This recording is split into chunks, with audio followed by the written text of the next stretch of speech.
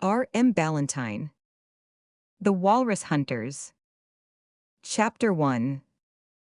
A Romance of the Ice World. A surprise, a combat, and a feed. There is a river in America, which flows to the northwestward of Great Bear Lake and helps to drain that part of the Great Wilderness into the Arctic Sea. It is an insignificant stream compared with such well-known waterways as the Mackenzie and the Coppermine. Nevertheless, it is large enough to entice the white whale and the seal into its waters every spring, and it becomes a resting place for myriads of wildfowl while on their passage to and from the breeding grounds of the far north. Grey Goose River was the name given to it by the Dogrib Indians who dwelt in its neighborhood, and who were wont, every spring and autumn, to descend its waters nearly to the sea in quest of game. The Eskimos, who, coming from the mysterious north, were in the habit of ascending it a short way during open water in pursuit of their peculiar prey, named it Whale River. The Indians and Eskimos did not often meet while on these trips. They did not like meeting, because the result was apt to be disastrous. Besides, the land was wide and the game plentiful enough for both, so that they were not much tempted to risk a meeting. Occasionally, however, meetings and encounters did take place, and sometimes bitter feuds arose, but the possession of firearms by the Indians, who were supplied by the fur traders, rendered the Eskimos wary. Their headstrong courage, however, induced the red men to keep as much as possible out of their way. In short, there was a good deal of the spirit of let be for let be between the two at the time of which we write. One morning in the springtime of the year, soon after the floods caused by the melting snows had swept the ice clean out of Grey Goose or Whale River, a sturdy young Eskimo urged his sharp kayak, or skin-covered canoe, up the stream in pursuit of a small white whale. But the creature gave him the slip, so that, after an energetic chase, he turned his light vessel towards the left bank of the stream, intending to land. Cheenbuck, for such was his name, was one of those sedate beings whose energies run calm and deep, like a mighty river. These feelings, whatever they might be, did not usually cause much agitation on the surface. Disappointment did not visibly depress, nor did success unduly elate him. The loss of the whale failed to disturb the placid look of grave contentment which sat on his good-looking countenance. For it must be noted here that Cheenbuck was a handsome savage, if, indeed, we are entitled to style him a savage at all. His features were good and strongly marked. His young beard and mustache were black, though not bushy. His dark eyes were large and full of tenderness, which expression, by an almost imperceptible raising of eyelid and contraction of brow, was easily transmuted into a gaze of ferocity or indignation. His bulky frame was clothed in the sealskin garb peculiar to his people. His hair was straight, voluminous, and unkempt, and his motions gave indication of great strength combined with agility. And no wonder, for a large part of our young Eskimo's life had been spent in battling with the forces of nature, and the hardships of life as displayed in the Arctic regions, to say nothing of frequent conflicts with the seal, the walrus, and the polar bear. Running his kayak among the rushes of a small inlet, Cheenbuck stepped out of the hole in its center into the stream. The water was ankle deep, but the youth suffered no discomfort, for he wore what may be styled homemade waterproof boots reaching to above the knees. These had been invented by his forefathers, no doubt, in the remote ages of antiquity, at all events, long before India rubber had been discovered or Macintosh was born. Drawing his little craft out of the water, the young man took some food from its interior, and was about to begin his truly simple meal by eating it raw, when a distant sound arrested his hand on the way to his mouth. He turned his head slightly on one side and remained for some moments like a singularly attentive statue. Presently the voice of a wild goose was faintly heard in the far distance. Evidently the young Eskimo desired a change of fare, for he laid down the slice of raw seal, on which he had been about to regale himself, and disengaged a long, slender spear from the bow of his kayak. It is well known that wild geese will, with proverbial stupidity, answer to an imitation of their cry, particularly in spring. Indeed, they will answer to a very bad imitation of it, insomuch that the poorest counterfeit will turn them out of their course and attract them towards the crier. Availing himself of this weakness, our Eskimo hid himself behind a bush, and was opening his mouth to give vent to a stentorian goose call when he was checked, and apparently petrified, by a loud report, which echoed among the neighboring cliffs. The youth knew the sound well. He had heard it only once before, but once heard it could never be forgotten. It was the gun, or, as his people called it, the fire spouter, of an Indian. Plunging quietly into the underwood, he hastened towards the spot where a little wreath of smoke betrayed the position of what may be almost styled his hereditary foe. Cautiously, carefully, and with a cat-like motion that could hardly have been excelled by an Indian brave, Chimbuck advanced until he reached the edge of a partially clear space, in which he beheld an Indian leisurely engaged in pushing the head of a large gray goose under his belt. At his side, leaning against a tree, was the long-barreled fowling piece, which he had just reloaded. It was one of those common, cheap flintlock affairs which were supplied by the fur traders in those days. The Indian was a tall, powerfully built middle-aged man, and from his look and manner was evidently unsuspicious of the presence of a foe. He seemed to be quite alone. The Eskimo poised his light spear, but hesitated to launch it. He shrank from killing a defenseless foe. The hesitation betrayed him, for at the moment the sharp ear of the red man heard, and his eye discovered him. The gun flew to the Indian's shoulder, and the Eskimo launched his spear, but by good fortune both weapons failed. The well-directed spear was cleverly dodged, and the gun missed fire. To recock the weapon, take a more deadly aim, and pull the trigger was the work of 3 seconds, but again the flint proved faithless. Chimbuck, however, divined the meaning of the attempt and sprang upon his foe to prevent a repetition of the action, though he was now practically unarmed, for the little stone knife which he carried in his bosom was but ill suited for deadly combat. The Indian clubbed his gun to meet the onset, but the Eskimo, evading the first blow, caught hold of the weapon with both hands, and now began a fierce and prolonged struggle for possession of the fire spouter. Both hands of each combatant being engaged, neither could venture to draw his knife, and, as the men were pretty equally matched, both as to size and strength, they swayed to and fro with desperate energy for a considerable time, each endeavoring to throw the other, while the sweat poured down their faces and their breathing came in fitful gasps. At length there was a pause in the conflict. It seemed as if they had stopped by mutual consent to recover breath for a final effort. As they glared into each other's faces, each felt surprised to see little or nothing of the evidence of that deadly hatred which usually characterizes implacable foes. Suddenly, Chimbuck relaxed his grip of the gun and stepped back a pace. In so doing, he put himself, to some extent at least, at the mercy of his adversary. With quick perception, the Indian recognized the fact. He drew himself up and dropped the gun on the ground. "Why should we fight? The hunting grounds are wide enough," he said, in the grave, sententious tones peculiar to his race. "That is just what came to my thought when I let go," answered the more matter-of-fact Eskimo. "Let us part, then, as friends," returned the red man, "and let us do it in the manner of the pale-faced traders." He extended his right hand as he spoke.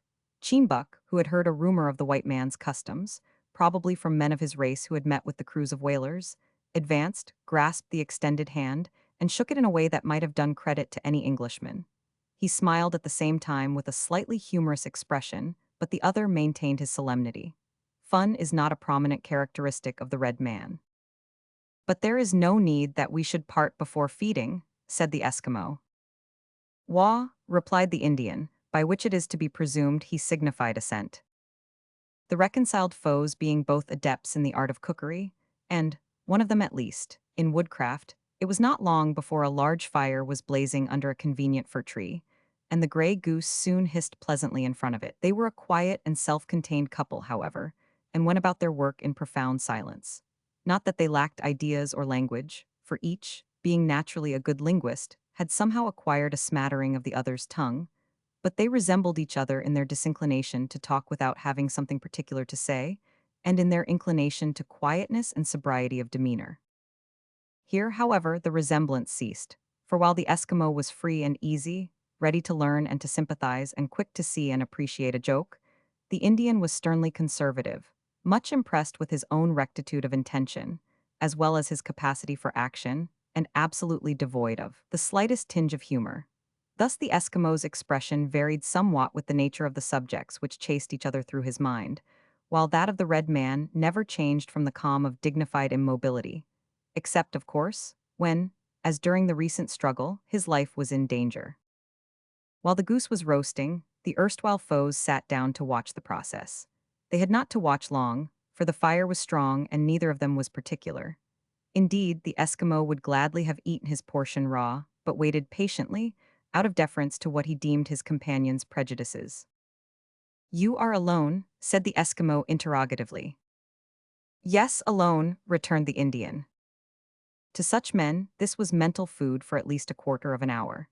By the end of that time, one side of the bird was sufficiently done.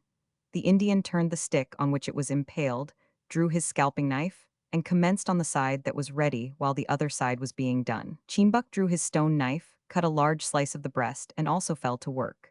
They ate vigorously, yet the process was not soon over, for the goose was large and their appetites were strong. Of course, they had no time or inclination for conversation during the meal.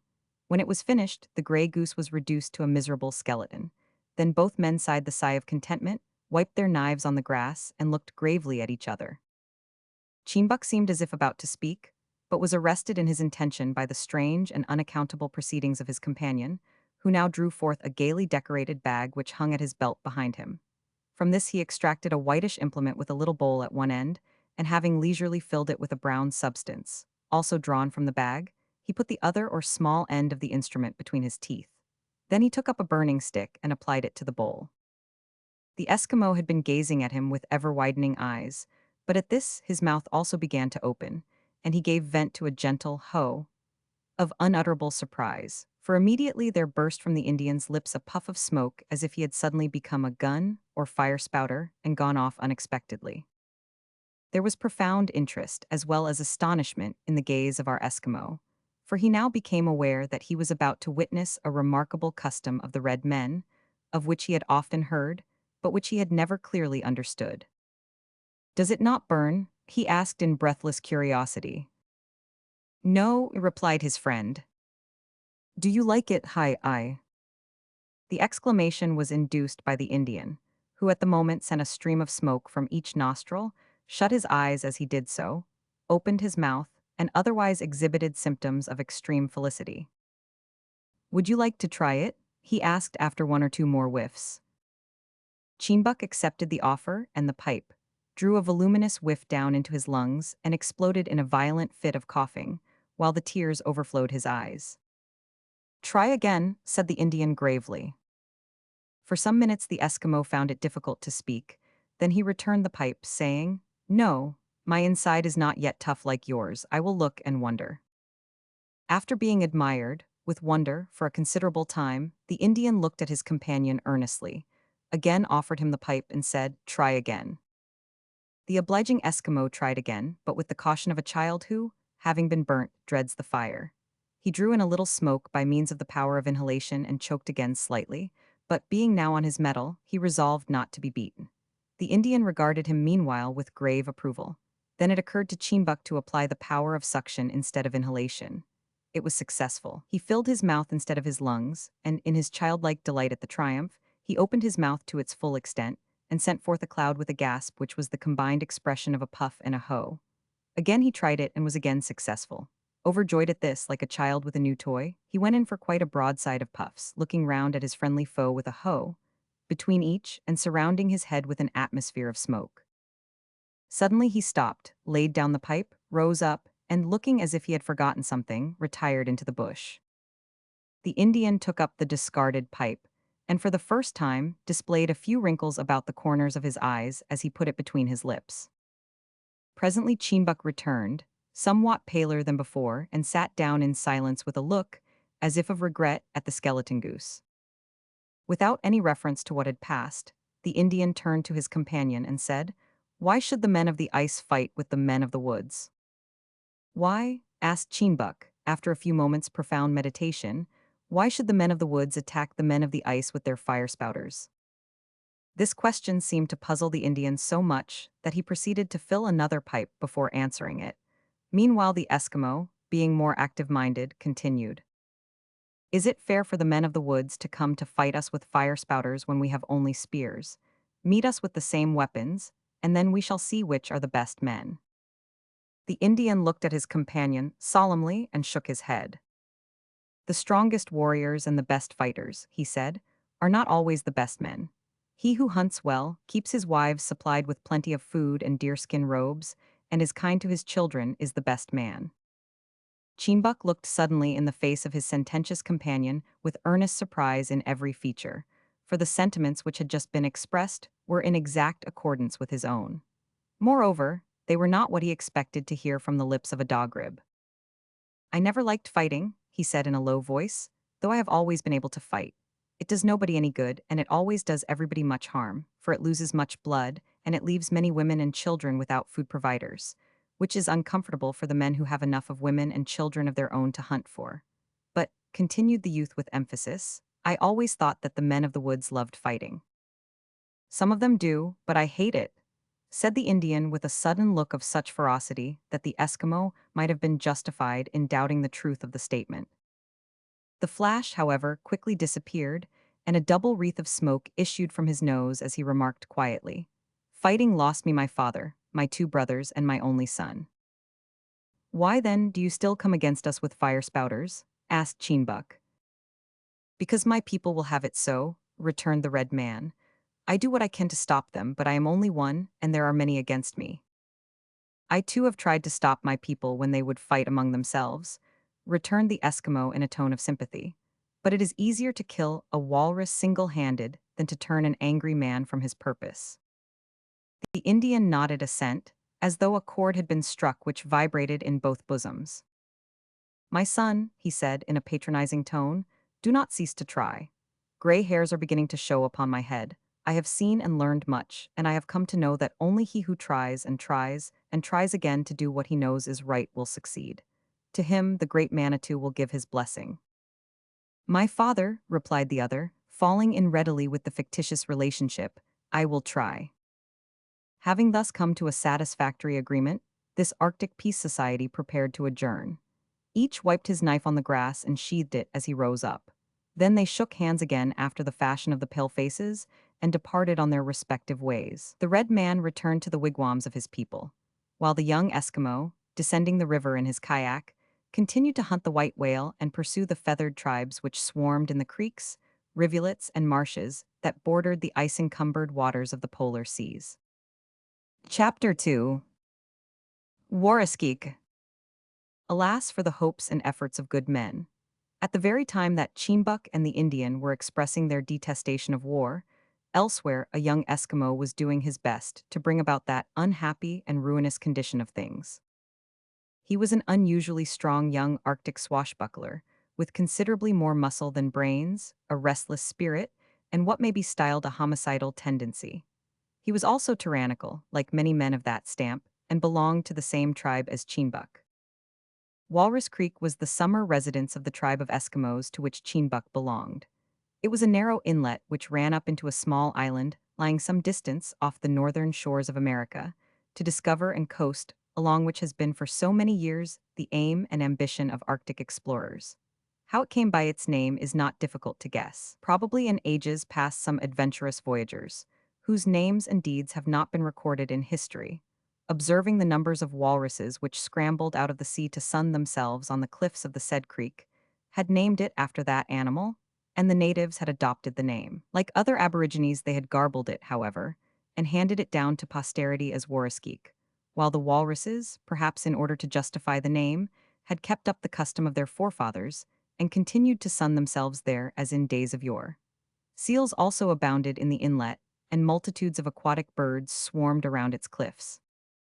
The Eskimo village which had been built there, unlike the snow hut villages of winter, was composed chiefly of huts made of slabs of stone, intermingled with moss and clay. It was exceeding dirty, owing to remnants of blubber, shreds of skins, and bones innumerable, which were left lying about. There might have been about 40 of these huts, at the doors of which, or the openings which served for doors, only women and children were congregated at the time we introduced them to the reader. All the men, with the exception of a few ancients, were away hunting. In the center of the village there stood a hut which was larger and a little cleaner than the others around it. An oldish man with a gray beard was seated on a stone bench beside the door. If tobacco had been known to the tribe, he would probably have been smoking. In default of that, he was thrown back upon meditation. Apparently his meditations were not satisfactory, for he frowned portentously once or twice and shook his head. "You are not pleased today, Mangavik," said a middle-aged woman who issued from the hut at the moment and sat down beside the man. "No, woman, I am not," he answered shortly. Mangavik meant no disrespect by addressing his wife thus. Woman was the endearing term used by him on all occasions when in communication with her. What troubles you? Are you hungry? No, I have just picked a walrus rib clean. It is not that. He pointed, as he spoke, to a huge bone of the animal referred to. No, it is not that, he repeated. What then? Is it something you may not tell me? Asked the woman in a wheedling tone, as she crossed her legs and toyed with the flap of her tail. Lest the civilized reader should be puzzled, we may here remark that the costume of the husband and wife whom we have introduced, as, indeed, of most if not all Eskimo men and women, is very similar in detail as well as material. Mangovic wore a coat or shirt of sealskin with a hood to it, and his legs were encased in boots of the same material, which were long enough to cover nearly the whole of each leg and meet the skirt of the coat. The feet of the boots were of tough walrus hide, and there was a short peak to the coat behind. The only difference in the costume of the woman was that the hood of her coat was larger, to admit of infants and other things being carried in it, and the peak behind was prolonged into a tail with a broad flap at the end. This tail varied a little in length according to the taste of the wearer, like Our Lady's skirts, but in all cases it was long enough to trail on the ground, perhaps we should say the ice, and, from the varied manner in which different individuals caused it to sweep behind them, it was evident that the tail, not less than the civilized skirt, served the purpose of enabling the wearers to display more or less of graceful motion. There is nothing that I have to hide from my woman, said the amiable Eskimo, in reply to her question. Only I am troubled about that jump-about man Gartok. Has he been here again? Asked the wife, with something of a frown on her fat face. He is just as you say, a jump-about like the little birds that come to us in the hot times, which don't seem to know what they want. He is too big to look like them, returned the husband. He's more like a mad walrus. I met him on one of the old floes when I was after a seal, and he frightened it away. But it is not that that troubles me. There are two things he is after. He wants to stir up our young men to go and fight with the fire spouters, and he wants our Nootka for a wife. The dirty walrus, exclaimed Mrs. Mangovic, with as much vigor as if she had been civilized. He shall never have Nootka. As for fighting with the fire spouters, I only hope that if he does go to do so, he will get killed and never come back. Grunted Mangovic, if he does get killed, he's not likely to come back. Who is not likely to come back? Asked a young girl, with an affectionate expression in her pretty brown eyes, issuing from the hut at that moment and seating herself close to the old man. The girl's face, on the whole, was unusually pretty for that of an Eskimo, and would have been still more so but for the grease with which it was besmeared, for the damsel had just been having a little refreshment of white whale blubber. Her figure was comparatively slim and graceful, and would have been obviously so but for the ill-fitting coat and clumsy boots with which it was covered. Your mother and I were talking of a bad man, Nootka, said Mangovic. I, a very, very bad man, exclaimed Mrs. Mangovic with a decided nod of her head. If he is so very bad, returned Nootka, it would be good that he should never come back. Who is it? Gardock, answered her mother, with the air of one who has mentioned the most hateful thing in creation. Nootka laughed. Surely you are not fond of him, exclaimed Mangovic, regarding his daughter with a look of anxiety. You know that I'm not, answered the girl, playfully hitting her sire on the back with the flap of her tail. Of course not, of course not. You could not be fond of an ugly walrus like him, said the father, replying to her pleasantry by fondly patting her knee. Just then a young man was seen advancing from the beach, where he had left his kayak. It is Ulalik, said Mrs. Mangovic, shading her eyes with her hand from the sun, which, in all the strength of its meridian splendor, was shining full on her fat face. He must have made a good hunt, or he would not have come home before the others. As she spoke, Nootka arose hastily and re-entered the hut, from out of which there issued almost immediately the sounds and the savory odors of roasting flesh. Meanwhile Ulalik came up and gave vent to a polite grunt, or some such sound, which was the Eskimo method of expressing a friendly salutation. Mangovic and his wife grumped in reply. You are soon back, said the former. I have left a walrus and 2 seals on the rocks over there, answered the youth, sitting down beside the old man. Good, returned the latter, come in and feed. He rose and entered the hut. The young man who followed him was not so much a handsome as a strapping fellow, with a quiet, sedate expression and a manly look that rendered him attractive to most of his friends. Conversation, however, was not one of his strong points. He volunteered no remarks after seating himself opposite to Nootka, who handed him a walrus rib which she had just cooked over the oil lamp. Had Nootka been a civilized girl, she might have been suspected of conveying a suggestion to the youth, for she was very fond of him, but, being an Eskimo of the far north, she knew nothing about ribs or of Mother Eve. The young man, however, required no delicate suggestion, for he was equally fond of Nootka, and he endeavored to show his feelings by a prolonged stare after he had accepted the food. One is irresistibly impressed with the homogeneity of the human race when one observes the curious similarities of taste and habit which obtain alike in savage and civilized man. For a few moments, this youth's feelings were too much for him. He stared in admiration at the girl, apparently oblivious of the rib, and sighed profoundly. Then he suddenly recovered himself, appeared to forget the girl, and applied himself tooth and nail to the rib. Could anything be more natural, even in a European prince? Nootka did not speak. Young women seldom do among savages, at least in the company of men, but she looked many and very unutterable things, which it is impossible, and would not be fair, to translate. "Will the others be back soon?" asked Mangovic. Ulalik looked over the rib and nodded. In this last, also, there was indication of homogeneity. "Have they got much meat?" Again, the young man nodded. "Good, there is nothing like meat and plenty of it." The old man proceeded to illustrate his belief in the sentiment by devoting himself to a steak of satisfying dimensions. His better half, meanwhile, took up the conversation. "Is Gardock with them?" she asked. "Yes, he is with them," said the youth, who, having finished the rib, threw away the bone and looked across the lamp at Nootka, as if asking for another.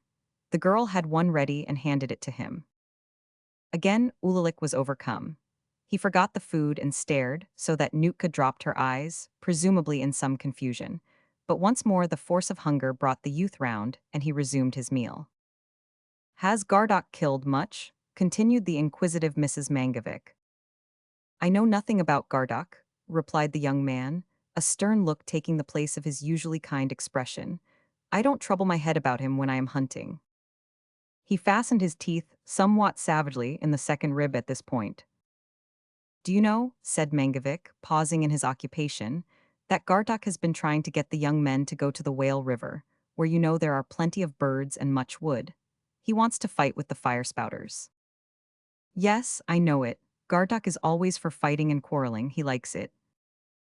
"Don't you think," said the old man suggestively, "that you could give him a chance of getting what he likes without going so far from home?" "No, I don't choose to fight for the sake of pleasing every fool who delights to brag and look fierce." Mrs. Mangovic laughed at this, and her daughter giggled, but the old man shook his head as if he had hoped better things of the young one. He said no more, however, and before the conversation was resumed, the voice of a boy was heard outside. "Antique," murmured Nootka with a smile of pleasure. "The other hunters must have arrived," said Ulalik, polishing off his last bone, for Antique was with them. "He always comes first to see me when he has anything to tell," remarked Mrs. Mangovic with a laugh, "and from the noise he makes I think he has something to tell today." If noise was the true index of Antique's news, he evidently was brimful, for he advanced shouting at the top of his voice. With that unaccountable ingenuity which characterizes some boys, all the world over, he produced every sort of sound except that which was natural to him, and caused the surrounding cliffs to echo with the mooing of the walrus, the roaring of the polar bear, the shriek of the plover, the bellow of the muskox, and, in short, the varied cries of the whole Arctic menagerie. But he stopped short at the door of the hut and looked at Ulalik in evident surprise. "You are back before me," he said. "That is not strange, I am stronger." "Yes, but I started off long before you." "So you thought, but you were mistaken. I saw you creeping away round the point. When you were out of sight, I carried my kayak over the neck of land, and so got here before you." "Have you told?" asked the boy anxiously. "Never said a word," replied Ulalik. "Here," said Nootka, holding out a piece of half-cooked blubber to the boy, "sit down and tell us all about it. What is the news?" "Ha!" exclaimed Antique, accepting the food as if he appreciated it. "Well, I've killed my first walrus all alone too." "Clever boy, how was it?" said Mrs. Mangovic. "This was the way. I was out by myself, all alone, mind among the cliffs, looking for eggs, but I had my spear with me, the big one that Cheenbuck made for me just before he went off to the Whale River. Well, just as I was going to turn round one of the cliffs, I caught sight of a walrus. A big one, monstrous, like that, he said, drawing an imaginary circle with both arms. Fat, brown, huge tusks, and wide awake. I knew that because his back was to me and he was turning his head about, looking at something in the other direction. I was astonished, for though they climb up on the cliffs a good height to sun themselves on the warm rocks, I had never seen one climb so high as that. Well, I drew back very quick and began to creep round so as to come at him when he didn't expect me. I soon got close enough and ran at him. He tried to flop away at first, but when I was close he turned and looked fierce, terrible fierce. My heart jumped, but it did not sink. I aimed for his heart, but just as I was close at him, my foot struck a stone and I fell. He gave a frightful roar and I rolled out of his way and something twisted the spear out of my hand. When I jumped up, what do you think? I found the spear had gone into one of his eyes, and that made the other one water, I suppose, for he was twisting his head about but couldn't see me. So I caught hold of the spear, pulled it out, and plunged it into his side, but I had not reached the heart, for he turned and made for the sea. There was a steep place just there, and he tumbled and rolled down. I lost my foothold and rolled down too, almost into his flippers, but I caught hold of a rock. He got hold at the same time with his tusks and held on. Then I jumped up and gave him the spear again. This time I hit the life and soon had him killed. There. On concluding his narrative, the excited lad applied himself to his yet untasted piece of blubber, and Nootka plied him with questions, while Ulalik rose and went off to assist his comrades, whose voices could now be heard as they shouted to the women and children of the colony to come and help them to carry up the meat. Chapter 3. Peace or War Which? Soon afterwards the Mangovic family received another visitor. This was the bellicose Gardock himself, whose heart had been touched by the fair Nootka. Like his rival, he sat down opposite the maiden and stared at her impressively across the cooking lamp. This would seem to be the usual mode of courtship among those children of the ice, but the girl's mode of receiving the attentions of the second lover varied considerably. She did not drop her eyes shyly under his gaze, but stared him full in the face by way of a slight rebuff. Neither did she prepare for him a savory rib, so that he was obliged to help himself, which he did with much coolness, for the laws of hospitality in Eskimoland admit of such conduct.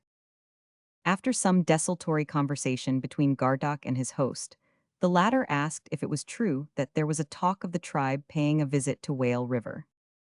"Yes, it is true," answered the young man. "I came to see you about that very thing, and to tell you that there is to be a meeting outside the big hut today. We shall want your advice." "Why do the young men wish to go there?" asked Mangovic. "To get food and wood for our spear handles and sledges and berries, and to have a good time. Perhaps also to fight a little with the fire spouters." The youth glanced furtively at Mangovic as he concluded. "To get food and wood and berries is good," observed the old man, "but why fight with the fire spouters? We cannot conquer them." "You can ask that at the meeting. It is useless to ask it of me." "Good, I will do so. For my part, I am too old to go on long expeditions, either to hunt or fight, but I can give advice. Is Cheenbuck to be at the meeting?" "Did you not know? Cheenbuck has already gone to the Whale River. We only propose to follow him. He may not like our business, but he'll have to join us when we are there." Having picked his rib clean, and receiving no encouragement from Nootka to remain, Gardock rose and departed. That afternoon there was a large meeting of the heads of families in front of what was known as the Big Hut. There was no formality about the meeting. Unlike the war councils of the Indians, it was a sort of free and easy, in which blubber and other choice kinds of food did duty for the red man's pipe. The women, too, were allowed to sit around and listen, but not to speak, while the hunters discussed their plans. Gardock, being the biggest, most forward, and presumptuous among them all, was allowed to speak first, though this was contrary to the wishes and even the custom of the tribe. He did not make a set speech. Indeed, no one thought of delivering an oration. It was merely a palaver on a large scale. "We want spear handles," said Gardock, "and wood for our kayak frames, and deer for food, as well as birds and rabbit skins for our underclothing." "That is true," remarked one of the elderly men. "We want all these things, and a great many more things, but we don't want fighting. There is no use in that." "Ho, ho," exclaimed several voices in approval. "But we do want fighting," retorted Gardock firmly. We want the pretty colored things that the fire spouters sew on their clothes and shoes, also the iron things they have for cutting wood, and we want the spouters, which will make us more than a match for them in war. And we can't get all these things without fighting. Do without them then, observed Mangovic sharply. Why should we want things that we never had and don't need? Listen to me, young men, for I see by your looks that some of you would like a little fighting. Even if we had the spouting things, we could not make them spout. That is a lie, exclaimed Gardock, with the simple straightforwardness peculiar to the uncivilized. Once I met one of the fire spouters when I was out hunting at the Whale River. He was alone and friendly. I asked him to show me his spouter. He did so, but told me to be very careful, for sometimes it spouted of its own accord. He showed me the way to make it spout, by touching a little thing under it. There was a little bird on a bush close by. Point at that, he said. I pointed. Now, said he, look along the spouter with one eye. I put one end of it against my cheek and tried to look, but by accident I touched the little thing and it spouted too soon. I never saw the little bird again, but I saw many stars, though it was broad daylight at the time. Ho, who? Exclaimed several of the younger men, who listened to this narration with intense eagerness. Yes, continued Gardock, who had the gift of what is called the gab, and was fond of exercising it. Yes, it knocked me flat on my back. Was it alive then? Asked Antique, who mingled that day with the men as an equal, in consequence of his having slain a walrus single-handed. No, it was not quite, but it was very nearly alive. Well, when I fell the man laughed. You know his people are not used to laugh. They are very grave, but this one laughed till I became angry, and I would have fought with him, but— I, interrupted Antique, but you were afraid, for he had the spouter. Before Gardock could reply, Mangovic broke in. Boo, he exclaimed contemptuously. It is of no use your talking so much. I too have been to the Whale River and have seen the fire spouters, and I know they are not nearly alive. They are dead, quite dead. Moreover, they will not spout at all and are quite useless, unless they are filled with a kind of black sand which is supplied by the white men who sell the spouters. Go to the Whale River if you will, but don't fight with anyone. That is my advice, and my hair is gray. It is white, old man, if you only saw it, murmured Antique with native disrespect.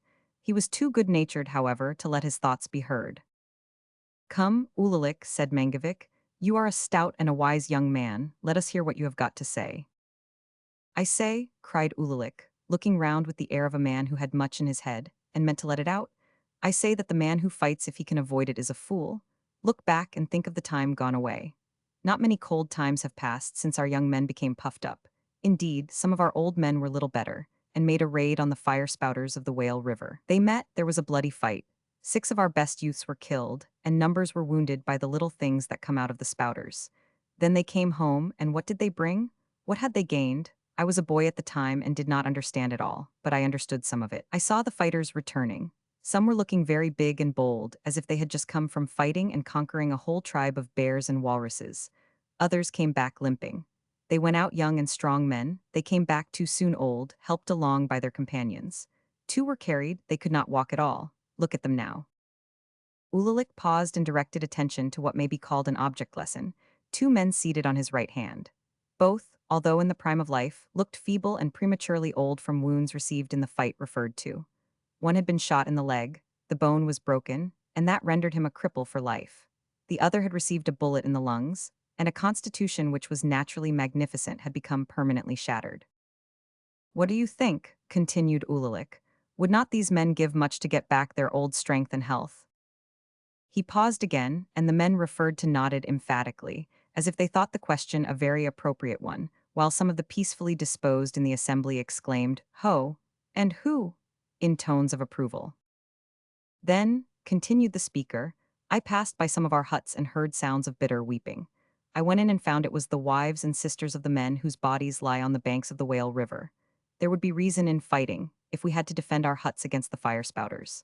Self-defense is right, and everyone has a good word for the brave men who defend their homes, their women, and their children. But the fire spouters did not want to fight, and the men who lost their lives at the fight I am speaking of threw them away for nothing. They will never more come home to provide their families with food and clothes, or to comfort them, or to play with the children, and tell them of fights with the walrus and the bear when the nights are black and long. Most of those poor women had sons or man relations to care for them, but there was one who had no relation to hunt for her after her husband was killed, only a little daughter to take care of her. I speak of old Ulida, who is That is a lie, cried Gartok, springing up and looking fierce. Old Ulita is, as you all know, my mother. She had me to hunt for her when father was killed, and she has me still. You, exclaimed Ulalik with a look of scorn. What are you, a hunter? No, only a fool who wants to be thought very brave, and would leave his mother and sister to the care of old men and boys while he goes away to fight with the fire spouters. No, he continued, turning away from the angry young man with cool contempt, old Ulita has no son. Gardock was so taken aback with this behavior of Ulalik, who was recognized as one of the gentlest and most peacefully disposed of the tribe, that he stood gaping for a moment in surprise. Then, observing the half-amused, half-contemptuous looks of the men around him, he suddenly caught up the unfinished handle of a spear that leaned against the wall of the hut beside him, and made a desperate blow with it at the head of Ulalik. But that youth had expected some such demonstration, and was prepared for it. Being very agile, he made a step swiftly to one side, and the handle came down on the skull of a walrus which hung on the wall, with a violence that would have surprised its original owner had it been within. Before the blow could be repeated, Ulalik sprang towards his assailant. Eskimos know nothing of a blow straight from the shoulder, but they know how to cuff. Ulalik brought his open hand down on Gardok's cheek with a pistol-shot crack that tumbled that fire-eater head over heels on the ground. The man was too strong, however, to be knocked insensible in that way. He recovered himself sitting-wise, with his mouth agape and his eyes astonied, while the whole assembly burst into a hearty fit of laughter. High above the rest was heard the juvenile voice of the delighted antique. What the fire-eater thought we cannot tell, but he had the wisdom to accept his punishment in silence, and listened with apparent interest while Ulalik concluded his remarks.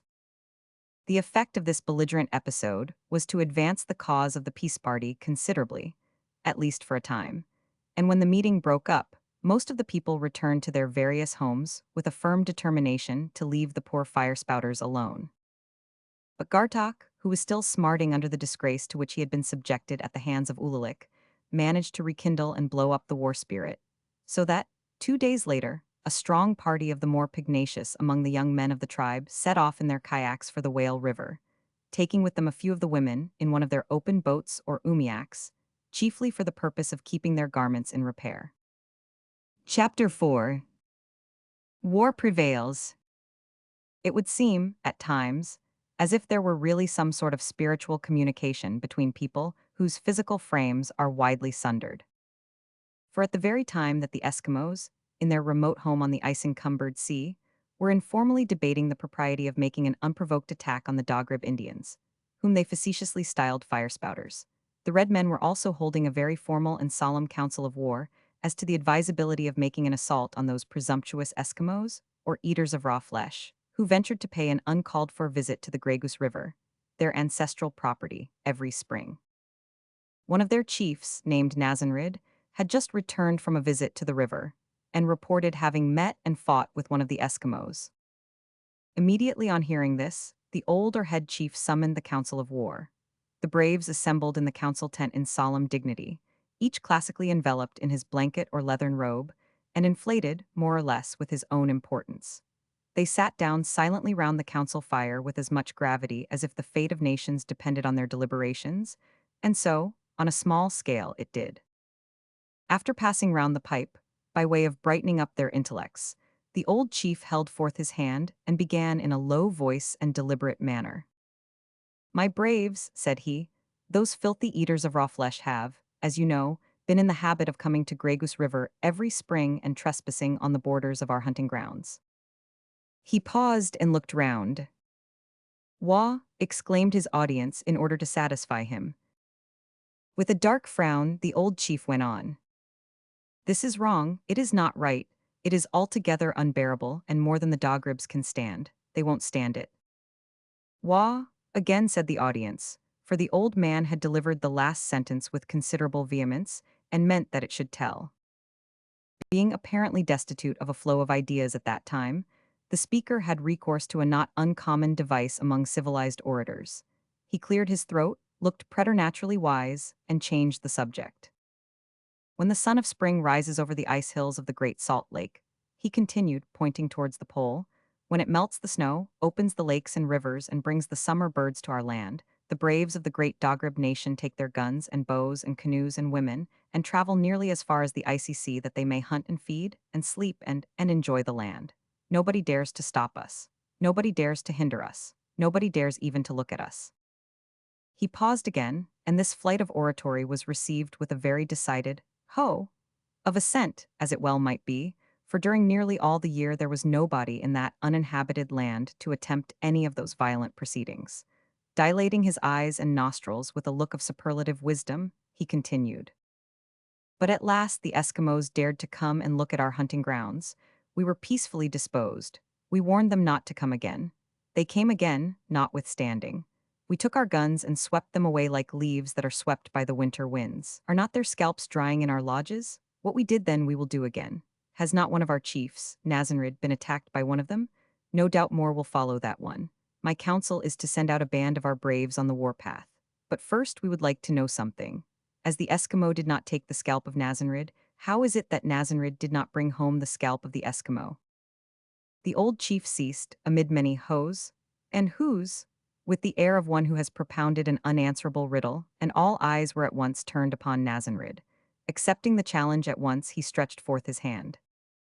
My father has spoken, he said, but his words are not the words of wisdom. Why should we fight the Eskimos again and lose some of our best young men as we lost them in the last great fight? The Eskimos have come near our lands, but they have not of late hunted on them. They have only looked and gone away. And even if they did hunt, what then? The land is wide. We cannot use it all. We cannot kill all the birds and deer, and even if we could, we cannot eat them all. Would it not be wise to live at peace with the Eskimos? They have many great teeth of the walrus and skins of the seal. Might not the white traders, who take our furs and give us guns and powder, be willing to take these things too? Thus we could buy from the one and sell to the other, and fill our lodges with tobacco, and guns, and beads, and cloth, and powder and ball, and other good things. The Indian stopped at this point to ascertain the effect of his remarks, but only a few faint hoes greeted him. The counselors did not feel quite sure of their own minds. His remarks about peace and war were not palatable, and his suggestions about trade were a novelty. Evidently, Nazanrid was born much in advance of his time. It is true, he continued, that I had a struggle with a young Eskimo, but he was very strong, and so was I. Before I could kill him, he caught hold of my gun, but he could not force it from me, and I could not force it from him. As we strove, we looked into each other's eyes, and we each saw peace and good will there, so we ceased to fight. We kindled a fire and sat down and fed together. As the light slowly increases while the sun rises, so light came into my mind. The Dogribs have always talked of the Eskimos as if they were fools. I found that this young man was not a fool, that he was wise, wiser than some of our own braves.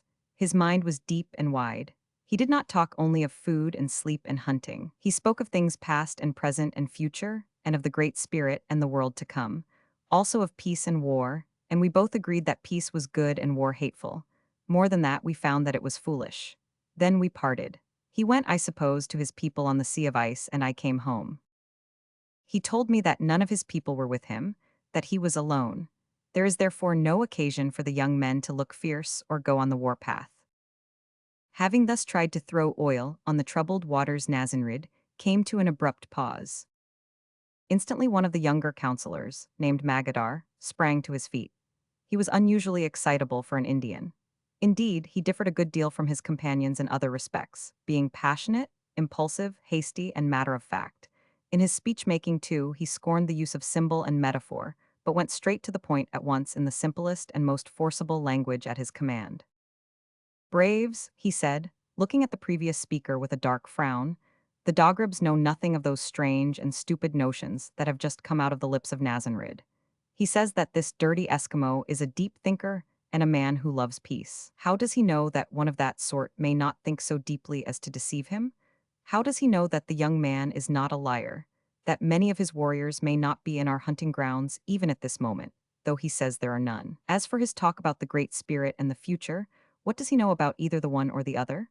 Is he wiser than the Dogribs? Does his attack on Nazanrid look like a lover of peace? His leaving off when he found that Nazanrid was his match seems to me more like sly wisdom than the hatred of war.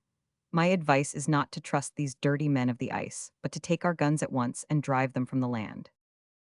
It was quite evident from the way in which this speech was received that the war party was in the ascendant, and there is no doubt that Magadar's advice would have prevailed, and a war party been organized forthwith, but for the arrival of a band of successful hunters.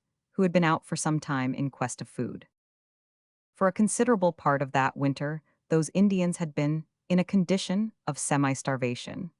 They had managed with difficulty to sustain themselves and families on rabbits, which were scarce that year. With the return of spring and the wildfowl, however, things had begun to improve, and the hunting party above referred to was the first of the season that had returned to camp heavily laden with geese, ducks, plover, and other supplies of food, so that the half-famished people gave themselves up to feasting and had no time to think further of war. Thus many days were passed without any reference being made to a fight with the Eskimos, and Nazanrid, believing that the fancy to go on the warpath had passed away, set off on what was to be a long hunting expedition with 3 of his comrades who were like-minded with himself. Among other plans, this party intended to visit the establishment of the fur traders on Great Bear Lake. Thus, when the belligerent party of Eskimos arrived at the mouth of Grey Goose, or Whale, River, they found the place as they had been accustomed to find it, a complete solitude. At first they expected to overtake their comrade Cheenbuck there, but he was not found, having gone a considerable way inland in pursuit of game. Being aware of his peaceful proclivities, however, the Eskimos were not sorry to miss him, and they set about making an encampment on the shore at the mouth of the river, intending to leave the women there while they should be engaged in hunting and in searching for the fire spouters. Meanwhile, these fire spouters, having eaten and slept again, to the extent of their capacities, began to experience a revival of the war spirit. In front of one of the lodges or leather tents, one morning early, there sat 2 squaws engaged in ornamenting moccasins and discussing the news of their little world. It was one of those bright, genial mornings in spring peculiar to Arctic lands, in which warmth comes out with a burst victorious, and cold shrinks away discomfited. Everything looked as if a great revival of nature were at hand, as in truth it was, for the long Arctic winter is always driven away with a rush by the vigor, if not the violence, of the brief Arctic spring. One of the women was young and pretty. Yes, we might almost say beautiful. It is quite a mistake to suppose that all savages are coarse, rough, and ugly. Many of them, no doubt, perhaps most of them, are plain enough, but not a few of the Indian squaws are fairly good-looking, and this one, as we have said at the risk of being doubted, was beautiful. At all events, she had a fine oval face, a smooth, warm-colored skin, a neat little nose, a well-formed mouth, and jet-black hair with large, lustrous eyes, to say nothing of her teeth, which, like the teeth of most Indians, were regular and brilliantly white. Her name was Adelaide, that being the Indian name for summer. The other squaw was her mother. She was usually styled Iski, which means woman, by her husband when he was at home, but, being a great hunter, he was not often at home. Poor Iski might have been good-looking in her youth, but alas, hard work, occasional starvation, and a rough life had prematurely dissipated her beauty, whatever it might have been. Yet these conditions could not put to flight the lines and dimples of kindliness which played about her weather-worn eyes and cheeks. You see, she had a gentle, indulgent husband, and that made her happy and kept her so. Magadar is stirring up the young men again to go on the warpath, said the younger woman, without looking up from the embroidered moccasin with which she was engaged. Yes, I know it. I heard him as he passed our tent talking to Alizé. I don't like Alizé, he is like gunpowder. The least thing sets him off and he flashes up horribly. But many of our other braves have no desire to quarrel with the Eskimos, said Adelaide. Indeed, some are even fond of them. And some of the men of the ice are very handsome. Don't you remember that one, Mother, that we met when we went last spring with some of our men to shoot at the Grey Goose River? He was a fine man, big and strong and active and kind, almost good enough to be a dog rib. I remember him well, returned Iski, for he saved my life. Have you forgotten that already? No, I have not forgotten it, answered the girl with a slight smile. Did I not stand on the riverbank with my heart choking me, when I saw the ice rushing down with the flood and closing on your canoe? For I could do nothing to help you, and none of our men were near. And did I not see the brave man of the ice, when he heard my cry, come running like the deer and jump into the river and swim like the otter till he got to you? And then he scrambled on a big bit of ice and lifted you and the canoe out of the water as if he had the strength of a moose deer, after which he guided the ice lump to the bank with one of your paddles.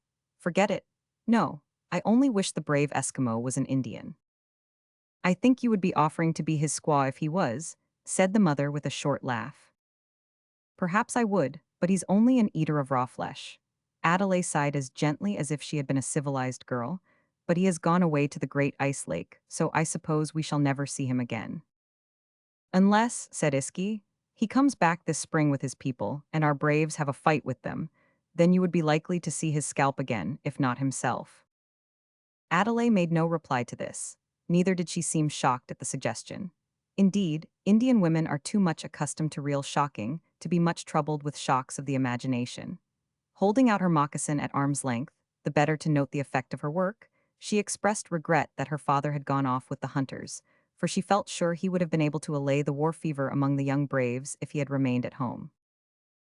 He would easily have put down Alizé and Magadar, but the old chief can do nothing, he is growing too old. The young men don't mind him now. Besides, he is warlike as well as they.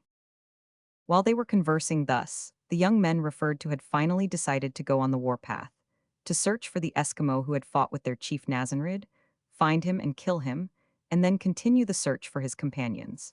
For they had set him down as a liar, believing that no Eskimo had the courage to visit their hunting grounds by himself.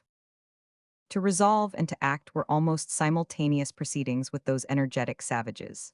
In a very short time, between 20 and 30 of them left the village in single file, armed with the deadly gun, besides tomahawks and scalping knives, and took their way to a neighboring creek on the banks of which their canoes were lying.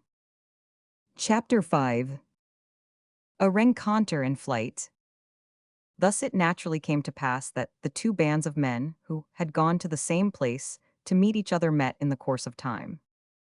There was a good deal of wandering about, however, before the actual meeting took place, for the Eskimos had to provide a quantity of food on landing on the Arctic shore, not only for themselves, but to supply the 4 women who had accompanied them, and were to be left on the coast to fish and mend their spare garments and boots, and await their return. "We shall not be long of coming back," said Gartok as he was about to leave his mother, old Ulita, who was in the crew of one of the Umiaks. "I wish I saw you safe back, my son," returned the woman with a shake of her head, "but I fear the fire spouters." "I don't fear them," returned the young man boastfully, "and it does not matter much what you fear."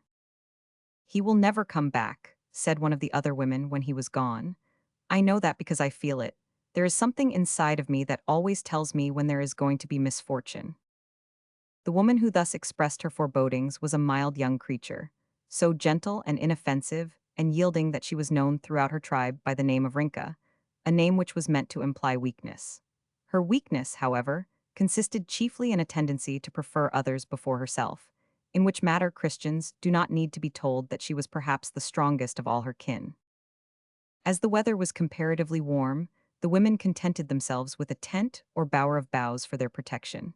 They were not long in erecting it, being well accustomed to look after themselves.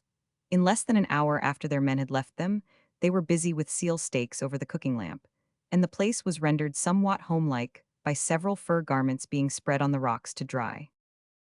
"Yes, Gardock will get himself killed at last," said old Ulita, drawing her finger across the frizzling steak and licking it, for her appetite was sharp set and she was impatient. "He was always a stubborn boy." "But he is strong and a good fighter," remarked Rinka, as she spread a sealskin boot over her knee with the intention of patching it.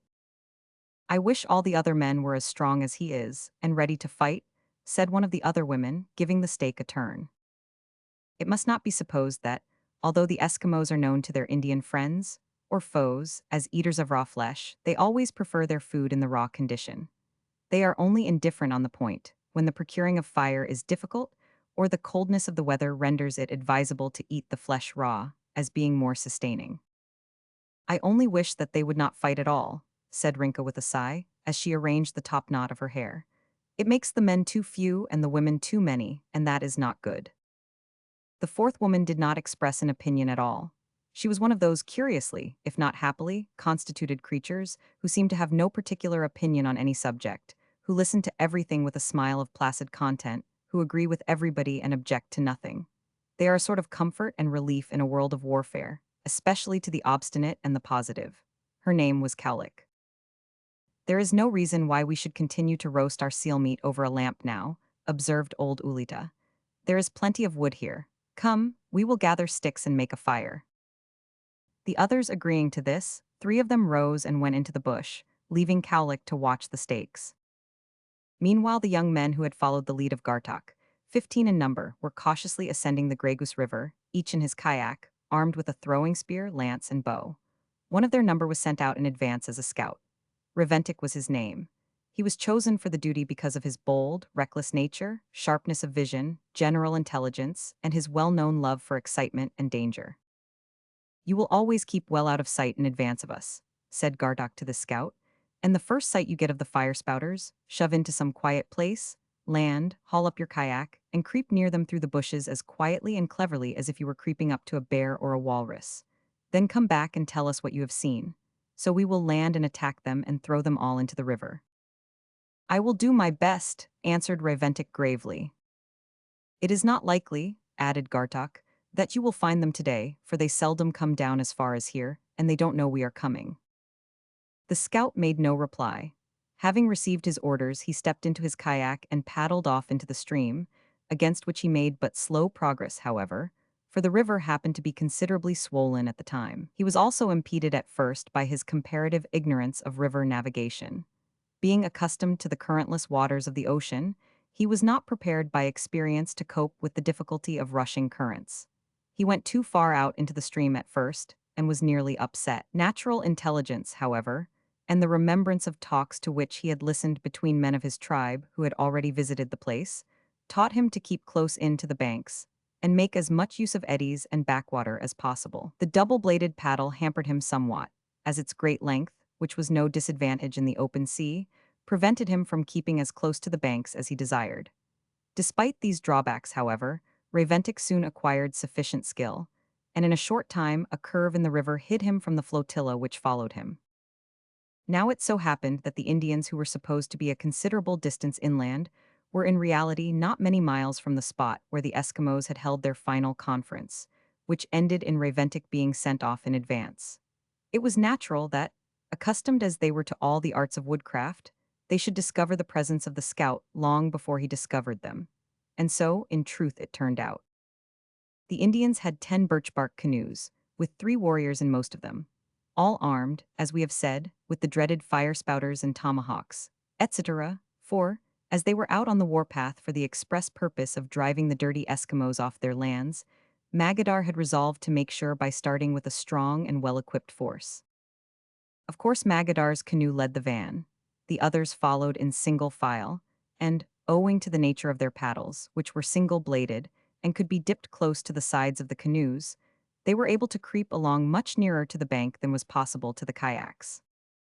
At a bend in the river, where a bush-covered point jutted out into a large pool, Magadar thrust his canoe in among some reeds and landed to reconnoiter. Scarcely had he raised his head above the shrubs when he caught sight of Reventic in his kayak. To stoop and retire was the work of a few seconds. The men in the other canoes, who were watching him intently, at once disembarked, and, at a signal from their chief, carried their light barks into the bushes and hid them there, so that the Eskimo scout would certainly have passed the place in half an hour without perceiving any sign of his foes, but for an incident which enlightened him. Accidents will happen even in the best regulated families, whether these be composed of red men or white. Just as the last canoe was disappearing behind its leafy screen, one of the young braves, who was guilty of the unpardonable offense of carrying his gun on full cock, chanced to touch the trigger, and the piece exploded with, in the circumstances, an appalling report, which, not satisfied with sounding in the ears of his exasperated comrades like a small cannon, went on echoing from cliff to cliff, as if in hilarious disregard of secrecy, and to the horror of innumerable rabbits and wildfowl, which respectively dived trembling into holes or took to the wings of terror.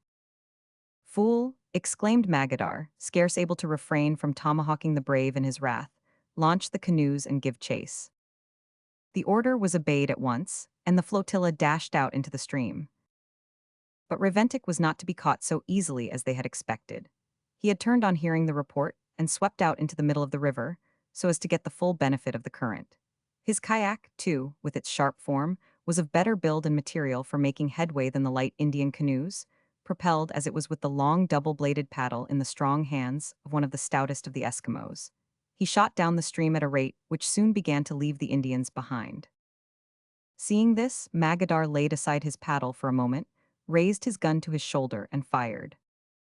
Again were the echoes and the denizens of the woods disturbed, and 2 other Indians fired, thus rendering confusion worse confounded.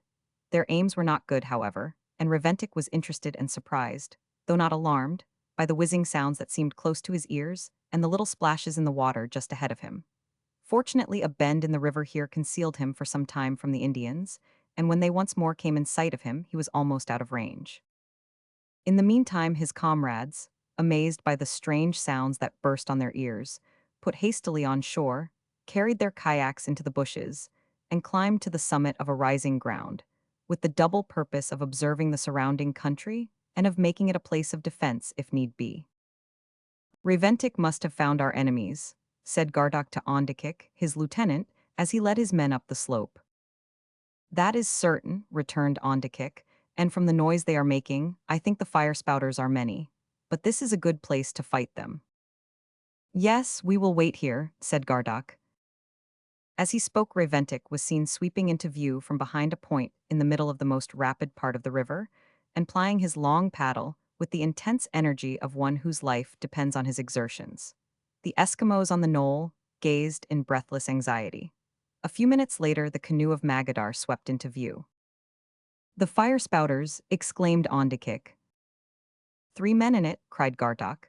Then, as one after another of the canoes came into view, 4, 6, 10 of them and 3 men in each.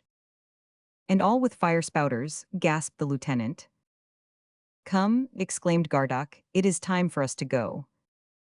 The Eskimos were by no means cowardly, but when they saw that the approaching foe was double their number, and reflected that there might be more behind them, all armed with guns, it was no wonder that they bethought themselves of retreat. To do them full credit, they did not move until their leader gave the word. Then they sprang down the hillock, and in 3 minutes more were out in their kayaks, making for the mouth of the river at their utmost speed. On seeing this, the Indians uttered a wild war whoop and fired a volley. But the distance between them was too great. Only a few of the balls reached the fugitives and went skipping over the water, each wide of its mark. Point high, said Magadar to Alizé, who had just recharged his gun.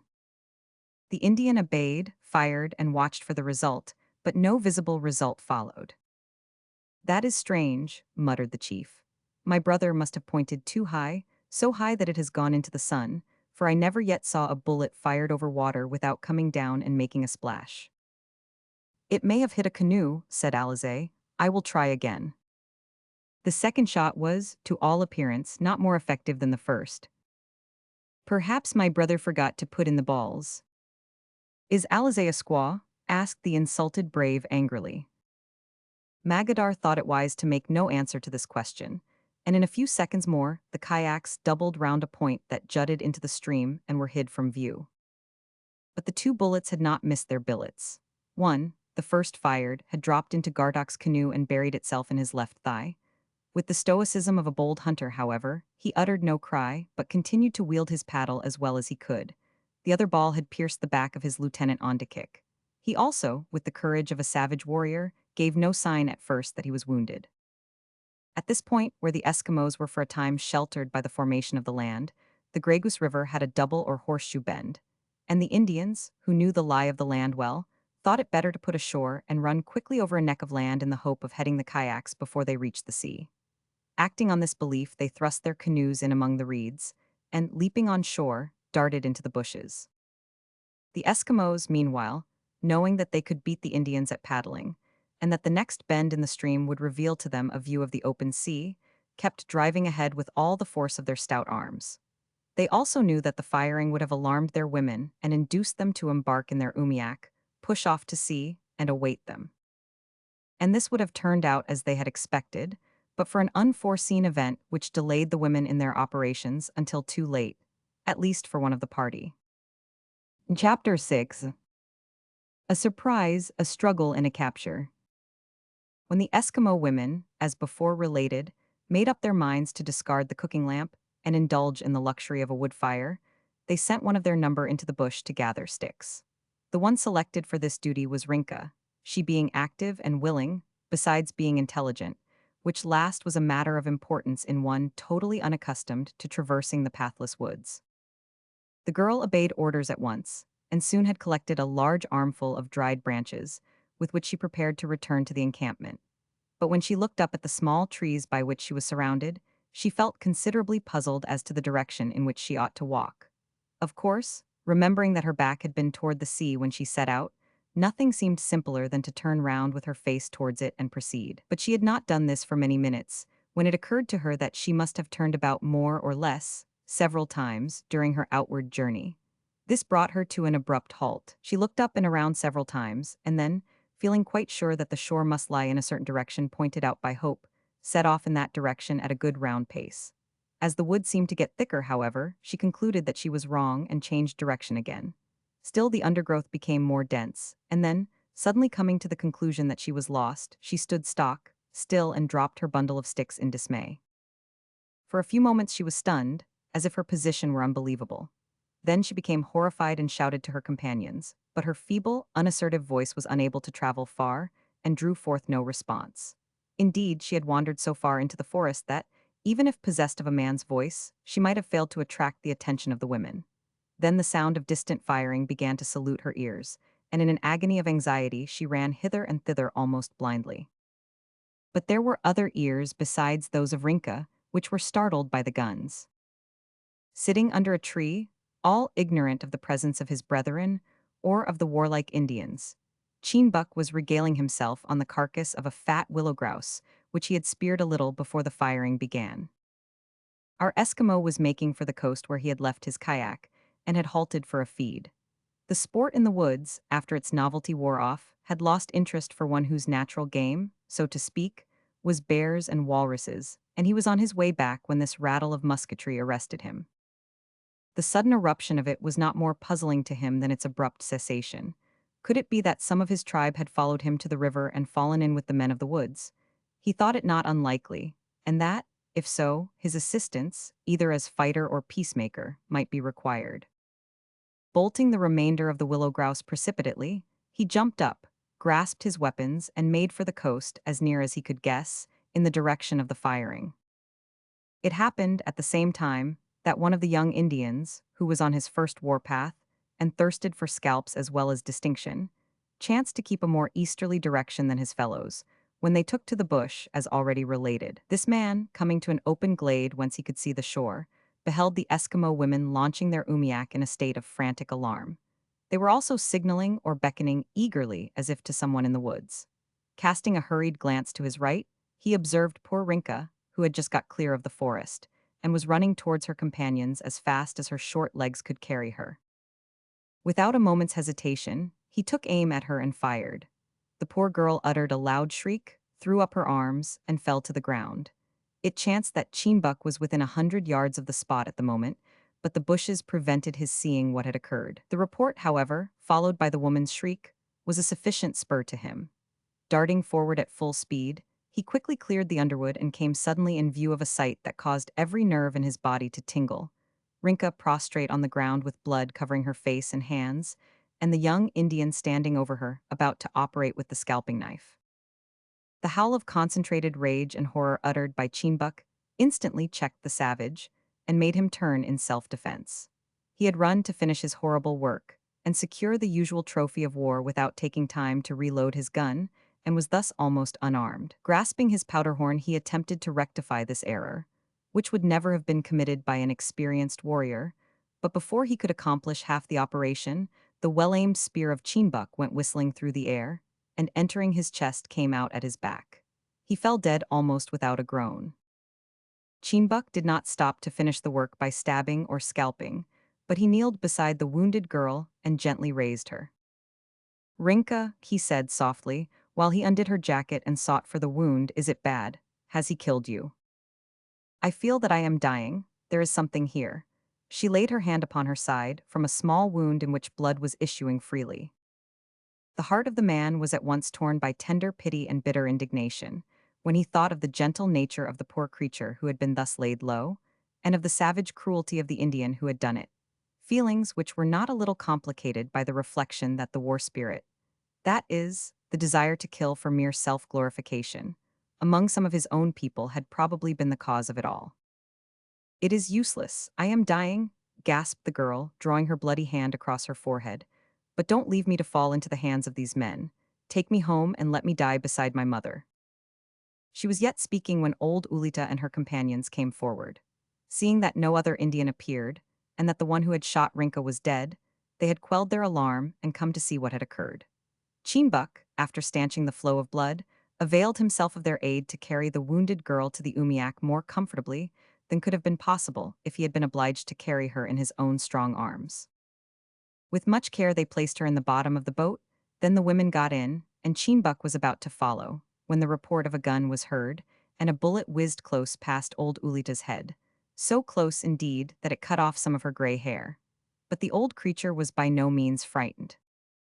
"Quick, jump in," she cried, beginning to push off with her paddle. Cheenbuk was on the point of accepting the invitation, but a thought intervened, and thought is swifter than the lightning flash. He knew from slight but sufficient experience that the spouters could send only one messenger of death at a time, and that before another could be spouted, some sort of manipulation which took time was needful. If the Indian should get the manipulation over before the umiak was out of range, any of the women, as well as himself, might be killed. "No," he cried, giving the boat a mighty shove that sent it out to sea like an arrow. "Be off. Paddle, for life I will stop him." Old Ulita did not hesitate. She was accustomed to obedience, even when there were no fire spouters astern. She bent to her paddle with Arctic skill and vigor. So did her mates, and the umiak darted from the shore while the Indian who had fired the shot was still agonizing with his ramrod, for, happily, breechloaders were as yet unknown. Cheenbuk was quite alive to his danger. He rushed up the beach towards his foe with a roar and an expression of countenance that did not facilitate loading. Having left his spear in the body of the first Indian, he was unarmed, but that did not matter much to one who felt in his chest and arms the strength of Hercules, and Samson rolled into one. So close was he to the Indian when the operation of priming was reached, that the man of the woods merely gave the stock of his gun a slap in the desperate hope that it would prime itself. This hope in the artillery used there at that time was not often a vain hope. Indeed, after prolonged use, the trade gun of the Norwest got into the habit of priming itself, owing to the enlarged nature of the touch hole, also of expending not a little of its force sidewise. The consequence was that the charge ignited when the trigger was pulled, and the echoes of the cliffs were once more awakened. But happily the Eskimo had closed in time. Grasping the barrel, he turned the muzzle aside, and the ball that was meant for his heart went skipping out to sea, to the no small surprise of the women in the umiak.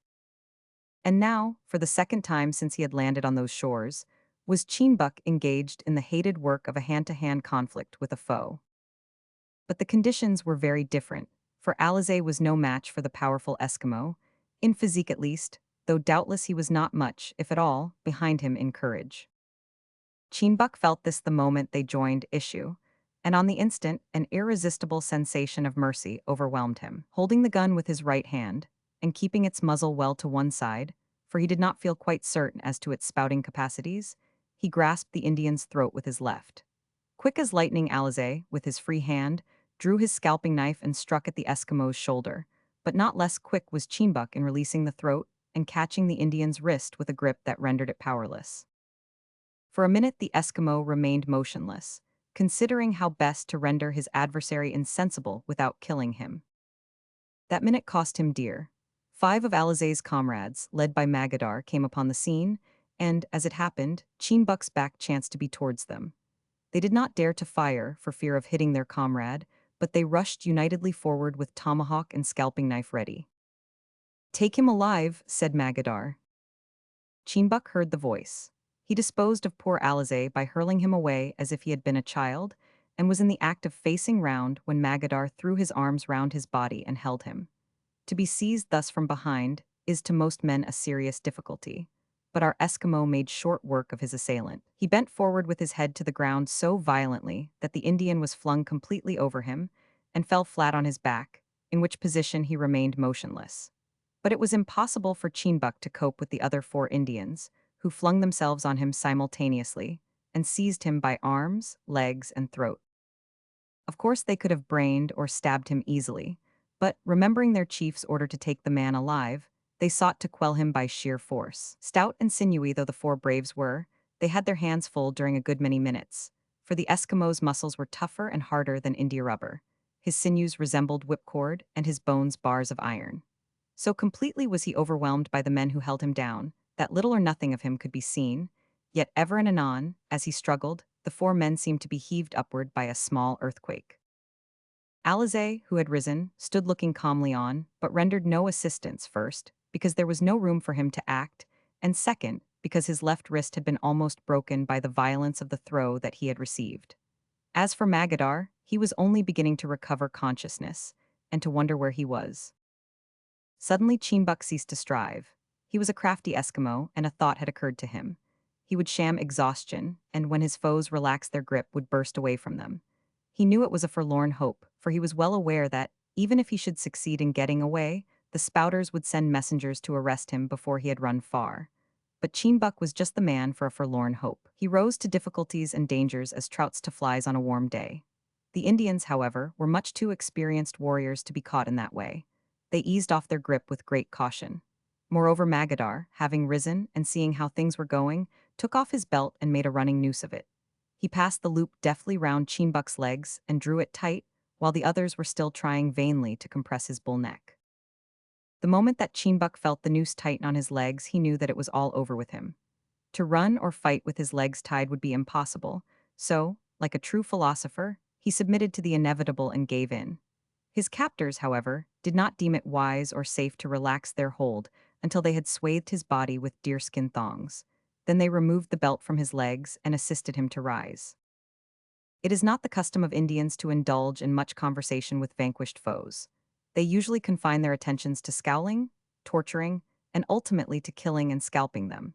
The Dogribs who had captured Chimbuk could not speak the Eskimo tongue, and being unaware of his linguistic powers, did not think it possible to speak to him, but one of their number stood by him on guard while the others dug a grave and buried the Indian whom he had slain. We have already made reference to our young Eskimos' unusually advanced views in regard to several matters that do not often, as far as we know, exercise the aboriginal mind. While he stood there watching the Indians, as they silently toiled at the grave, his thoughts ran somewhat in the following groove. Poor man, sorry I killed him, but if I had not he would have killed me. And then, perhaps, some of the women, for they had not got far away, and I don't know how far the spouter can send its little arrows. I wonder if they are little. They must be surely, for I've never seen one. Hoy hoy, what fools men are to kill one another. How much better to let each other alone. I have killed him, poor man, and they will kill me. What then? The ice and snow will come and go all the same.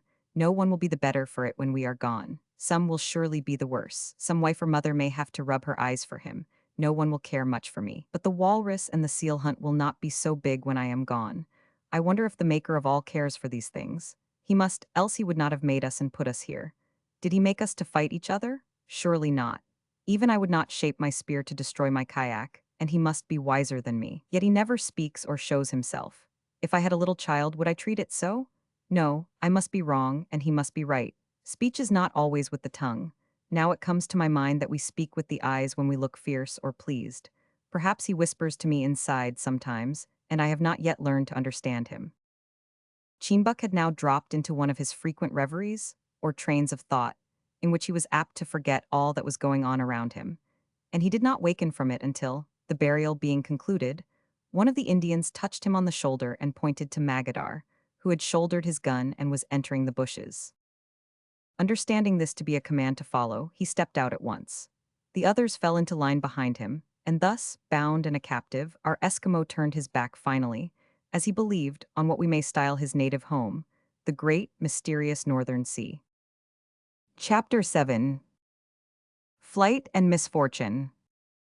While the scene we have described was being enacted, the other Indians, who had crossed the neck of land for the purpose of cutting off the men in the kayaks, failed in the attempt, partly owing to the distance being greater than their memories had assigned to it, and partly to the great speed of the kayaks when propelled by strong men fleeing for their lives. All the kayaks were well out of gunshot range when the shore was reached, except one which lagged behind. At this one, the Indians discharged several volleys, but without effect, and soon after, it also was beyond range. The little vessel which thus lagged behind belonged to the unfortunate Gardoq, whose leg, it will be remembered, was wounded by one of the balls discharged by Alizé. Despite his energy, and desperate though the situation was, Gardoq could not overcome the depressing influence of pain and hemorrhage. He fell gradually behind the others, each of whom was too anxious about his own safety to think much of his comrades. When the firing ceased and the flotilla was well out of range, Gardoq laid down his paddle and bound up his wounded limb with some scraps of sealskin, at the same time hailing the kayak nearest to him. As soon as it was discovered that their chief was wounded, all the Eskimos came clustering round him. Among them was his lieutenant Ondikik. "You also are wounded," said Gardak, observing the pallor of his face. "Yes, I can find no arrow, but there is blood." "Is it bad?" asked the chief with an angry exclamation at their misfortune.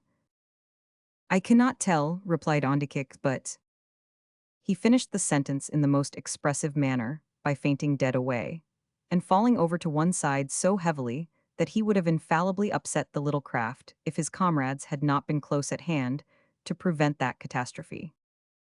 "Hail the Umiak!" cried Gardak in a voice that for him felt singularly feeble. "Put him into it, and let two of the women change with two of the men." In a few minutes the women's large open boat was alongside, and poor Ondikik was, with some difficulty, transferred to it. Two men then gave up their kayaks to two of the women and took their places in the Umiak. While this was being done, some of the people gave a shout of alarm, for it was observed that Gardak himself had quietly fallen back in a state of insensibility. The men, therefore, lifted him also out of his kayak and laid him beside his lieutenant. This accomplished, the little fleet paddled out to sea, and they soon lost sight of the Arctic shore. They did not again pause until they reached a group of small islets, on one of which they encamped for the night. Fortunately, the weather at this time was calm and warm, so that those hardy inhabitants of the icy north required no better lodging or bed than the cold ground, with the star-spangled sky for curtains. With lamps flaring, seal steaks and wildfowl simmering, and hot oil flowing, they quickly made themselves comfortable, with the exception, of course, of the warlike Gardak and the hot-headed Ondikik. These two, being fellow sufferers, were laid beside each other, in order perhaps to facilitate mutual condolence. To do them justice, they did not grumble much at their fate, but entertained each other with a running commentary on the events of the day. "And that is strange news that my old mother tells me," resumed Gardak, after a short pause in the conversation. "Cheenbuk must have given the fire-spouters sore heads from the way he gripped them." "I wish I had been there," growled Ondikik. "I'm glad I was not there," returned Gardak. "I could not have saved him from so many, and it would not have been pleasant to go into slavery, if not to torture and death. Poor Cheenbuk, he was ever against war, yet war has been forced on him. I fear we shall never see him again. Hoy, my leg is bad. I can't understand how the fire-spouters could hit it without the little thing going through my back first." "I wish all the fire-spouters were deep in the inside of a whale's belly," growled Ondikik, whose wound was beginning to render him feverish and rusty. "Arrows and spears can be pulled out, but when the little spouter things go in, we don't know where they go to. They disappear and leave an ugly hole behind them." At this point Raventic, on whom the command had devolved, came forward with a choice piece of juicy walrus blubber on a flat stone for a plate. "Our chiefs will eat," he said. "It will do them good, make their hearts strong and ease the wounds." "No," said Gardak decisively, "none for me." "Take it away," cried the other sharply. "No?" exclaimed Raventic in surprise. You see, he had never in his life been wounded or ill, and could not understand the possibility of refusing food, except when too full of it. Being a sympathetic soul, however, he pressed it on the invalids, but received replies so very discouraging that he was induced to forbear. Old Ulita turned out to be a more intelligent, it not more kindly, nurse. After she had eaten her supper and succeeded in bolting the last bite that had refused to go down when she could eat no more, she came forward with a bladder full of water and some rabbit skins for the purpose of dressing the wounds. "Gently, mother," said Gardak with a suppressed groan, "you lay hold of me as if I were a seal." "You are quite as self-willed, my son," replied the old woman. "If you had not gone out to fight, you would not have come back with a hole in your leg." "If I had not come into the world, I should not have been here to trouble you, mother." "There's truth in that, my son," returned the woman, as if the idea were new to her. At this Ondikik groaned, whether at the contemptibly obvious character of the idea, or at ideas in general, or in consequence of pain, we cannot tell. "You said, mother, that Cheenbuk gave them a good deal of trouble." "Aye, he gave them sore hearts and sore bodies." "They deserved it. What right had they to come with their fire-spouters to attack us?" "What right had you to go without your fire-spouters to attack them?" demanded old Ulita, somewhat maliciously. Gardak, who was destitute neither of intelligence nor of humor, laughed, but the laugh slid into a most emphatic "hoy," as his mother gave the leg a wrench. Softly, mother, softly. Treat me as you did when I was so big, he exclaimed, indicating about 1 foot 6 between his hands. The old woman chuckled, or rather he'd, a little and continued. Yes, Cheenbuck fought like a bear. We could not see him, for they were all on top of him at once, but how he made them heave. I wonder they did not use their knives. They felt sure they had him, said her son. They wanted to drive him to their huts and kill him slowly to amuse their women. This was such a horrible idea that the old woman became unusually grave. These fire spouters are worse than white bears, she said, for these never torture other beasts, though they often kill them. True, mother, now I wish you would go away and leave my leg alone. Ondekick there needs your help. Go to him and hurt him as much as you please. I won't grumble. You were always a thankless boy, ever since you could speak, replied the dame reproachfully. Did you ever hear of anyone being thankless before he could speak? Hoy, mother, you've tied it too tight, slack it a little. After complying with her son's request, old Ulita went to Ondakik, to whom, however, she could render but little service, owing to the nature of his wound. Then she paid a visit to Rinka, whose injuries, however, proved to be more alarming than severe, after which she joined the rest of the tribe at supper. While the Eskimos were thus proceeding to their home among the islands of the Arctic Sea, the captors of Cheenbuck were paddling upstream to the lands of the Dogrib Indians. At first the stout Eskimo meditated an attempt to escape.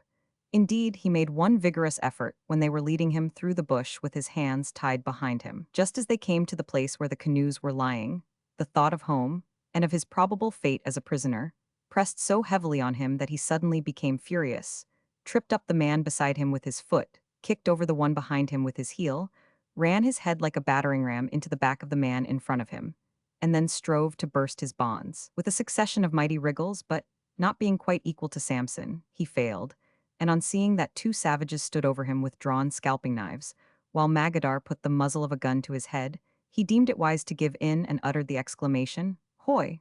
with the air of one who feels that his game is played out. He marched forward after that in submissive silence. On reaching the canoes, however, a fresh burst of indignation assailed him, and for a moment he meditated sending his foot through the bottom of the frail craft which was to carry him into exile. But on second thoughts, he decided to delay the performance of that violent measure till they were well out in the middle of the current, when there would be the chance of drowning some of his foes as well as himself.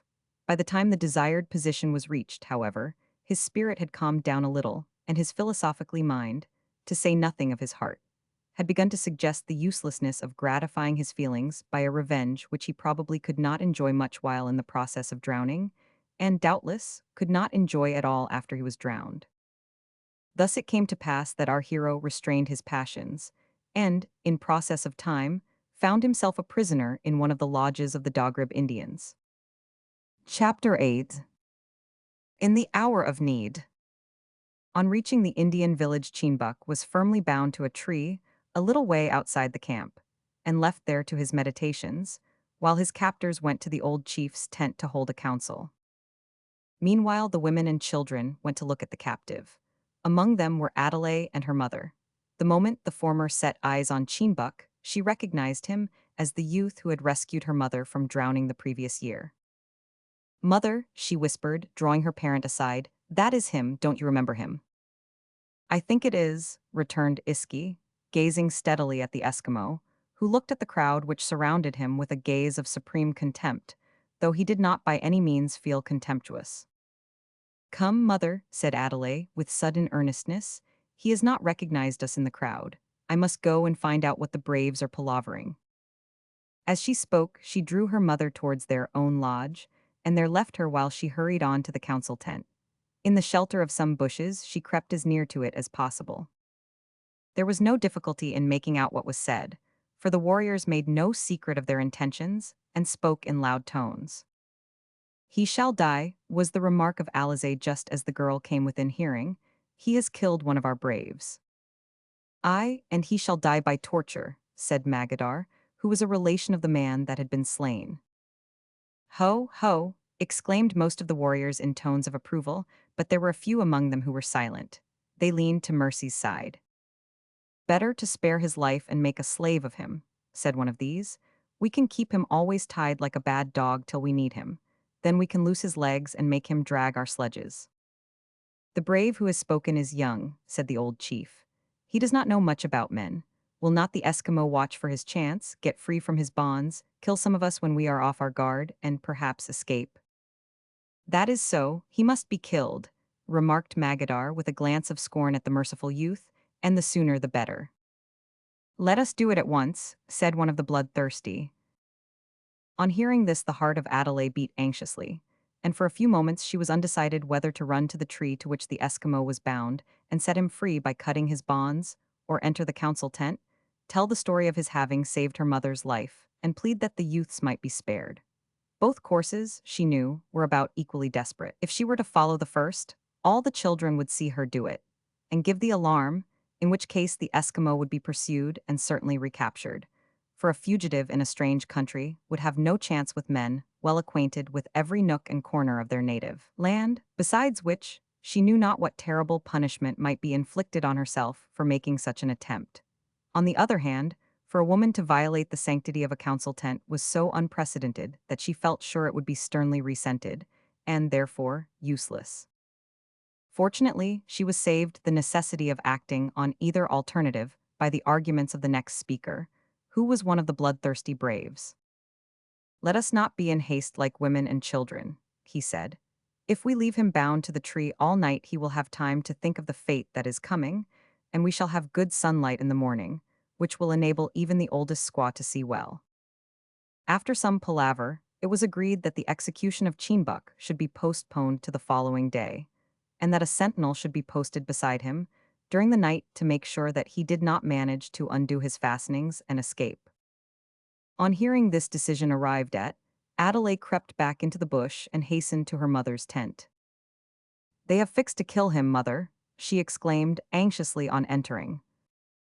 "I expected that, and I'm sorry," returned Iski, "but we cannot help it. What can women do? The men will not mind what I say. If only Nazanrid was here they would listen to him, but—" "Yes, they always listen to father," interrupted the girl, with an anxious frown on her pretty brows. "But as father is not here, you must do what you can for the man." "You are very fond of him," said the squaw with a keen look at her daughter. "Yes, I am very fond of him," replied Adelaide with an air of unblushing candor, "and I think, mother, that you should be fond of him too." "So I am, girl, so I am, but what can I do?" "You can go and tell the story to the old chief. He is not hard like some of the young men. Perhaps he may help us." Iski shook her head, but nevertheless agreed to try her influence with the old man, and went out for that purpose. Meanwhile, Adelaide, who had not herself much faith in her mother's advocacy of the poor Eskimo's cause, resolved upon a separate course of action. Throwing a blanket over her head and shoulders, she started for the place where Cheenbuck stood, scornfully regarding the little boys who surrounded and insulted him by flourishing knives and hatchets close to his defenseless nose. They did not, however, dare to touch him, as the time had not yet arrived for actual torture. Running forward, Adelaide, who was a favorite with the young people, drove them back. "Keep clear of him," she cried with a fierce glare in her eyes, which was wonderfully realistic, considering that it was a mere piece of acting. "I want to speak to him, to terrify him, to fill him with horror." This was quite to the taste of the wretched little creatures, who fell back in a semicircle and waited for more. "Can you understand my speech?" she demanded as she turned on Cheenbuck with flashing eyes. The Eskimo thought he had never seen such magnificent eyes before, and wished much that they would look on him more kindly. "Yes," he replied, "I understand a little." "Listen then," cried Adelaide in a loud tone, and with looks more furious than before. "You are to die tomorrow." "I expected it would be tonight," replied Cheenbuck calmly. "And you are to be tortured to death." At this, the boys set up a howl of delight. At the same time, the girl advanced a step nearer the captive and said in a low voice hurriedly, "I will save you, be ready to act tonight." The softened look and altered tone opened the eyes of the captive. Although the blanket partially concealed Adelaide's face, Cheenbuck at once recognized the girl whose mother he had saved the previous spring. "I am awake," he said quietly, but with a glance of bright intelligence. "Yes, you are doomed to die," continued Adelaide, when the boys' howling had subsided. And if you are to be tortured, we will all come to see how brave you are." As she said this, she went close up to the captive, as if to make her words more emphatic, and shook her little fist in his face. Then, in a low voice, "You see the cliff behind me with the dead tree below it?" "Yes." "Run for that tree when you are free and wait." Turning round, as though her rage was satisfied for the time being, Adelaide left the spot with a dark frown on her face. "Leave him now, boys," she said in passing. "Give him time to think about tomorrow." Whether it was the effect of this advice, or the fact that the shades of evening were falling and a feeding time was at hand, we cannot say, but in a short time Cheembuck was left to his meditations. He was, however, quite within sight of several of the lodges. As the daylight gradually faded, a young brave left his tent, and, shouldering his gun, went to the place where the captive was bound. Examining the bonds to make sure that they were secure, the youth carefully renewed the priming of his weapon, shouldered it, and began to pace to and fro. His mode of proceeding was to walk up to the captive, take a look at him, turn round and walk about 30 or 40 yards away from him, and so on to and fro without halt or variation for upwards of 2 hours. During all that time he uttered no word to the Eskimo. Cheembuck, on his part, took no notice whatever of his guard, but stood perfectly still and looked with calm, lofty indifference over his head, which he was well able to do, being a considerably taller man. As the night advanced, the darkness deepened, and the poor captive began to entertain serious misgivings as to his prospects. Would the girl try to carry out the plan, whatever it was? Yes, he had not the slightest doubt on that head, because, somehow, she had inspired him with a confidence that he had never felt in woman before. But would she be able to carry out her plan? That was quite another question. Then, the darkness had become so intense that he could barely see the outline of the cliff towards which he was to run, and could not see the dead tree at all. Moreover, it occurred to him that it would be impossible even to walk, much less to run, over unknown and perhaps rough ground in darkness so great that he could hardly see the trees around him, and could only make out the whites of the sentinel's eyes when he came close up. It was therefore with a feeling of relief that he at length observed a faint glow of light in the sky, which indicated the rising of the moon. Soon afterwards a dark figure was seen approaching. It was Alize, the bloodthirsty brave, who had come to relieve guard. Chapter 9. Trying Moments and Perplexing Doubts. The first thing that the new sentinel did was carefully to examine the cords that bound the captive to the tree, and tie one or two additional knots to make him more secure. Then he turned to the other Indian and asked sharply, "Has he been quiet? Quiet as the tree to which he is bound? Has he uttered speech?" "No." "Good, you may go. I will watch him till morning. After that he will need no more watching." Alize looked sharply at the Eskimo while he uttered these words, perhaps to ascertain whether he understood their drift, but Cheembuck's visage was immovable, and his eyes were fixed, as if in meditation, on the moon, which just then was beginning to rise over the cliffs and shed a softened light over the Indian village. The new sentinel shouldered his gun and began his vigil, while the other left them. But other ears had listened to the concluding words of Alize. The tree to which the Eskimo was bound stood close to the edge of the bush, or underwood. In front of it was an open space, up and down which the sentinel marched. Had the Indian dreamed of a traitor in the camp, he would not have deemed the captive's position as secure as it should be, but the idea of anyone in the village favoring a contemptible eater of raw flesh never once entered his imagination. Nevertheless, Adelaide was in the bush behind the tree, and not only heard his words, but saw his movements. Watching her opportunity when the sentinel had just turned and was marching away from the tree, she cut, with a scalping knife, the cord that bound Cheembuck's right arm and placed the knife in his hand. Almost at the same moment she slipped back into the bush. Cheembuck made no attempt, however, to free himself. The sentinel's beat was too short to permit of his doing so without being observed. He therefore remained perfectly motionless in his former attitude. It was a trying moment when the Indian approached to within a couple of feet and looked him straight in the face, as was his wont at each turn. But Cheembuck was gifted with nerves of steel. His contemplation of the moon was so absorbing that a civilized observer might have mistaken him for an astronomer or a lunatic. Alize suspected nothing. He turned round, and the Eskimo allowed him to take about 5 paces before he moved. Then, with the speed of lightning, he ran the sharp blade down his side, severing all his bonds at one sweep. Next moment he was free, but he instantly resumed his former position and attitude until his guard was within a yard of him.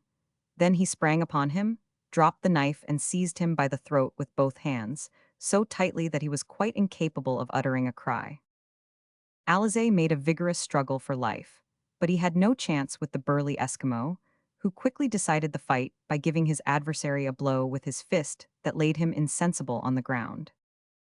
Springing over his prostrate form, he ran straight for the cliff that Adelaide had pointed out to him, leaping over fallen trees and across what looked like young chasms, in a state of reckless uncertainty as to whether he would plunge into ponds or land at the bottom of precipices. With a feeling of absolute confidence that the girl with the lustrous eyes would not have told him to run where the feat was impossible, he held on until he reached the bottom of the cliff and stood beside the dead tree unhurt, though considerably winded. There he resolved to wait according to orders. To most ordinary men, waiting, when they are filled with anxiety, is much more trying than energetic action. But Cheenbuk was not an ordinary man, therefore he waited like a hero. Meanwhile Adelaide, having seen the Eskimo fairly in grips with the sentinel, ran swiftly back towards the village, intending, before going to Cheenbuk at the cliff, to let her mother know what she had done, and what she still purposed to do, namely to embark with the Eskimo in a birch-bark canoe, guide him across the small lake that lay near the village, and show him the rivulet that would lead him into the Grey Goose River.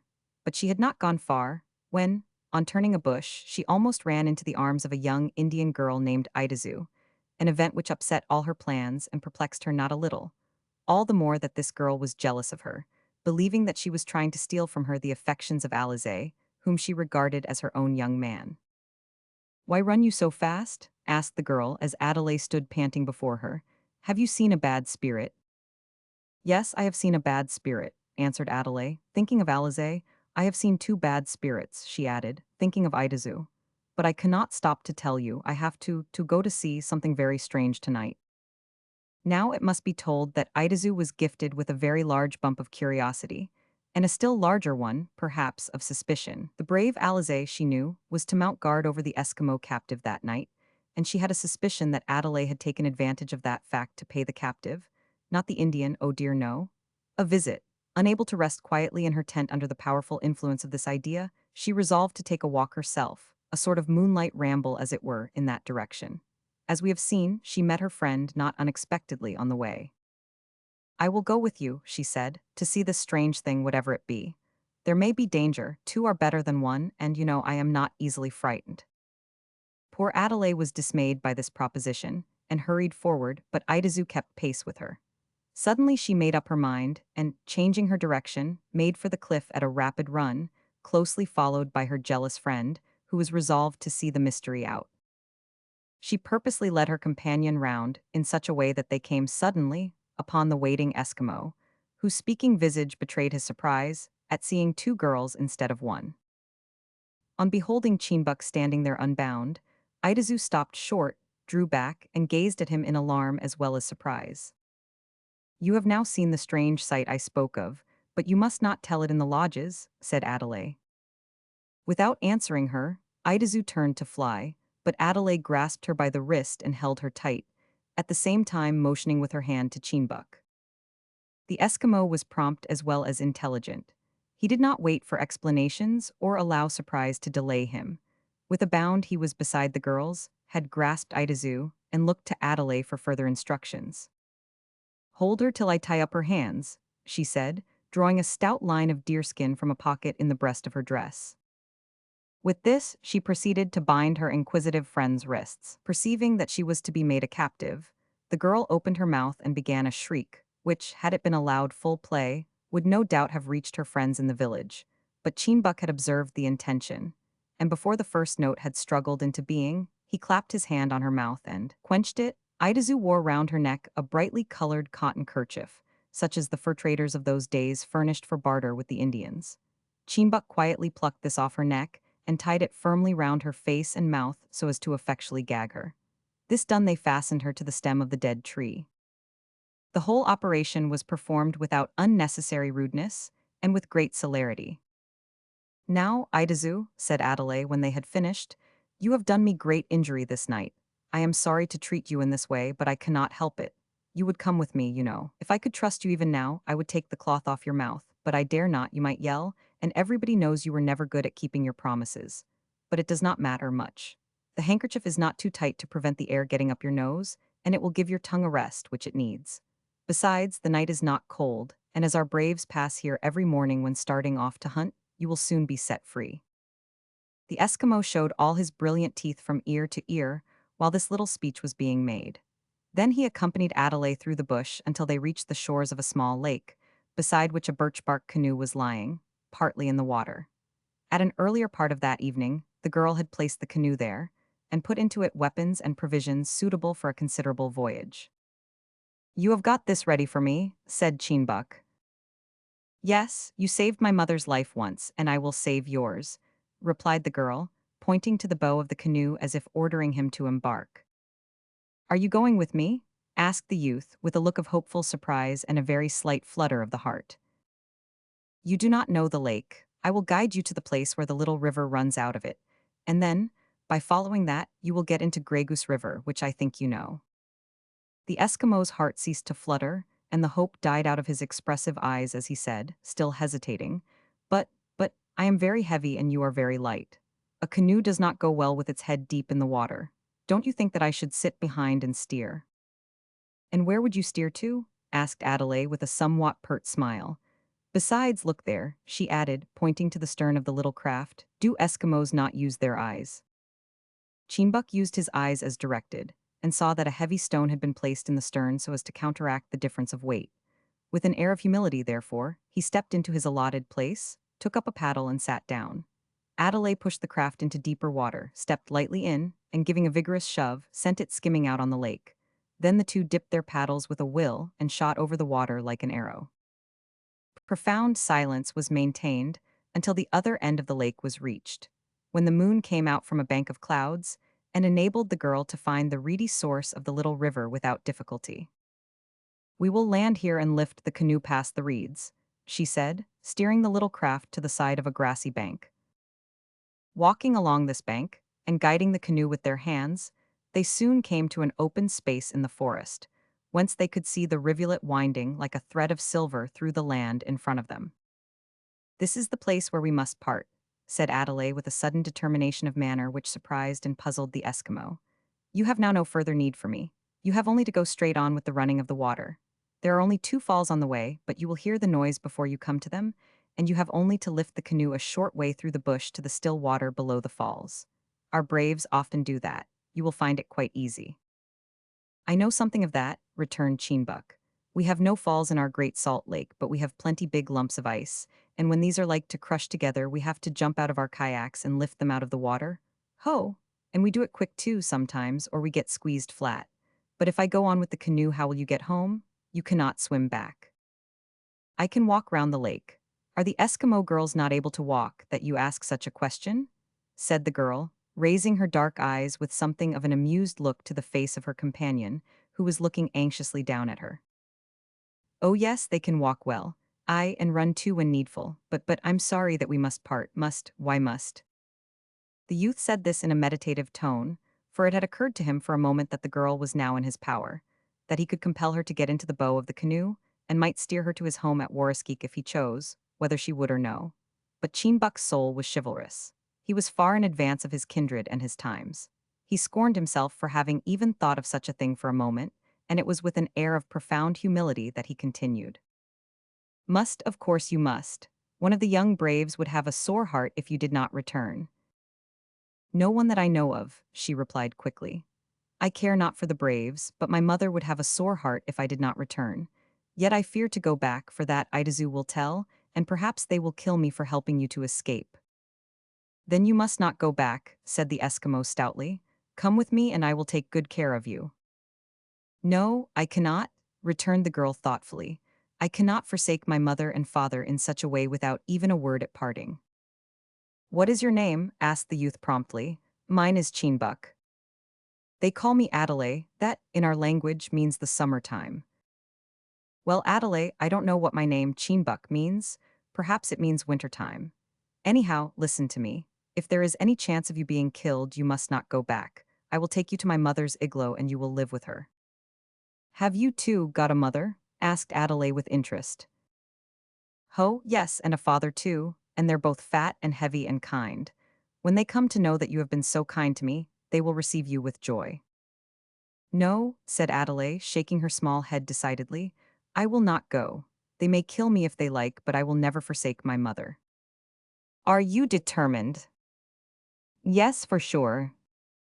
Then so am I, said Cheenbuck, taking hold of the canoe and turning the bow upstream. Get in, Adelaide, and we will return to the lodges of your people and die together. Cheenbuck had a way of saying and doing things that convinced his hearers that he was thoroughly in earnest. The Indian girl felt this, and regretted much that she had said anything at all about her danger. She now tried to counteract the evil. What do you mean? She said anxiously. I mean that I am not afraid to go back and die with you. But it is not certain, she replied, that they will kill me. If my father was at home, they would not dare to do it, and perhaps they will be afraid of his revenge when he comes back. But for you there is no chance at all. They will be sure to kill you with slow tortures. I care not, if I go back they will not be so likely to kill you. But listen to me, Adelaide, I have a thought. If you come with me to my home in Warriskeek, I will take you safe to my father's igloo, and you shall live with my mother and sister. I will not ask you to be my squaw, but you will stay with them till we collect a strong band of young men, when we will go to visit your people and take you with us. If they are friendly, well, and we can traffic together. If they receive us ill, there will be a fight, that is all.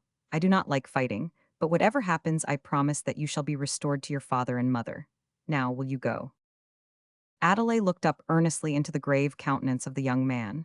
There could be no doubt of his thorough sincerity. She felt that still she hesitated. It was a bold step to take, even for an Indian heroine. At that critical moment, there broke upon their ears a distant sound that caused them both to start and look round anxiously. It was faint, and so far away that at first they could make nothing of it. A few seconds later, it was repeated louder than before. Then a look of intelligence broke over Adelaide's countenance. I know, she exclaimed. Idazu is shrieking. We should have put the cloth over her nose. She has got her mouth free and...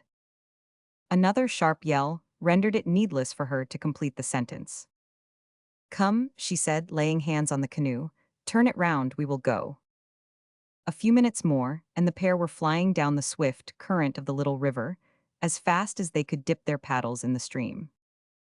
Chapter 10. A wild chase and a bad failure. It does not necessarily require the influences of civilized life to make an honorable, upright man, any more than it needs the influences of savage life to make a thorough scoundrel. Of course, the tendency of civilization is to elevate, of savagery to debase.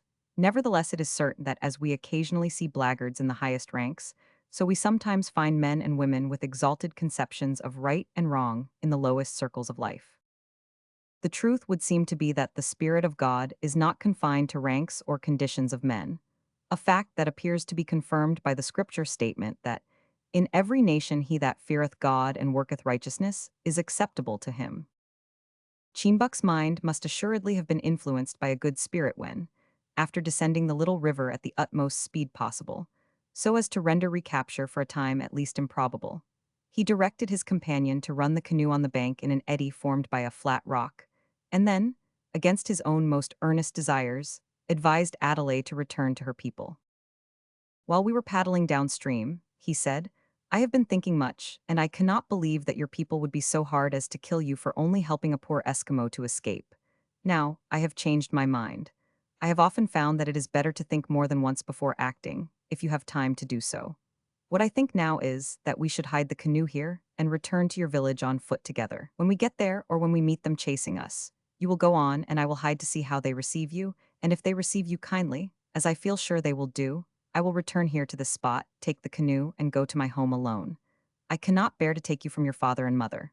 I think the Great Spirit, who is the Father of all, would be angry with me, but I will not force you to return if you are afraid.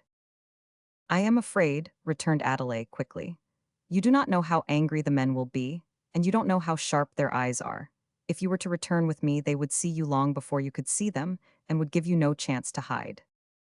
Then there is nothing to be done but to go on, said Cheenbuck, with a sigh which he loyally strove to vent as a sign of regret, but which insisted on issuing forth as a distinct sound of satisfaction.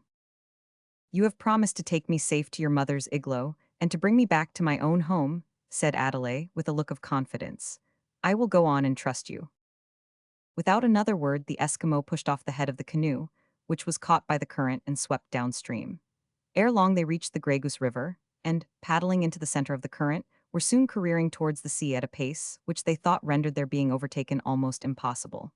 To make quite sure, however, they continued the voyage far into the night, and did not land for a very brief rest until the gray dawn had begun to appear over the eastern treetops.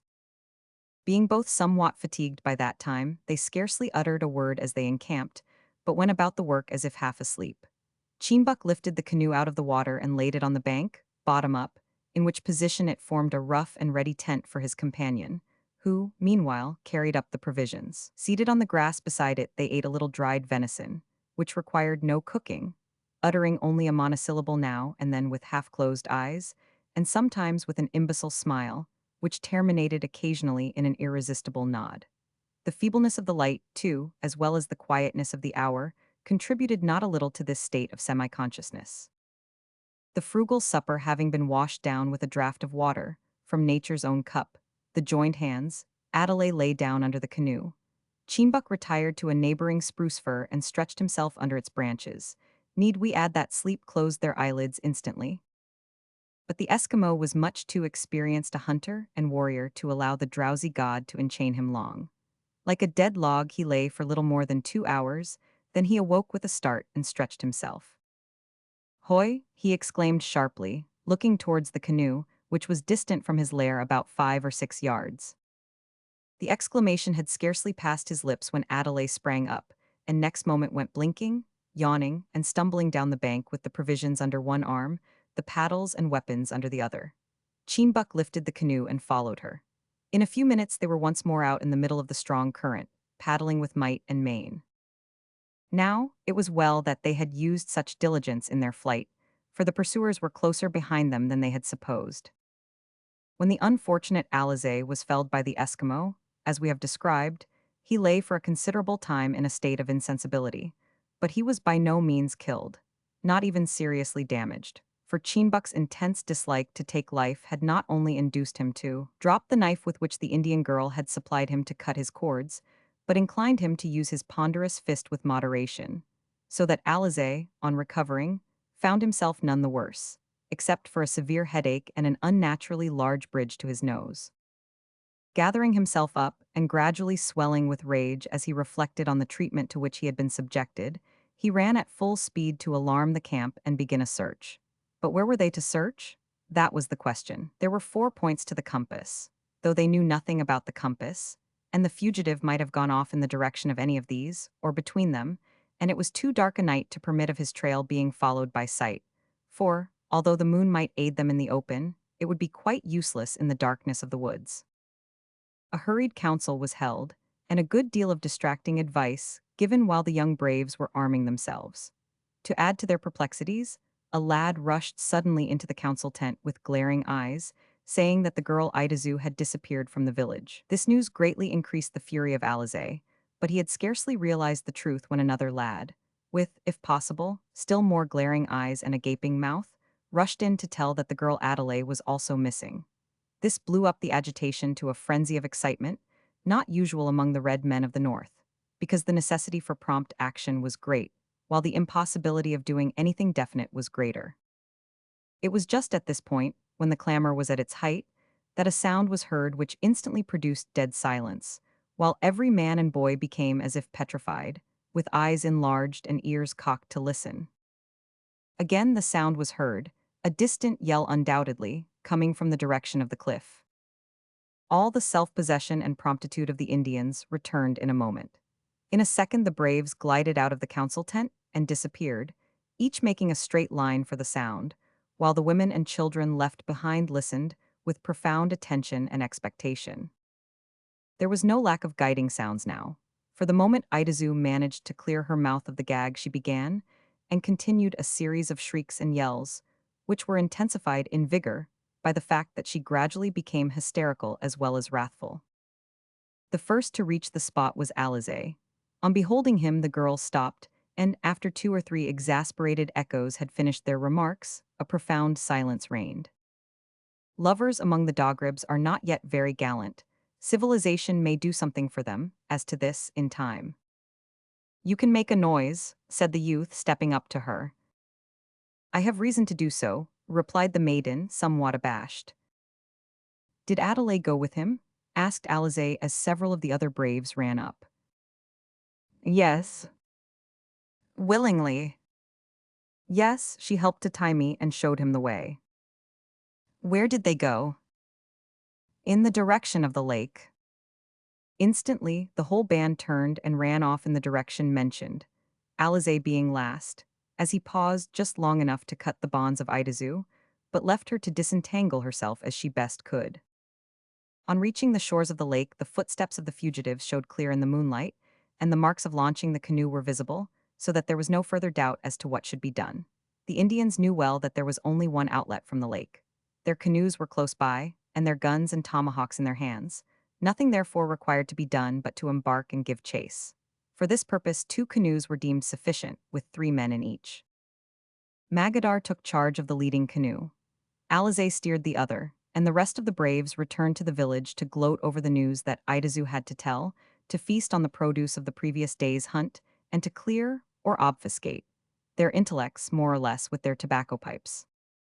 As the 6 pursuers were very wrathful, and pretty strong, they caused their canoes to skim over the lake like swallows, and reached the head of the little river not very long after the fugitives had left it. A stern chase, however, is proverbially a long one, and as they overhauled the chase only inch by inch, there seemed little chance of overtaking it that night. The leaders, however, being men of great endurance, resolved to carry on without rest as long as possible. This they did until about dawn, the same hour at which the fugitives had succumbed, and both parties put ashore at last for a rest, neither being aware of the fact that their separate camping grounds were not more than 3 miles apart. Well was it then for Adelaide that her stout protector was a light sleeper, as well as a man of iron frame, and that he had aroused her fully an hour and a half sooner than the time at which the Indians left their camp to resume the chase.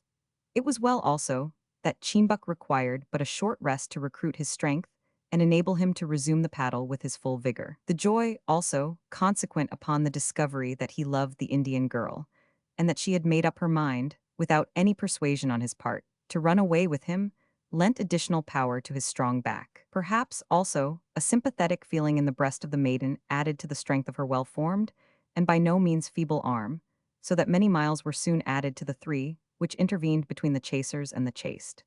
To the horror of Adelaide, she found when she and Chimbuck reached the mouth of the river, that the sea was extensively blocked by masses of ice, which extended out as far as the eye could reach. Although thus encumbered, however, the sea was by no means choked up with it, and to the gaze of the young Eskimo, the ice presented no insurmountable obstacle, for his experienced eye could trace leads and lanes of open water as far as the first group of distant islets, which lay like scarce perceptible specks on the horizon. But to the inexperienced eye of the girl, the scene was one of hopeless confusion, and it filled her with sudden alarm and despair, though she possessed more than the usual share of the Dogrib women's courage. Observing her alarm, Chimbuck gave her a look of encouragement, but avoided telling her not to be afraid, for his admiration of her was too profound to admit of his thinking that she could really be frightened, whatever her looks might indicate. The ice is our friend today, he said with a cheery smile, as they stood together on the seashore beside their canoe, surveying the magnificent scene of snowy field, fantastic hummock, massive berg, and glittering pinnacle that lay spread out before them. Adelaide felt but did not express surprise, for she was filled with a most commendable trust in the truth and wisdom, as well as the courage of the man to whose care she had committed herself. If you say the ice is our friend, it must be so, she remarked quietly, but to the Indian girl it seems as if the ice was our foe, for she can see no escape, and my people will be sure to follow us. Let them follow, returned Chimbuck with a quiet laugh, as he rearranged the lading of the canoe before continuing the voyage. They won't follow beyond this place. Lifting out the big stone, which had formed a counterpoise to his weight, he flung it on the beach. We will change places now, Adelaide, he said. You have guided our canoe when on the inland waters. It is now my turn to steer, for I understand the sea of ice. Get in, we will start. When Magadar and his comrades arrived at the mouth of the Grey Goose River, and beheld the aspect of the sea, a cry of mingled surprise and disappointment escaped them. But when they had landed and discovered the canoe of the fugitives far away like a speck among the ice floes, the cry was transmuted into a howl of rage. "Quick, embark, let us after them," shouted Magadar. "Death to them both," yelled Alizé. For a few minutes the Indians followed the lanes of open water, till their turnings began to appear somewhat complicated. Then the warlike spirit became a little subdued. Presently one of the Indians discovered, or thought he discovered, that the lead of water was narrowing, and that the ice was closing in. Promptly both canoes were put about, and the shore was regained with amazing speed. After that the Dogribs paddled quietly up the Gregus River, and meekly returned to their woodland home. Chapter 11. Encamped on the islet. It was with feelings of profound thankfulness and relief that Adelaide landed on the first of the islets, and surveyed the chaotic though beautiful flows from which they had escaped. In truth, Cheenbuck had required all his skill and experience more than once to avoid the dangers by which they had been beset. For, although the weather was perfectly calm and the ice nearly motionless, they had frequently to pass through channels so narrow that the slightest current might have caused a nip, and obliged them to take hurried refuge on the floes. While at other times, when compelled to pass rather close to the small bergs, lumps dropped into the water perilously near to them from the overhanging ice cliffs. "There has been some danger," remarked the girl, turning to her protector. "All is well when it ends well," replied the Eskimo, nearly, but unconsciously, quoting Shakespeare. But the danger was not very great, for if the ice had closed in we could have jumped on it and carried the canoe to the nearest open water. "But what if a lump had dropped into the canoe and sunk it?" asked Adelaide. "We should have had to scramble on the floes and wait there till we died together." He said this with some degree of solemnity, for it was an uncomfortable reflection. "I would prefer," she stopped suddenly, for in the haste of the moment she was going to have said, "that we should live together rather than die together," but maiden modesty, not unfamiliar even among savages, restrained her, and Cheenbuck, who was not observant in the matter of imperfect speech, took no notice of the abrupt pause. The evening was far advanced, for it had taken them the whole day to reach the islet, owing to the windings of the lanes of water and the frequency with which they had to turn back in consequence of having run into what may be termed blind alleys. It was resolved, therefore, that they should rest there for the night. As there was no fear, by that time, of their being pursued by Indians, Cheenbuck resolved that they should have a good warm supper to recruit their somewhat exhausted energies. Of course Adelaide was only too glad to fall in with this arrangement, and said that she would go along the shore and collect small masses of driftwood for the fire, while her companion lifted up the canoe and made the encampment. "You will not find much driftwood, I think," said Cheenbuck, as she was about to set off, "for the currents don't set upon this island much. The long point of the bigger island over there turns the currents off from this one, but perhaps you may find a little." Adelaide found this to be true, for she wandered several miles along shore, indeed, went nearly round the islet, which was a low, rocky one, almost devoid of verdure, before she had collected a good bundle of dry sticks. Meanwhile the Eskimo set to work with characteristic enthusiasm to arrange the camp. Choosing a spot where a low wall of rock sheltered him from the north, he laid a few stones in a heap to mark the place for the fire.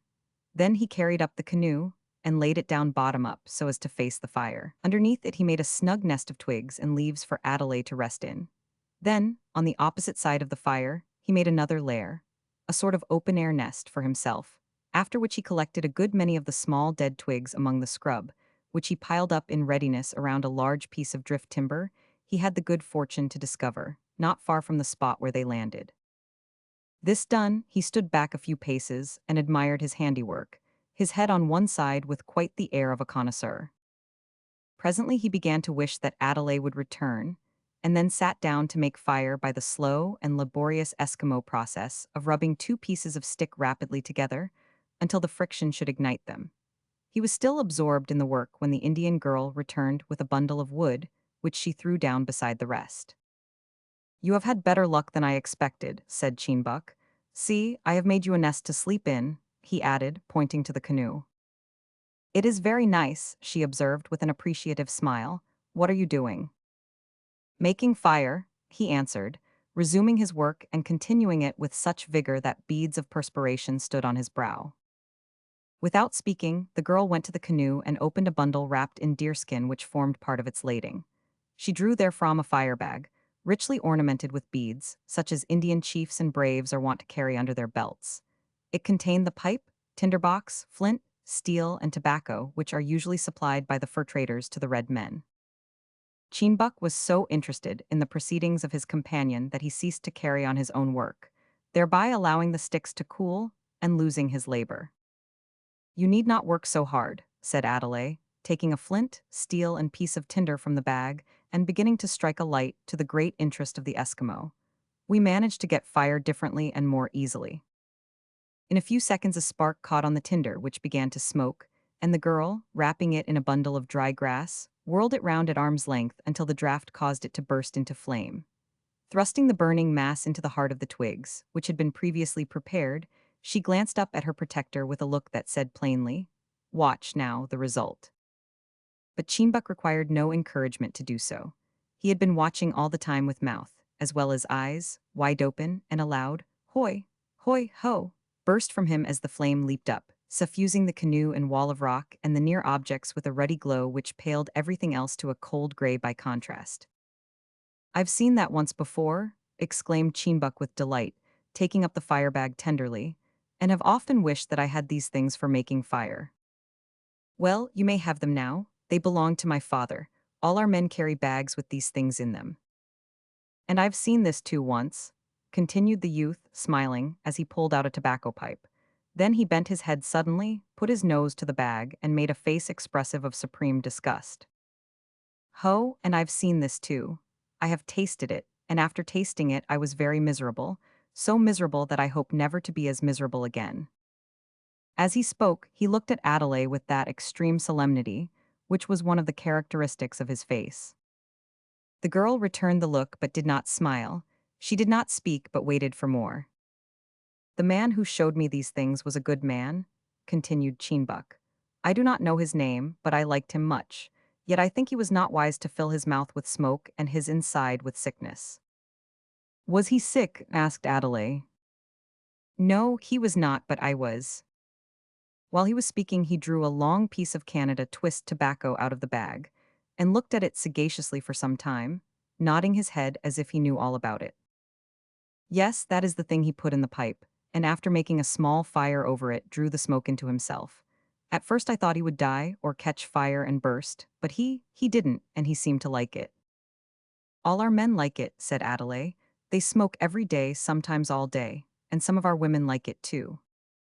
"Do you like it?" asked the Eskimo quickly. "No, I don't like it." "Good, that is well. Now, we will cook some of your dried meat for supper." By that time the fire was blazing cheerily. As the shades of night deepened, the circle of light grew more and more ruddy, until it seemed like a warm, cozy chamber in the heart of a cold gray setting. A couple of small stakes were thrust into the ground in such a way that the two pieces of venison impaled on them were presented to the heart of the fire. Soon a frizzling sound was heard. Then odors of a kind dear to the hearts of hungry souls, to say nothing of their noses, began to arise, and the couple thus curiously thrown together sat down side by side to enjoy themselves and supply the somewhat clamorous demands of nature. They said little while feeding, but when the venison steaks had well nigh disappeared, a word or two began to pass to and fro. At last Cheenbuk arose, and, taking a small cup of birch bark, which, with a skin of water, formed part of the supplies provided by Adelaide, he filled it to the brim, and the two concluded their supper with the cheering fluid. "Ah," sighed the girl when she had disposed of her share, "the white traders bring us a black stuff which we mix with water hot, and find it very good to drink." "Yes, what is it?" asked Cheenbuk, applying his lips a second time with infinite zest to the water. "I know not what it is. The white men call it tea," said Adelaide, dwelling with affectionate emphasis on the ease. "Ho, I should like to taste that tea, said the youth with exaggerated emphasis on the ease. "Is it better than water?" "I'm not sure of that," answered the girl with a gaze of uncertainty at the fire, "but we like it better than water, the women do. The men are fonder of fire water when they can get it, but the white traders seldom give us any, and they never give us much. We women are very glad of that, for the fire water makes our men mad and wish to fight. Tea, when we take too much of it, which we always do, only makes us sick. Strange, said Cheenbuck, with a look of profundity worthy of Solomon, that your people should be so fond of smokes and drinks that make them sick and mad when they have so much of the sparkling water that makes us comfortable. Adelaide made no reply to this, for her mind was not by nature philosophically disposed, though she was intelligent enough to admire the sagacity of a remark that seemed to her fraught with illimitable significance. "Have you any more strange things in your bundle?" asked the Eskimo, whose curiosity was awakened by what had already been extracted from it. "Have you some of the tea, or the fire water, or any more of the thing that smokes, what you call it?" "Tubuco, no, I have no more of that than you saw in the fire bag. The white men sometimes call it buki, and I have no fire water or tea. Sometimes we put a nice sweet stuff into the tea which the white men call shugir. The Indian girls are very fond of shugir. They like it best without being mixed with water and tea, but we have that in our own land. We make it from the juice of a tree." The interest with which Cheenbuck gazed into the girl's face while she spoke was doubtless due very much to the prettiness thereof, but it is only just to add that the number and nature of the absolutely new subjects which were thus opened up to him had something to do with it. His imperfect knowledge of her language, however, had a bamboozling effect. "Here is a thing which I think you will be glad to see," continued the girl, as she extracted a small hatchet from the bundle. "Yes, indeed, that is a very good thing," said the youth, handling the implement with almost affectionate tenderness. "I had one once, and that, too, is a fine thing," he added, as she drew a scalping knife from her bundle. "You may have them both," she said. "I knew you would need them on the journey." Cheenbuck was too much lost in admiration of the gifts, which to him were so splendid, that he failed to find words to express his gratitude, but, seizing a piece of firewood and resting it on another piece, he set to work with the hatchet and sent the chips flying in all directions for some time, to the amusement, and no small surprise, of his companion. Then he laid down the axe and, taking up the scalping knife, began to whittle sticks with renewed energy. Suddenly he paused and looked at Adelaide with ineffable delight. "They are good," she remarked with a cheerful nod. "Good, good, very good. We have nothing nearly so good. All our things are made of bone or stone." "Now," returned the girl with a blink of her lustrous eyes and a yawn of her pretty mouth, which nature had not yet taught her to conceal with her little hand, "now I am sleepy. I will lie down." Cheenbuck replied with a smile and pointed to the canoe with his nose. Adelaide took the hint, crept into the nest which the gallant youth had prepared for her, curled herself up like a hedgehog, and was sound asleep in 5 minutes. The Eskimo, meanwhile, resumed his labors with the scalping knife, and whittled on far into the night, whittled until he had reduced every stick within reach of his hand to a mass of shavings, a beaming childlike glow of satisfaction resting on his handsome face all the while, until the embers of the fire began to sink low, and only an occasional flicker of flame shot up to enlight the increasing darkness. Then he laid the two implements down and covered them carefully with a piece of deerskin, while his countenance resumed its wonted gravity of expression. Drawing up his knees until his chin rested on them, and clasping his hands round them, he sat for a long time brooding there and gazing into the dying embers of the fire. Then he rose, stretched himself, and sauntered down to the shore. The night, although dark for the Arctic regions at that time of the year, was not by any means obscure. On the contrary, it might have passed for a very fair moonlight night in more southern climes, and the flush of the coming day in the eastern sky was beginning to warm the tops of the higher among the ice masses, thereby rendering the rest of the scene more coldly gray. The calm which had favored the escape of our fugitives still prevailed, and the open spaces had gradually widened, until the floes had assumed the form of ghostly white islets floating in a blue-black sea, in which the fantastic cliffs, lumps, and pinnacles were sharply reflected as in a mirror. There was a solemnity and profound quietude about the scene and the hour which harmonized well with the sedate spirit of the young Eskimo, as he stood there for a long time contemplating the wonders and the beauties of the world around and about him. We know not what passes through the minds of untutored men in such circumstances, but who shall dare to say that the spirit of their Creator may not be holding intercourse with them at such times? Turning his back at length upon the sea, Cheenbuck returned to the camp, lay down on the couch which he had made for himself on the opposite side of the fire from the canoe, and, in a few moments more, was in the health and strength-restoring regions of oblivion. Chapter 12. Home, sweet home, and smoke, etc. The favoring calm continued until Cheenbuck with his companion arrived at Waraskeek. It was about midday when their canoe turned round the headland and entered the inlet near the head of which lay the Eskimo village. The boy Antique happened to be standing on the shore at the time, beside the young girl Nootka. They were looking out to sea and observed the canoe the moment it turned the point of rocks. "Hoi oi!" yelled Antique with an emphasis that caused the inhabitants of the whole village to leap out of every hut with the celerity of squirrels and rush to the shore. Here those who had first arrived were eagerly commenting on the approaching visitors. "A kayak of the fire spouters!" cried Antique with a look of intense glee, for nothing was so dear to the soul of that volatile youth as that which suggested danger, except perhaps that which involved fun. "The kayak is indeed that of a fire spouter," said old Mangovic, shaking his gray head, "but I don't think any fire spouter among them would be such a fool as to run his head into our very jaws." "I'm not ready to agree with you, old man," began Gardock. "No, you're never ready to agree with anyone," growled Mangovic parenthetically. "For the fire spouters," continued Gardock, disregarding the growl, "are afraid of nothing. Why should they be when they can spout wounds and death so easily?" Poor Gardock spoke feelingly, for his wounded leg had reduced his vigor considerably, and he was yet only able to limp about with the aid of a stick, while his Lieutenant Ondikick was reduced to skin and bone by the injury to his back. Suddenly, Mangovic became rather excited. "Woman," he said earnestly to his wife, who stood beside him, "do you see who steers the kayak? Look, your eyes are better than mine." "No, I do not." "Look again," cried Antique, pushing forward at that moment. "He is not a fire spouter, he is one of us, but the one in front is a fire spouter woman. Look at the man, don't you know him?" There was an intensity of suppressed fervor in the manner of the boy, and an unwonted glitter in his eyes, which impressed everyone who noticed him. "Yes, he is one of us," said Mangovic, shading his eyes with one hand, "and he has stolen a fire-spouting girl with her kayak."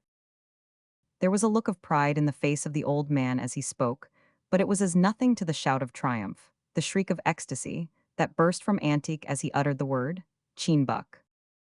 Just then, a strong, clear voice came rolling over the water to the shore, and a roar of joy burst from the whole assemblage, for there was no mistaking the voice of their comrade and best hunter. The hearts of Nootka and her mother beat with no ordinary flutter as they heard the familiar shout, and as for Antique, he went into a paroxysm of delight, which he sought to relieve by bounding and yelling till the canoe touched the shore. Then, by a powerful effort, he subdued himself, and turned his energies into a prolonged look of unutterable amazement at Adelaide. Of course, the eyes of the entire population were turned in the same direction, for Eskimos do not count it rude to stare, so that the poor girl felt somewhat abashed, and shrank a little behind her stout protector. Observing the action, Cheenbuck took hold of her arm gently and led her towards his mother. "This is my mother, Adelaide," he said. "She will take care of you." "Your wife?" asked Mrs. Mangovic with an anxious look. "No, not my wife," replied the youth with a laugh. "Take her to our hut, you and Nootka, while I go and speak with the men. She saved my life, father," he added, turning to Mangovic. "Be good to her." On hearing this, Nootka and her mother took the girl affectionately by both hands and led her away. Cheenbuck meanwhile went up to the big hut, just outside of which was held a meeting of nearly the whole population, to receive an account of his adventures from the man whom they had long ago given up as lost. "My friends," he began, surveying the expectant assembly with a grave, straightforward look, "when I went by myself to the Whale River, my intention was to hunt around and find out if there were many birds and beasts on lands near to it, and if many men lived or hunted there, for it came into my mind that this little island of Waraskeek is not the best place in the world to live in, for our tribe is continually increasing. I thought that if there were fire spouters there already, we must be content with the lands we have got, for it is not right to take what belongs to other men." Cheenbuck paused here and looked round, because he knew that he was treading on somewhat new and delicate ground in thus asserting a principle of right, and he was not mistaken, for, while the most of his audience remained silent, several of them expressed dissent. "Besides," he continued, "it is not wise to attack men with fire spouters, which send into their enemies heavy little things like that which was lately picked out of Gartok's leg, the same as still seems to be sticking in Ondakik's back. Ho, ho, exclaimed a number of the men, as if that truth commended itself to their understandings. Well, when I got to the river, I found plenty of white whales at the mouth of it, and great plenty of birds of all kinds, and of deer. A land good for man to dwell in, with many trees that would make sledge runners, and much dead wood for our fires, and no one living there nor signs of anybody. Then I thought to myself, why should we live always among the floes and bergs? The few fire spouters whom we have seen and heard of have better food, better homes, better tools of every kind. Why should not we have the same? Here the wise Cheenbuck drew from the breast of his sealskin coat the axe and scalping knife which Adelaide had given him, and held them up. This was a politic move, for it won over almost the entire audience to the young hunter's views, while looks of ardent admiration were bestowed on the coveted implements. When men find it not easy to get food, resumed Cheenbuck, in the tone and with the air of a man who has much to say and means to say it, they change to some place where hunting is better. When fish become scarce, they do not remain still but go to places where the fishing is better. They always seek for something that is better and better. Is this not true? Is this not wise? Ho, ho, exclaimed the assembly assenting.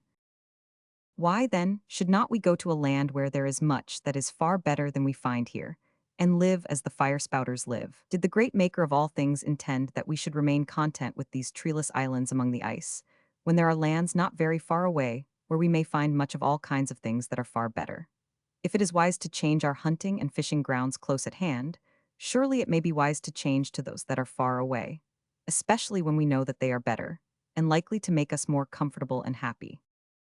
This suggestion was such a tremendous innovation on ordinary Eskimo ideas, such a radical conception of change and upheaval of age-long habits, that the assembly gazed in awestruck and silent wonder at the bold young man, much as the members of Parliament of the last century might have gazed if any reckless MP had dared to propose universal suffrage or vote by ballot, or to suggest that measures should henceforth be framed in accordance with the Golden Rule. After I had traveled a short way inland, continued Cheenbuck, I met a fire spouter. He was all alone. No one was with him.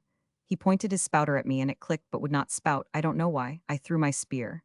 It went straight, as you know it always does, but the man was quick. He put his head to one side and escaped.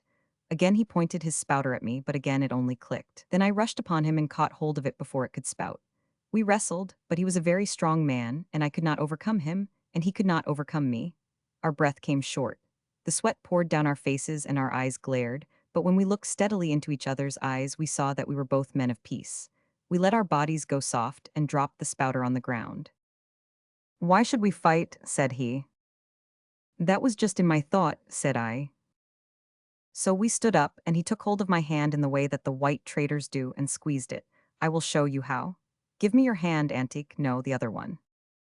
The boy extended his hand, and Cheenbuck, grasping it, gave it a squeeze that caused the little fellow to yell and throw the assembly into convulsions of laughter. For Eskimos, unlike the sedate Indians, dearly love a practical joke. From this point, Cheenbuck related the rest of his interview with the Indian, and was particularly graphic in his description of the pipe, which he exhibited to them, though he refrained from any reference to its effect upon himself. Then he discoursed of his subsequent exploration of the mainland, and finally came to the point where he met and rescued Rinka. But tell me, before I speak more, is Rinka dead? No, she is getting well.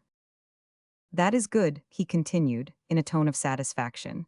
Old Ulita, I doubt not, told you of the fight I had with the fire spouters. She did, cried Antique with delight, and how you gave them sore hearts. They gave me a sore heart too, but I don't care now, and they would have roasted me alive, but one of their girls had pity on me, helped me to escape, and came away with me. Adelaide is her name, the girl you saw today. Ho ho hoyoi, broke forth the chorus of satisfaction. Yes, but for her, continued Cheenbuck, I should have been under the ground, and my hair would have been fluttering on the dress of a fire-spouter chief by this time. Now, I have promised this girl that I will get a large party of our young men to go back with her to Whale River and give her back to her father and mother. At this there were strong murmurs of dissent, and a man whom we have not yet introduced to the reader lifted up his voice. This man's name was a Gludok. He was the medicine man of the tribe, a sort of magician, a sharp, clever, unscrupulous, presumptuous, and rather fine-looking fellow, who held the people in some degree of subjection through their superstitious fears, though there were some of the men among them who would not give in to his authority. As Eskimos have no regular chiefs, this man tried to occupy the position of one. He had just returned from a hunting expedition the day before, and was jealous of the interest aroused by Cheenbuck's arrival. Moreover, Cheenbuck was one of the few men of the tribe whom he disliked, and rather feared. "What folly is this that I hear?" said Agluduk as he frowned on the assembly. "Are we to get up a war party and put ourselves to all this trouble for a woman and a fire-spouter woman?" "It is not a war party that I want," said Cheenbuck quietly. "It is a peace party, and such a strong one that there will be no fear of war.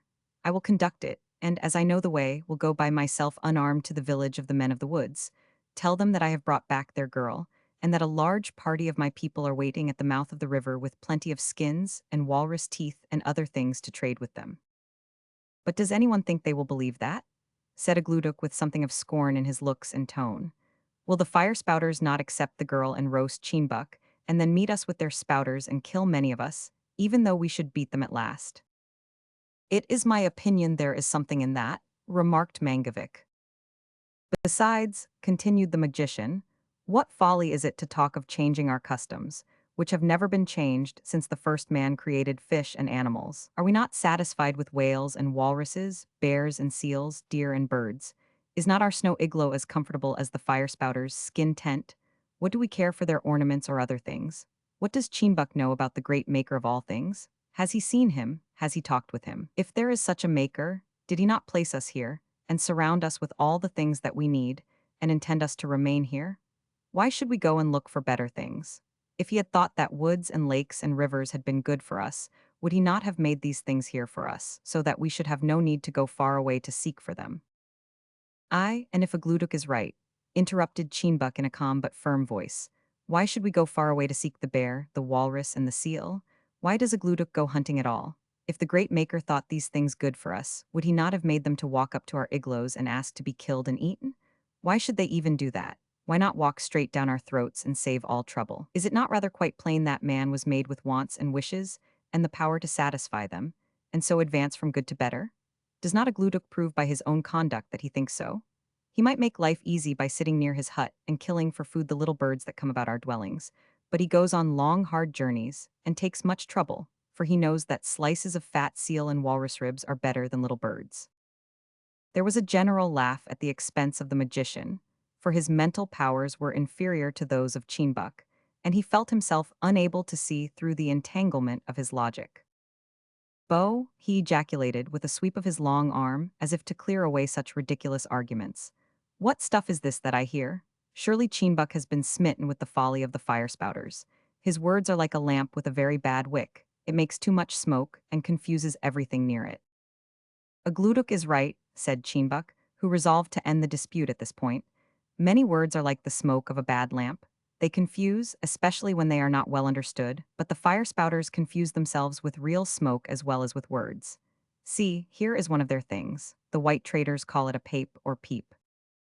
As he spoke, he opened the fire-bag which Adelaide had given him and took out of it the clay pipe, tobacco, and materials for producing fire. The medicine man was instantly forgotten, and the mouths as well as the eyes of the whole assembly opened in unspeakable wonder as Cheenbuck went through the complex processes of filling and lighting the pipe. First he cut up some of the Canada twist, which he explained was the tubuck of the white men.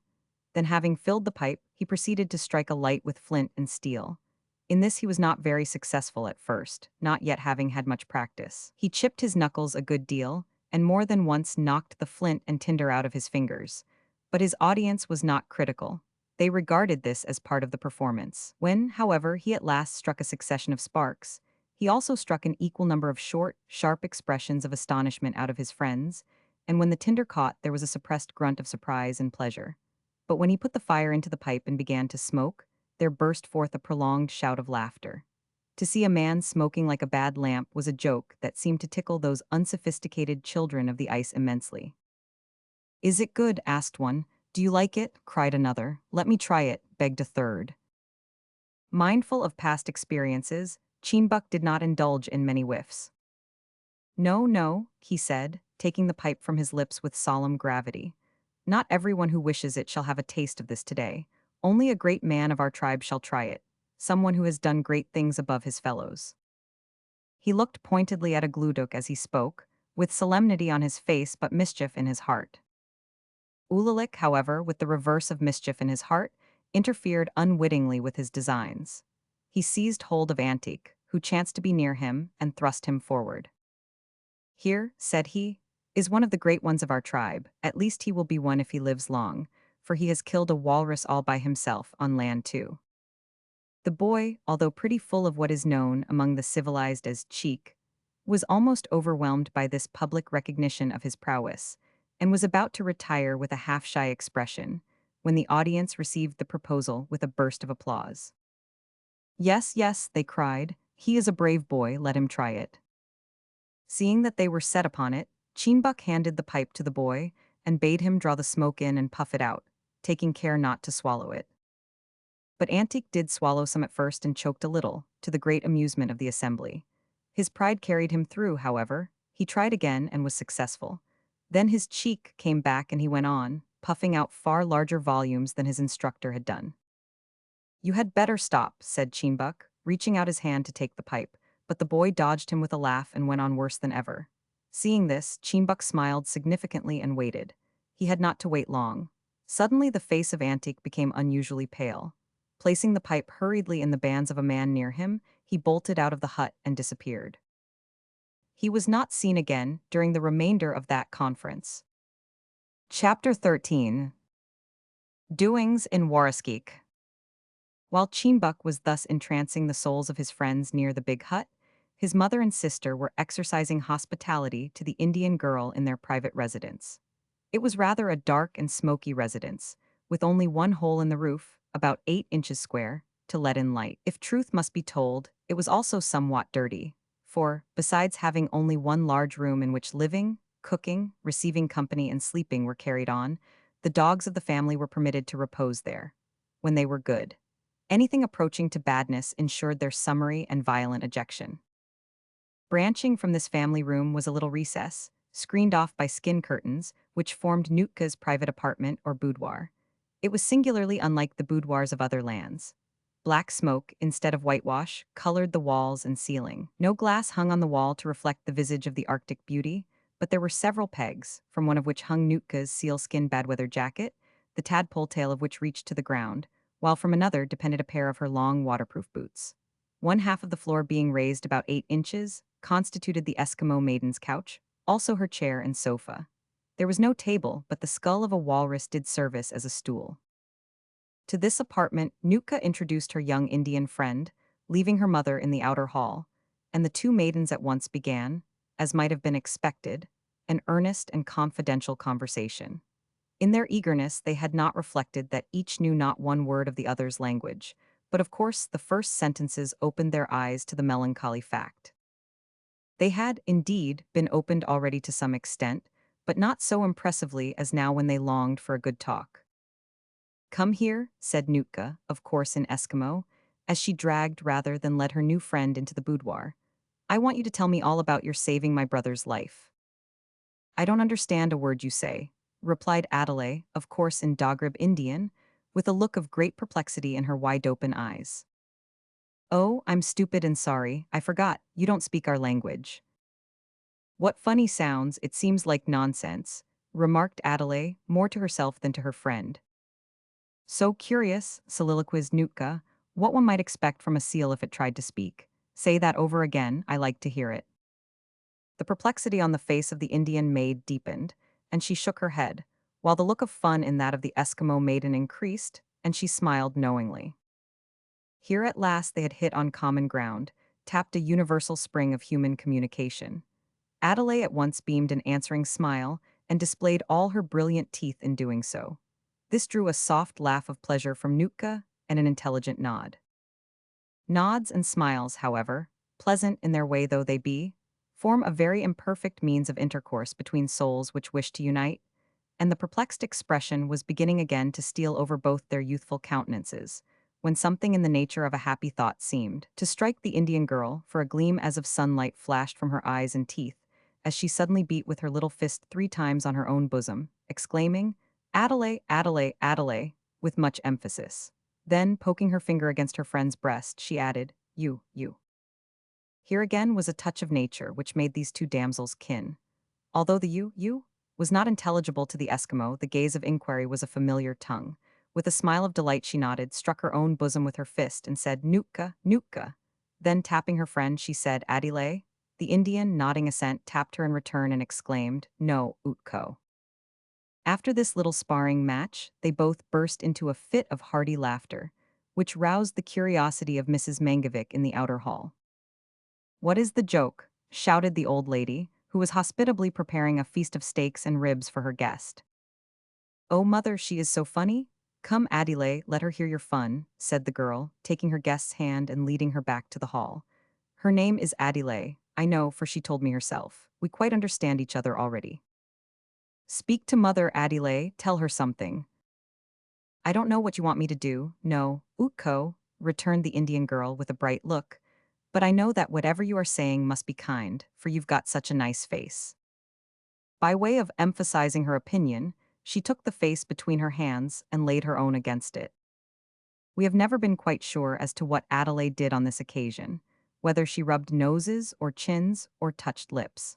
All that we are sure of is that the operation was equivalent to a kiss, and that it was reciprocated heartily. Didn't I tell you, mother, that she was funny? I'll explain to you what she said when we are alone, but Adelaide is hungry now, and so am I. Let us feed mother. Without more ado, the trio sat down beside the cooking lamp and began to do justice to the savory viands, the odor of which was so enticing that it was too much for the dogs of the family. These had to be expelled by means of old bones. Mrs. Mangovic being an expert shot with such artillery, the hall was soon cleared. After the meal, conversation was resumed and conducted with considerably greater ease, owing to the chief subject of it being the Indian girl's costume, which was somewhat elaborate.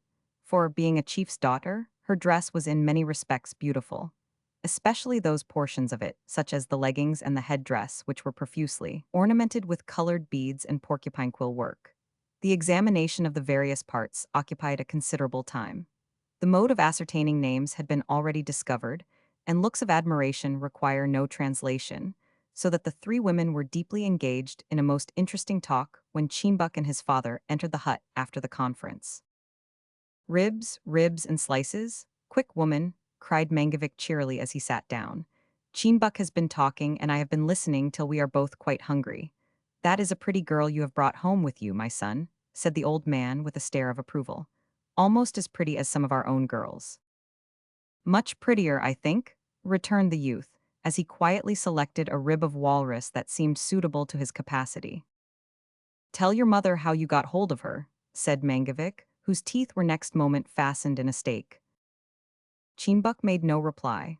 Eskimo manners did not require an answer in the circumstances, but when he had taken the edge off his appetite, and it took a good deal of dental grinding to do that, he looked across at Adelaide with a genial expression and began to give his mother and sister a second, and much more graphic, edition of the speech which he had just delivered to the men. Of course, the narration served to strengthen the bonds of friendship, which had already been formed between the Mangovic family and the Indian girl, who had been thus unexpectedly added to their circle. That evening, Nootka begged her brother to give her a lesson in the Dogrib language. On the same evening, during a moonlight ramble, Adelaide asked him to give her a little instruction in the Eskimo tongue, and just before he retired for the night, his mother asked him if he intended to take the Indian girl as one of his wives. You know, mother, was Cheembuck's reply, I have always differed from my friends about wives. I think that one wife is enough for one man, sometimes too much for him. I also think that if it is fair for a man to choose a woman, it is also fair for the woman to choose the man. I would gladly take Adelaide for a wife, for she is good as well as pretty, but I do not know that she would take me for a husband. Have you not asked her, then? Persisted Mrs. Mangovic. No, I have been till now her protector. I can wait. If she wants to return to her people, I have promised to take her to them. But surely my son is not bound to keep a promise given to one of our fire-spouting enemies. That may seem right to you, mother, but it seems wrong to me. I do not understand why I disagree with you, and with most of my people, but there is something inside of me which, I think, is not me. It tells me not to do many things that I want to do, and sometimes bids me go forward when I wish to draw back. What it is I cannot tell, but I must not disobey it. I will not disobey it. With this answer, the old lady had to be content, for she could extract nothing more from her son after that but a smile. As for old Mangovic, he asked and said nothing, but he thought much. A few days after Chimbuk's arrival, it was arranged by the heads of the village that there should be a general scattering of the tribe for a great hunt after seals and wildfowl, as provisions were not so plentiful as might have been desired. An expedition of this kind was always hailed with great glee by Antique, whose youth and very excitable disposition were not easily satisfied with the prosaic details of village life. Previous to setting out, however, an event occurred which was well nigh attended with disastrous consequences. It had been arranged that Chimbuk and his friends Ulalik and Antique should keep together in their kayaks, accompanied by an umiak to carry the game.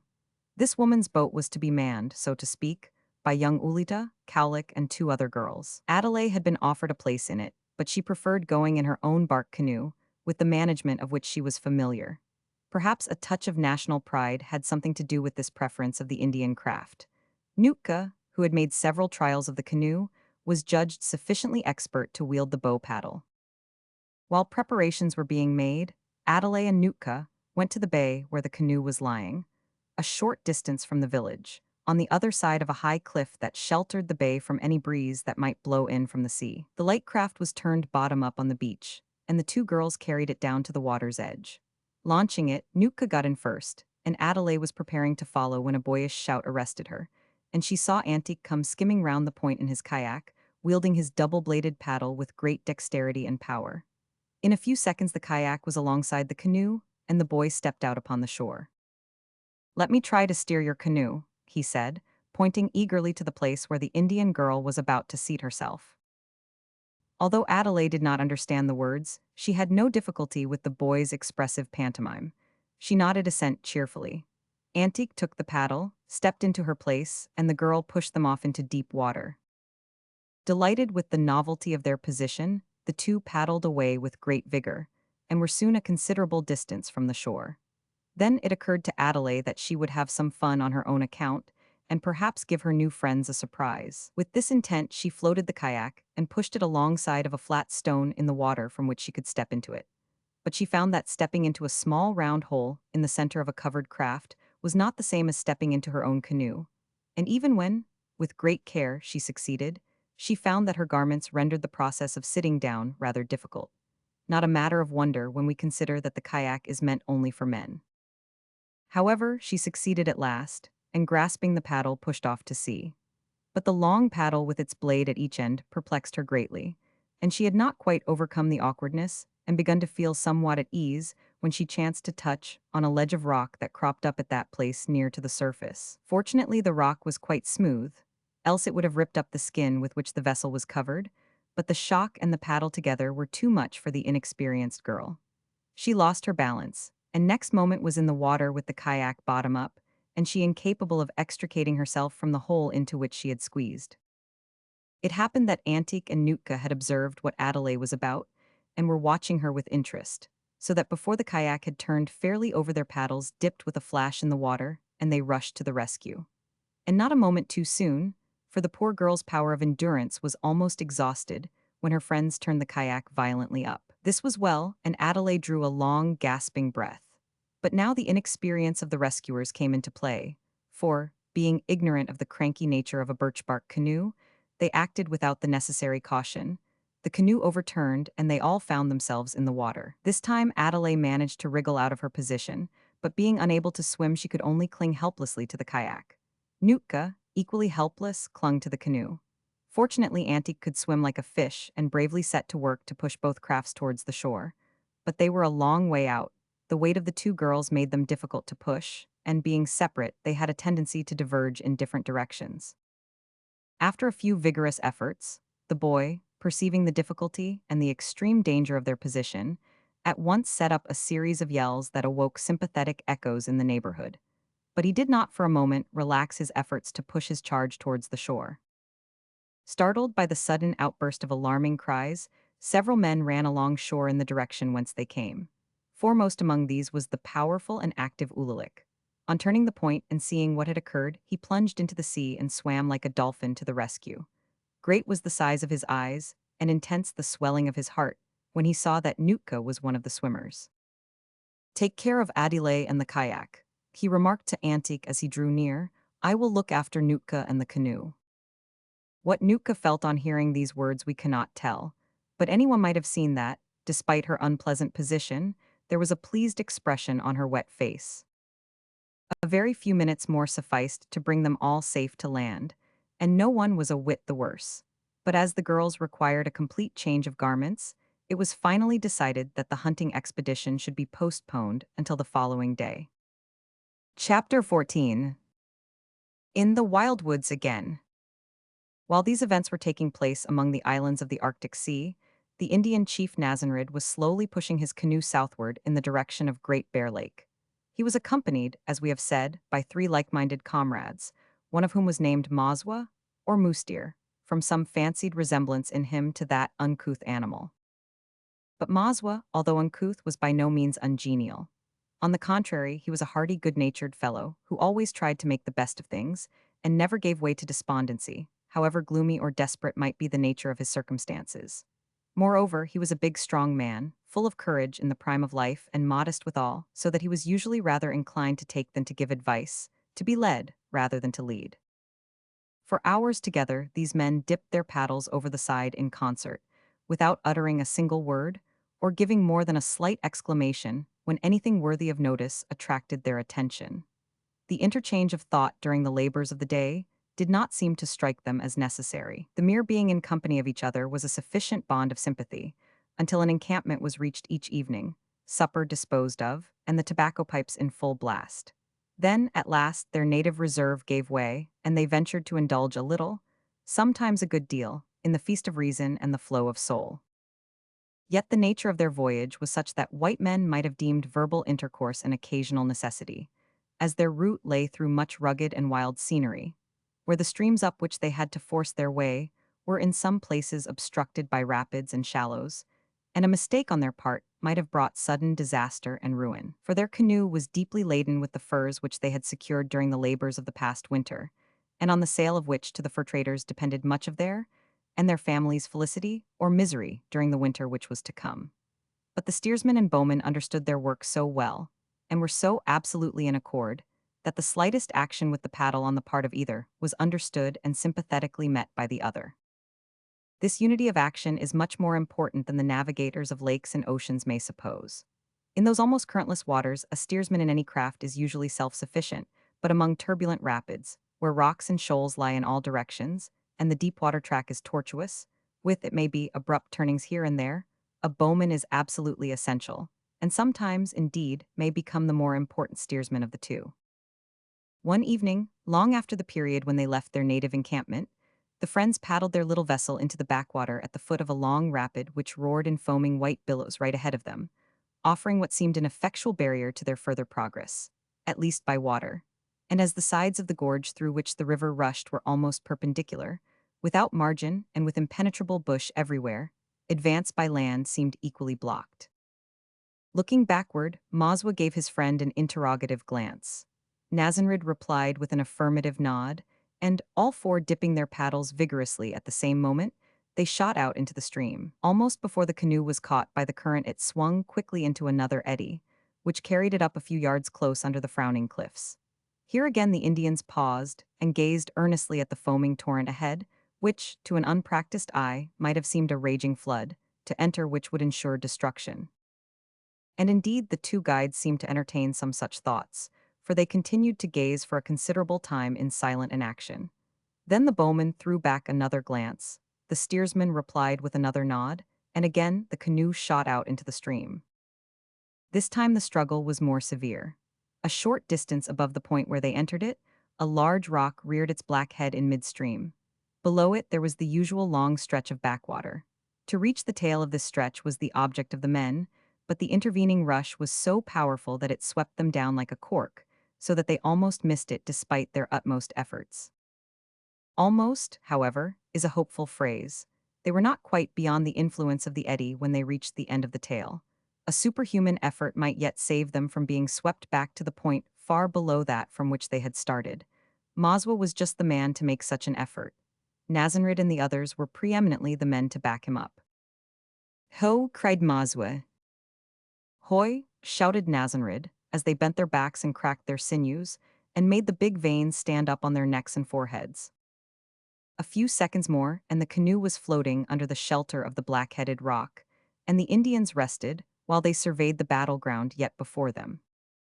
The next reach carried them right across the river to a place where a long bend produced a considerable sweep of eddying water, up which they paddled easily. Above this, one or two short bursts into the tails caused by nearly sunken rocks brought them to a point full halfway up the rapid. But now greater caution was needed, because anything like a miss would send them downward, and might hurl them with destructive force against the rocks and ledges which they had already passed.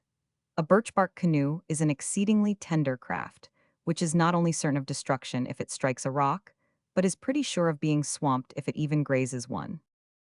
With the utmost care, therefore, and consummate skill, they succeeded in pushing up the rapid, inch by inch without mishap, until they reached the last chute, when their skill or good fortune, or whatever it was, failed them, for they missed the last eddy, were swept downwards a few yards, and just touched a rock. It was a very slight touch.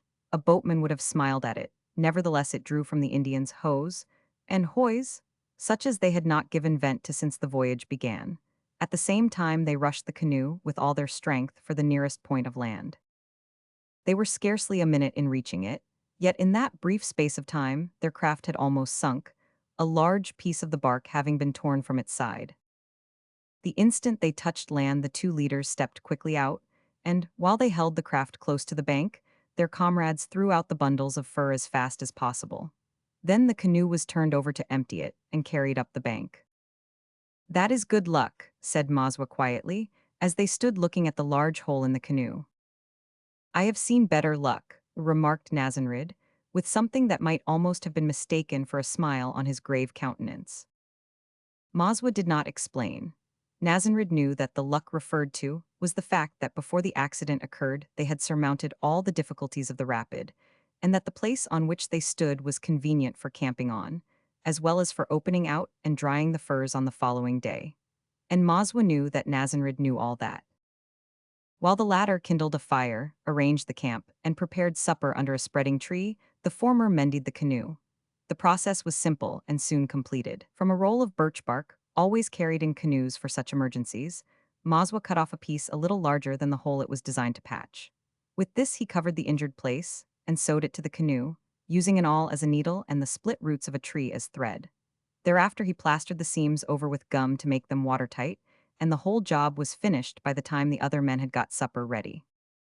Indians are in the habit of eating supper in what may be styled a business-like manner. They mean business, to use a familiar phrase, when they sit down to that meal. Indeed, most savages do. It is only civilized dyspeptics who don't. When the seriousness of the business began to wear off, the idea of mental effort and lingual communication occurred to the friends. Hitherto their eyes alone had spoken, and these expressive orbs had testified, as plainly as could the tongue, to the intense gratification they derived from the possession of good appetites and plenty of food. I think, said Mazwa, wiping his mouth with that familiar handkerchief, the back of his hand, that there will be trouble in the camp before long, for when you are away that beast Magadar has too much power. He will try to make our young men go with him to fight the Eskimos. It must not be supposed that the Indian applied the word beast to Magadar in that objectionable and slangy way in which it is used among ourselves.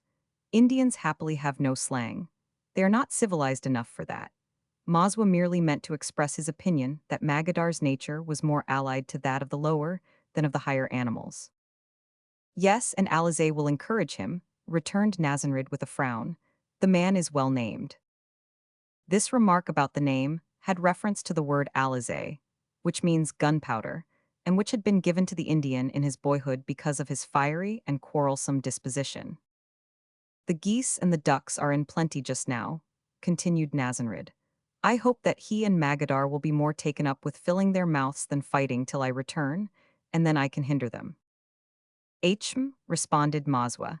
He might have said more, but was busy lighting his pipe at the moment. Nazanrid made no further remark at the time, for he was in the full enjoyment of the first voluminous exhalation of the weed. After a few minutes the chief resumed. Our old chief is full of the right spirit.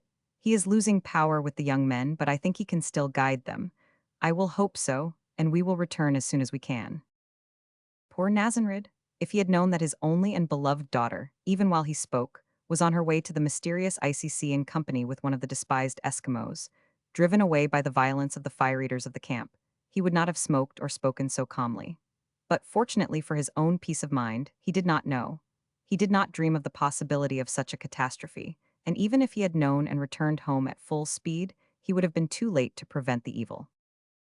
For a long time, these Indians lay side by side on their outspread blankets, with their feet to the fire, gazing through the branches at the stars, and puffing away in profound silence, but probably deep thought. At least a sudden exclamation by Maswa warrants that conclusion. "You think," he said, "that our old chief has the right spirit. How do you know what is the right spirit? Alizé and Magadar and many of our braves, especially the young ones, think that a fiery spirit that flares up like powder and is always ready to fight is the right one. You and our old chief think that gentleness and forbearance and unwillingness to fight till you cannot help it is the right spirit. How do you know which is right? You and the war lovers cannot both be right." There was an expression of great perplexity on the Indian's face as he uttered the last sentence. "My son," replied Nazanrid, who, although not much older than his companion, assumed the parental role in virtue of his chieftainship, "how do you know that you are alive?" This was such an unexpected answer that Maswa gazed fixedly upwards for a few minutes, without making any reply. "I know it," he said at length, "because I know it, I feel it." "How do you know," continued the chief with perplexing pertinacity, "that the sun is not the moon?" Again Maswa became astronomically meditative. "Because I see it and feel it," he replied. "The sun is brighter and warmer. It cheers me more than the moon and gives me more light and warms me. It warms the bushes and flowers too, and makes them grow, and it draws the beasts out of their holes. Even a rabbit knows the difference between the sun and the moon." "My son," returned Nazanrid, "I have not lived very long yet, but I have lived long enough to see and feel, and know that the kind spirit is the right spirit, because it warms the heart and opens the eyes and gives light, and it is the only spirit that can make friends of foes. Is it not better to live at peace and in goodwill with all men than to live as enemies?" "Ho," responded Maswa by way of assent. "Then the peaceful spirit is the right one," rejoined the chief, with a long-drawn sigh that indicated a tendency to close the discussion. As Maswa felt himself to be in a somewhat confused mental condition, he echoed the sigh, laid down his pipe, drew his blanket round him, and without the formality of "good night," resigned himself to repose. Nazanrid, after taking a look at the weather, pondering, perchance, on the probabilities of the morrow, and throwing a fresh log on the fire, also wrapped his blanket round him and lost himself in slumber. Chapter 15. Wild Doings of the Fur Traders and Red Men. In course of time, after many a hard struggle with rushing rapids, and not a few narrow escapes from dangerous rocks, the Indian voyagers swept out at last upon the broad bosom of Great Bear Lake. This mighty inland sea of fresh water, about 200 miles in diameter, and big enough to engulf the greater part of Scotland, was, at the time we write of, and still is, far beyond the outmost verge of civilization, in the remotest solitudes of the great lone land. Here the fur traders had established a small trading post close to the shores of the lake. It was in charge of a Scotchman. We had almost said, of course, for it would seem as if these hardy dwellers in the north of our island have a special gift for penetrating into and inhabiting the wildest and most unlikely parts of the world. His name was Mac Sweeney, and he had a few Orkney men and half-castes to keep him company while vegetating there. It was a sort of event, a mild excitement, a pink if not a red, letter day when our Indians arrived at that lonely outpost, and Mac Sweeney, who was in the prime of life and the depths of ennui, gave the strangers a hearty and warm reception. Nazanrid had been there before, and was able somewhat to subdue his feelings of admiration and not quite exhausted surprise at all the wonderful things he saw. But to the others it was comparatively new, and Maswa had never been at a trading post in his life. Being a sympathetic man, he found it difficult to retain at all times that solemnity of manner and look which he knew was expected of him. The chief, who was also sympathetic, experienced deep pleasure in watching his companion's face and observing the efforts he made to appear indifferent, knowing, as he did, from former experience, that he must in reality be full of surprise and curiosity. And truly, in the store of the fur traders, there was a display of wealth which, to unaccustomed Indian eyes, must have seemed almost fabulous. For were there not in this enchanted castle bales of bright blue cloth, and bright scarlet cloth, and various other kinds of cloth sufficient to clothe the entire Dogrib nation? Were there not guns enough, cheap flintlock, blue-barreled ones, to make all the Eskimos in the polar regions look blue with envy, if not with fear? Were there not bright beads and brass rings, and other baubles, and colored silk thread, enough to make the hearts of all the Dogrib squaws to dance with joy? Were there not axes and tomahawks and scalping knives enough to make the fingers of the braves to itch for war? Were there not hooks and lines enough to capture all the fish in Great Bear Lake, and nests of copper kettles enough to boil them all at one tremendous culinary operation? And was there not gunpowder enough to blow the fort and all its contents into unrecognizable atoms? Yes, there was enough in that store fully to account for the look of awe-stricken wonder which overspread the visage of Mazwa, and for the restrained tendency to laughter which taxed the solemn Nazanrid considerably.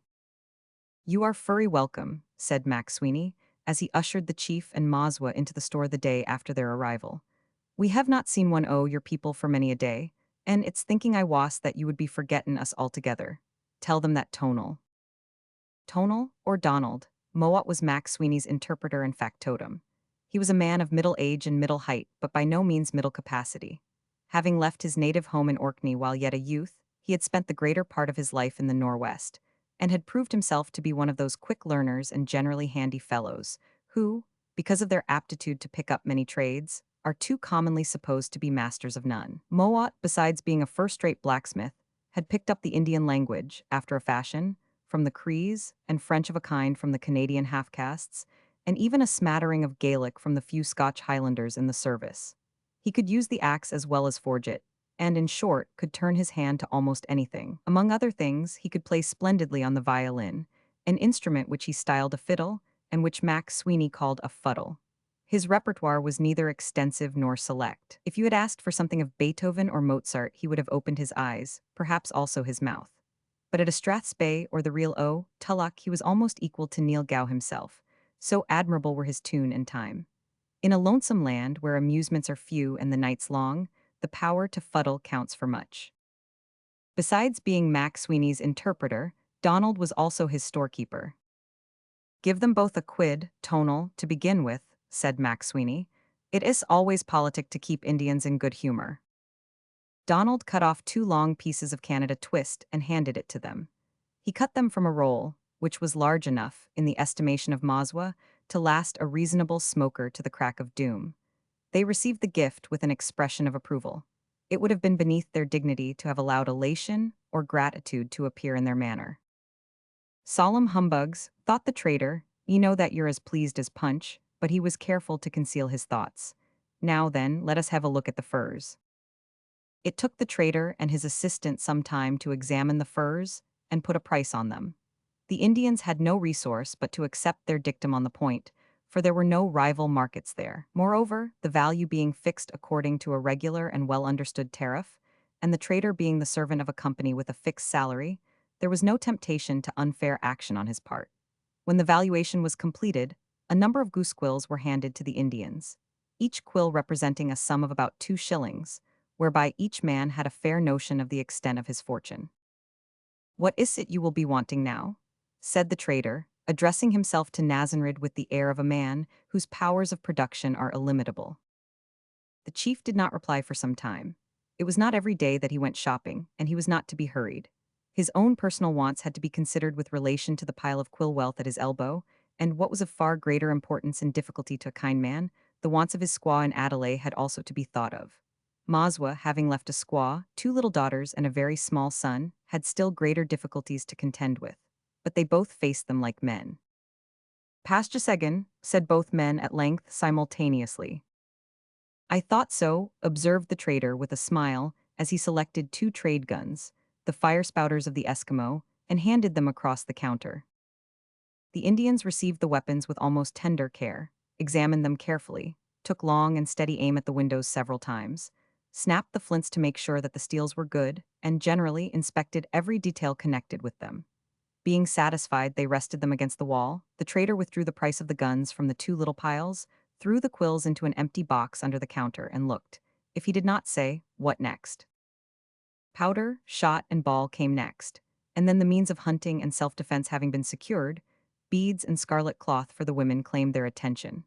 It was an interesting sight to see these tall, dark-skinned sons of the forest handling the cloth and fingering the various articles with all the gravity and deliberation of experts, with now and then a low-toned comment or a quiet question as to the price. "You'll want that," suggested Moat as he threw a small, thick blanket, quite a miniature blanket, towards Mazwa. "Your small boy will want it." "Ho!" exclaimed the Indian with a look of surprise in spite of himself. "How do you know?" "I didn't know, I only guessed, but your question shows me I'm right. Any more?" "Yes, two more, but bigger." "Of course bigger, for it's not likely they were all born at the same time," returned Moat with a grin. "What is this man wantin', Tonal? I can't make him out at all," asked Mac Sweeney. It was found that Nazanrid had been pointing with eager pertinacity at something lying on one of the shelves which had caught his eye, but the name of which he did not know. "Oh, I see," added the trader. "It is a cocktail feather you want." "Yes, for my daughter," exclaimed the Indian as he received the feather and regarded it with some uncertainty. As well he might, for the feather in question was a thing of brilliant scarlet made up of many feathers, rigid and over a foot in height. "It's not a good plaything for a child," remarked Moat. "My daughter is not a child, she is a woman." "Wow, man," said Mac Sweeney, "tell him that feather is not for a woman, it is for a man." The Indian, however, needed no explanation. That which had captivated him at a distance lost its attraction on closer examination. He rejected it with quiet indifference and turned his eyes to something not less attractive, but more useful, a web of brilliant light blue cloth. He was very fond of Adelaide and had made up his mind to take back to her a gift which she would be certain to like. Indeed, to make sure of this, he determined to take to her a variety of presents, so that among them all she would be sure to find something to her taste. In this way the Indians spent several days at the fort of the traders on Great Bear Lake, and then prepared to return home with a canoe load of goods instead of furs. Before leaving, however, they had a specimen of one of the ways in which fur traders in those lonely regions of the far north enjoy themselves. The whole establishment consisted of the officer in charge, Mac Sweeney, his interpreter Donald Moat, and 7 men, 2 of whom were French Canadians, 2 half-castes, and 3 Orkney men. There were also 3 women, 2 being wives of the men from Orkney, and 1 the wife of one of the half-castes.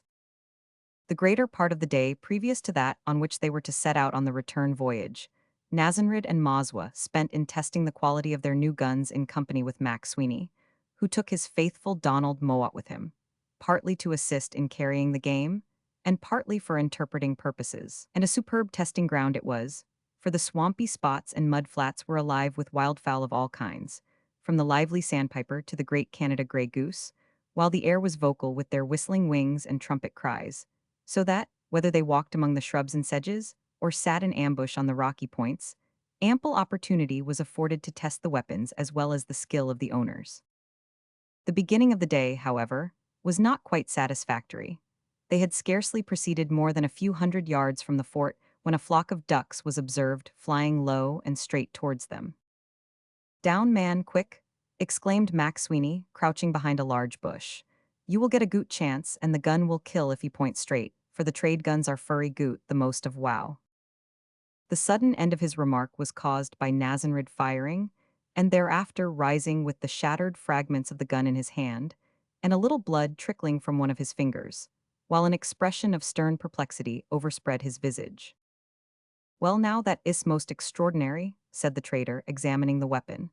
"I have not seen such a thing for years. To be sure, they are cheap and made of cast iron, but they seldom burst like that, and they usually shoot straight, whatever. Tell him, Tonal, that he need not concern himself, for I will give him another." On this being translated, Nazanrid seemed content and began to examine his hurt, which by good fortune was a slight one. "It might have been worse," remarked Moat gravely. "I've seen many a man in this country with a short allowance of finger joints from the same cause." "What you observe is furry true, Tonal," said the trader, with a serious air. "It might have been worse. There was a bit of the barrel went past my head that furry nearly put me on a short allowance of life.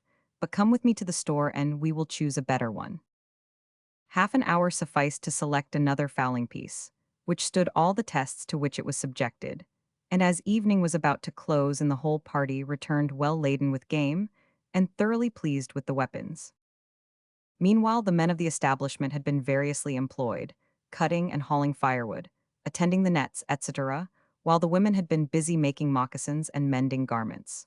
The cook, an Orkney man, had made extensive preparations for a feast, but this was a secret between him and Mac Sweeney, the latter being fond of occasionally giving his people a surprise treat. It was not indeed easy to surprise them at that time with unusually good food, for the land was swarming with spring life, and they daily enjoyed the fat of it. But there were some little delicacies which were not to be had every day in the wilderness of the far north. Among them was a round object about the shape, size, and consistency of a large cannonball, which was tied up in a cloth and seemed to require an immense amount of boiling. The smell of this was delicious, and, when ultimately turned out of its cloth, it presented a whitey-brown mottled appearance which was highly suggestive. The cook also had a peculiar talent for making cakes, which no Nor'wester could imitate, but which any Nor'wester in the land could eat. There were other trifles which it would take too long to mention, and large pots of tea which it would not take very long to drink. That was all the drink they had, happily, for strong young people with high spirits do not require strong spirits to keep their spirits up. After the feast, the tables and chairs were cleared away from the central, or reception, hall of the fort, and preparations were made for spending a harmonious evening. For, you see, stout people, in the prime of life, who have not damaged themselves with strong drink, find it difficult to exhaust their energies by means of an ordinary day's work. "Now, Tonal," said Mac Sweeney, "get out your fuddle and strike up." "The ladies have not finished their tea yet, sir," replied the interpreter. "Never mind that, just let them hear the strains of Lord Macdonald's reel, and you'll make them chump whether they will or no." Thus encouraged, Moab began, and sure enough there was something so inspiriting in the tuneful tones, the vigorously indicated time, and the lively air, that the excited Highlander gave a whoop that threw Indian war cries quite into the shade, seized one of the ladies by an arm and unceremoniously led her to the middle of the floor. The cook, who was used to his master's ways, led out one of the other ladies in a similar free and easy manner, and soon two couples were thundering on the boards in all the glorious abandon of a Scotch reel. They danced nothing but Scotch reels, for the good reason that none of them could dance anything else. Indeed, none of them except Mac Sweeney could dance even these in correct fashion, but the reel, like the Scotch character, is adaptable. It lends itself to circumstances, if we may say so, and admits of the absolutely ignorant being pushed, trundled, shoved, or kicked through at least a semblance of it, which to the operators is almost as good as the reality. Nazanrid and Maswa had never seen anything of the kind before, or heard the strains of a fuddle. It may well be imagined, therefore, what was the condition of their minds. Native reticence stood them in good stead for a considerable time, though, in spite of it, their eyes opened to an extent that was unusual. But as the fun became faster and more furious, their grave features relaxed, their mouths expanded, their teeth began to show, and they looked at each other with the intent, probably, of saying, "We never even dreamed of such things." But that look wrought a transformation, for when each beheld the other's grin of unwonted levity, he burst into a short laugh. Then, becoming ashamed of themselves, they suddenly resumed their expressions of owlish gravity, from which they could not again be driven until a late period of the evening. Frequent slices of the mottled cannonball, however, and unlimited mugs of highly sugared tea, had the effect of thawing them down a little, but nothing could induce them to dance. Next morning they were up by daybreak and ready to start for the farther north. "Now mind," said Mac Sweeney through his interpreter, "don't you be fetched in why the Eskimos. Dance why them if you will, but don't fecht. Better try and trade why them. And be sure you bring some more your people why you the next time you come here. We'll be glad to see you, the more the merrier." How Donald Moat translated these words we cannot tell. Perhaps he added to them a few sentiments of his own. However that may be, it is certain that the Indians bade their entertainers farewell with feelings of hearty good will, and, leaving the lonely outpost behind them, set off on the return journey to their wilderness home. Chapter 16. Sorrows and Sins and a Bold Adventure. It was autumn before Nazanrid and Maswa drew near to their village. They took things leisurely on the return voyage, for, as Indians have little else to do besides hunt, trap, fish, eat, and sleep, they have no particular inducement to hurry their movements. It is true that, being affectionate men, they were naturally anxious to rejoin their families, but being also steady-going, with considerable powers of self-denial, they were good men of business, from a savage point of view, and gave leisurely attention to the duties in hand. On arriving at the outskirts of their village, they were surprised to see that one or two children who were playing among the bushes, and who could not have failed to see them, slunk away as if to avoid a meeting. Whatever anxiety the men might have felt, their bronzed and stern countenances betrayed no sign whatever. Landing near the old chief's hut, they drew up their canoe and Nazanrid and Mazwa went to announce their arrival. It was contrary to Indian etiquette to betray excitement or to ask hasty questions. They saluted the old man, handed him a plug of tobacco, and sat down to smoke, and it was not till some time had elapsed that Nazanrid calmly asked if Iski was well. Iski is well, replied the old chief, and a barely perceptible sigh of relief escaped Nazanrid.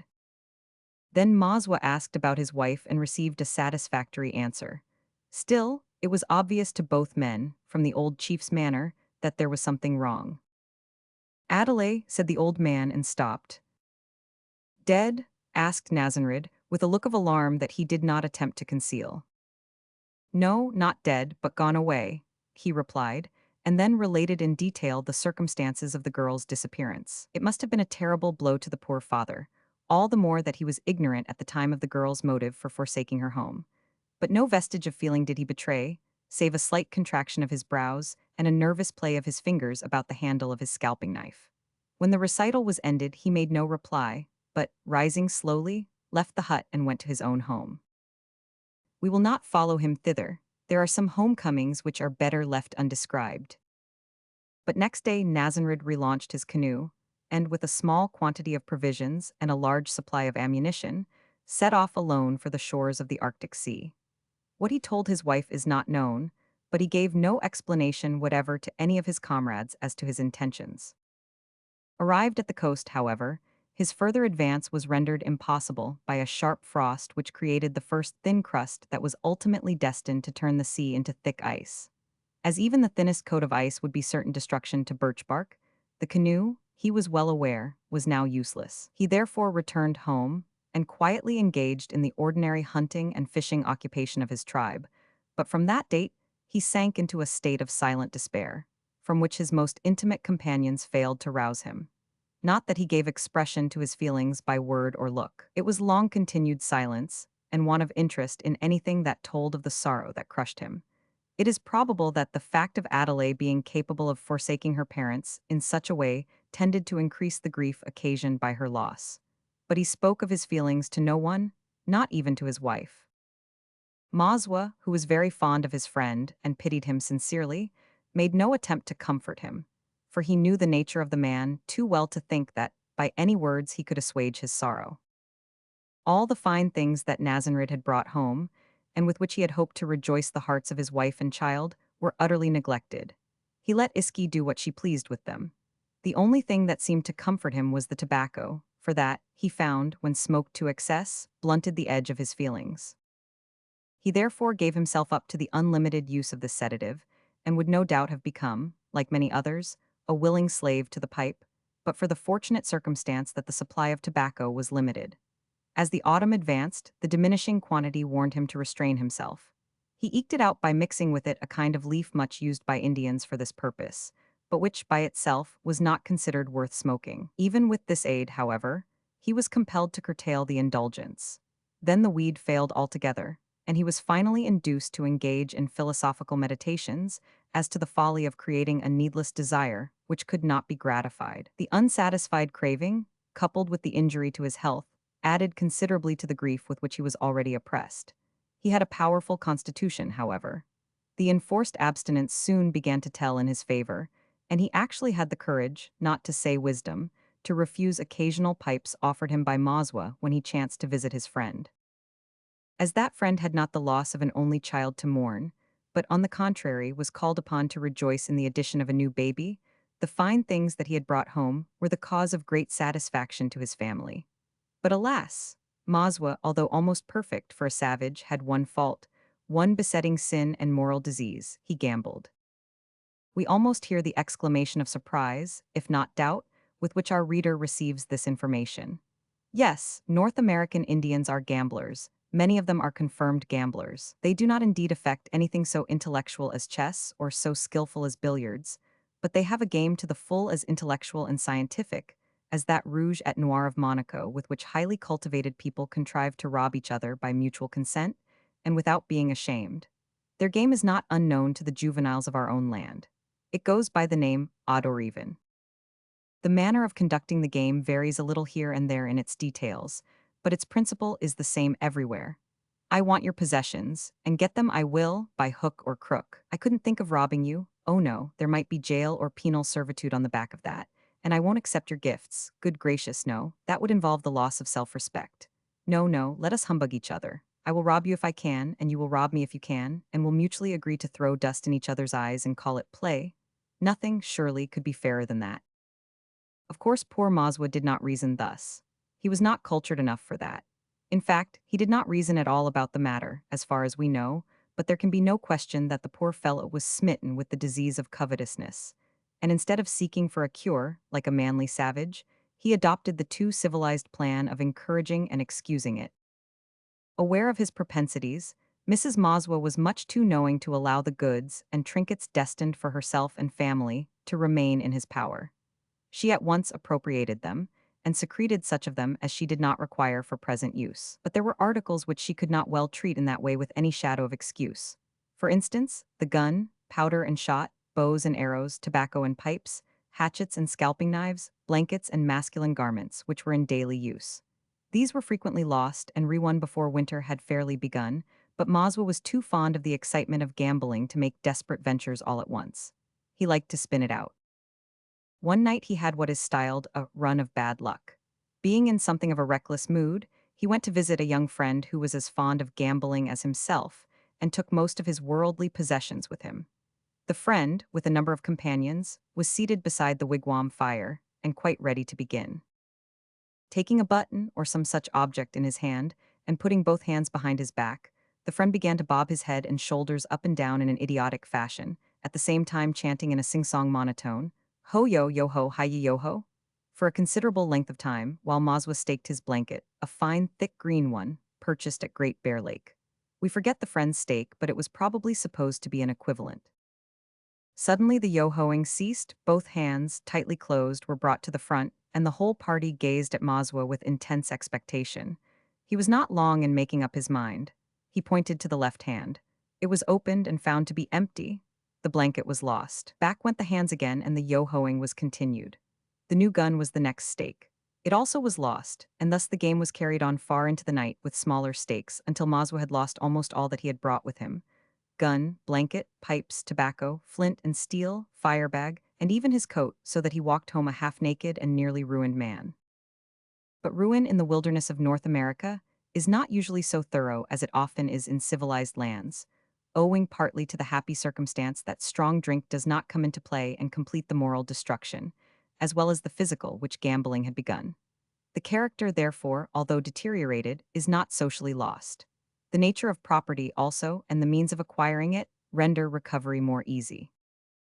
When Maswa returned home, minus his new blanket and the beautiful deerskin coat, which his wife had made and richly ornamented for him with her own brown hands while he was away, he found his old coat and his old blanket ready for him. The old gun, too, was available still, so that he was not altogether disabled from attending to the duties of the chase, and in a short time afterwards, luck being in his favor, he had won back some of his lost possessions. But he was too often in that fluctuating state of alternating excitement and depression, which is the invariable accompaniment, in a greater or less degree, of the gambler's sin, whether carried on in the depths of the Arctic wilderness, the well-named hells of London, or the gilded salons of Monaco.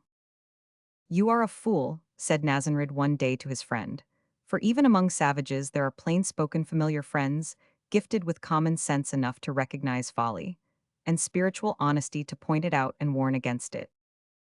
"Why does my brother say so?" asked Maswa, who was not in the least offended by the observation. "Because you gain nothing by all your gaining except trouble and excitement, and sometimes you gain loss. Here you are, now, obliged to take to your old gun, whose flint will hardly strike fire more than 4 times out of 10. You are obliged to wrap yourself in the old blanket full of holes, and you come to me to borrow powder and ball." "That is true," replied Maswa with a look of self-condemnation. "But," he added with a sort of brightly apologetic glance, "sometimes I win, and then I am well off, and it is Magadar who is the fool." "Does it make you less of a fool because Magadar is one also?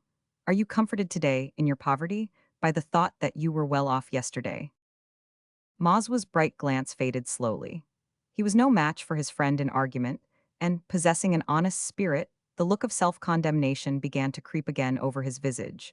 But, being of a sanguine temperament and hopeful nature, the bright glance returned suddenly. "Wisdom falls from the lips of my brother," he said. "I was well off yesterday and I am badly off today, but I may be well off again tomorrow, if I have good luck." "Yes, and if Magadar has bad luck," returned his friend. "You cannot both have good luck. Whatever one gains the other must lose, and so it goes on. Should wise men act thus?" Maswa was silent. His friend had never before spoken to him in this way. Indeed, no member of the tribe had ever before given utterance to such curious opinions. He knew not what to reply, and Nazanrid relapsed into the moody silence which had characterized him more or less since he became aware of his daughter's departure. The short autumn of those Hyperborean regions having passed away, the land was speedily locked in a garment of ice and snow, and the long stern winter began. It was not long before all the lakes and rivers set fast. At first only the lakes solidified, then the more sluggish streams, while the rapids showed out inky black by contrast. Gradually, the liquid margins of these were encroached on by the irresistible frost, until they were fairly bridged over, and their existence was only recalled to memory by hollow rumblings below the ice. At last, the intensity of the cold overcame the salt sea itself.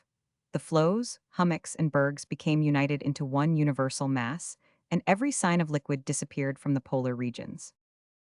It was when this condition of things had arrived that the heart-crushed Nazanrid proceeded to carry out a plan over which he had been brooding ever since his return from Great Bear Lake. His inquiries had led him to believe that the Eskimo who had carried off his child belonged to the tribe which had recently been pursued by his compatriots, and that they probably dwelt among the islands, some of which were seen, and others known to exist, off the Arctic coast opposite the mouth of the Grey Goose River. Moreover, a faint hope, that he would have found it difficult to define, was aroused by the fact that the kidnapper of his child had formerly been the rescuer of his wife. As we have seen, his first attempt to go off in his canoe in search of Adelaide was frustrated by young ice forming on the sea, and for a considerable time afterwards, the Arctic Sea was impassable to any kind of craft. Now that the sea had set fast, however, his difficulty was removed, and he resolved to undertake the journey on foot. Well, he knew that no man of his tribe, not even Maswa, would agree to accompany him on such a wild goose chase. He therefore not only refrained from making to any of them the proposal, but avoided any allusion to his intentions. Knowing also that Iski was gifted with such an intense desire for sympathy that she could not resist communicating whatever she knew to a few of her dearest friends, in the strictest confidence, he did not mention the matter to her until all his preparations were completed. Then he told her. Like a good submissive squaw, she made no objection, though the expression of her face showed that she felt much anxiety. "Who goes with you?" she asked. "No one." "Is it wise to go alone?" she ventured to suggest. "It may not be wise, but no one would go with me, I know, and I am determined to find Adelaide." "How will you travel?" "With a sledge and 4 dogs. That will enable me to carry food enough for a long journey. I will take my gun, of course." "But what will you do for fire?" objected Iski. "There are no woods on the ice." "I will do without it." The poor woman was so amazed at this reply that she gave up further questioning. "You have plenty strong moccasins ready, have you not?" asked Nazanrid, "and pemmican and dried meat." "Yes, plenty, and your snowshoes are mended and very strong." "That is well, I will take them, but I do not expect to use them much, for the snow on the Great Salt Lake is not soft like the snow in the woods."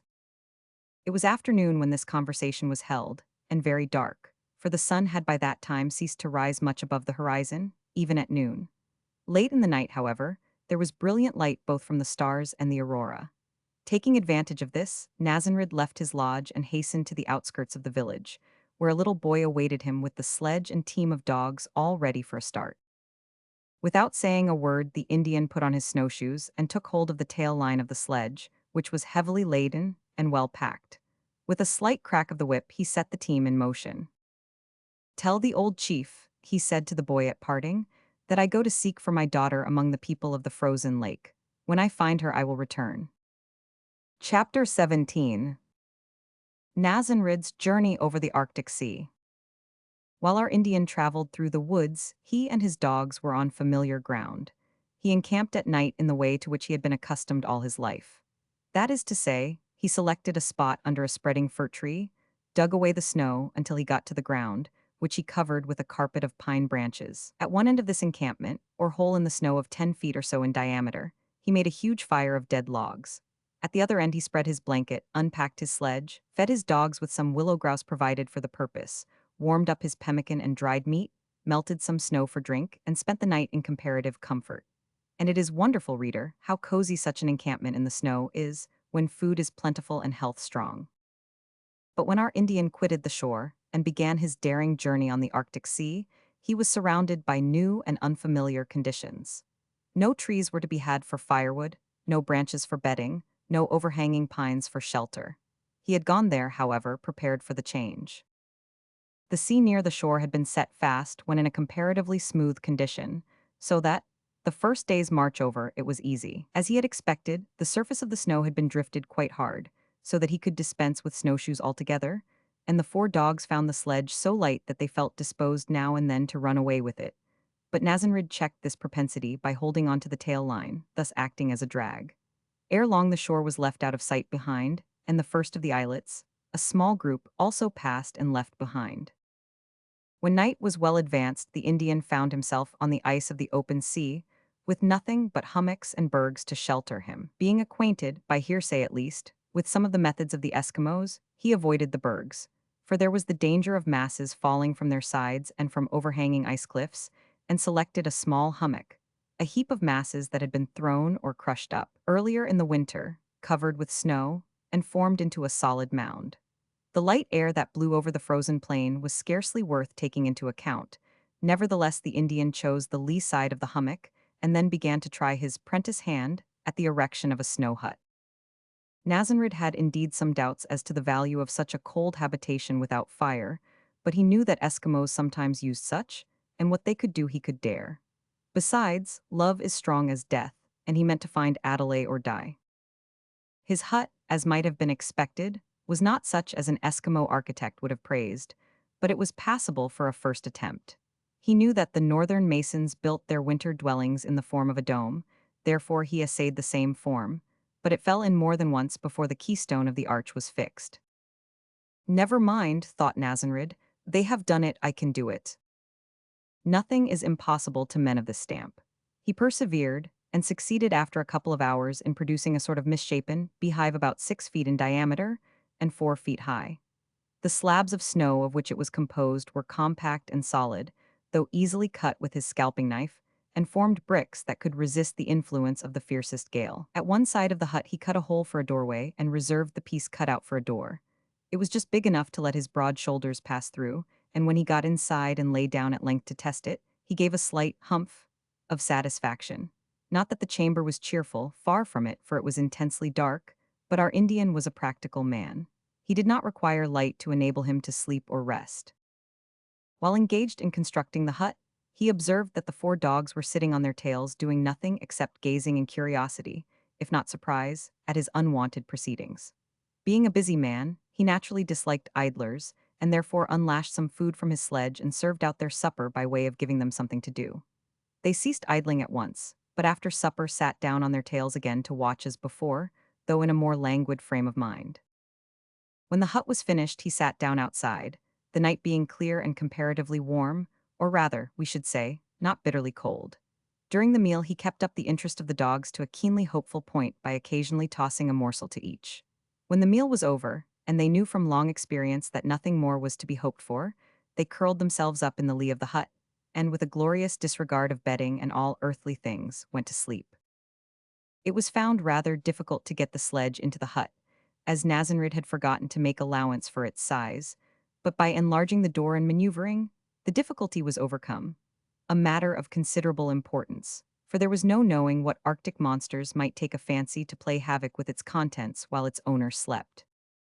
Then the Indian spread a large deerskin with the hair on over the floor of his hut, and was about to spread his blankets above that, when he remembered that he would want water to drink in the morning.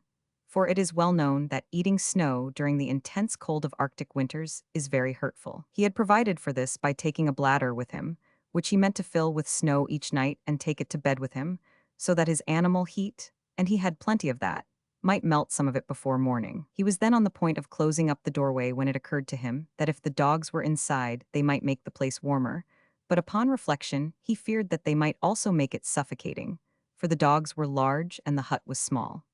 After pondering the subject for a few minutes, he decided to take only one of them inside. "A Tim come," he said quietly, as if speaking to a human friend. A Tim, without any remark save a wag of his tail, arose promptly, entered the hut, and lay down. You see, he was accustomed to little attentions of the sort. At last, everything being completed, Nazenrid closed the door, plastered it well with snow round the seams, so as to render the place airtight, wrapped himself in his blankets, took the bladder of snow to his bosom, laid his wearied head on one of his bundles, and prepared to slumber. But ere he reached the land of forgetfulness, an idea struck him, which, Indian though he was, caused him to smile even in the dark. "A Tim," he murmured. "Here you are," replied a Tim's tail, with a flop that was quite as expressive as the tongue, and softer. "You take charge of that," said the sly man, transferring the bladder of snow from his own bosom to that of the dog. "You have more heat than I have." Whether the Indian was right in this belief we cannot say, but the humble-minded dog received the charge as a special favor, and with an emphatic "I will," from its ever-sensitive tail again lay down to repose. Thereafter the two went to sleep, and spent 6 or 7 hours of unbroken rest, awaking simultaneously and suddenly to find that the dogs outside were also awake and wishing to get in. Indeed, one of them had already scraped a hole in the wall that would soon have admitted him, had not his master given him a tap on the nose with the butt of his gun. Of course it was still dark, for the morning was not far advanced, but the starlight and the aurora were quite sufficient to enable them to see their way, as they set out once more on their lonesome journey. Breakfast was a meal of which Nazenrid made no account. Supper was his chief standby, on the strength of which he and his dogs slept, and also traveled during the following day. Soon after they had awakened, therefore, they were far from the hut in which the night had been spent. The Indian's plan was to travel in a straight line in the direction in which the Eskimos had been last seen. By so doing, he counted upon either crossing their tracks, which he would follow up, or, coming to some large island which might prove to be their winter quarters, would skirt the shores of it in the hope of meeting with some of the tribes of which he was in search. The expedition, it will be seen, was somewhat of the nature of a forlorn hope, for drifting snow quickly obliterates tracks, and if the natives, when found, should turn out to be hostile, they would probably take from him his little possessions, if not also his life. But Nazenrid's love for Adelaide was too strong to admit of his allowing such thoughts to weigh with him. Ere long, he found himself far from his woodland home, lost among the rugged solitudes of ice, with a fast diminishing supply of provisions, and, worst of all, no sign of track or other clue to guide him. One day, as he was plodding slowly northward, guided by the stars, his faith in the success of his mission began to flag. Hard, continuous toil and a weakening frame had no doubt something to do with his depression. His dogs, also, were in much the same condition with himself, growing thin and becoming less lively. Clambering to the top of a hummock, he surveyed the prospect before him. It was not cheering. The faint daylight of noon was spreading over the frozen sea, bringing the tops of the larger bergs out into bold relief against the steel-blue sky, and covering the jumble of lumps and hummocks with a cold gray light. Despite his resolute purpose, the poor man sat down on a lump of ice, buried his face in his hands, and meditated. Can it be, he thought, that the great Manitou knows my grief and does not care? Surely that cannot be. I love my child, though she has fled from me. I am a child of the Manitou. Does he not love me? I will trust him. A cold object touched his hand at the moment. It was the nose of the faithful Atim. Nazenrid regarded the touch as a good omen. He rose up and was about to resume the journey in a more hopeful frame of mind when a dark cloud on the horizon arrested his eye.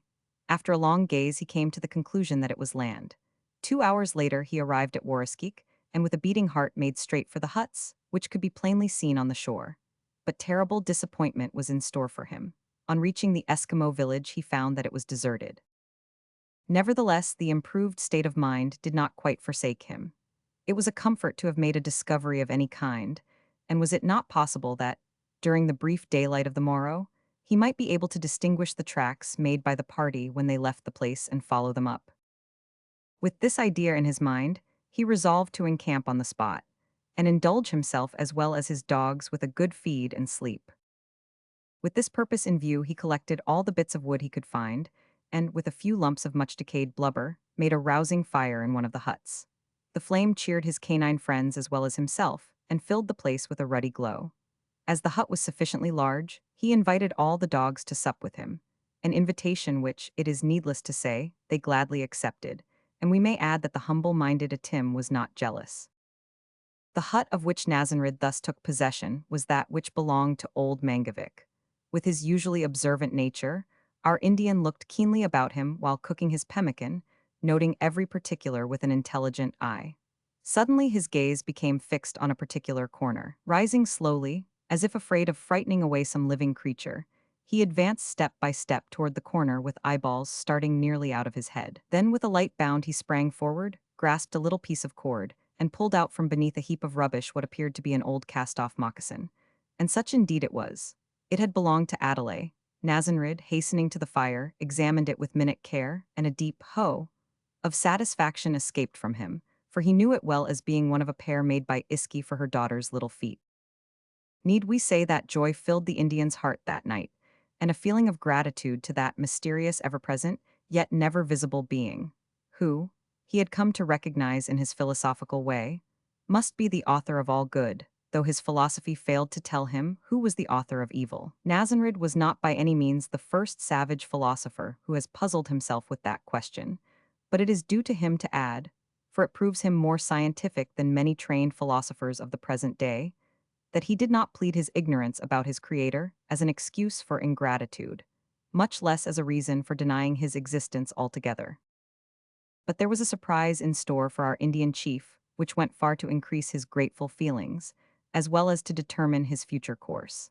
On looking about the deserted village the following day for further evidences of his child having been there, he came upon a post with a piece of birch bark fastened to it. The post was fixed in the ice close to the shore, where in summertime the land and sea were wont to meet, and from which point tracks in the snow gave clear indication that the Eskimos had taken their departure. This post with its piece of bark was neither more nor less than a letter, such as unlettered men in all ages have used for holding intercourse with absent friends. Knowing her father's love for her, and suspecting that, sooner or later, he would organize a search party, though it never occurred to her that he would be so wild as to undertake the search alone, Adelaide had erected the post when the tribe set out for winter quarters and had fixed the bark letter to it for his guidance. The writing on the letter, we need hardly say, was figurative, brief, and easily read. It did not give the intelligent father much trouble in the decipherment. At the top was the picture of a hand fairly, if not elegantly, drawn, with one finger pointing. Below it were several figures, the last of which was a girl in unmistakable Indian costume. The figure in front of her was meant to represent Cheenbuck. In advance of him was an Eskimo woman with her tail flowing gracefully behind, while before her was a hazy group of men, women, and children, which represented the tribe on the march. Adelaide had obviously the artistic gift in embryo, for there was a decided effort to indicate form and motion, as well as to suggest an idea of perspective.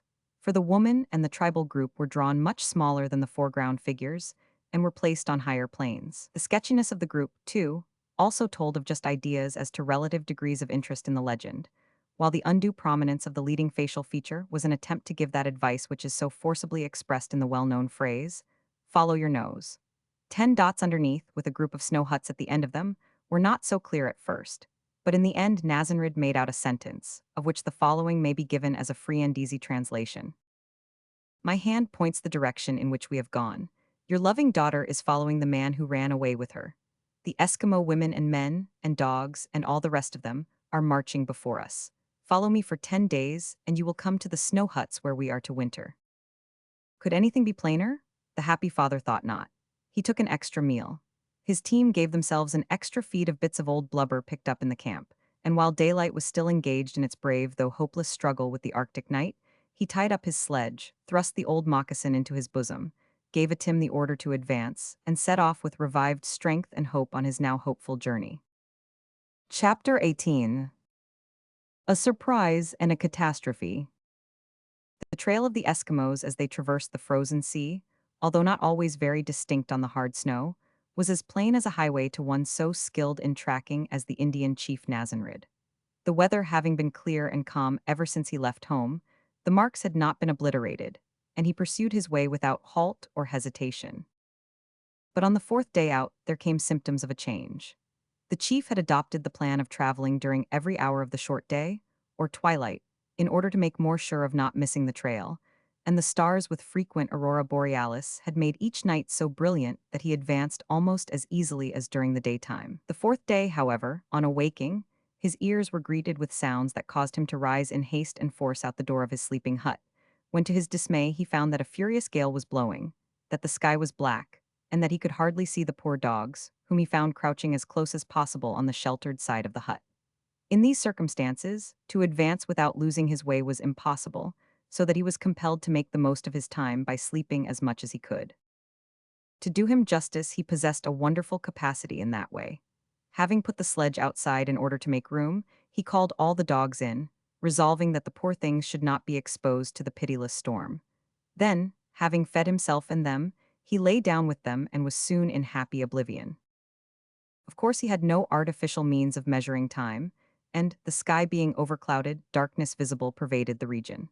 But a healthy stomach helped in some degree to furnish a natural chronometer, and its condition when he awoke suggested that he must have slept till near daylight of the following day. Rousing the dogs, he gave them a feed, ate heartily himself, and then went out to look at the weather. The sight which the gray dawn rendered barely visible was one which caused him to return to the hut with extreme promptitude for his gun, for, about 50 yards off, were two white polar bears of apparently colossal size, frolicking about in a curious manner, and evidently amusing themselves with something. The something turned out to be the chief's sledge, which the bears had unpacked, eating whatever they had a fancy for, scattering about what they did not want, smashing the sledge itself to pieces, and twisting the leathern wraps and cordage into unimaginable knots. Nazanrid did not discover all this at once, being too much excited by the unexpected visit to note trifling details. Besides, prompt action was necessary, for the four dogs, on becoming aware of what was transacting outside, made a united and clamorous dash at the foe. Two of them, being too valorous, ran close up to the bears, who seemed to regard them with haughty surprise. Another movement and the two dogs rose into the air with a yell in unison, and fell back upon the snow, where they lay motionless. The other two, learning wisdom from experience, kept back and barked furiously. Nazanrid, although taken by surprise, was used to sudden alarms and not easily frightened. Knowing that the two dogs were very courageous, and therefore all the more likely to run into danger, he sprang forward towards the nearer of the two bears. It rose on its hind legs to receive him, and in this position appeared to stand at least 8 feet high. Without a moment's hesitation, the Indian pointed his gun, when the muzzle was not more than a foot from the creature's breast, and fired. The bear fell dead on the instant, shot through the heart. The loud report and flash frightened the other bear away. It was closely followed, however, by the dogs, and the chief availed himself of the opportunity to reload. While he was thus engaged, a peculiarly loud yell told only too plainly that one of the remaining dogs was injured, if not killed. He called to the remaining one to come back. Obedient to the call, it returned, and, to its master's great relief, proved to be his favorite Tim, a good deal cut about the shoulders and much crestfallen, but not seriously injured. "Down a Tim," said his master. The poor creature obeyed at once, and his master hurried forward, but the bear had retired. The result of this encounter was that 3 of the dogs were killed, many of his things destroyed, and his provisions rendered almost useless, while the sledge was irreparably broken to pieces. There was daylight enough to render the extent of his misfortune visible, and to show him that the trail which he had been following so long was drifted over and entirely obliterated. To a man of weak resolution, this might have been overwhelming, but Nazanrid was very much the reverse of weak, and his utter recklessness of life in his endeavor to recover his lost child would have rendered him a hero for the time being, even if he had not been one by nature.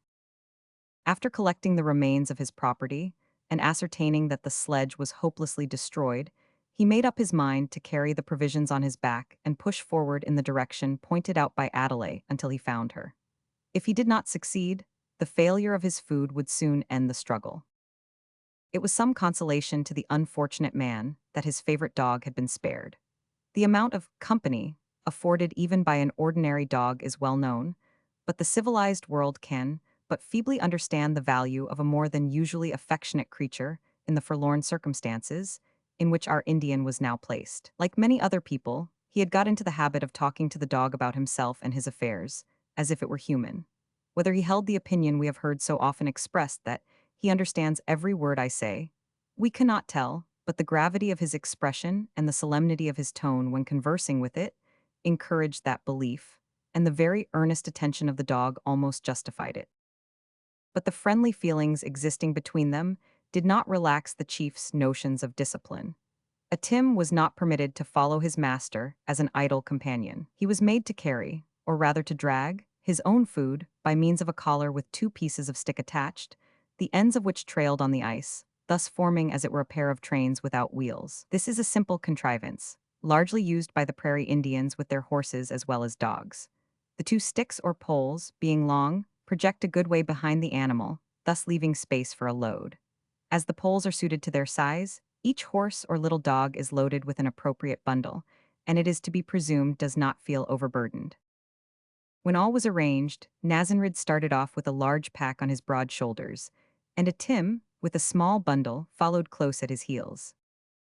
Of course the Indian shouldered his gun, and he slung upon it his snowshoes, for the hard-driven snow rendered these unnecessary at the time.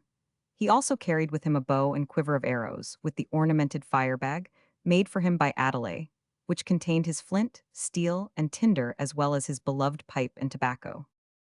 Things went well with him for the first few days, and although the trail was now lost, he guided himself easily by the stars, of which he had been careful to take note and make comparison with the hand in the letter before disturbing its position. But one night the sky became overcast, and he would have been compelled to halt had he not previously laid his course by several huge icebergs which towered up in the far distance. When he had passed the last of these bergs, however, he began to hesitate in his movements, and Atim, trotting quietly by his side, looked inquiringly up into his face once or twice with the obvious question, "What's the matter?" in his soft brown eyes, or some dogrib idiom equivalent thereto. "I'm afraid to go on," murmured the Indian gravely. To this Atim replied with a reassuring wag of his tail. "Without stars it won't be easy to keep the straight line," continued the chief, stopping altogether and looking up at the clouds. Atim also looked up, but evidently could make nothing of it, for he turned his eyes again on his master and wagged his tail dubiously.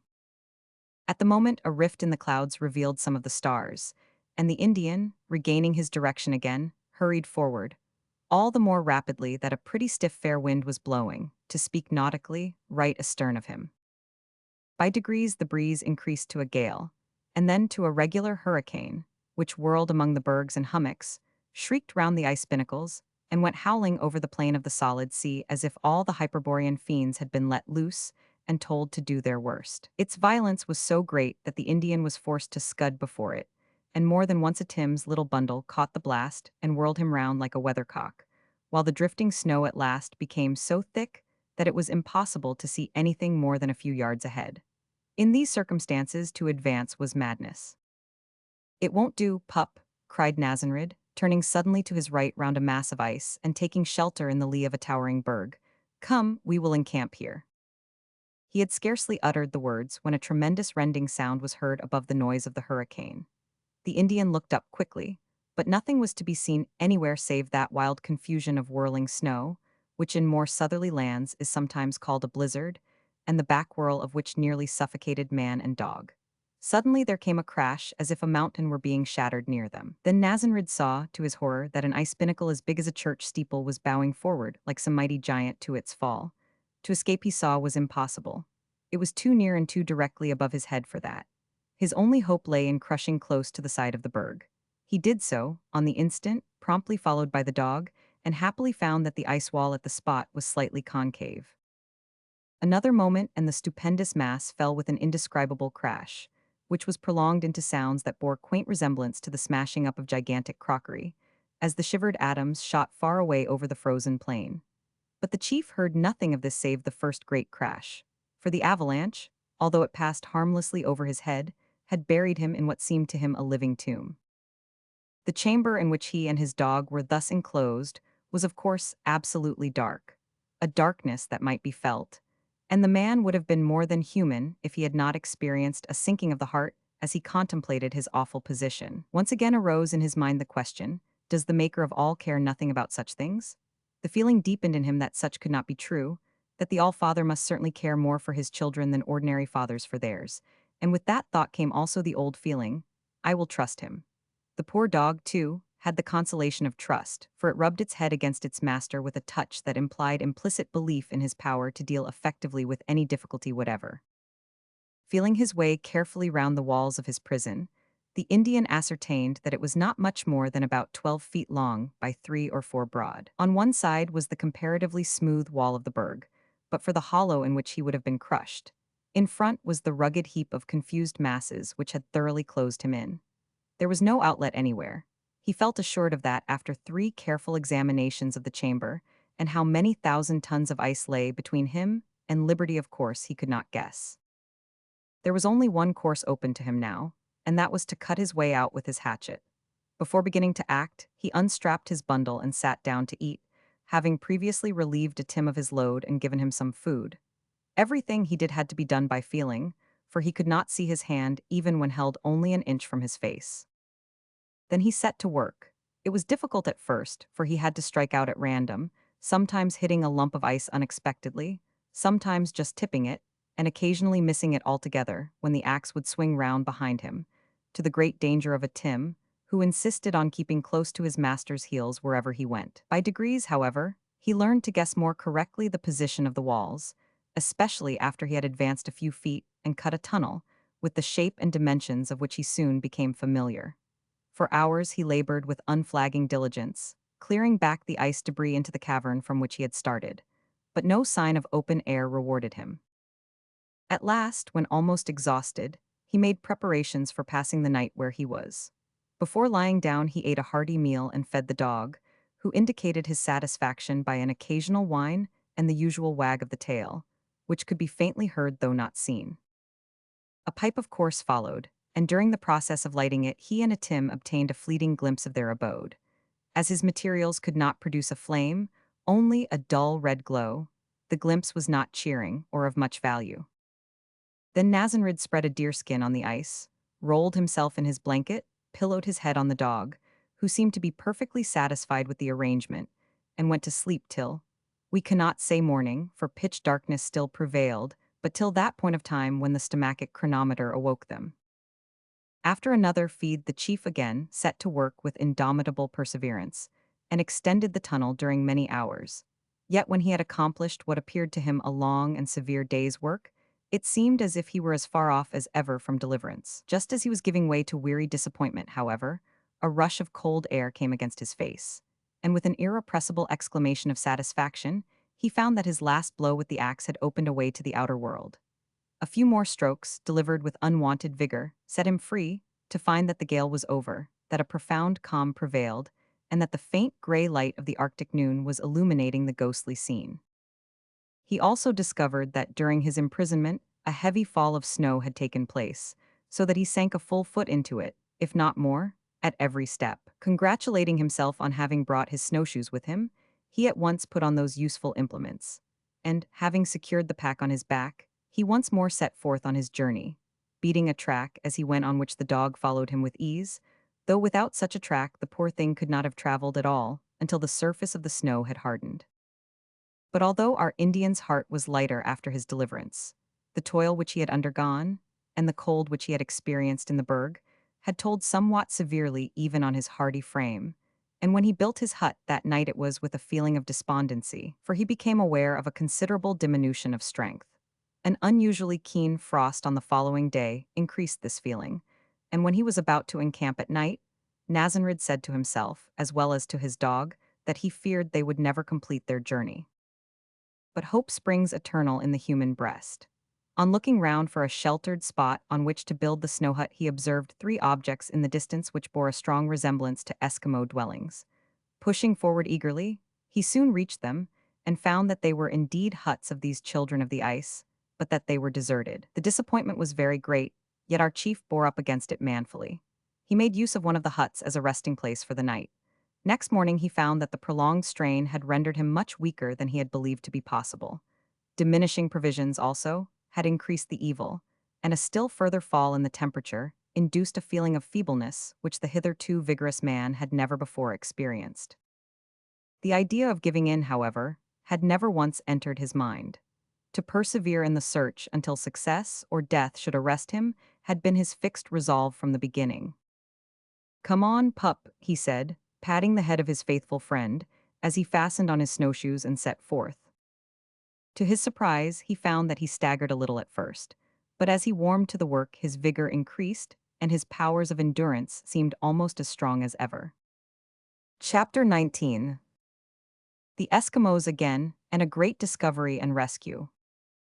While Nazanrid, under the influence of strong affection, was thus fighting with the unfamiliar difficulties and dangers of the polar sea, Cheenbuck and his Eskimo friends were enjoying life in what may be called their native element.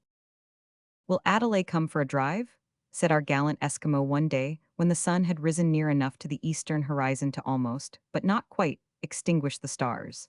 "We go to seek for walruses." The Indian maiden was sitting at the time in the snow residence which belonged to Mangavik.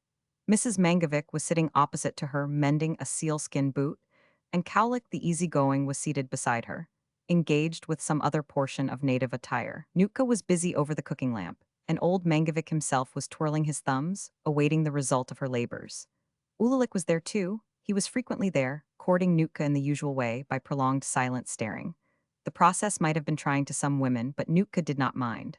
Like many young damsels, she was fond of admiration and could stand a good deal of it, no matter how peculiar the mode in which it was expressed. "I don't care to go," said Adelaide with a sigh. Cheenbuck did not repeat the invitation or press for a reason. He was a considerate as well as a gallant youth. He knew that the poor girl was pining for her parents, and that she regretted having left them. Even although remaining in her native village might have involved her being wed against her will to the hated Magadar, or subjected to his persecutions during her father's absence. Cheenbuck did his best to comfort her with the assurance that he would take her back to her home with the very first of the open water.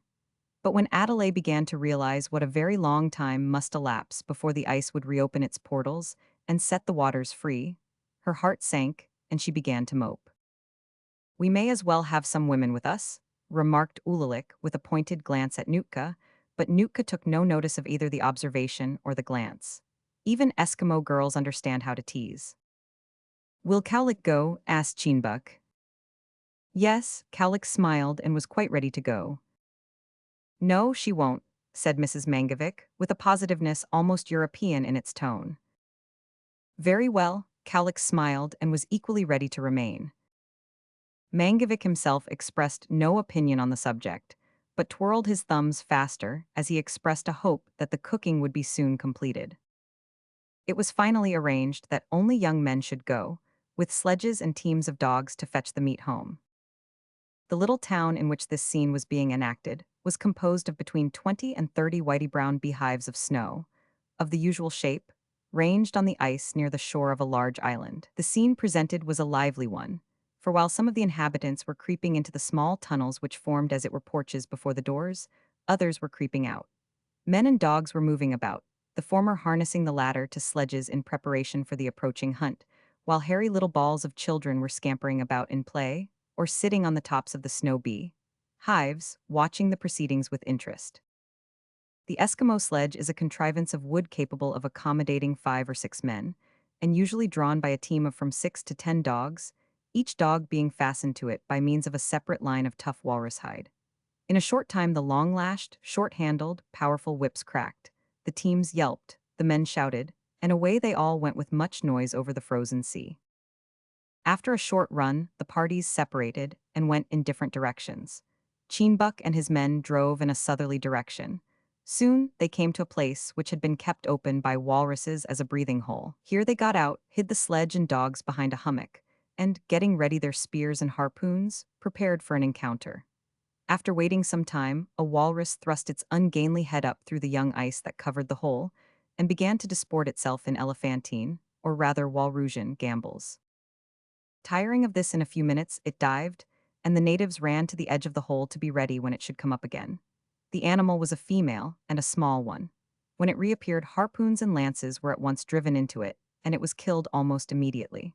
This is not always the result of such an encounter, for this elephant of the polar seas is naturally a ferocious brute, and when bulls are attacked, they are prone to show fight rather than take fright. Leaving the young men to skin and cut up the meat, Cheenbuck went on, with only Antique to keep him company, in search of another breathing hole. "You must harpoon the next one all alone, and kill him without help," said Cheenbuck to his companions soon after they had started.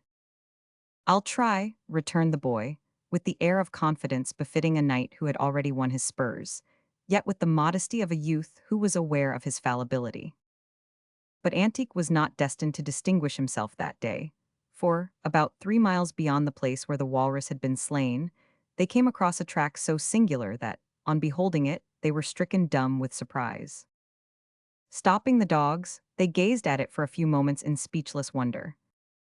"I am not an old man," said Cheenbuck at length in a solemn tone, "but I have seen most of the wonderful things in this world, yet have I never seen a track like that." He pointed to the track in question, and turned a look of blazing inquiry on Antique. "And I am not an old boy," returned the other, "but I too have seen a good many of the wonderful things of this world, yet have I never even dreamed of the like of that." It will doubtless strike the reader here, as an evidence that Eskimos are under similar delusions to the rest of the human family, that these too referred to that world of theirs as equivalent to the world at large. "What can it be?" murmured Cheenbuck. "The very biggest bear that ever was, come to frighten the wisest people that ever lived out of their wits," suggested Antique. The face of the elder Eskimo underwent a sudden change, and an intelligent expression flitted over it as he said, "I know now, I remember, I guess. You have often heard me talk of the fire spouters, Antique? Well, the snow where they live is very deep and soft, not at all like the snow here, except when our snow is new fallen, so that they cannot travel in the cold time without great things on their feet. That, pointing downward, must be the track of those great things, and there must be a fire spouter not far off." "Perhaps a number of fire spouters, a war party," suggested Antique, becoming excited. "I think not, for there is only one track. But they may have walked in a row, behind each other." "That is true, you notice well, Antique. You will be a good hunter soon." He stooped as he spoke, to examine more carefully the track, which was indeed none other than that made by the snowshoes of Nazareth on his weary, and well-nigh hopeless journey over the frozen sea.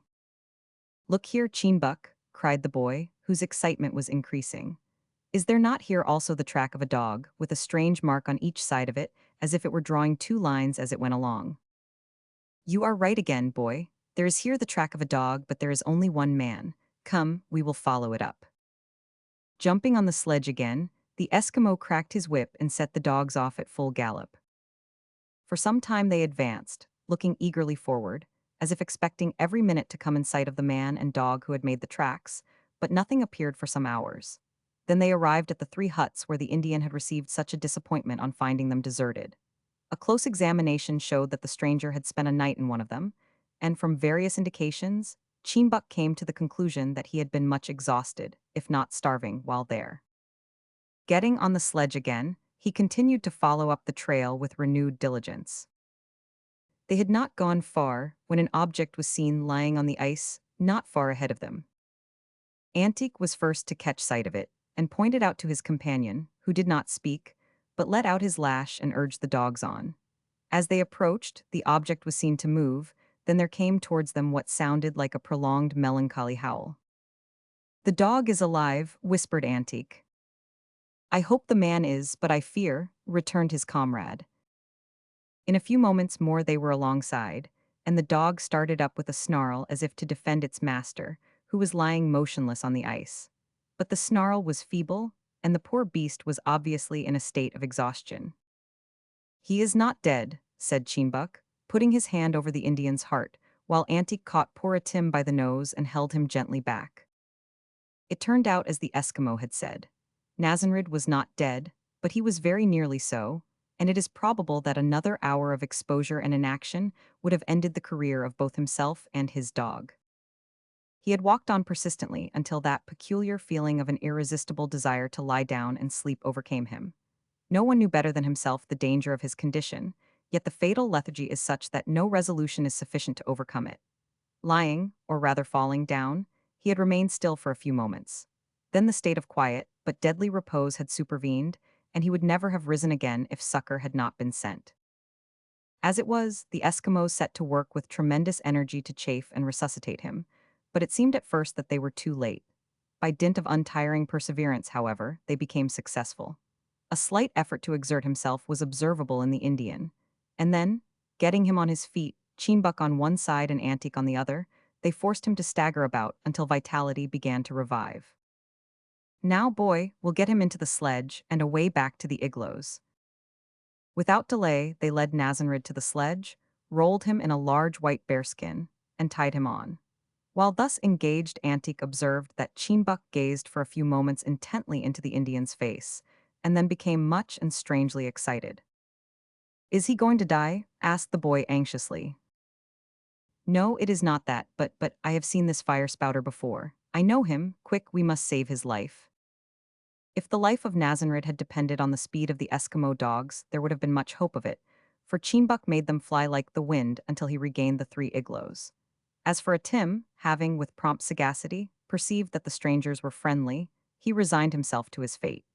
Indeed, his master had, in a dazed sort of way, adopted the same course, and willingly submitted to whatever was done to him. Arrived at the deserted huts, the Indian was allowed to lie in his white bearskin until the Eskimo had kindled a lamp, cooked some food, warmed some water, and prepared a comfortable couch. Then he went out to unlash the sleeper. "Now, Antique, I'm going to send you away, and will expect you to be quick and act like a man. Drive the sledge back to where we killed the walrus. Let the men pack the meat on it and away back to our igloos. It is not far. You will soon get there if you make the dogs yelp. When you have arrived and told your story, get a fresh team of dogs and 2 men, and come back here with a little meat and some more bearskins, and do it all, boy, as fast as you can." "I will," answered Antique in a tone, and with a look of decision that were quite satisfactory. It was difficult to rouse the Indian at first so as to get him to stagger into the snow hut, and he was more than half asleep all the time, insomuch that when inside he fell down on the couch prepared for him, and again sank into profound slumber. Then Antique started up, jumped on the sledge, and set off for home at full speed. Chapter 20. Strange Converse and Discoveries.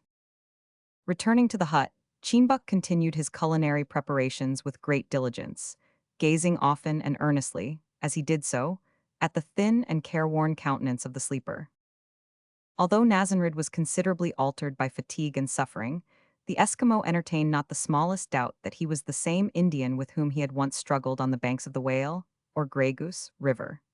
Equally sure was he that the Indian, owing to his worn-out condition when discovered, had not recognized himself, and the fancy occurred to him that he would at first try to avoid recognition. To this end he pulled his hood a little more over his eyes, deepened the color of his face by rubbing it with a little lamp-black and oil, and resolved to lower his voice a note or two when the time for speaking should arrive. That time was not long of coming. Probably the increasing warmth of the hut, or the smell of the seal steak in the nostrils of the half-starved man, may have had something to do with it, but the meal was hardly ready when the Indian yawned, stretched himself, sat up and gazed solemnly around. "You are feeling better," said Cheenbuk in his deepened tone, and in broken Dogrib tongue. The Indian fixed a steady gaze on him for nearly a minute before replying. "Yes," he said in a dreamy tone, "I'm better. If the Eskimo had not been sent to me, I had now been with my ancestors." "No one sent me to you," returned Cheenbuk. "I found you lying on the snow." "The great Manitou sent you," said the Indian gravely.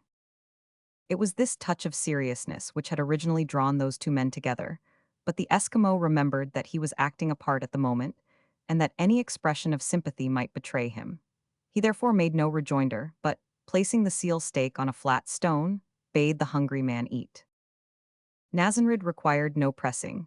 He began at once, and was ready for more almost before more was ready for him. By persevering industry, however, Chimbuk kept his guests supplied, and when appetite began to fail, he found time to attend to his own wants and keep the other company. Silence reigned at first. When the Indian had finished eating, he accepted a draught of warm water and then had recourse to his fire bag and pipe. Chimbuk expected this and smiled inwardly, though his outward visage would have done credit to an owl. At last he looked up and asked the Indian how he came to be traveling thus alone and so far from his native land. Nazanrid puffed a voluminous cloud from his lips and two streaming cloudlets from his nose ere he replied. When my son, he said, was on the banks of the Grey Goose River, his voice was not so deep.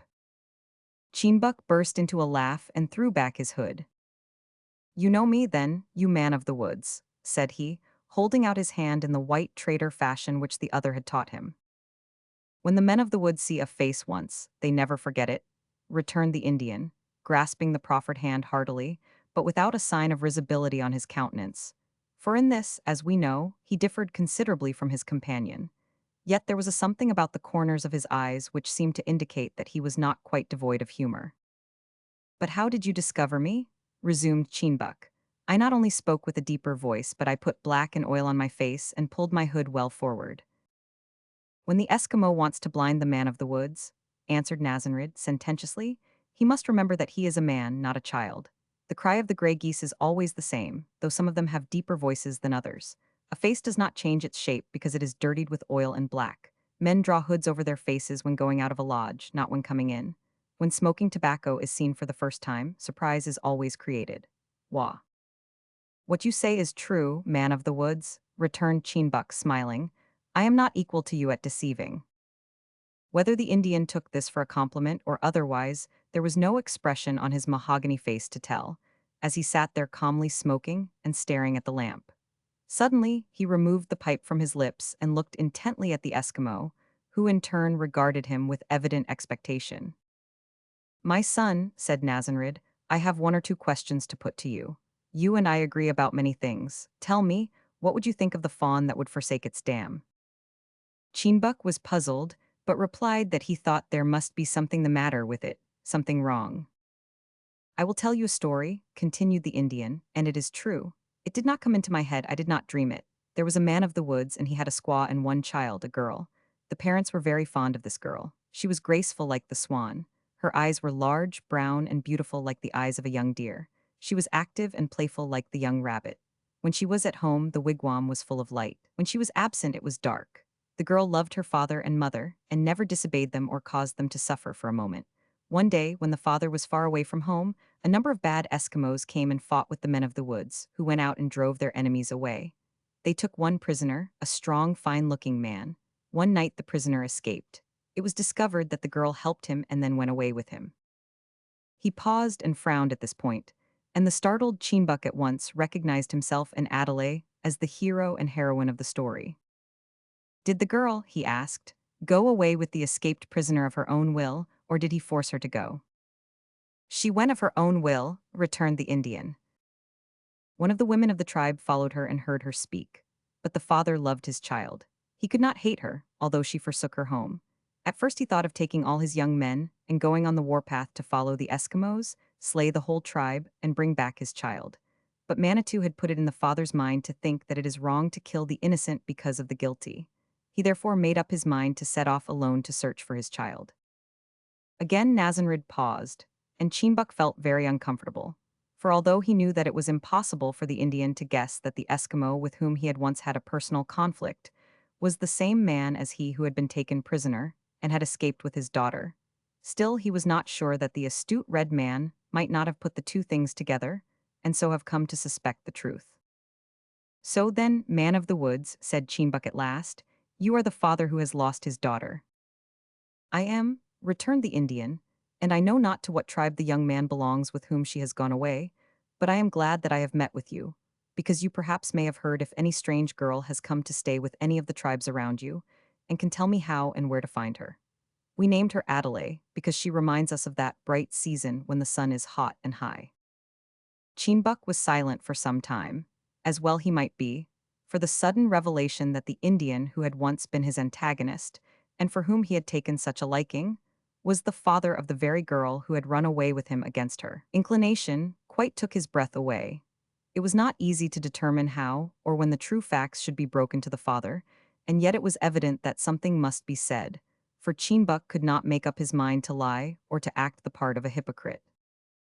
"I have heard of the girl of the woods you speak of," he said at last. "I have seen her." For the first time since they met, the characteristic reserve of the Indian broke down, and he became obviously excited. Yet even then he curbed his tongue for a few moments, and when he again spoke it was with his habitual calmness. "Does my son know the tribe to which she has been taken, and is it well with the girl?" "He does, and it is well with Adelaide." "Do they dwell far from here?" asked Nazanrid, anxiously in spite of himself. "Not far, I can soon take you to their igloos. But tell me, man of the woods, do you think your child had no reason for leaving home in this way except fondness for the young man?" "I know not," returned the Indian with a doubtful, almost a hopeful look. "What other reason could she have? Her mother and I loved her more than ourselves. All the young men loved her. One of them, a bad one, had sworn to his comrades that he would have her for a wife in spite of her father." He smiled very slightly at this point, with a look of ineffable contempt, but Magadar did not venture to say that in her father's ears. "May it not have been fear of this man, this Magadar, which drove her away?" suggested Cheenbuck. "You were not there to defend her. She may have been afraid of him, although you fear him not." "That is true," returned the Indian with a brighter look, "though I thought that Adelaide feared nothing, but she is not her father." This wise and obvious truism, or the words of the Eskimo, seemed to afford some comfort to the poor man, for he became more communicative and confidential after that. "Do you think," asked Cheenbuck, "that your daughter has married this young man?" "I know not." "Don't you think it is likely?" "I fear it is not unlikely." "Why should you fear it? Are not the Eskimos as strong and brave as the men of the woods?" For a moment the Indian looked at his companion with high disdain, for the boastful question had aroused within him the boastful spirit. But the look quickly disappeared, and was replaced by the habitual air of calm gravity. "It may be, as you say, that your nation is as brave and strong as ours." "I did not say that," remarked the Friandisi Eskimo, interrupting his companion in a way that would have been deemed very bad manners in an Indian. "I asked you the question." With a look of deeper gravity than usual, the Indian replied, "To your question, no true answer can be given till all the men of both nations have tried their courage and their strength. But such matters should only be discussed by foolish boys, not by men. Yet I cannot help confessing that it is a very common thing among our young braves to boast. Is it so among the Eskimos?" The Eskimo laughed outright at this. "Yes," said he, "our young men sometimes do that, some of them, but not all. We have a few young men among us who know how to hold their tongues and when to speak." "That is useful knowledge. Will my son speak now, and tell me what he knows about Adelaide?" "He knows that she is well spoken of, and much loved by the tribe with which she lives." "That is natural," said the Indian, with a pleased look. "No one who sees Adelaide can help loving her. Does the young man who took her away treat her kindly?" "No one can tell that but herself. What if he treated her ill?" "I would hope never to meet with him face to face," replied Nazanrid, with a frown and a nervous clenching of the fist that spoke volumes. "I have heard," continued Cheenbuck in a quiet way, "that the girl is very sad. She thinks much of her old home, and blames herself for having left it." "Good," said the Indian emphatically. "That is like the child, to be sorry when she has done wrong." "And I have heard that the young man who took her away is very fond of her, so fond that he will do whatever she likes to please her. His name is Cheenbuck. She asked him to take her home again, and he has promised to do so when the hot sun and the open water come back." "Good, the young man must be a good man. Will he keep his promise?" "Yes, I know him well. He loves truth, and he will do what he says." "It is a long time till the open water comes. Will the young Eskimo's mind not change?" "Cheenbuck's mind will not change. He loves Adelaide better than himself." Nazanrid pondered this statement for some time in silence, caressing the sleek head of a Tim as he did so. "Will this young man, this Cheenbuck, be willing, do you think, to leave her in the lodges of her people and give her up altogether?" he asked with a somewhat doubtful look. If Adelaide wishes to be given up, he will, replied the Eskimo confidently. And you know him well. Very well, no one knows him better. Again the Indian was silent for some time, then he spoke in a low tone. My son has made glad the heart of the man of the woods. When we met by the river and strove together, we were drawn by a cord that anger could not snap. It is strange that you should now be chosen by Manitou to bring me such good news. Manitou can do stranger things than this, my father. No more was said at that time, for, as both were thoughtful men, a considerable space of time was allowed to elapse between each question and answer. Before it could be resumed, the crack of a whip and loud yelping were heard in the distance, and in a few minutes, Antique and two men drove up to the igloo with the sledge and a fresh team of dogs. I sent for them, explained Cheenbuck. My father is tired. He will lie down on the sledge with a bearskin round him, while I take him to the igloos of my people. After that, I will take him to Adelaide. Nazenrid will not lie down. He is no longer tired, for his heart is glad. Chapter 21. Kickball and an important meeting. We beg the reader now to accompany us to the Eskimo village, where the men and boys are having a game at kickball, a favorite game with those men of the ice, which goes far to prove their kinship with ourselves. But the details of the game are dissimilar in many ways. Only the spirit is the same, namely, an effort to rouse the bodily system to as near the bursting point as possible without an absolute explosion. It was a lovely northern night. There was a clearness in the still frosty air which gave to the starry host a vivid luminosity, and seemed to reveal an infinite variety of deep distances instead of the usual aspect of bright spots on a black surface. Besides the light they shed, the aurora was shooting up into the zenith with a brilliancy that almost equaled that of moonlight, and with a vigor that made the beholder think there was a rustling sound. Indeed, some of the natives stoutly asserted that these lights did rustle. But among Eskimos, as among ourselves, there are highly imaginative people. Ulalik was there, of course. No game was thought complete without the cooperation of that robust Eskimo. So was Raventic, for the game of kickball suited his bold, reckless nature to perfection, and there were none of the other players except himself capable of opposing Ulalik with any hope of success. Aglutuk the magician also took part. The dignity of his office did not forbid his condescending to the frivolities of recreative amusement. Gardock was also there, but alas, only as a spectator, for his wound was not sufficiently healed to permit of his engaging in any active or violent work. His fellow sufferer Ondakik sat beside him. He, poor man, was in a worse case, for the bullet which was in him kept the wound open and drained away his strength. He was wrapped in a white bearskin, being unable to withstand the cold. The whole male population, except the old men and the wounded, took part in the game, for the ball frequently bounded to the outskirts of the ice field, where the boys of every shape and size had as good a chance of a kick as the men. As the women stood about in all directions looking on, and sending back the ball when it chanced to be kicked out of bounds, it may be said to have been an exceedingly sociable game. Old Mangovic took great interest, though no part, in it, and Mrs. 1000 was not a whit behind him in enthusiastic applause whenever a good kick was given. Of course the fair Nootka was beside them, for, was not Ulalik one of the players? She would have scorned the insinuation that that was the reason. Nevertheless, there is reason to believe that that had something to do with her presence. Our friend Adelaide, however, was not there. The absence of Cheenbuck may have had something to do with her absence, but, as she was seated in Mangovic's igloo moping over the lamp, it is more charitable to suppose that a longing for home, sweet home, was weighing down her spirits. Old and young Ulita were looking on with great delight, so was Cowlick the easygoing, and Rinka the sympathetic, and it was noticeable that, every now and then, the latter distracted her mind from the play in order to see that the bearskin did not slip off the shoulders of Ondakik, and to replace it if it did. Not that Rinka had any special regard for Ondakik, but it afforded her intense pleasure merely to relieve suffering in any way. So strong was the weakness for which she got credit. The game had lasted for a considerable time, and the players were beginning to blow hard, when the ball, kicked by a surprisingly small boy in disproportionately big sealskin boots, chanced to fall between Raventic and Ulalik. "Oh!" exclaimed Nootka to herself with a gasp of hope. "Ho!" exclaimed Ulalik with a shout of determination. Raventic exclaimed nothing, but both young men rushed at the ball with furious vigor. The active Ulalik reached it first. Ah, sighed Nootka with satisfaction.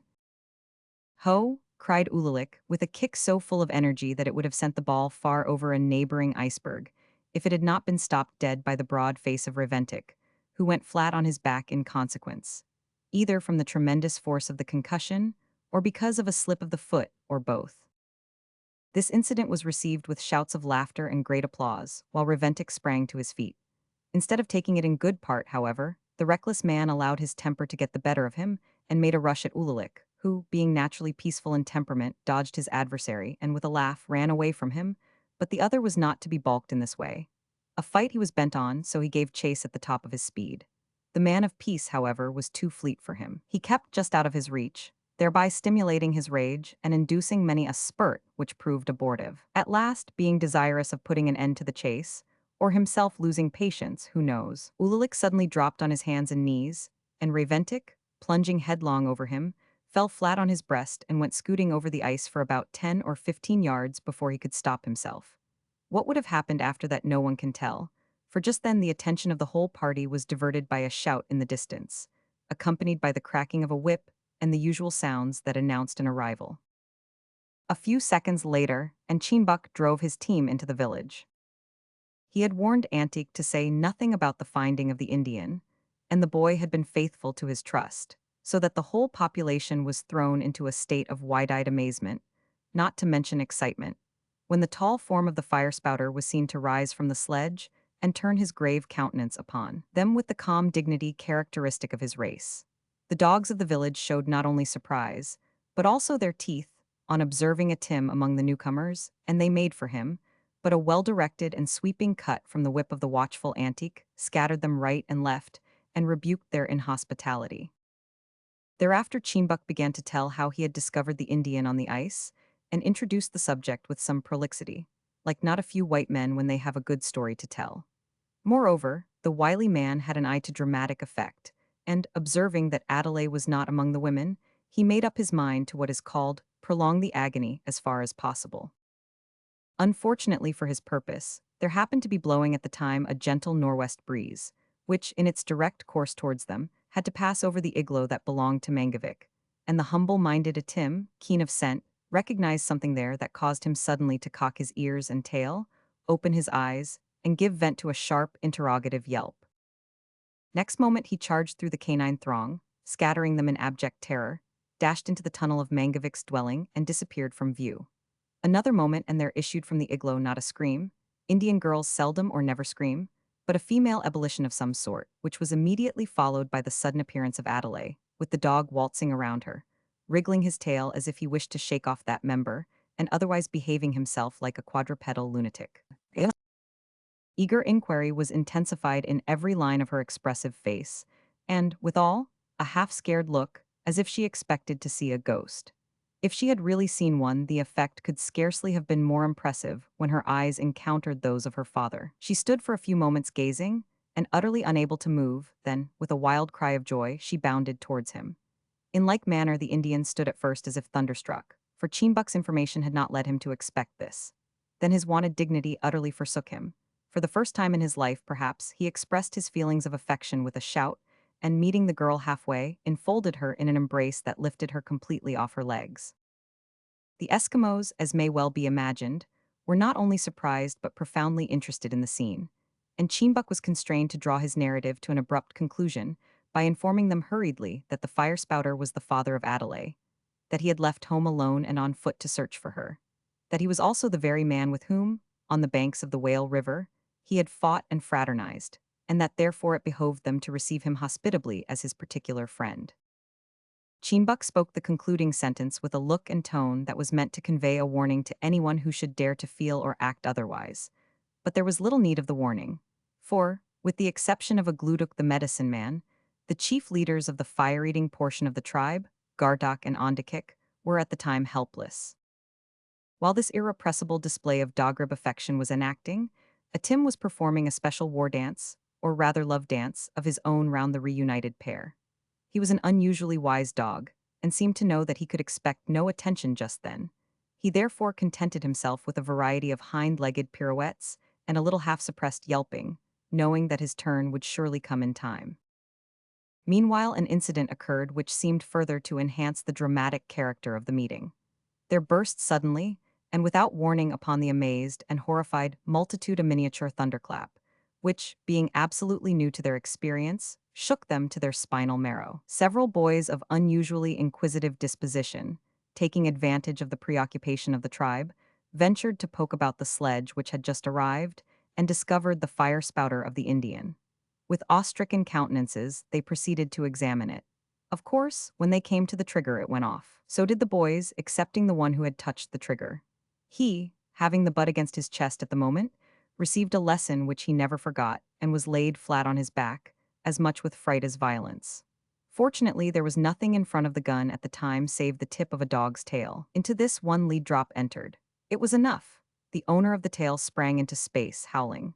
Everyone else, including dogs and bairns, with the exception of Mrs. Mangovic, who, being as it were petrified with consternation, remained absolutely immovable, fled for shelter behind the igloos, leaving Nazanrid, Adelaide, Cheenbuck, and Antique in possession of the field. By degrees their fears were calmed, and according to their courage, the rest of the population returned to the scene of the explosion, some half ashamed of having run away, others more than half ready to run again. "Do they sometimes do like that by themselves?" asked Cheenbuck, referring to the gun. "Never," said the Indian. "Someone must have touched it." "The boys," remarked Antique, "I know them." Adelaide laughed. "Yes," she said, "I know them too, and they meddle with everything." "Come, man of the woods," said Cheenbuck, "and see my father's igloo. He is hiding inside of it since the spouter made its noise. This is my sister, Nootka, and that," he added, pointing to Mrs. Mangovic, who was gradually becoming untransfixed, "is my mother." "Have you told my father all, Cheenbuck?" asked Adelaide as they went towards the hut. The Indian stopped abruptly and looked with a piercing glance at the Eskimo. "Cheenbuck," he exclaimed in a low voice. "Yes, that is my name," said the young man with a smile, and yet with a something in his face which implied that he was not ashamed to own it.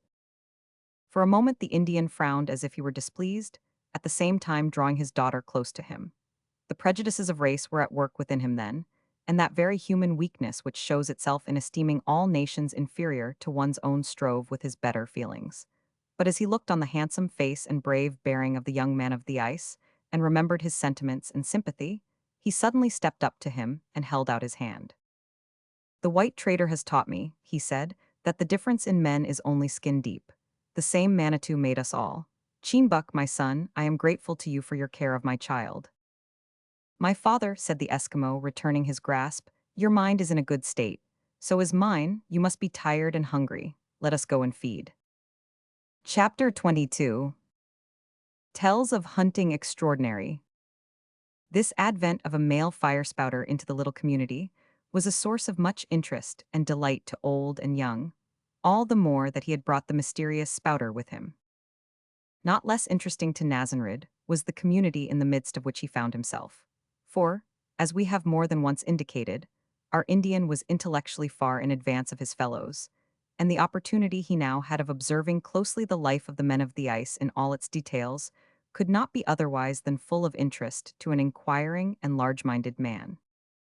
On the day, or rather the night, of his arrival, he was allowed quietly to eat his supper in the igloo of Mangovic and go to sleep in peace. But next morning, there was a crowding of relatives and friends into the hut, which rendered the meal of breakfast not quite so pleasant as it might have been, for the Indian, having been accustomed all his life to the comparatively open wigwam, did not relish the stifling atmosphere of the densely crowded snow hut. However, he belonged to a race of stoics, and, restraining his feelings, ate his meal with moderate appetite and becoming gravity.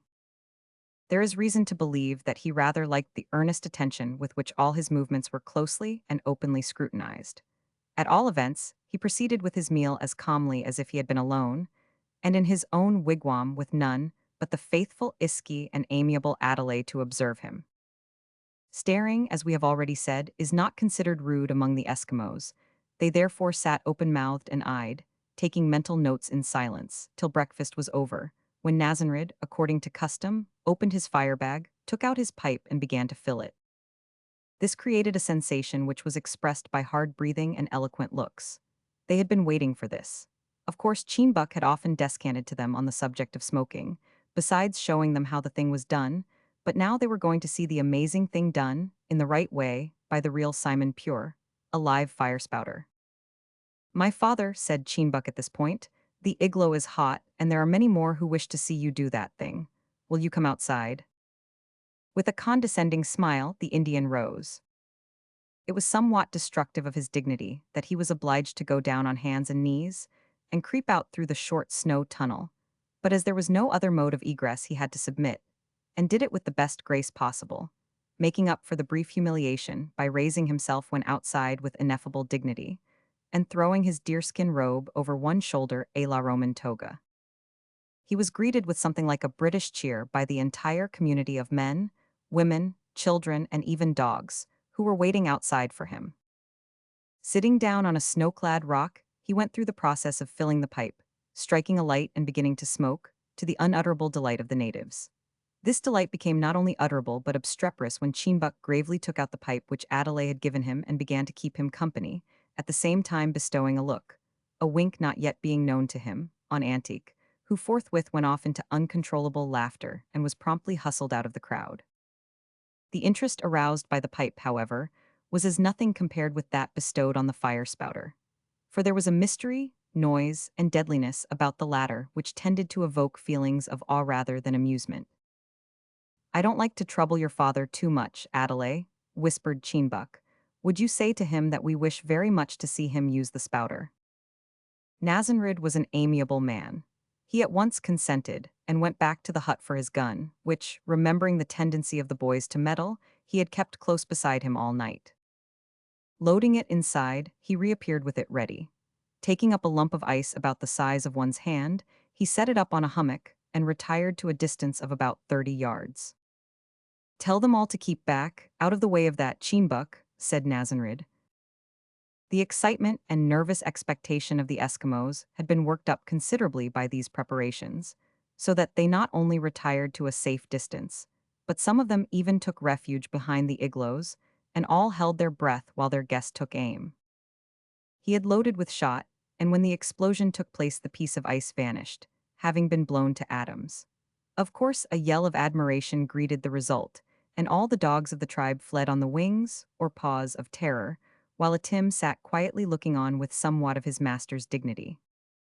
But the curiosity of the Eskimos was only whetted by this. They immediately began to clamor for explanations, so that the Indian found himself at last obliged to undertake a lecture on gunnery, as far as he understood it. My father, said Cheenbuck, whose respect for the Indian was rapidly deepening, some of my people want to know if you can kill bears with the spouter. Yes, it will kill bears. I killed a white one not long before you found me. And will it kill the walrus too? Yes, it will kill the walrus. It kills anything that has life. There was an expression of great astonishment at this. Some even ventured to doubt it.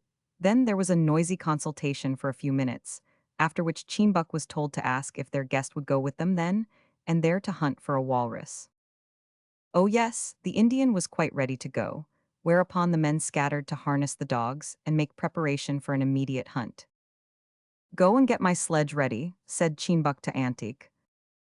The boy was only too glad to obey, for the mission implied that he should have a place on the sledge along with the fire spouter. In a very short time several sledges were ready. Nazanrid seated himself on one. Cheenbuck and the others jumped in, the whips cracked, and away they went amid the shouting of the drivers and the yells of children and women left behind. It did not take long to find one of those giants of the frozen seas. Some miles out on the ice, they came to a place which the walruses had kept open as a breathing hole. At the time of their arrival, it had not been disturbed for some hours, for the water was covered by a coat of young ice, which was quite able to bear the weight of the men singly, though scarcely sufficiently strong for the sledges. Just as they arrived, a walrus took it into its very thick head to crash up through the young ice and have a gambol. The party retired behind a hummock and prepared for action. Will the man of the woods go first and try the spouter? Asked Cheenbuck. No, replied Nazanrid. The man of the woods prefers to watch how the men of the ice do their work. After that he will use the spouter, which we call pastusegin. The white traders call it gun. Harpoons and lances were at once got ready. Come, antique with me, bring a harpoon and a coil with you. We will show the man of the woods what we can do. He said this with a look of self-confidence, for Cheenbuck, being a noted hunter among his fellows, was naturally rather proud of his powers. Waiting until the walrus dived, the Eskimo and his companion ran towards the hole of open water, and then suddenly lay down, for they knew the habits of the brute, and that he would soon reappear. This, in fact, happened before they had lain more than a few minutes. After another gamble, the ungainly animal dived again. Up got the two Eskimos and ran at full speed to the very edge of the hole.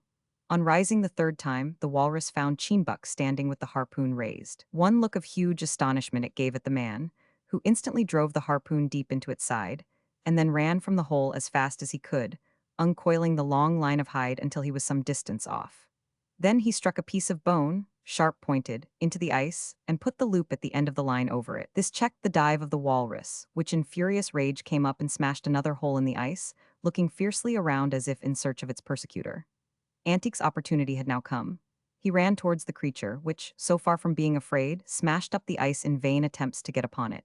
Another harpoon was deftly driven into it, and the boy, running back, fixed his line as the man had done. These two now began to play the walrus, easing off and tightening their lines as required. Meanwhile, the other Eskimos ran forward, and, taking advantage of the creature's combative disposition, fixed several more harpoons in it, besides giving it many severe thrusts with their lances. But the hide of a walrus is nearly an inch thick, and it was not easy to pierce it with an effective thrust. At last, however, they succeeded in killing it after a battle of over 3 hours. "That is hard work," observed Nazanrid to Cheenbuck, as they stood watching the cutting up and packing of their prize on the sledges, "and takes a long time. Come now, let my father show us what the pasky, spouter gun can do," said Cheenbuck, pointing to his sledge which Antique had got ready. "There are more walruses yonder." He pointed to another hole, not far off, where several were seen rolling about in the water. The Indian stepped on the sledge, the others followed, and in a short time the whole party was concealed behind a hummock close to the hole. Nazanrid now loaded his gun with ball. "You must first throw a harpoon for fear it should sink," he said, when ready to start. Without a word, Cheenbuck grasped his harpoon and coil and ran forward, for the walrus had dived at that moment. Antique followed, and Nazanrid kept close to both. Once they lay down to let the animal come up and dive again. The moment it did so, they ran at full speed as before to the edge of the hole and waited. "Send it deep in," muttered the Indian. "I will," replied the Eskimo. "So will I," thought the boy, but he was too modest to say so. The thought had barely passed when the walrus came up with a puff and snort that might have been heard a mile off. Cheenbuck's weapon was successfully launched in a moment. So was that of Antique, though he missed the animal's side, but hit in the neck. Nazanrid took quick but sure aim at one of its glaring eyes, and before the smoke of the shot had cleared away, the walrus fell over dead with a bullet in its brain. Chapter 23. A Bear Hunt and a Sad End. The Indian chief was after this an object of almost veneration to the Eskimo men, of admiration to the women, and of delight to the boys and girls, who highly appreciated his kindly disposition as well as his skill with the spouter. He was taken out on all their hunting expeditions, and fully initiated into all the mysteries of seals, walrus, deer, and muskox killing. Of course, the wonderful gun was brought into frequent requisition, but its owner was obliged to have regard to his powder and shot, and had to explain that without these the spouter would refuse to spout, and all its powers would vanish. When this was thoroughly understood, his host ceased to persecute him with regard to displays of his skill. One day, in the dead of the long winter, Cheenbuck proposed to Nazanrid to go on a hunt after bears. The latter declined, on the ground that he had already arranged to go with Mangavik to watch at a seal hole. Cheenbuck therefore resolved to take Antique with him instead. Gardock was present when the expedition was projected, and offered to accompany it.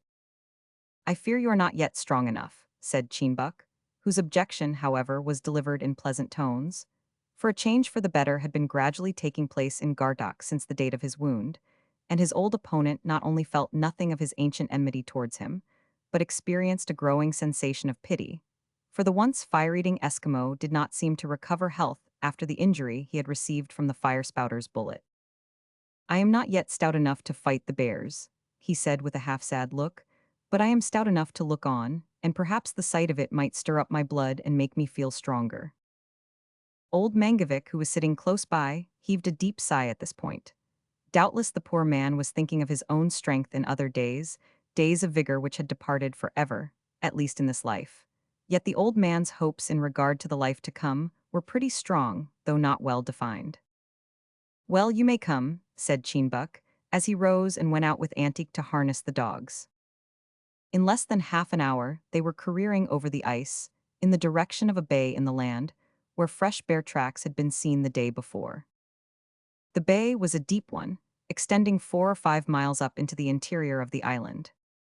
We have assumed that the land in question was an island because of its being in the neighborhood of a large cluster of islands which varied very considerably in size.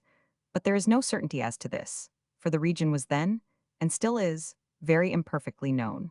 Indeed, it is still a matter of dispute among geographers, we believe, whether continents or seas lie between that part of the coast of America and the North Pole. As far as appearance went, the land might have been the edge of a vast continent, for the valley up which the Eskimos were driving extended inwards and upwards, until it was lost in a region where eternal glaciers mingled with the clouds, or reared their gray ridges against the dark winter sky. It was a scene of cold, wild magnificence and desolation, which might have produced awe in the hearts of civilized men, though of course it must have seemed commonplace, and tame enough to natives who had never seen anything much softer or less imposing. The party had traveled about 4 miles up the valley and reached a steep part, which was trying to the mettle of the dogs, when a track was observed a short distance to their right. "Bear," said Gardock in a low voice, pointing towards it. Cheenbuck made no reply, but at once ran the team under the shelter of a neighboring cliff and pulled up. The dogs were only too glad to obey the order to halt, and immediately lay down, panting, with their tongues out. Fastening the sledge to a rock, and leaving it in charge of a little boy who had been brought for the purpose, the other three set off to examine the track and reconnoiter, intending, if they had reason to believe the bear was near, to return for the dogs and attack it in force. The track was found to be quite fresh. It led upwards in the direction of a neighboring ridge, and towards this the party hastened. On reaching the summit, they bent low and advanced after the manner of men who expected to see something on the other side. Then they dropped on hands and knees and crawled cautiously, craning their necks every now and then to see what lay beyond. Now, the little boy who had been left in charge of the sledge happened to be a presumptuous little boy. He was not a bad boy by any means. He did not refuse to obey father or mother or anybody else that claimed a right to command, and he was not sly or double-tongued, but he was afflicted with that very evil quality, presumption. He thought that he knew how to manage things better than anybody else, and, if not actually ordered to let things remain as they were, he was apt to go in for experimental changes on his own account. When, therefore, he was left in charge of the dogs, with no particular direction to do, or to refrain from doing anything, he found himself in the condition of being dissatisfied with the position in which the team was fastened, and at once resolved to change it only a few yards farther to the right, near to a sheltering cliff. With this end in view, he untied the cord that held the sledge, and made the usual request in an authoritative voice that the team would move on. The team began to obey, but on feeling themselves free and the sledge light, they proceeded to the left instead of the right, and despite the agonizing remonstrances of the little boy, began to trot. Then, appreciating doubtless the Eskimo version of "Home, Sweet Home," they suddenly went off downhill at full gallop. The presumptuous one, puckering his face, was about to vent his dismay in a lamentable yell, when it suddenly occurred to him that he might thereby disturb the hunters and earn a severe flogging. He therefore restrained himself, and sat down to indulge in silent sorrow. Meanwhile the explorers topped the ridge, and peeping over, saw a large white bear not more than 100 yards off, sitting on its haunches, engaged, apparently, in contemplation of the scenery. At this critical moment they heard a noise behind them, and, glancing back, beheld their dogs careering homeward, with the empty sledge swinging wildly in the rear. Cheenbuck looked at Gartok, and then both looked at the bear. Apparently the ridge prevented the distant sound from reaching it, for it did not move. "We must go at it alone, without dogs," said Gartok, grasping his spear, while a flash of the old fire gleamed in his eyes. "You must not try," said Cheenbuck. "The drive here has already tired you out. Antique will do it with me. This is not the first time that we have hunted together." The boy said nothing, but regarded his friend with a look of gratified pride, while he grasped his spear more firmly. "Good," returned Gardock in a resigned tone. "I will stand by to help if there is need."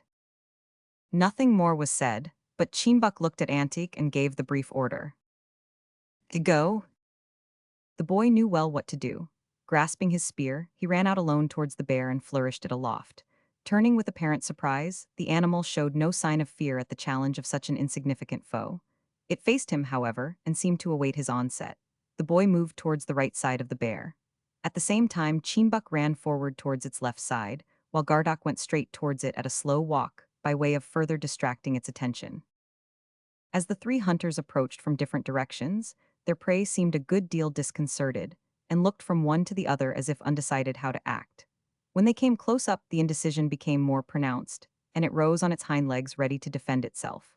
Gardock now halted when within 5 or 6 yards of the animal, which was anxiously turning its head from side to side, while the other two ran close up. The plan was that usually followed by Eskimos in similar circumstances. Antique's duty was to run forward and prick the bear on its right side, so as to draw its undivided attention on himself, thereby leaving its left side unguarded for the deadly thrust of Cheembuck. Of course, this is never attempted by men who are not quite sure of their courage and powers, but Cheembuck and Antique knew each other well. The latter was not, perhaps, quite strong enough to give the death-dealing thrust, but he had plenty of courage and knew well how to administer the deceptive poke. As for Gardock, besides being incapable of any great exertion, he would not on any account have robbed the boy of the honor of doing his work without help. He merely stood there as a spectator. With active spring, Antique went close in and delivered his thrust. The bear uttered a savage roar and at once turned on him. Just at the moment the boy's foot slipped and he fell close to the animal's feet. In the same instant the two men sprang forward. Cheembuck's spear entered the bear's heart and that of Gardock struck its breast, but the thrust of the latter was feeble. In his excitement and weakness, Gardock fell and the dying bear fell upon him. His action, however, saved Antique, who rolled out of the way just as his preserver fell. Cheembuck and Antique did not hesitate, but, regardless of the few death struggles that followed, rushed in, and grasping its thick hair dragged the monster off the fallen man. Gardock was insensible, and it was a considerable time before he fully recovered consciousness. Then it was found that he could not rise, and that the slightest motion gave him intolerable pain. "He will die," exclaimed Antique with a look of painful anxiety. "Yes, he will die if we do not quickly get him home," said Cheembuck. "He cannot walk, and he would freeze long before we could make an igloo. I must depend on you now, Antique. Go back as fast as you can run, and send men with a sledge and skins and something to eat. The boy will remain with me. Away." Without a word, Antique leaped up, and, dropping his spear, ran as if his own life depended on his speed. The little boy, who had acted so foolishly, came up with an anxious look on being hailed, but soon forgot himself in his anxiety to be of use to the injured man. There was a mound of snow within 3 yards of the spot where the combat had taken place. To the lee side of this Cheembuck carried Gardock. Being very strong, he was able to lift him tenderly, as if he had been a child, but, despite all his care, the poor man suffered terribly when moved. It was well that this mound happened to be so close, for a dark cloud which had been overspreading the sky for some time began to send down snowflakes, and frequent gusts of wind gave indications of an approaching storm. Having placed Gardock in such a position that he was quite sheltered from the wind, Cheembuck took off his upper sealskin coat, laid it on the snow, and lifted the injured man onto it. He then wrapped it round him and folded the hood under his head for a pillow, bidding the boy bank up the snow beside him in such a way as to increase the shelter. While thus engaged, he saw with some anxiety that Gardock had become deadly pale, and his compressed lips gave the impression that he was suffering much. "Come here," said Cheembuck to the boy quickly. "Rub his hands and make them warm." The boy obeyed with alacrity, while the other, hastening his movements, began to skin the bear. Being an expert with the knife in such an operation, he was not long of removing the thick-skinned hairy covering from the carcass, and in this, while it was still warm, he wrapped his comrade. Not a moment too soon, for, despite the boy's zealous efforts, the intense cold had taken such hold of the poor man that he was almost unconscious. The warmth of the bearskin, however, restored him a little, and Cheembuck, sitting down beside him, took his head upon his lap and tried to shelter him from the storm, which had burst forth and was raging furiously by that time, fine snow filling the atmosphere, while the wind drove it in huge volumes up the valley. Cheenbuk noted this and congratulated himself on the fact the wind would favor the progress of the rescue sledge. Sometimes the whirling snow became so suffocating that the little boy was compelled to cease his labors on the sheltering wall and crouch close to it, while Cheenbuk buried his nose and mouth in the white fur of the bear until the violence of the blasts abated. By keeping the skin well over the face of the wounded man, he succeeded in guarding him from them effectually. But his mind misgave him when he tried to look through the whirling confusion around and thought of the long tramp that Antique would have ere he could commence his return journey with the sledge. It turned out, however, that this was one of those short-lived squalls, not uncommon in the Arctic regions, which burst forth with unwanted fury, sweep madly over the plains of the frozen seas, rush up into the valleys of the land, and then suddenly stop as though they felt that all this energy was being spent in vain. In a short time, which however seemed interminable to the watchers on the hillside, the wind began to abate and the wild gusts were less frequent. Then it calmed down. Finally, it ceased altogether, and the storm cloud, passing away to the southeast, left the dark sky studded with the myriad constellations of the starry host. Uncovering Gardok's face to see how it fared with him, and hoping that he slept, Cheenbuk found that he was wide awake, but in a condition that made him more anxious than ever. He looked up at the face of his protector with a faint but grateful smile. "I have always been your enemy," he said in a low voice, "but you have been my friend." "That does not matter now," replied Cheenbuk. "I have never been your enemy, we will be friends from this time on." Gardok closed his eyes for a few seconds but did not speak, then he looked up again earnestly. "No," he said with more of decision in his tone, "we shall neither be friends nor enemies. I am going to the country where all is dark, from which no sound has ever come back, where there is nothing. Our people do not talk in this way. They think that we shall all meet again in the spirit land, to hunt the seal, the walrus, and the bear," returned Cheenbuk. "Our people talk foolishness. They think, but they do not know," rejoined this Hyperborean agnostic, as positively and as ignorantly as if he had been a scientific Briton. "How do you know that there is nothing in the place where you are going?" asked Cheenbuk simply. Gardok was silent. Probably his logical faculty told him that his own thinking, and coming to a conclusion without knowing, was as foolish in himself as in his comrades. The subject of conversation happened to be very congenial to Cheenbuk's cast of mind. He remained thinking and gazing upwards for a minute or two, then he said meditatively, as if he were trying to work out some mental problem. "Did you ever make a sledge or a spear, and then destroy it utterly while it was yet good and new?" "Never. I have been bad, it may be, but I am not a fool." "Is the great maker of all a fool? He has made you, and if he lets you die now, utterly, he destroys you in your best days. Is it not more likely that he is calling you to some other land where there is work for you to do?" "I don't understand, I do not know," replied Gartok somewhat doggedly.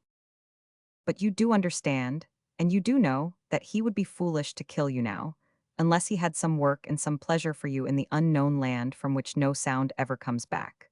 When a father gives his son a work to do, he does not destroy his son when the work is done. He gives him another piece of work, perhaps sends him on a long journey to another place. When the Maker of all sees that we have finished our work here, I ask again, is it not likely that he will send us to work elsewhere, or is it more likely that he will utterly destroy us, and so prove himself to be more foolish than we are?" "I do not know," repeated Gartok, "but I do know that if the Maker of all is good, as I have heard say, then I have not done his work here. For you know, everybody knows I have been bad." Cheenbuk was much perplexed, for he knew not how to minister to a mind diseased. "I have often wondered," he said at last, "why it is that some things are wrong and some right. The Maker of all, being good and all-powerful, could have made things as he pleased, all right, nothing wrong. Perhaps men, like children, will understand things better when they are older, when they have reached the land from which no sound comes back. But I am not much troubled. The Maker of all must be all good and all wise. If he were not, he could not be the Maker of all. I can trust him. He will throw light into our minds when the time comes. He has already thrown some light, for do we not know right from wrong?" "True, but although I have known right, I have always done wrong," returned Gardok moodily. "I am sorry now. If you had not been kind to me, your enemy, Cheenbuk, I should never have been sorry.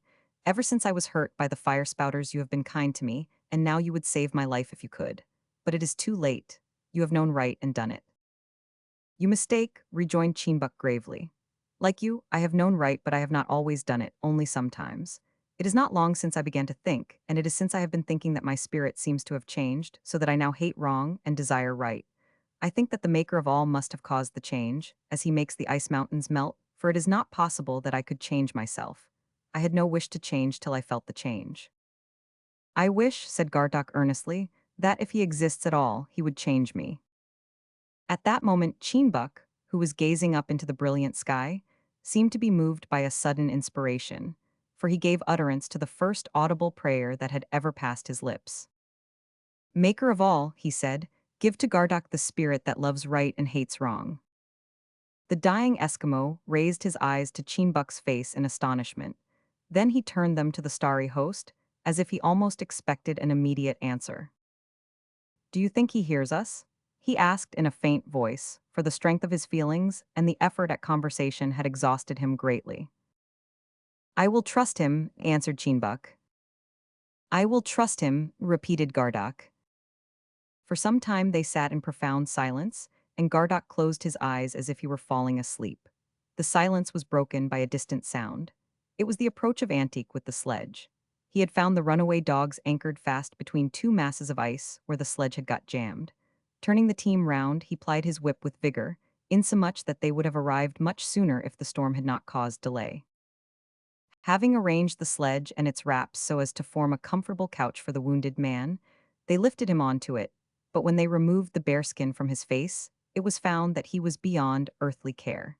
He had passed over to the land from which no sound has ever come back. Chapter 24. The Traders at Work.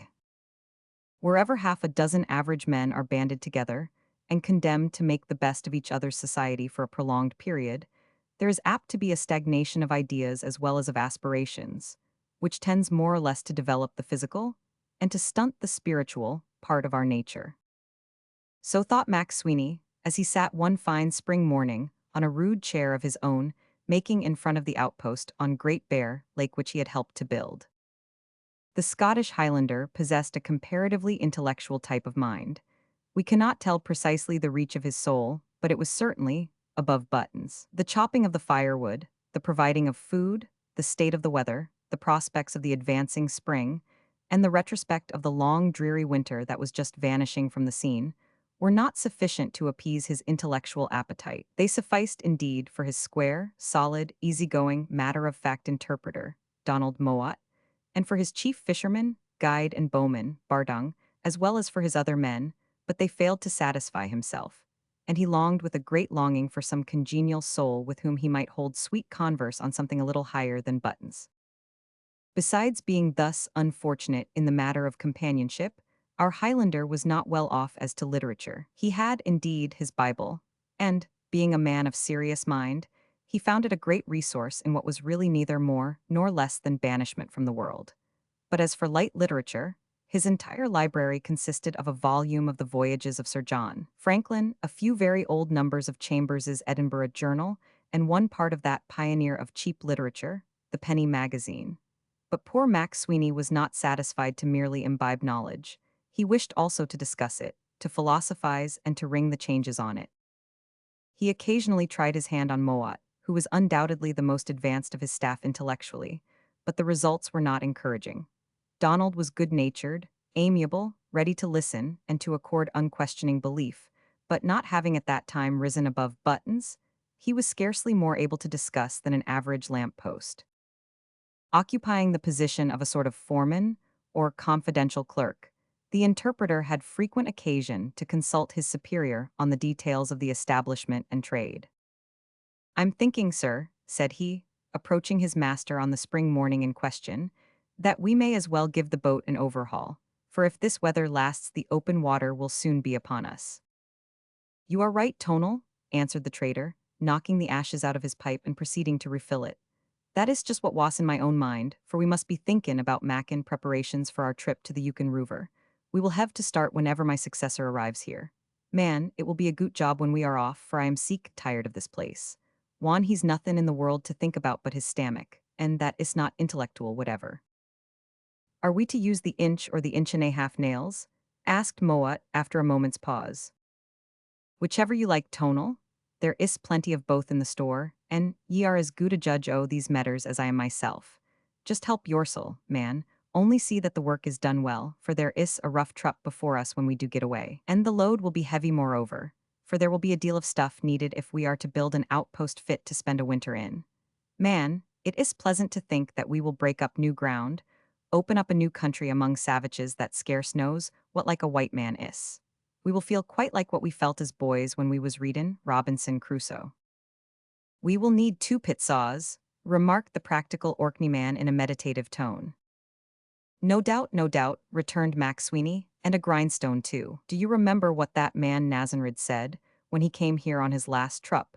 That the Indians about his country would be furry pleased to see traders settle among them. He little thought, and no more did I, that we would be so soon sent to carry out their wishes, but our governor is an active-minded man, and you never know what he'll be at next.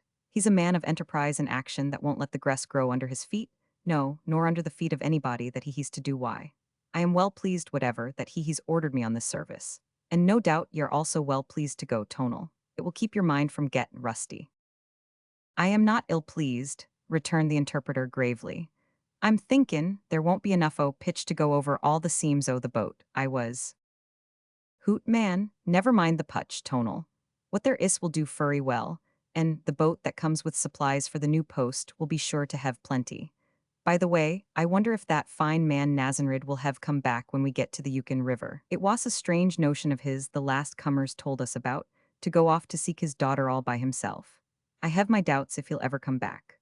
Poor man, it was natural too that he should make a desperate attempt to get back his only bairn, but it was not natural that a wise man like him should go off all his lone. I'm afraid he was a little off his head. Did they tell you what supplies he was supposed to have taken?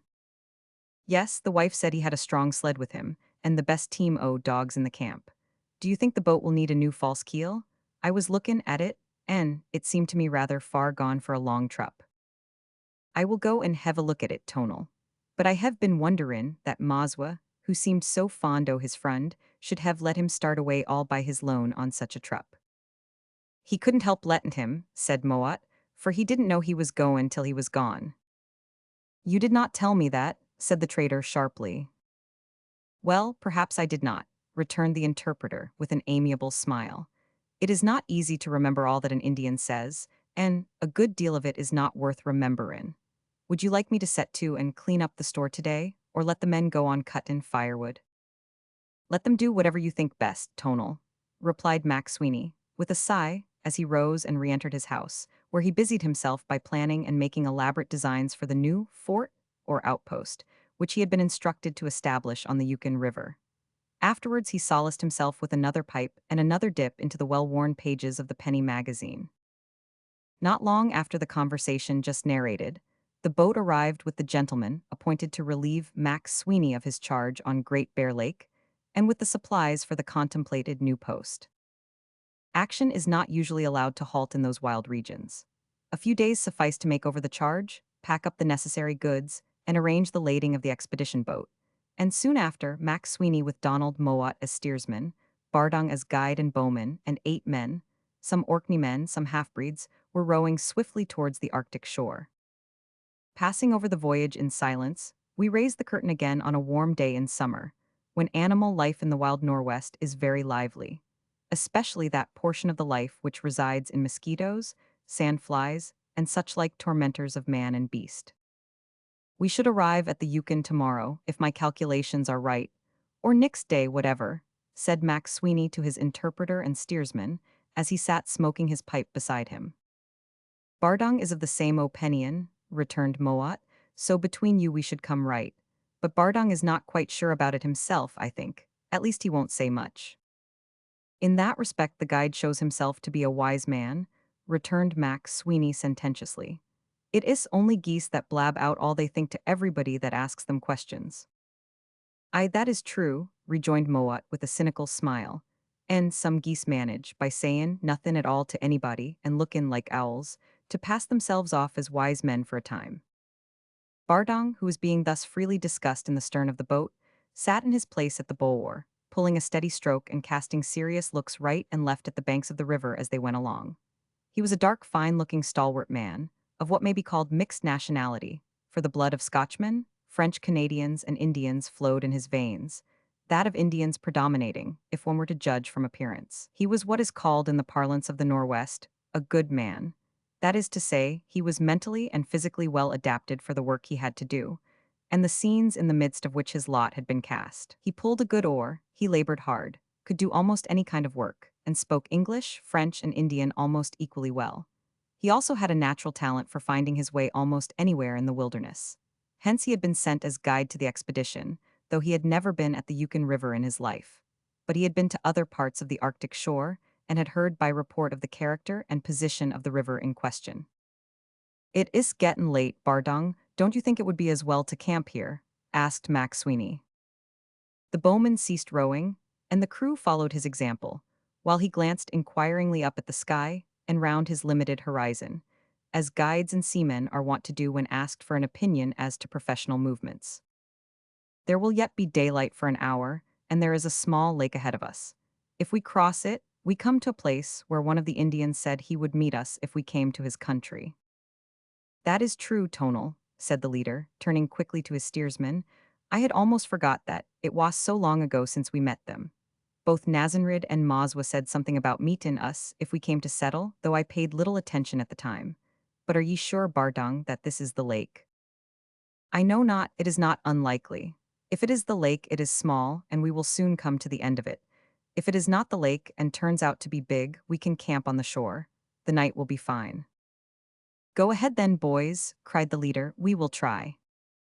The oars were dipped at once, and the men pulled with a will, encouraged by the conversation, which seemed to indicate the approaching end of their voyage.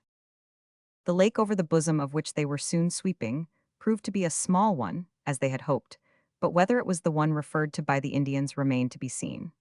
A sharp lookout was kept for the smoke of wigwams, but nothing of the kind was seen on either side, and the end of the lake was finally reached without any sign of the presence of natives being observed.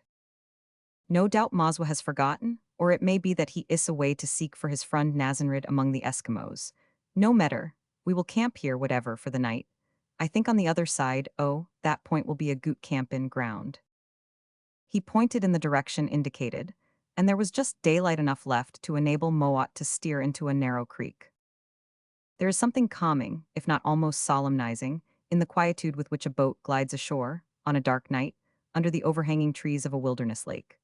The oars are necessarily stopped, and the voices hushed, while the bowman, standing erect with a long pole in hand, tries to penetrate the thick mysterious darkness that seems to be the very gate of Erebus. Bardong stood ready to thrust the head of the boat off any rocks that might suddenly appear in their course, or give the order to back all, should the water become too shallow. But no obstacles presented themselves, and the boat forged slowly ahead until it lay alongside a ledge of rock or natural jetty. Then the spell was broken as the men leaped ashore and began to unload the things that were required for the night's bivouac. Still, the voices were moderated, for it is not easy to shake off the tranquilizing effect of such a scene at such an hour, and it was not till the campfire was lighted, and the kettles were on, and the pipes going full blast, that the cheering effect of light chased the depressing influence of darkness away. Then, indeed, Mac Sweeney, dropping the role of leader, assumed that of bon camarade, and Mowat, descending from the dignity of steersman, enlarged upon his experiences in other days. And Bardong, still retaining his dignity however, relaxed his anxious frown and listened with an air of intelligent appreciation that charmed every speaker, and induced the belief that he could cap every anecdote and story if he only chose to open his mouth. While the men divided their sympathies between the narratives, the tobacco pipes, and the music of the frying pan and bubbling kettle. Then, too, the darkness into which they had penetrated fled away, not indeed entirely, but forsaking the bright spot thus created in the wilderness, it encircled the camp as with a wall of ebony. It was not long, however, ere appetites were appeased, and the voyagers sought repose.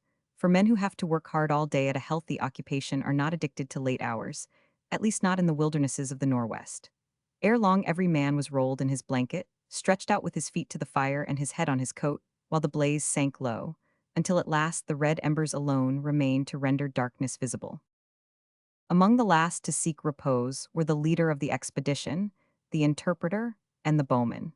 Having the cares of state on their shoulders, these three naturally drew together for a little consultation after the others had retired. "What is your opinion, Bardung?"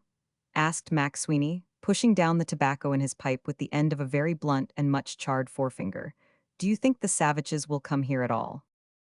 "Maybe they will, and maybe they won't," answered the guide, with a caution worthy of the Scottish portion of his blood. "We never know what Injuns is goin' to do till they do it." "Umph," ejaculated the Highlander. "If Solomon had been your grandfather, you could scarcely have made a wiser speech. What think you, Tonal?" "Weel, as ye put it to me, I must say that I'm strongly of Bardung's opinion." "Just so," remarked Mac Sweeney with a thoughtful air. "So, as I agree why you both, I think it is about time for us all to turn in." He turned in accordingly, by lying back in his place and drawing his blanket over him. The other statesmen immediately followed his example, and the camp subsided into silence.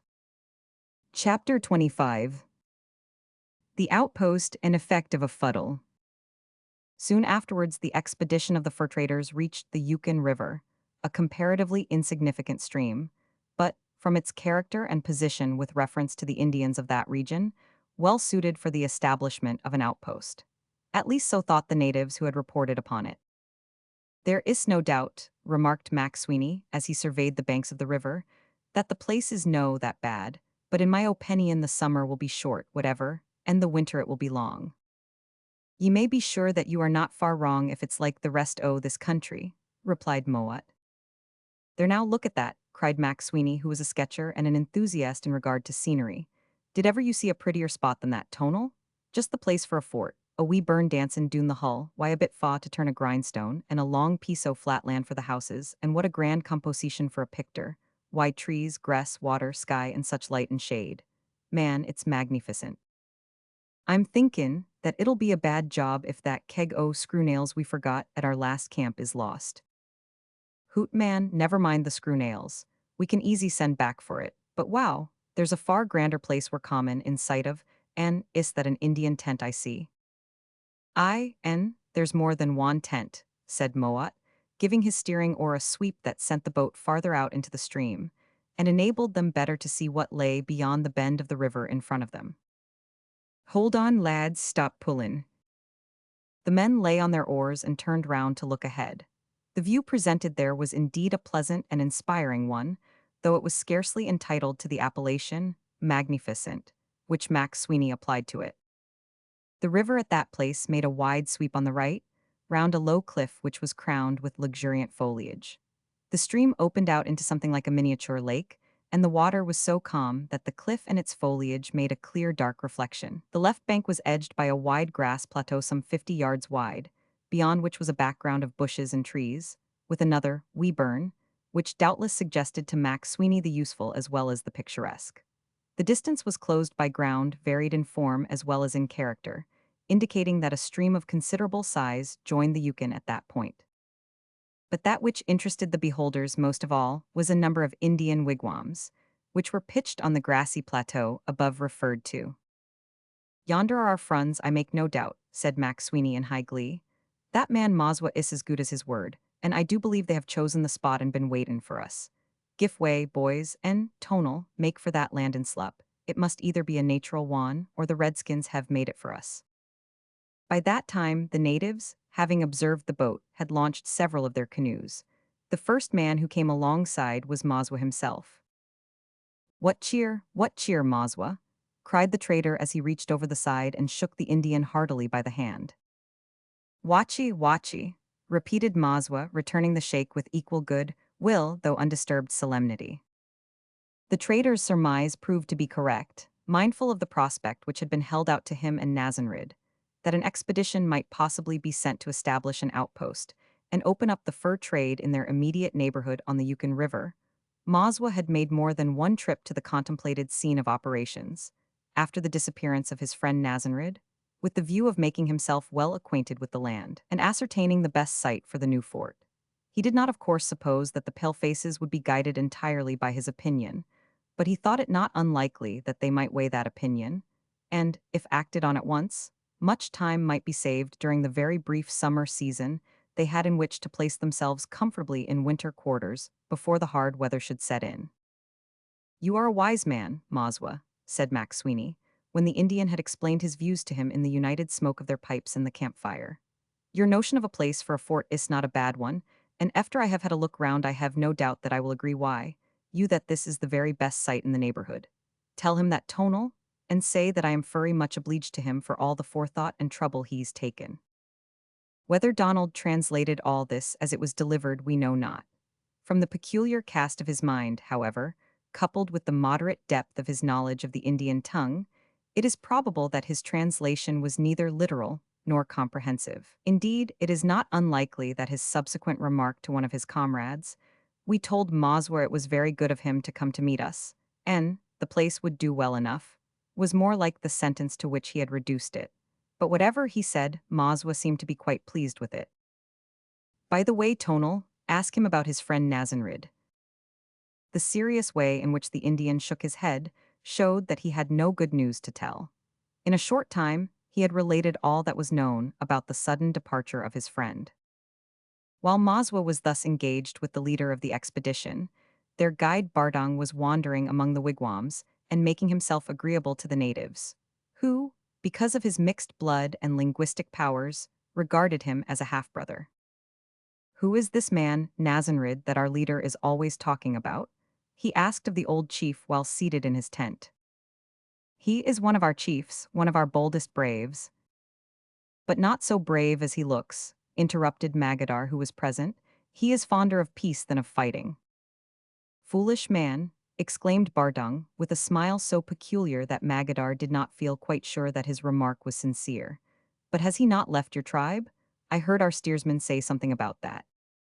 "He left us in the winter to seek for his daughter, who was carried off by an Eskimo and has never come back since. We don't expect to see either of them again." Magadar said this with a grave countenance, for, however little he cared for the loss of the father, that of the daughter distressed him a little, not much, however, for could he not console himself with another wife? Having questioned the old chief a little more on this point, he wandered off into other subjects, and finally left, intending to visit the wife of Nazanrid on his way back to camp. Iski was sitting beside her niece Idazu, embroidering a moccasin, when Bardung entered, squatted on a deerskin unceremoniously, and began to fill his pipe. "What kind of a man is your husband?" asked the guide. "A good man," replied Iski, who was tender-hearted and could not speak of him without moist eyes. "He was a good hunter. None of the young men could equal him, and he was kind. He always had plenty of things to give me and Adelaide." "They say he did not love war," remarked Bardung. "No, he hated it, but he was brave and a good fighter, the best in the tribe. None of the young men dared to touch him." "Was the young brave Alizé afraid to touch him?" asked the guide, with a sly glance at the younger woman. At this Idazu flushed and looked up angrily. "No," she said sharply, "Alizé fears nothing." Bardang took no notice of the remark, but continued gravely to question the other. "Was Nazanrid very fond of his daughter?" he asked. "Yes, very." "And was the girl fond of him and of you?" "Yes," replied the poor woman, beginning to weep gently. "And she seems to have been very fond of this Eskimo, who, they tell me, saved your life once." "She was, but I did not think she would go away with him. It was not like her. She was always so good and biddable and told me everything." "Why did your husband go off alone?" "I cannot tell. I suppose he knew that none of the young men would go with him, or feared they might lose heart and turn back. No doubt he thought it best to go by himself, for he was very brave. Nothing would turn him back." A fresh though silent dropping of tears occurred here, and a severe pang of remorse shot through the heart of Idazu as she thought of her unkind report of what had taken place beside the dead tree under the cliff. "Don't cry, Iski. Nazanrid will come back, you may be sure of that," said the guide in a confident tone, "and he will bring your little girl along with him, for when a man is good and brave he never fails." The brevity of summer near the shores of the Arctic Sea rendered it advisable that no time should be wasted in looking about too particularly for a site for the new trading post. And as Mac Sweeney was well pleased with Maswa's selection, he at once adopted it and set to work. Deeming it important to open the campaign by putting a good taste in the mouths of his friends the Indians, he began by distributing a few gratuities to them, some colored beads to the women, and a few lines, fish hooks, and tobacco to the men. Then he marked out a site for the future dwelling house and store, got out the tools and set to work to fell, saw, and shape suitable timber for the buildings. He constituted Magadar chief hunter to the establishment, supplied him with a new gun, powder, and ball, and sent him off to the woods as proud as, and doubtless much happier than, a king. Mazwa he kept by him, as a counselor to whom he could appeal in all matters regarding the region and the people, as well as an overseer of those among his countrymen who were hired to render assistance. Alizé was sent off in a canoe, much to the satisfaction of Moat, for that forgotten keg of screw nails which had lain so heavy on his mind, and the old chief was supplied with unlimited tobacco, and allowed to wander about at will, under the agreeable impression that he was superintendent general of the works. Iski, Idazu, and some of the other women were furnished with moose deer skins and needles, and employed to make moccasins for the men, as well as to do all the needful repairs to garments. Thus the plateau on the banks of the Yukon River presented, during the weeks that followed, a scene of lively bustle and unfamiliar noise to the furred and feathered inhabitants of those vast solitudes, and formed to the red men a new and memorable era in their monotonous existence. At last there came a day when the roof of the principal dwelling was completely covered, the doors were fixed up, and the glazed windows fitted in. "Now, Tonal," remarked Mac Sweeney, on the morning of that auspicious day, "it is a housewarming that I will be giving tonight, for the Indians will be expectin' something o' the sort, so you will be telling the cook to make the biggest lump o' plum duff he ever put his hands to, and tell him not to spare the plums. It is not every day we will be jivin' the cess goot people a blowout, and it is a matter of great importance, to my thinking, that first impressions should be good ones. It is the duty of a new broom to sweep clean. If it continues, goot and well, but if it does not begin that way it is not likely to come to it, whatever. There is far more than people think in sentiment. If you fail to rouse a sentiment of goodwill, or confidence, or whatever it may be, at a first start-off, it is not easy to rouse it afterwards. Have you not noticed that, Tonal?" "I can't say that I have," answered the interpreter, with a matter-of-fact frown at the ground, "but I have noticed that the pit saw they was usin' yesterday has been allowed to saw into the Holden irons and damaged half-o." "Hoots, man, never mind the pit saw," exclaimed Mac Sweeney with a touch of asperity. "All the planks we want are sawn, and if they were not, surely we could mend. Tut, man, I wonder ye can play the fuddle. It always seemed to me that a goot fuddler must be a man of sentiment, but ye are the exception, Tonal, that proves the rule. Away why you and jye my orders to the cook, and see that you have the fuddle in goot tune, for we will want it tonight. And let him have plenty of tea, for if we gain the women we're sure o' the men." Mowat retired with a smile on his broad, benignant face. He understood his leader, and was not offended by his plain speaking. Besides, it was not easy to make the interpreter take offense. His spirit was of that happy nature which hopeth all things and believeth all things. It flowed calm and deep like an untroubled river. Nothing short of a knockdown blow would have induced Donald Mowat to take offense, but that would certainly have stirred him. And as he possessed vast physical strength, and was something awful to behold when roused, and his comrades were aware of these facts, the serenity of his life was not often or deeply ruffled. The cook, who was an enthusiast in his art, did his best and was eminently successful. His plum-duff dumpling was bigger than any gun, at least of ancient type, could have swallowed, and the plums, as Mowat afterwards said, did not need to seek for each other. He made enough of delightfully greasy cakes to feed an army, and according to his own statement, infused lashons o' tea. Before the hour for the feast arrived that night, Mowat got out his violin and went into one of the rooms of the new house to put it in order. The window of the room looked towards the back of the house, where the forest was seen just beyond the plateau. Drawing a bench to the window, he sat down and opened the case. Of course he found the first string broken, but that did not break his heart, for he had a good supply of spare strings, and if these should fail, well, there were plenty of deer sinews in the land. It was soon put to rights, and leaning his back against the wall, he began to tickle the strings gently. Whatever he was at other times, there is no doubt that the interpreter was full of genuine sentiment the moment he got the violin under his chin. Now at that moment, 3 young Dogrib braves chanced to be passing under the window, which was about 7 feet from the ground. Though equally young, and no doubt equally brave as well as equally Dogribbed, those 3 youths were not equally matched, for one was tall and thin, another was short and thick, while the third was middle-sized and fat. They had been hunting, successfully, for the thick man carried a small deer on his lusty shoulders. On hearing the first notes of the instrument, the three youths started into three different attitudes as if of petrified surprise, and remained so, waiting for more. They had not to wait long, for, after tickling the fiddle once or twice to get it in perfect tune, Mowat raised his eyes to the pine plank ceiling and glided softly into one of those exquisite Scottish airs, by means of which a first-rate performer on the violin can almost draw the soul out of a man's body. We think it was The Flowers of the Forest. Whatever it was, the three dogribs were ravished. They turned their heads slowly, as if afraid to break the spell, and looked at each other, showing the whites of their great eyes increasingly, while each raised a hand with spread fingers as if to keep the others from speaking. They had never heard anything approaching to it before. They had never even imagined anything like it. It was an utterly new sensation. What could it be? They had heard of something strange in the musical way from Nazanrid and Mazwa, but with the carelessness of youth, they had scarce listened to the comments of these men. Now it burst upon their awakened sense like sounds from some other planet. Their mouths opened slowly as well as their eyes, and there was an expression of awe in their faces which betokened a touch of superstitious fear. Suddenly, Mowat drew his bow across all the strings with a skirl that might have shamed the bagpipes, and burst into the real O. Tullochgorum. The effect was electrical. The thick man dropped the deer, the thin man sloped forward, the fat man sprang into the air, and all three made for the woods as if all the spirits of evil were after them in full cry. We need hardly say, after this, that those Dogrib Indians spent an excited and agreeable evening with the fur traders. They appreciated the dancing, undoubtedly, though very few of them would condescend to join. They appreciated the plum duff and the greasy cakes highly, and they more than appreciated the tea, especially the women, which Mac Sweeney took care to provide hot, strong, and sweet.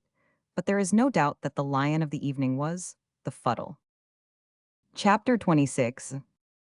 A Mysterious Journey and a Great Discovery. Putting on the wings of imagination, good reader, let us once more fly over the snowfields of the lone Norwest and return to the regions of thick-ribbed ice. We have to apologize humbly for asking you also to fly back a little in time and plunge once more into the dreary winter, from which, no doubt, you thought you had fairly escaped. One morning toward the beginning of spring, referred to in last chapter, while yet the northern seas were covered with their solid garment, Cheembuck announced to all whom it might concern that he intended to go off on a long journey to the eastward. He called it the place where the great light rises, for purposes which he did not see fit publicly to reveal. At that time, the great light to which he referred had begun to show symptoms of intention to return to the dark regions, which it had forsaken for several months. The glimmer on the eastern sky had been increasing perceptibly each day, and at last had reached the point of producing a somewhat rosy twilight for 2 or 3 hours before and after noon. King Frost, however, still reigned supreme, and the dog sledge as yet was the only mode of traveling among the islands or on the sea. "Why go you towards the rising sun?" asked Nazanrid when Cheembuck invited him to be one of the party. "Because it is from my countrymen who dwell there that we get the hard stuff that is so good for our spearheads, and lances, and arrows. We know not where they find the stuff, and they won't tell. I shall go and find out for myself, and take back plenty of it to our people." The hard stuff referred to was hoop iron, which, as well as nails and a few hatchets, the Eskimos of the eastern parts of the Arctic shores obtained from whale ships and passed on to their friends in the more remote regions of the farther north. "I can tell you how they get it," said the Indian. "White traders to whom our people go with their furs have spoken of such things, and my ears have been open. They say that there are white men who come over the Great Salt Lake from far-off lands in big canoes. They come to catch the great whales, and it is from them that the hard stuff comes." For some minutes the Eskimo was silent. A new idea had entered his head, and he was turning it over. "Have you ever seen these white men or their big canoes?" asked Cheembuck with great interest. "Never. The Salt Lake where they kill the whale is too far from my people's hunting grounds. But the white traders I have visited have seen them. Some traders have come from the same far-off lands in big canoes of the same sort." "Is it very far from here to the seas to which these whale killers come?" "Very far from the hunting grounds of the Dogribs, but it may not be far from here." "I will go and see," said Cheembuck, with much decision, and he went off forthwith to make preparations. The expedition consisted of one large sledge with a team of 12 dogs. Being resolved not to risk failure by taking too many companions, the Eskimo limited the number to 7, besides himself, namely, Nazanrid with his fire spouter. Ulalik, whom he deemed the strongest and bravest among the young men, Antique, the most plucky of the big boys, Gluduk, the medicine man, whom he took for luck, and Nootka, as being the most vigorous and hardworking among the women. She could repair the boots, etc., and do what little cooking might be required. Cowlick the easygoing was also taken to keep Nootka company. It was high noon when the party set out on their mysterious journey, and a brighter glow than usual was suffusing the eastern sky, while a gleam of direct sunshine, the first seen that spring, was tipping the peaks of the higher bergs as if with burnished gold. It was merely a whim that induced Cheenbuck to throw an air of mystery over the expedition. Having no definite idea himself of what he was going in search of, or how long he should be away, he thought it wisest to look solemn and keep his thoughts to himself, thereby impressing his kinsmen with the belief that he was one of the wisest men of the tribe, which in truth he was. Being, as we have said elsewhere, a man of humor and a good-natured fellow, he thought that the presence of the magician, whom he believed to be an arrant humbug, would add mystery as well as interest to the expedition. Gluduk was himself thoroughly convinced on this point, and sought by every means to induce the leader to disclose his object and plans. But as Cheenbuck maintained inflexible reticence on this matter, the magician made a virtue of necessity, shook his head solemnly when spoken to about it, and gave it to be understood generally that in his and the leader's minds there were rolling about thoughts and intentions that were far too deep for utterance. Cheenbuck would have offered a seat to Adelaide, but her father thought it better to decline for her. She was therefore left in the camp in care of old Mangovic and his amiable spouse. Traveling by dog sledge among the Eskimos is rapid and exhilarating when the ice is unbroken. When the explorers left the village and made for the far east, the plain of ice before them was level and smooth as far as the eye could reach. They therefore went along at a swinging pace, the team stretching out at full gallop, a crack from the whip resounding only now and then, when one of the dogs inclined to become refractory. The short day soon vanished, and the long night with its galaxy of stars and shooting aurora still found them gliding swiftly over the white plain. At last a line of hummocks and icebergs rose up before them, as if to bar their further progress, and the dogs reduced their speed to a trot, until, on reaching the broken ice, they stopped altogether. "We will camp here," said Cheenbuck, jumping off and stretching himself. "Make the igloo there," he added, pointing to a convenient spot in the lee of a small berg. The whole party went to work, and in a wonderfully short time had constructed one of their snow beehives large enough to contain them all. Here they ate a hasty supper, and spent several hours in a slumber so profound and motionless that it seemed as if they were all dead. Not a sigh, not even a snore, broke the stillness of the night. Next morning they were up and off long before the first glimmer of dawn proclaimed the advent of a new day. Fortunately, a passage among the ridges of broken ice was found, through which the sledge was hauled with comparative ease, and before noon they had reached the open sea ice beyond, over which they again set forth at full swing. Little food had been brought, for they depended chiefly on their weapons to supply them, and as seals abounded everywhere, as well as walruses, they had no lack. Thus they advanced for several days, sometimes being retarded a little by broken ice, but for the most part dashing at full speed over smooth surfaces. One day they came to a long stretch of land, extending to the right and left as far as the eye could reach, which seemed to be a check to their progress, for it was extensively covered with willow bushes. Cheenbuck climbed a neighboring berg with Nazenrid to have a look at it. The Eskimo looked rather glum, for the idea of land traveling and struggling among willows was repugnant to him. "I don't like the look of this," he said, turning to his companion. "There seems no end to it." "Let not my son be cast down," returned the Indian. "Men of the woods understand the nature of land. This looks like a low flat, running out from the mainland. If so, it is not likely to be very wide, and we shall be sure to find the Great Salt Lake on the other side of it. Besides, away to the left I see something like a small lake. If we go there we may find hard snow on which the dogs can run."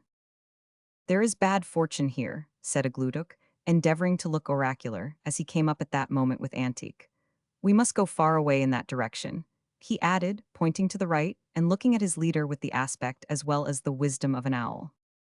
The fact was that from the start the magician had been thirsting for some opportunity to display his profound sagacity, and in his opinion the time had arrived, for in other men's extremity he was wont to find his opportunity. True, he knew no more than the king of Ashanti which was the best line to take, right or left, But much of the power he had acquired over his fellows was due to his excessive self-sufficiency, coupled with reckless promptitude in taking action. If things went well, he got the credit. If wrong, well, he was ingenious in devising explanations. A gluduk is wise, said Cheenbuk, with gravity and a glance at Antique. I will act on his advice, but first I must take just a little run to the left to find out something that I see there. Antique was not naturally rude, but there was a sensation in him at that moment which induced him to turn his back on the magician and become absorbed in the contemplation of a neighboring berg. When he turned round again, his face was a little flushed. Nazanrid was right. There was not only a lake at the place which he pointed out, but a chain of small lakes, over which the dogs scampered as well as if they had been on the open sea. That night, however, they were obliged to encamp among the willows, but next night they reached the other side of what was evidently a large promontory, and finally swept out again on the familiar frozen sea. The day following they arrived at an obstruction which it appeared as if neither the wisdom of a gluduk, the sagacity of Nazanrid, nor the determination of Cheenbuk could enable them to surmount.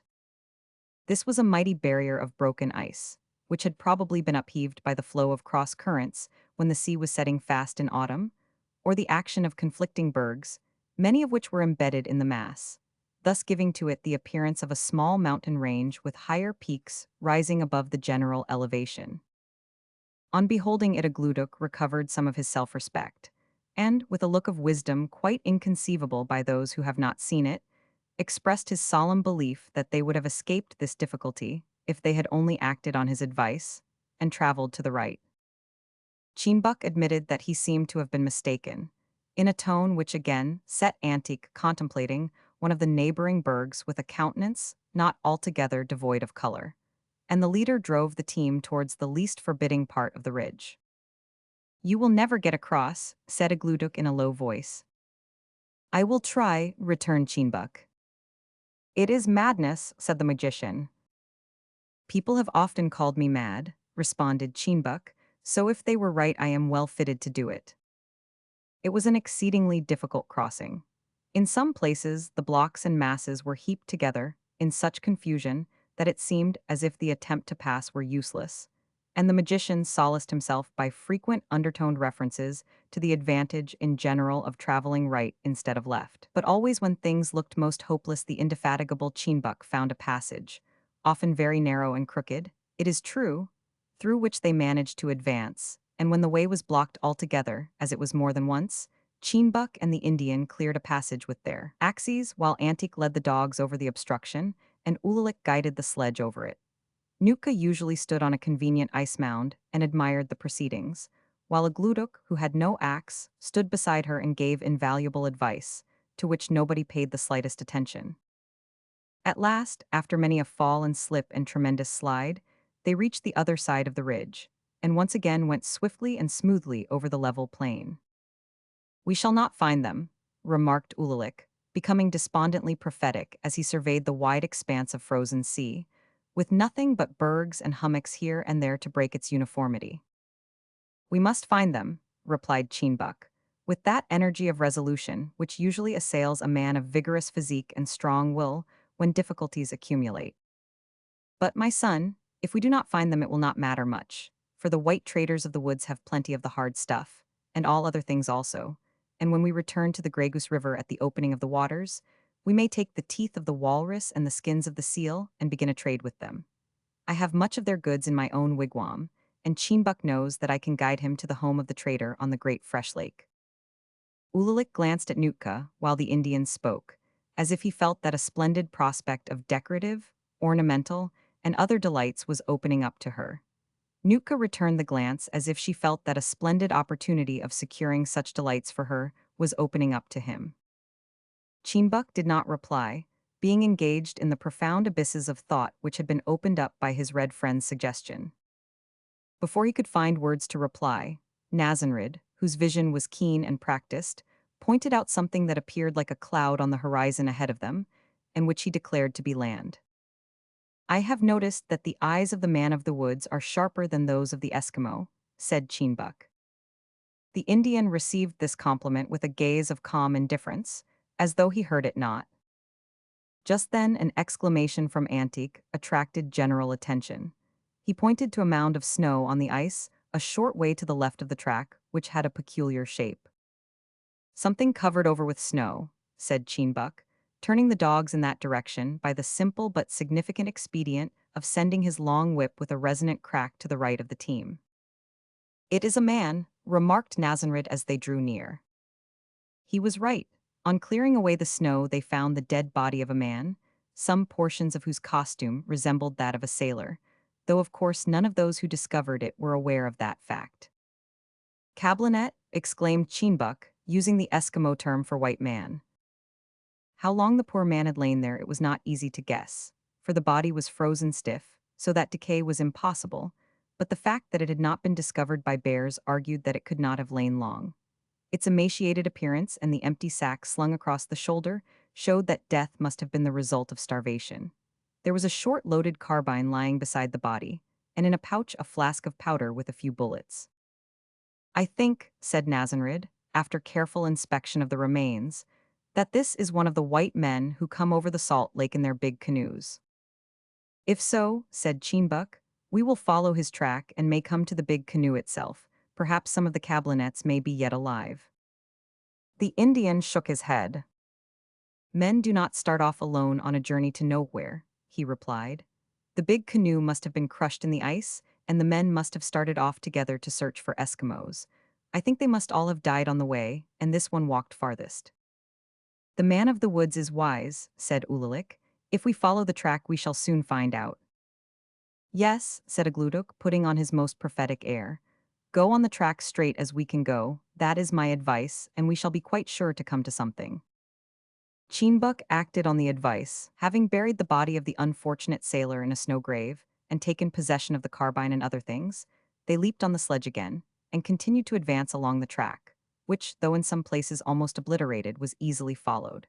They had not advanced more than a mile when another mound was discovered, with another seaman below it, whom they buried in the same way, and close to it a third, whose costume being in some parts a little finer, they correctly guessed to be a chief. At last they came in sight of a large mound, and on uncovering it found a boat with 4 dead men lying near it. All seemed to have died of starvation, and the reason why some of them had forsaken the boat was obvious, for it was crushed out of shape by ice, the bottom having been cut completely away, so that all the provisions they had to depend on had no doubt been lost. This is not the big canoe, remarked the Indian while they examined it. The big one must have been sunk, and they had to try to escape in the little one.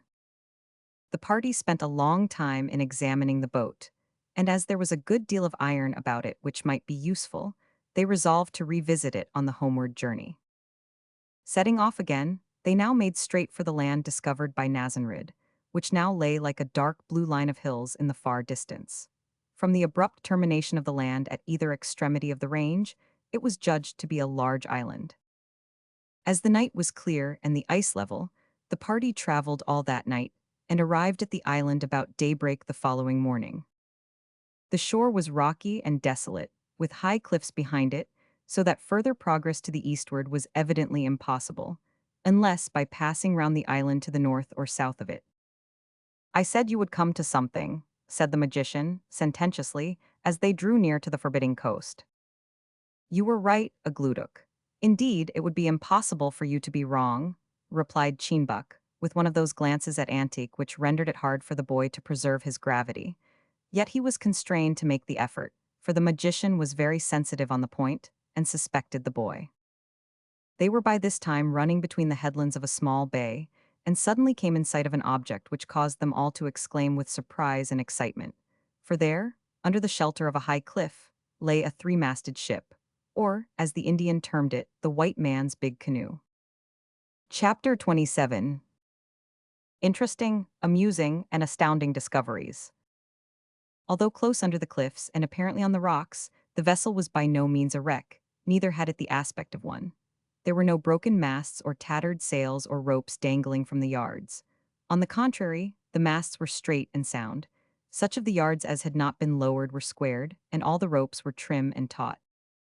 The deck was covered over with a roof of canvas, and the snow banked up all round so as to meet the lower edges of it and form a protection from the wind.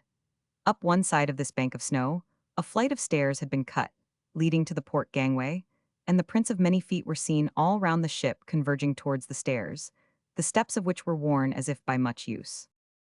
At first the natives approached the vessel with extreme caution, not being sure of what might be their reception if any man should be on board, and with a sense of awe at beholding a mysterious object which had hitherto been utterly beyond the range of their experience, though not quite unknown to them by report. By degrees, however, they drew nearer and nearer until they reached the bottom of the snow staircase. Still, there was no sound to be heard in the white man's big canoe to indicate the presence of a human being.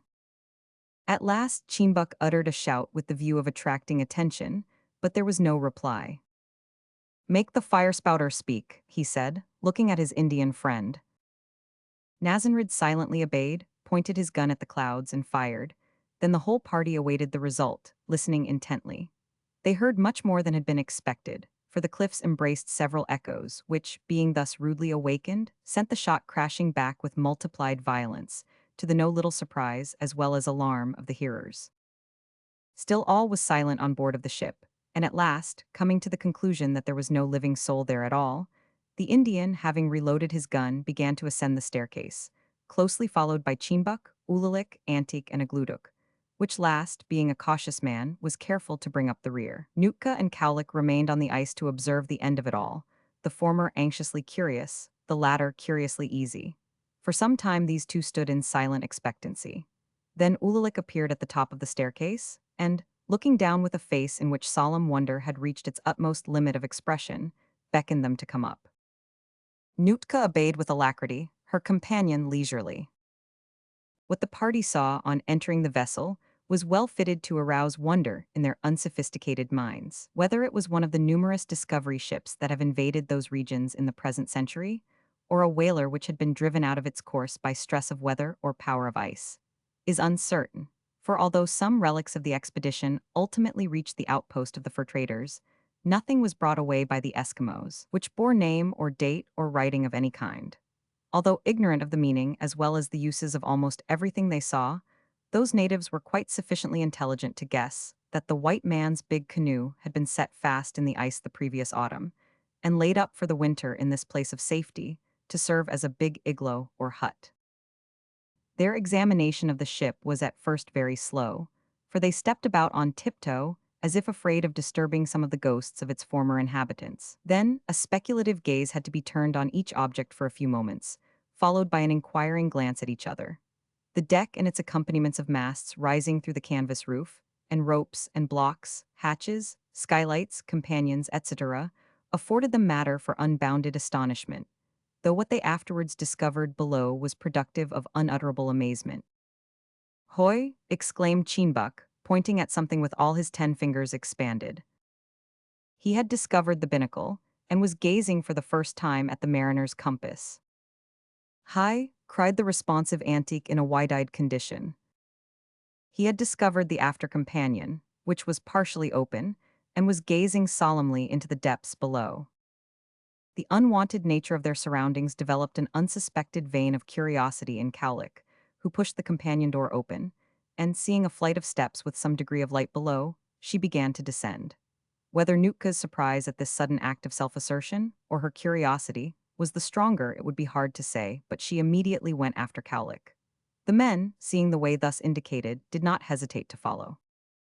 Of course they all held tenaciously by the brass rail, being afraid to slip on the steep stair, and some of them, slewing round almost naturally, went down in true sailor fashion backwards.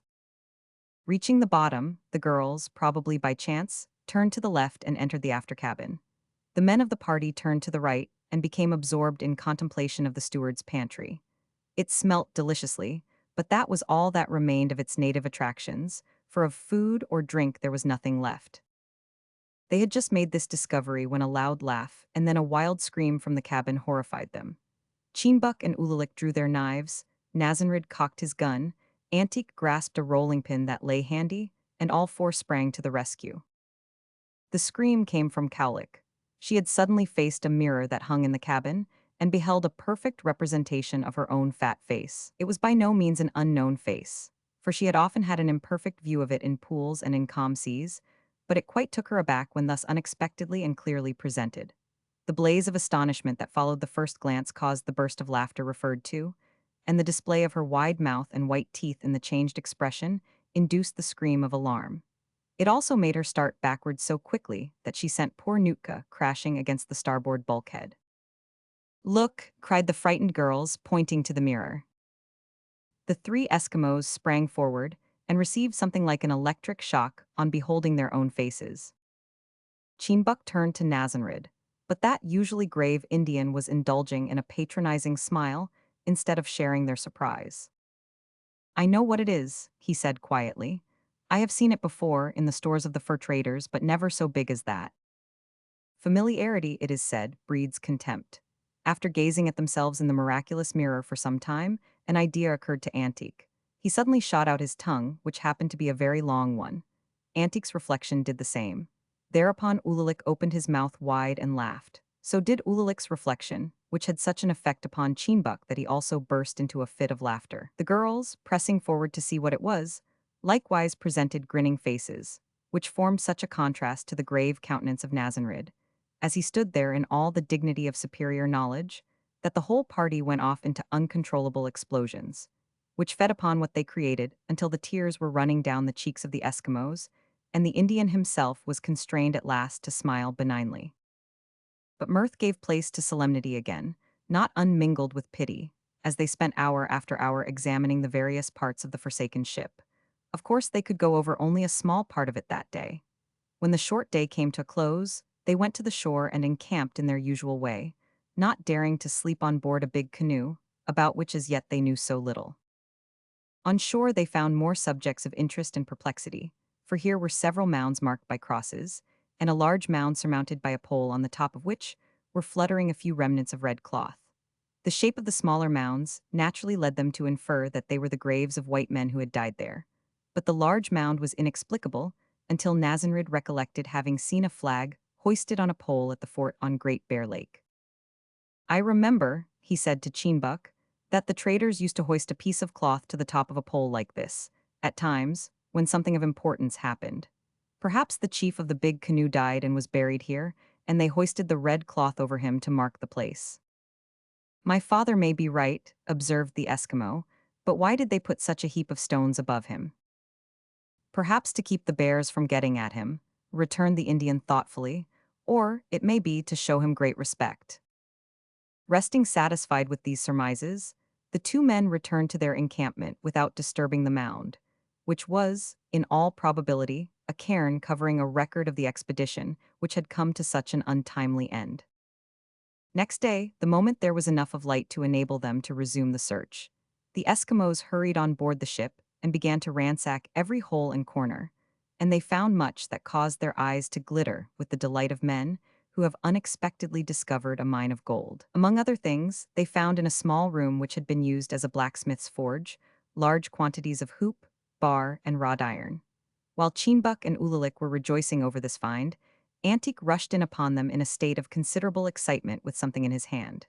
It was a large watch of the double-cased, warming-pan tribe.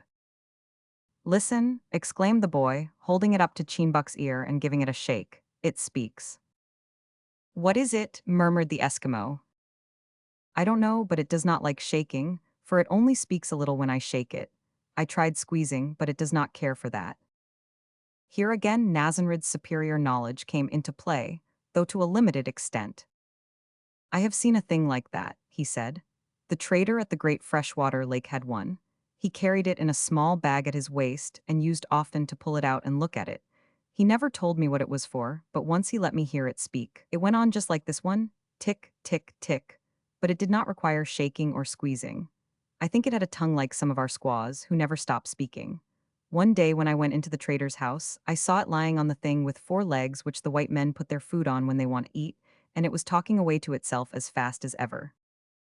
They were still engaged with this mystery, when a cry of delight from Nootka drew them back to the cabin, where they found the girl clothed in a pilot cloth coat, immensely too large for her. She was standing admiring herself in the mirror, so quickly had her feminine intelligence applied the thing to its proper use, and from the energetic but abortive efforts she made to wriggle round so as to obtain a view of her back, it might have been supposed that she had been trained to the arts of civilization from childhood. With equal and earnest assiduity Cowlick was engaged in adorning her head with a black flannel-lined sou'wester, but she had some trouble with it, owing to the height of her top knot of hair. Ridiculous though the two girls might have looked in our eyes, in those of their companions they only seemed peculiar and interesting, for the step between the sublime and ridiculous is altogether relative, in Eskimoland as elsewhere. There was no opportunity, however, to dwell long in contemplation of any new thing, for the discoveries came thick and fast. Cowlick had barely succeeded in pulling the earpieces of the sou'wester well down and tying the strings under her fat chin when a tremendous clanking was heard, as of some heavy creature approaching the cabin door. Cheenbuck dropped forward the point of his spear, and Nazanrid kept his gun handy. Not that they were actually alarmed, of course, but they felt that in such unusual circumstances the least they could do was to be ready for whatever might befall, or turn up. A moment later, and a gludok stalked into the cabin, his legs encased in a pair of fishermen's sea boots, so large that they seemed quite to diminish his natural proportions. In all their discoveries, however, they did not find a single scrap of any kind of food. It was quite clear that the poor fellows had held by the ship as long as provisions lasted, in the hope, no doubt, that they might ultimately succeed in working their way out of the ice. And then, when inevitable starvation stared them in the face, they had tried to escape in their boats, but without success. At least in one case, though how many boats had thus left to undertake the forlorn hope of storming the strongholds of the polar seas it was impossible to tell. On the second night, as the Eskimos sat in their igloo at supper talking over the events of the day, Nazanrid asked Cheenbuck what he intended to do. "For," said he, "it is not possible to take back with us on one sledge more than a small part of the many good things that we have found." "The man of the woods is right," interposed the magician. "He is wise. One sledge cannot carry much. I told you that we were sure to find something. Was I not right? Have we not found it? My advice now is that we go back with as much as we can carry, and return with 4 or 5 sledges, or even more, and take home all that it is possible to collect."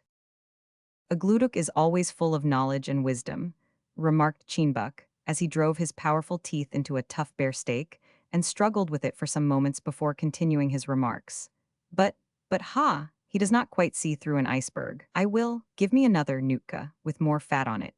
I will go back, as he wisely advises, with as much as the sledge will carry, and will return not only with 4 or 5 sledges, but with all the sledges we have got, and all the dogs, and all the men and women and children, even to the smallest babe that wears no clothes and lives in its mother's hood, and sucks blubber. The whole tribe shall come here and live here, and make use of the good things that have fallen in our way, till the time of open water draws near. Then we will drive to the place where we have left our kayaks and umiaks. Some of us will go to Warriskeek, and some to pay a visit to the fire spouters at Whale River.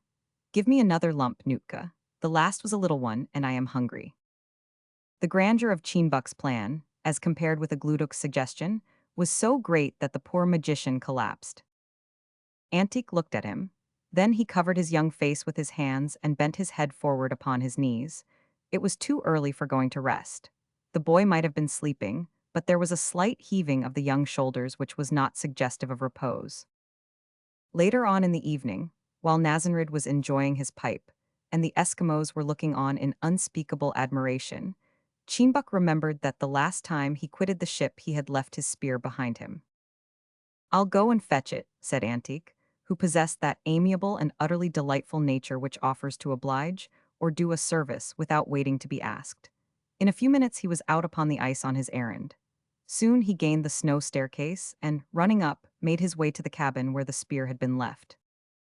Now it chanced that a polar bear, attracted perhaps by the odor of cooked food, had wandered near to the ship and observed the young Eskimo ascend. Polar bears are not timid. On the contrary, they are usually full of courage. They are also full of curiosity. The night was clear, and when that bear saw the youth go up the stair, it immediately went to the place to inspect it. Courage and caution are not necessarily antagonistic. On arriving at the foot of the stair, it paused to paw and otherwise examine it. Then it began to ascend slowly, as if doubtful of consequences. Now, if it were not for coincidences, a great many of the extraordinary events of this life would never have happened. For instance, but the instances are so numerous that it may be well not to begin them. It happened that just as the bear began to ascend the snow staircase, Antique, with the spear in his hand, began to ascend the companion ladder. But the chief point of the coincidence lay here, that just as the bear reached the top of the stair, the boy reached the very same spot, and next moment the two stood face to face within 4 feet of each other. We will not go into the irrelevant question which was the more surprised. Antique at once uttered a yell, compounded of courage, despair, ferocity, horror, and other ingredients, which startled into wild confusion all the echoes of the cliffs. The bear opened its mouth as if to reply, and the boy instantly rammed the spear into it. He could not have done anything worse, except run away, for a bear's mouth is tough. Happily, however, the monster was standing in a very upright position, and the violence of the thrust sent him off his balance. He fell backwards down the stair, and came on the ice with an astounding crash that doubled him up and crushed all the wind out of his lungs in a bursting roar. Fortunately, his great weight caused the destruction of 5 or 6 of the lower steps, so that when he rose and tried viciously to reascend, he was unable to do so. Of course, the uproar brought the men on shore to the rescue, and while the bear was making furious attempts to reconstruct the broken staircase, Nazanrid went close up and put a bullet in its brain. Chapter 28. The ship revisited and re-explored. Cheenbuck's plan was afterwards fully carried out.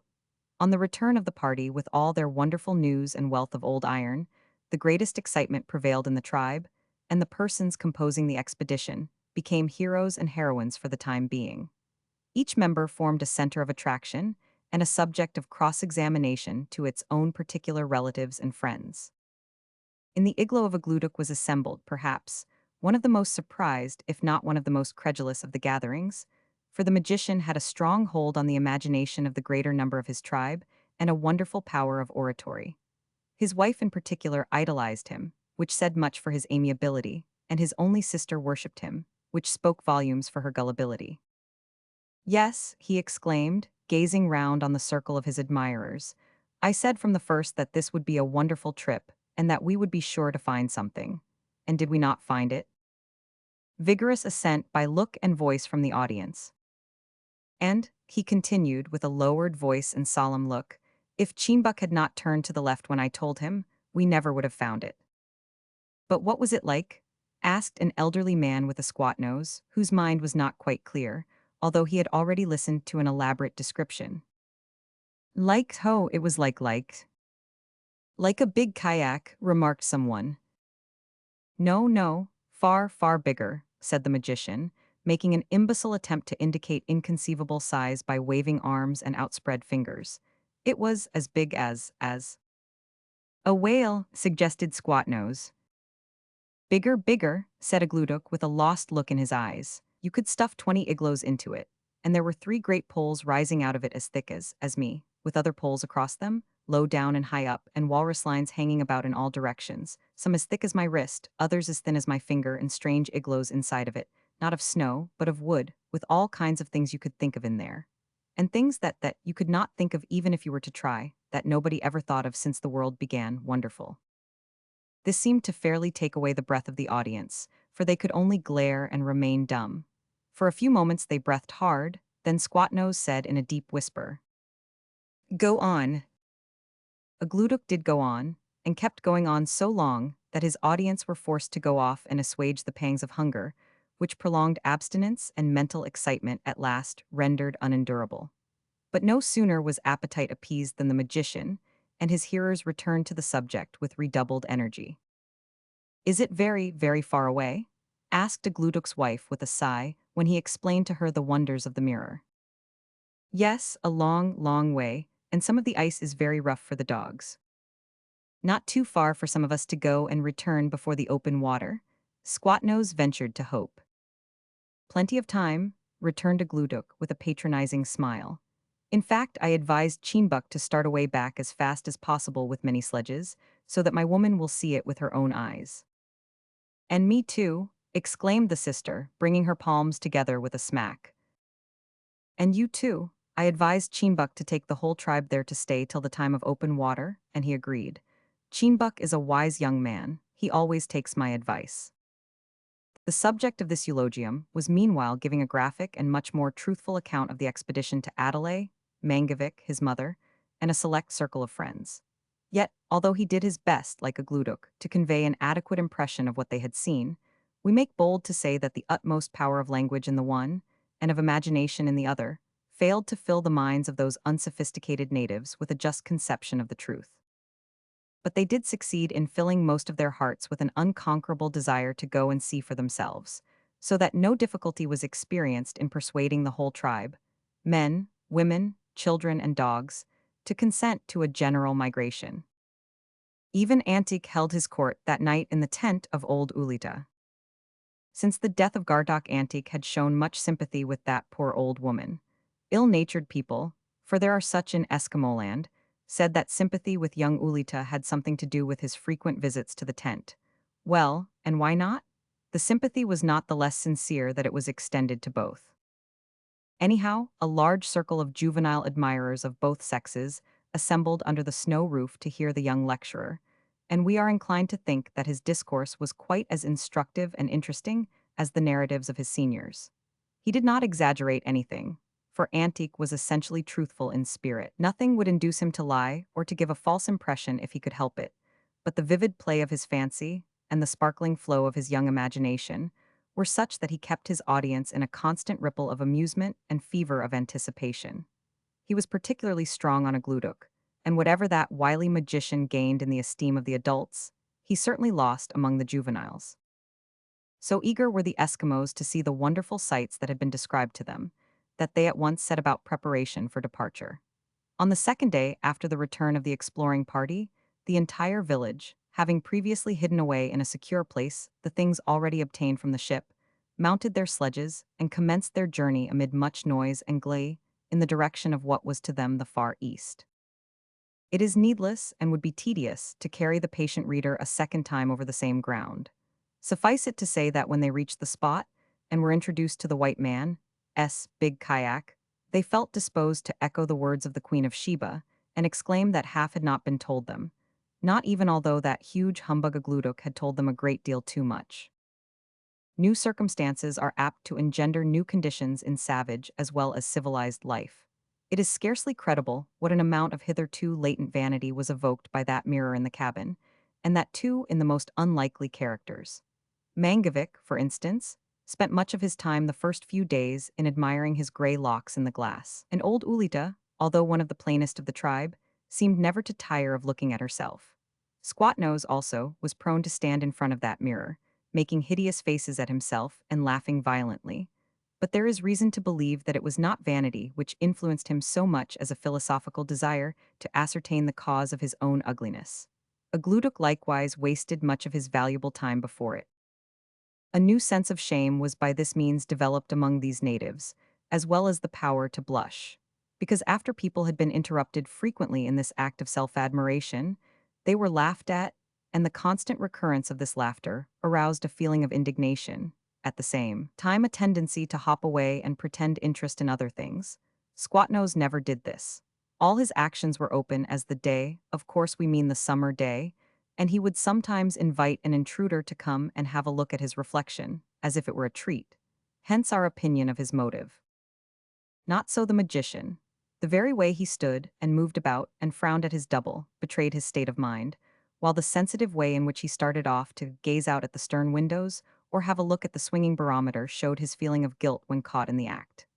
Antique soon found this out, and was wont to lie in wait so as to catch him in the act suddenly and with exasperating frequency.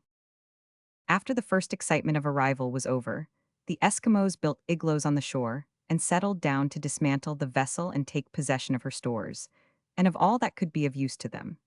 They built an elongated oval igloo on the shore as a store to receive the lighter, and, as they esteemed them, more valuable articles. Among these were included all the axes, hoop iron, and other pieces of manageable metal that could be easily carried. There were also numbers of tin cans, iron pots, cups, glass tumblers, earthenware plates, and other things of the kind, which were esteemed a most valuable possession by people whose ordinary domestic furniture consisted chiefly of sealskin bowls and shallow stone dishes. During the few days that followed, the whole colony of men, women, and children were busily occupied in running between the ship and the big store with loads proportioned to their strength, and with joviality out of all proportion to their size. For it must be borne in mind that these children of the ice had discovered not only a mine of inconceivable wealth, but a mine, so to speak, of inexhaustible and ever-recurring astonishments, which elevated their eyebrows continually to the roots of their hair, and bade fair to fix them there forever. Perplexities were also among the variations of entertainment to which they were frequently treated. Sometimes these were more or less cleared up after the assembled wit and wisdom of the community had frowned and bitten their nails over them for several hours. Others were of a nature which it passed the wit of man, Eskimo man at least, to unravel. A few of these, like the watch, had some light thrown on them by Nazanrid, who had either seen something like them in use among the fur traders, or whose sagacity led him to make a shrewd occasional guess. One object, however, defied the brain power alike of Indian and Eskimo, and no wonder, for it was a wooden leg, discovered by Antique in what must have been the doctor's cabin, or a cabin which had been used for doctor's stuff and material. Like letters of the alphabet given in confusion for the purpose of being formed into words, this leg puzzled investigators because of their inevitable tendency to lead off on a wrong scent by assuming that the leg part was the handle of the instrument, and the part for the reception of the thigh, something for doing, they couldn't tell what. Sitting round the stone lamp after supper, some of them passed the mysterious object from hand to hand and commented on it freely. The leg was quite new, so that there were no marks of any kind about it to afford a clue to its use. Probably it had been made by the ship's carpenter for some unfortunate member of the crew who had come by an accident and died before he could avail himself of it. Suddenly, the magician exclaimed, I always knew that I would know if I only thought hard enough. It is a club for fighting with. When the white men go to war, they always use these things. Grasping it in both hands, he swung it round his head and made as though he would knock Ulalik down with it, causing that young Eskimo to shrink back in feigned alarm. That may be so, said Cheenbuck with serious gravity. I wonder we did not think of it before. But if so, objected Nazanrid, who always took things seriously, what is the use of the hollow in its head, and for what are these lines and ties fixed about it? Don't you see? Said Cheenbuck with increased seriousness. After knocking your enemy down with it, you pour his blood into the hollow till it is full, let it freeze, and then tie it up to keep it safe, so that you can carry it home to let your wife see what you have done. The usual quiet glance at Antique had such an effect on that youth that he would have certainly exploded had he not been struck by an idea which displaced all tendency to laugh. I know, he cried eagerly. You're all wrong, it is a hat. So saying, he seized the leg out of the magician's hand and thrust it on his head with the toe pointing upwards. There was a tendency to approve of this solution, and the boy, tying two of the straps under his chin, sprang up in the pride of his discovery.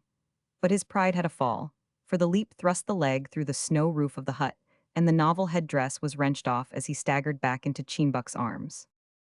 Despite this mishap, it was received by most of those present as a probable explanation of the difficulty, and afterwards Antique went proudly about wearing the wooden leg on his head. The style of cap proved rather troublesome, however, when he was engaged in his researches between decks, for more than once, forgetting to stoop low, he was brought up with an unpleasant jerk. In a forest, as Nazanrid suggested, the high crest might have been inconvenient, but out on the floes, the unencumbered immensity of the Arctic sky afforded the boy room to swagger to his heart's content. Another discovery of great interest was the carpenter's cabin. Unlike most of the other cabins, the door of this one was locked, and the key gone, though if it had been there no one would have guessed its use. Peeping in through a crack, however, Cheenbuck saw so many desirable things that he made short work of the obstruction by plunging his weight against it. The door went down with a crash, and the Eskimo on the top of it. The sight that met his gaze amply repaid him, however, for there were collected in symmetrical array on the walls saws, chisels, gimlets, gouges, bradawls, etc., while on a shelf lay planes, mallets, hammers, nails, augers. In short, every variety of boring, hammering, and cutting implement that can be imagined. An hour after the discovery of that cabin, there was not a man or boy in the tribe who was not going about with cut fingers, more or less. Experience, however, very soon taught them caution. And here again the superior knowledge of Nazanrid came in usefully. Like most Indians, he was a man of observation. He had seen the fur traders in their workshops and had noted their tools. Taking up a handsaw, he seized a piece of stick, and, although not an expert, sawed a lump off the end of it in a few seconds. As this would probably have cost an Eskimo full half an hour to accomplish with his blunt knives, they were suitably impressed, and Cheenbuck, seizing the saw, forthwith attempted to cut off the end of a rod of iron, with what effect it is scarcely necessary to explain. In the course of a few days, the quantity of material brought on shore was so great that it was found necessary to begin a second storehouse. While most of the natives were engaged on this, Cheenbuck and the Indian continued their researches in the ship, for a vast part of its deep hold still remained unexplored, owing partly to the slowness of the investigation in consequence of the frequent bursts of amazement and admiration, as well as the numerous discussions that ensued, all of which required time. While going more minutely into the contents of the cabin, they came, among other things, on a variety of charts and books. "Have you ever seen things like these?" asked Cheenbuck in a tone of veneration, based on the belief that the Indian had seen nearly everything the world contained. "Never except that," he replied, pointing to a logbook. "The traders use things like that. They open them and make marks in them." Cheenbuck immediately opened the book in question and found marks, plenty of them, but of course could make nothing of them, even after turning them sideways and upside down. As the Indian was equally incapable, they returned the whole into the locker in which they had found them, intending to carry them on shore when the new store should be ready for the reception of goods. This was unfortunate, in some respects, as the next chapter will show. Chapter 29. Curiosity and Presumption, followed by Catastrophe. Most of the able-bodied men and a few of the youngsters set off next day to obtain a supply of walrus, seal, and muskox flesh, or anything else that happened to be procurable. Mrs. Mangovic and other ladies were left to look after the camp and prepare for the return of the men, strict orders being left that no one should go on board the ship on any pretext whatever. But strict orders are not always obeyed. There was one little boy in that community, not a bad boy, but a precocious and very ambitious boy, who chanced not to hear the orders given. Whether he was partially deaf or purposely did not hear the orders, we cannot say. This little boy's chief weakness was a desire to mimic. Having admired the wooden leg on Antique's head, and having observed where Antique had stowed the leg away before setting off with the hunters, he possessed himself of it, put it on his head, and strutted about the camp to the admiration and envy of all his compeers, for he was a very daring and domineering boy, although small. His name was Duchik. Another of Duchik's weaknesses was a desire to ape the men, and think himself a man in consequence. This, coupled with a consuming curiosity in regard to Nazanrid's tobacco pipe, caused him to observe, for he was remarkably observant, that the Indian had, for the first time since he resided among them, gone off on an expedition and left his pipe behind him. Accidentally, no doubt. Duchik watched his opportunity and secured the fire-bag which contained the smoking implements. Stolen waters are sweet, even in cold climates where all the waters freeze, and the boy cast about for a secluded place in which he might enjoy the sweetness of his pipe to the full without fear of interruption. A blue cavern in an iceberg might do, but the atmosphere in such caves was rather cold.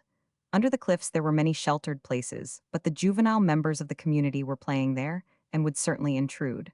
Out on the floes was an exposed place, to vision as well as to wind and drift. What was left to him, then, but the ship? Hurrying through the village in order to carry out his plans, the boy encountered Mrs. Mangovic at the entrance to her hut. "Where are you going, Duchik?" demanded the woman, with a look of suspicion born of frequent experience. With that spirit of ambiguous contradiction which would seem to prevail among the youth of all nations, Duchik replied, "Nowhere." It is interesting to observe how that remarkable answer seems to satisfy inquirers, in 9 cases out of 10, everywhere. At all events, Mrs. Mangovic smiled as if she were satisfied, and re-entered her hut, where Nootka was engaged in conversation with Adelaide, while she taught her how to make Eskimo boots. "Did not Cheenbuck forbid everyone to go near the big kayak while the men were away?" demanded the woman. "Yes, he did," answered Nootka, without raising her eyes. "Now look here, Adelaide. You turn the toe up this way and the heel down that way and shove your needle in so, and then—" "I am very sure," interrupted Mrs. Mangovic, "that little Duchik has gone down there. There's not another little boy in the tribe but himself would dare to do it." "He will lose some of his skin if he does," said Nootka quietly, referring not to any habit of the Eskimos to flay bad boys alive, but to their tendency to punish the refractory in a way that was apt to ruffle the cuticle. Quite indifferent to all such prospects in store for him, the boy hurried on until he reached the foot of the snow staircase. It had been repaired by that time, and the deck was easily gained. Descending to a part of the interior which was rather dark, for the boy was aware that his deeds were evil, he sat down on a locker and opened his firebag. Eskimos are not quite free from superstition. Duchik had plenty of natural courage, but he was apt to quail before the supernatural. Apart from the conscience, which even in Arctic bosoms tends to produce cowardice, the strange surroundings of the place, the deep shadows, merging into absolute obscurity, and the feeling of mystery that attached to everything connected with the vessel, all had the effect of rendering Duchik's enjoyment somewhat mixed. To look at him as he sat there, glaring nervously on all sides, one would have been tempted to say that his was what might be called a fearful joy. If a rat or a mouse had scurried past him at that moment, he would have fled precipitately, but no rat or mouse moved. Probably they were all frozen, and he had the place entirely to himself, too much to himself. He began at that point to wish that he had brought another little boy, or even a girl, with him, to keep up his courage and share in his triumphant wickedness. However, as nothing happened, his courage began to return, and he emptied the contents of the bag on the locker. He knew exactly what to do, for many a time had he watched the Indian fill his pipe and produce fire with flint, steel, and tinder. Beginning with the pipe, he filled it, and then proceeded to strike a light. Of course, he found this much more difficult than he had expected. It seemed so easy in the Indian's hands, it was so very difficult in his. After skinning his knuckles, however, chipping his thumbnail, and knocking the flint out of his hand several times, he succeeded in making the right stroke, and a shower of sparks rewarded his perseverance. This was charming. The place was so dark that the sparks seemed as large and bright as stars, while the darkness that followed was deeper by contrast. Forgetting the pipe and tobacco in this newfound joy, Duchik kept pelting away at the flint, sending showers of sparks past his knees, and some of them were so large that they even fell upon the deck before going out. But an abrupt stop was put to his amusement. Whether it was that something or other in the sides of the ship had given way, or the energetic action of the boy had shaken some fastening loose, we cannot say, but just as he was in the act of raising his hand for another feu de joie, a shelf over his head gave way, and a perfect avalanche of pots, pans, and noisy tin articles came down with a hideous crash on the deck. To leap from the locker like a bombshell, and go straight up the hatchway like a rocket, was only natural. Duchik did that as far as was compatible with flesh and blood. He could not remember afterwards by what process he reached the ice and found himself on the skirts of the village. But at that point his self-control returned, and he sauntered home, flushed, it is true, and a little winded, yet with the nonchalant air of a man who had just stepped out to have a look at the weather. His conscience was rather troubled, it is true, when he thought of the firebag and the pipe, etc., left behind, but nothing would have induced him to return for these at that time. Towards evening, the walrus hunters returned. They had been very successful. The sledges were loaded up with the meat of several large animals, so that there was a prospect of unlimited feasting for more than a week to come. "Now, old woman," said Cheenbuck with cheery irreverence to his mother, and with that good-natured familiarity which is often engendered by good fortune, "stir up the lamps and get ready the marrow bones." Regardless of lamps and marrow bones, all the children of the community, even to the smallest babes, were sucking raw blubber as children in less favored lands suck lollipops. "Had you to go far?" asked Adelaide. "Not far. We found them all close by, and would have been back sooner, but some of them fought hard and took up much time," answered Cheenbuck, who awaited the cooking process. For since he had discovered the Indian girl's disgust at raw meat, he had become a total abstainer on the point. "And," he added, beginning to pull off his boots, "if your father had not been there with the spouter we should have been out on the floes fighting still, for some of the walruses were savage and hard to kill." After supper, as a matter of course, Nazanrid looked round with an air of benign satisfaction on his fine face. "Is my firebag behind you, Adelaide?" he asked in a low voice. Duchik was present and heard the question, but of course did not understand it, as it was put in the Dogrib tongue. The search, however, which immediately began, induced him to retire promptly and absent himself from home for the time being. "It is not here, father." A more careful search was made, then a most careful one, but no firebag was to be found. "Perhaps Nootka took it to her sleeping place to keep it safe," suggested old Mangovic.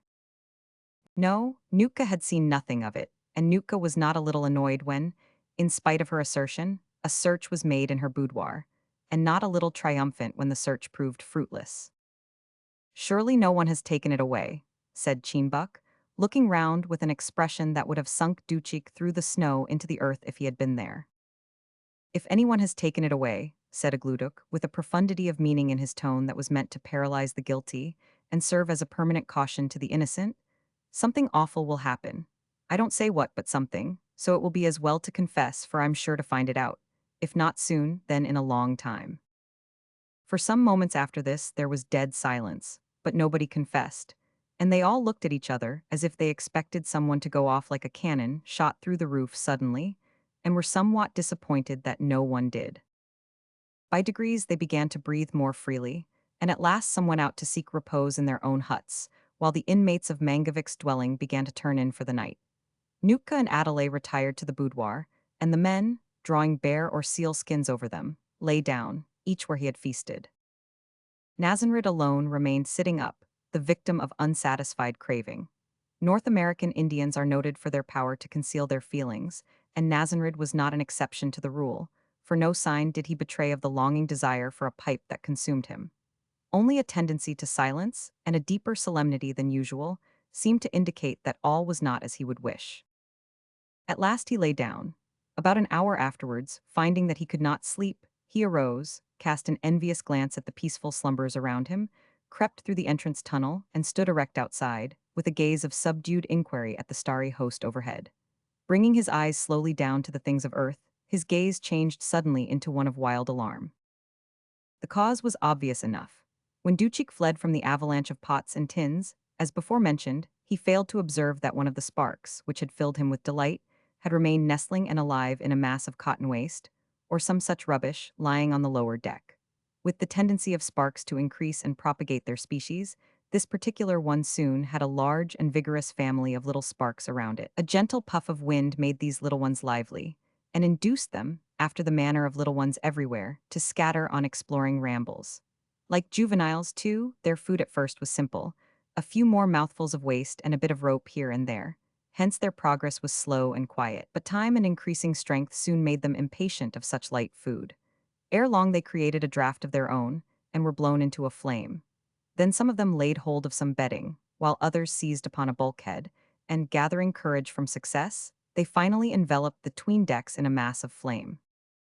It was at this point in the business that the eyes of Nazanrid beheld a column of smoke rising from the after companion hatch, which threw his own smoking powers entirely into the shade, and induced him to utter an unreasoning war whoop that roused the Eskimo tribe as if by a shock of electricity.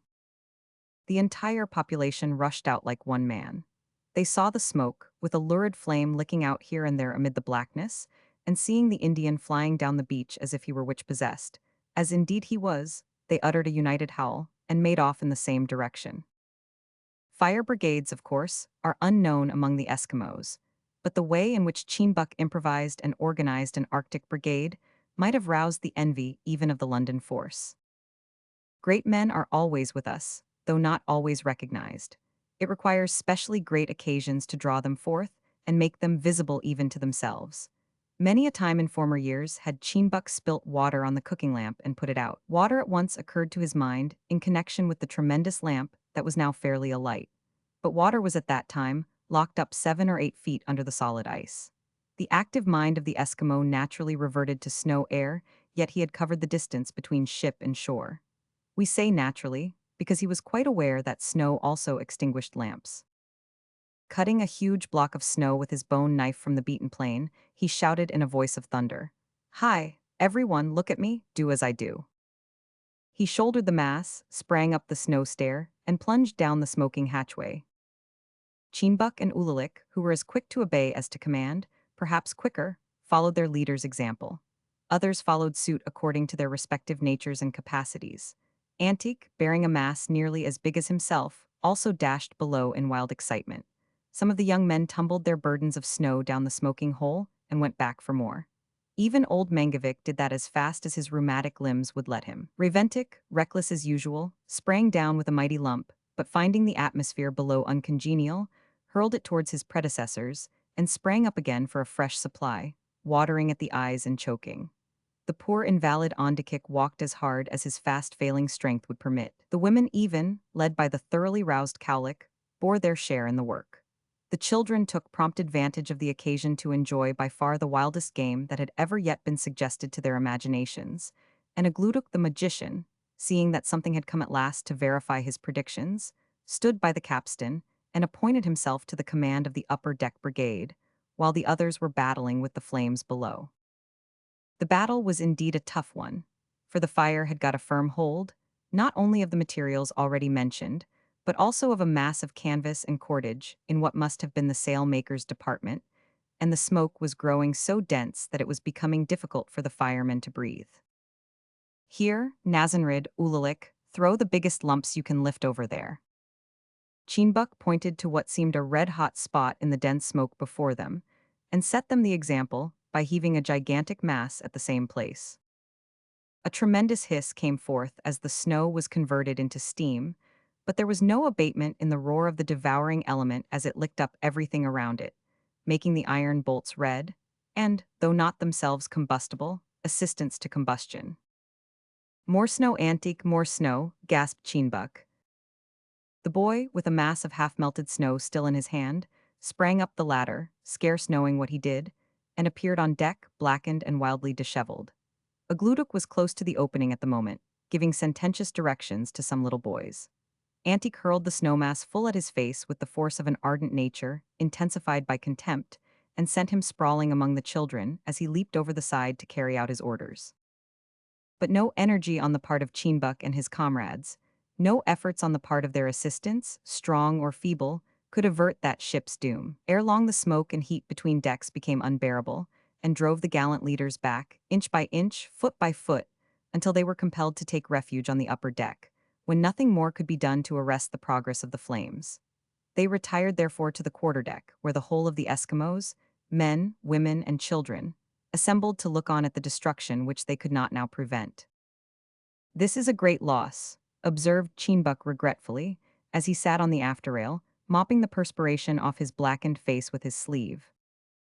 "It might have been a greater loss," said Nazanrid, glancing towards the well-filled storehouses on shore. "That is true, but just think of what a supply of wood for spears and sledges. It would have been enough to last the lives of our children's children, if not longer." "Did I not tell you that something would happen?" said Aglutuk, coming forward at that moment. "Yes, and something did happen," said old Mangovic, "though I could not see how it happened, for the smoke. Did not a lump of snow fly in your face and knock you over among the children?" The magician ignored the question altogether, and, turning to Chinbuk, asked if he thought there was yet any chance of saving the ship. "Not unless you manage to send some of your magic down and stop the fire." "That is not possible," returned the other with a wisely grave look. "I can do much, but I cannot do that." As he spoke, a fresh roar of the fire up the hatchway attracted attention. Gathering strength, it burst up in a bright flame, showing that the quarterdeck could not long remain a place of security. Suddenly Nazanrid showed signs of excitement which were very unusual in him. Fighting the walrus or bear, or battling with the fire, had never produced such an expression as crossed his face, while he cast a hasty glance round on the women and children, whose forms were by that time lit up by the dull red glow that issued from the column of smoke. "Chinbuk," he said in a low voice, "the black stuff that I put in my spouter is kept by traders in round things. I forget the name. If there is one of these round things here, and it catches fire, we shall, every one of us with the ship, be sent up to the stars." The remark was meant to reach the ear of the leader alone, but several of those around heard it, and a wild rush was instantly made for the snow stair, amid feminine and juvenile shrieks. Aglutuk incontinently hurled himself over the side, and fell on his hands and knees on the ice, where an opportune snowdrift saved him. Most of the party ran or leaped out of the threatened danger. "Does not my father think that we should go?" asked Chinbuk, who began to feel uneasy as a fresh burst of flame set fire to the canvas awning, and made the place they stood on unpleasantly hot. "Yes, my son, he does," replied Nazanrid, "but it does not become men to run from danger." So saying, he began to move as if in a funeral procession, closely followed by Chinbuk, Ulalik, and old Mangovic. As they reached the head of the staircase, something like an explosion occurred, for the deck was partially burst up by the heat. The three Eskimos, who did not think their dignity affected by haste, leaped down the stair in 2 bounds, but Nazanrid did not alter his walk in the least. Step by step, he descended deliberately and walked in stolid solemnity to the spot on which the community had assembled as a place of safety. They did not speak much after that, for the sight was too thrilling and too novel to admit of conversation. Shouts and exclamations alone broke forth at intervals. The danger to which they had been exposed, while on the quarterdeck, became more apparent when a clear, bright flame at length shot upwards, and, catching some of the ropes, ran along and aloft in all directions.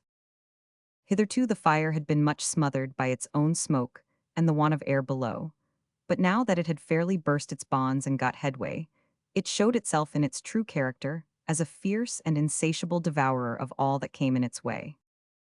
Catching hold of the awning over the deck, it swept fore and aft like a billow, creating such heat that the spectators were forced to retreat to a still safer distance. From the awning it licked round the masts, climbed them, caught the ropes and flew up them, sweeping out upon the yards to their extreme ends, so that in a few minutes the ship was ablaze from hold to truck and stem to stern. Then the event which Nazareth had referred to occurred. The flames reached the powder magazine. It exploded, and the terrified natives yelled their feelings, while the entire structure went up into the heavens with a roar to which the loudest thunder could not compare, and a sheet of intense light that almost blinded them. The explosion blew out every fork of flame, great and small, and left an appalling blackness by contrast, while myriads of red-hot fragments fell in a shower on the ice, and rebounded from it, like evil spirits dancing around the tremendous wreck that they had caused. Fortunately, the Eskimos were beyond the range of the fiery shower. When they ventured, with awe-stricken looks, to approach the scene of the catastrophe, only a yawning cavern in the floe remained to tell of the stately vessel that had thus ended her final voyage. Chapter 30. A declaration, an interruption, and a great fight. The loss which the Eskimos sustained in the destruction of the ship was in one sense considerable, for the woodwork about her would have been of immense value to them. Nevertheless, their gains in what had already been stored were very great, so that they were able to regard their losses with philosophically composure. The weeks that followed, weeks of ever-increasing light and warmth, were spent in examining and sorting their material into packages suitable for transport on sledges to their summer quarters at Waraskeek. And here again the knowledge possessed by Nazareth of the habits and implements of the white men was of great service. Adelaide also helped to instruct, for when among the sailmakers' tools they found a number of the finer sort of needles and threads, as well as a few feminine thimbles.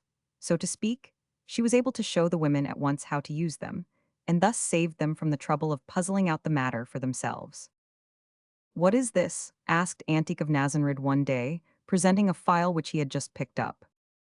"That is a thing," replied the Indian, who, being ignorant of the names of most tools, got over the difficulty by calling all objects things. "That is a thing made for cutting iron with, rubbing it down and cutting it short. It cuts things that are too hard for a knife." "I think," returned the boy, regarding it attentively, "we might try it on a glutok's nose. That wants cutting short and rubbing down too, for it seems very hard to look at it." Nazareth did not smile. He was slow to understand a joke. Perhaps he thought it a poor one, but Cheembuck appreciated it and met it with the suggestion that an axe might be more effective. They were gravely debating this point in front of the snow stores, when Ondikik came up and asked when it was likely that a start would be made for home, as he styled their old winter village. "Go and ask Mangavik. When he gives the order I'm ready," said Cheembuck. "Don't say a word to a glutuk," said Antique, as the young man turned to go. "He will be sure to say that something will happen if you do." "Yes, and as something always does happen," remarked Cheembuck, "he's sure to be right, the Musquat." Musquat seemed to be used as a term of extreme contempt. It may not therefore be incorrect to translate it, humbug. On being consulted, old Mangavik, who was generally credited with being weatherwise and intelligent, gave it as his opinion that, as the things from the white man's kayak were already packed on the sledges, and the weather was very warm, and the days were growing long, and the ice and snow were melting fast, the sooner they set out the better. Aglutuk coincided with that opinion, because he had been led to the same conclusion some days before, chiefly in consequence of profound thought during the dark hours of night.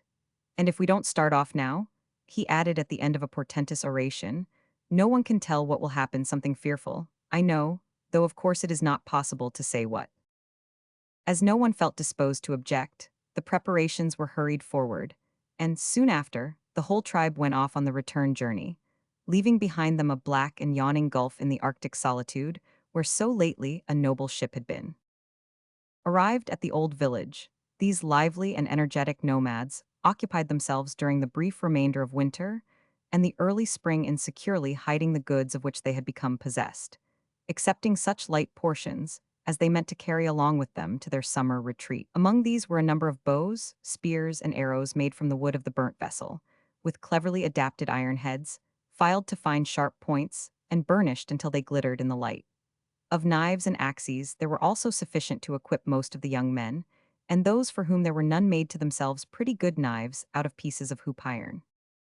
When at last the ocean currents and summer heat broke up the solid floes and set the icebergs free to resume their majestic southward course, our Eskimos put their sledges en cache, got out kayaks and umiaks, and wielding both the short and the long paddle, started off towards the southwest, in the direction of Wariskik. Some of the tribe, however, with a few of the old people, remaining behind.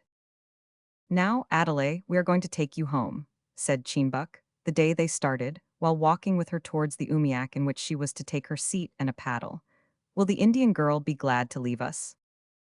The faintest possible tinge of red suffused her cheek, as she dropped her eyes and replied, "She will be glad to get home." "When you have got home and stayed for a time with your people," returned Cheenbuk, who was usually blunt and to the point in his conversation, "will you come away with me and be my woman, my squaw?" He added, accommodating his words to the Indian vocabulary. "I cannot leave my mother," answered the maiden in a low voice. "That is good," returned the gallant Eskimo, "but Cheenbuk can leave his mother and his father too. If I go and live with the men of the woods, will you be my squaw?" Adelaide, with downcast eyes, gave no answer. It is said that silence gives consent. We are ignorant as to Arctic opinion on this point, but before light could be thrown on the subject, Antique came rushing round the corner of a stranded berg with the exclamation, "Hoy, Cheenbuk, here you are. We thought you must have got into the teeth of a walrus or the arms of a bear." Cheenbuk frowned savagely, caught Antique by his nether garments and the nape of his neck, and, lifting him high above his head, seemed about to dash him on the ground. But instead, he replaced him gently on his feet, and with a benignant smile, told him to run down to the shore and put his kayak in the water so as to be ready for him. Antique, who was obedience personified, hastened away at once, rubbing his nether garments, and sorely perplexed as to the strange spirit which seemed so suddenly to have taken possession of the friend he so ardently idolized. It was arranged that Nazanrid, being unaccustomed to the Eskimo kayak, should voyage with the women in one of the umiaks. To a younger brave, this might have been regarded as an undignified position, but to a man of his years and tried experience, it was only a subject for a passing smile. But the Indian did not accept the position of an idle passenger. Although an expert in the use of the two-bladed paddle and the light kayak, he was thoroughly capable of using the women's paddle with the single blade, as it bore much resemblance in shape and size to that used in his native canoe. He therefore quietly assumed the post of steersman in the umiak, which contained Madame Mangovic, Nootka, the easygoing Cowlick, the gentle Rinka, Adelaide, and a variety of children and babies. The young man Ulalik, in defiance of immemorial custom, also took a seat and a paddle in that umiak, out of pure hospitality of course, and for the sole purpose of keeping their guest company. Nootka said nothing, but she seemed amused as well as pleased at the innovation. So were the children, for Ulalik was a prime favorite with young as well as old. Old Ulita was the captain of another of the umiaks, and it was observed that a gluduk cast longing and frequent glances in her direction, believing, no doubt, that a place by her side would be an easier berth than in his own kayak, with nothing but the strength of his own lazy arm to urge it on. But as there was no guest in this case to justify the breach of ancient custom on the ground of hospitality, he felt that manhood required him to stay where he was. It was a pretty sight, the starting of the little flotilla on a brilliant spring morning, with the sea as calm as a mill pond, fantastic masses of white ice floating about in all directions, and mountainous bergs here and there giving dignity as well as variety, by their size and light green sides and deep blue caverns, to a scene which might otherwise have been too suggestive of wedding cake. Seals, walruses, seabirds, and numerous denizens of the deep and air were sporting about in fearless indifference to the presence of their great enemy, man, But these were unheeded until hunger began to affect the Eskimo. Then the war began with its usual result, the survival of the fittest. One day, however, there was a battle in which it came about that the tables were almost turned, and the survival, as regards the animals, very nearly reversed. It happened thus. We have already referred to the ferocity of the walrus when attacked. As a rule, man is the assailant. Sometimes, however, the monster of the Arctic deep assumes the offensive. On the occasion we are about to describe, the attack was made in force. The day had been brilliantly fine. The bergs had absolutely duplicated and inverted themselves by reflection, so that the sunlit pinnacles became submarine fires, and refraction stepped in to reverse. And as it were shatter, the flows on the horizon, while three mock suns glowed in the heavens at the same time, thus making the beautiful confusion still more exquisitely confounded. Walrus, said Cheenbuck, pointing with the end of his long paddle in the direction of a large berg just ahead of them. Nazanrid, who was close alongside of him, ceased to paddle and shaded his eyes with his hand. So did his crew. The whole flotilla ceased to paddle and skimmed slowly along for some moments in dead silence. Then a Gluduk, in virtue of his office and presumption, spoke in a low voice. Let us pull softly and speak not at all. There are plenty of beasts. Wonders shall be done today if you attend to what I say. They all acted on his advice, whether they heard it or not, for Eskimos need no caution to be wary and silent when approaching a herd of walruses. There appeared to be at least 100 animals lying sunning themselves on the various ice lumps into which the floes were broken up. On one mass about half a mile off there were some 20 rolling about and grunting comfortably to each other.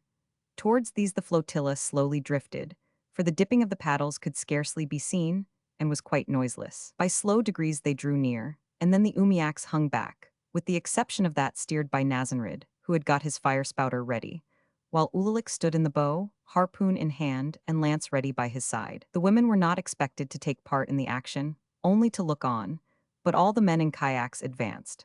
While these last went on towards the main herd, our Indians steered straight for the ice cake on which the largest number lay, and as they drew near, the extreme ugliness of the creatures, faces and black heads became very apparent. There was an old bull with tusks not far short of 3 feet long among the herd. Beside him was a young bull, which seemed from his wicked expression to be screwing up his courage to assault the old one. The rest were females and young ones of various ages, down to what seemed the very last walrus baby. Those that were grown up had bristling mustaches like porcupine quills on their flat lips, and the young ones had tusks in different degrees of development, except the baby, whose head resembled an ill-shaped football. They did not seem in the least afraid of the approaching Umiak. Perhaps they thought it a very dirty piece of ice covered with rather grotesque seals. At all events, although they looked at it, they went on with their mooing and rolling about, quite regardless of it, until Ulalik sent his harpoon deep into the side of one of the cows. Then indeed there was tremendous roaring and confusion, as the whole herd tumbled off the ice raft into the sea. The splash sent a cataract of spray over the Eskimos, and no wonder, for the old bull was full 16 feet long, with barrel bulk equal to a hogshead. Some of the others were not much smaller. The harpoon thrown was attached to a short line, to the end of which an inflated sealskin was fastened for the purpose of forming a drag on the animal harpooned, and, by coming to the surface, showing its whereabouts. But on this occasion the creatures required no such contrivance to bring them up, for no sooner were the two bulls in their native element than they uttered a horrible succession of roars, and made straight for the Umiak. A rip in the side of the skin boat would have been fatal, or, if one of the animals were to hook onto it with his tusks, an upset would be certain. Ulalik therefore grasped his long lance, while Nazanrid steered so as to keep the bow end-on to the assailants. Another moment and Ulalik dealt the oldest bull a thrust in the neck that sent it back roaring. The cry seemed to be a summons, for answering cries were heard all round, and the walruses were seen to be converging towards their savage old chief. Meanwhile the young bull had reached the right side of the Umiak, where Cowlick sat with an easy-going look on her placid face, admiring the scene. Nazanrid was so intent on keeping the craft right that he failed to notice it, until its ugly head and ponderous tusks rose above the gunwale.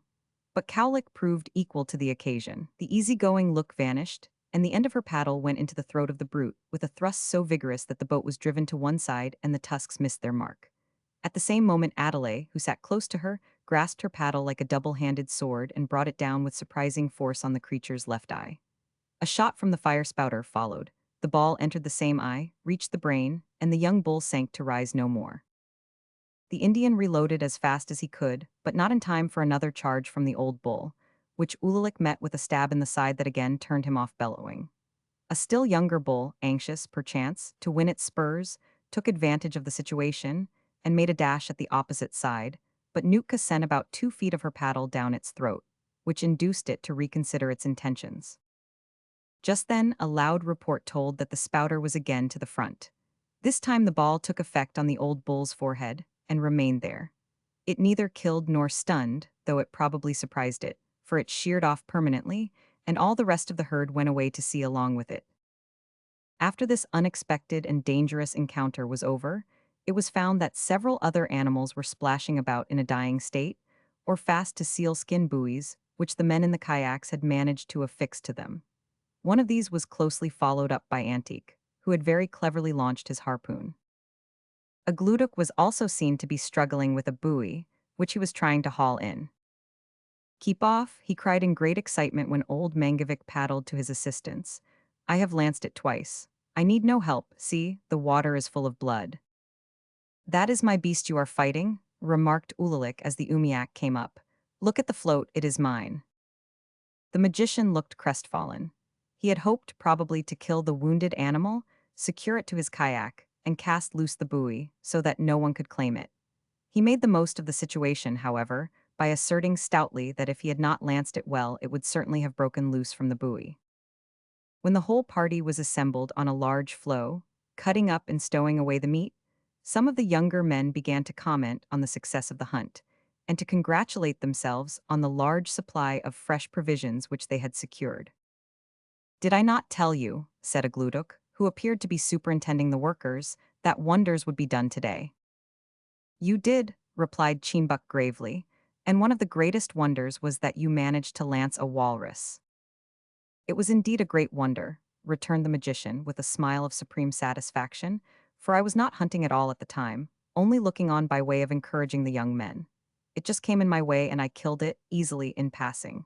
If I had been really hunting, then indeed," he added with solemn emphasis, "you would have seen something to astonish you." "I have no doubt of that," remarked Chinbuk.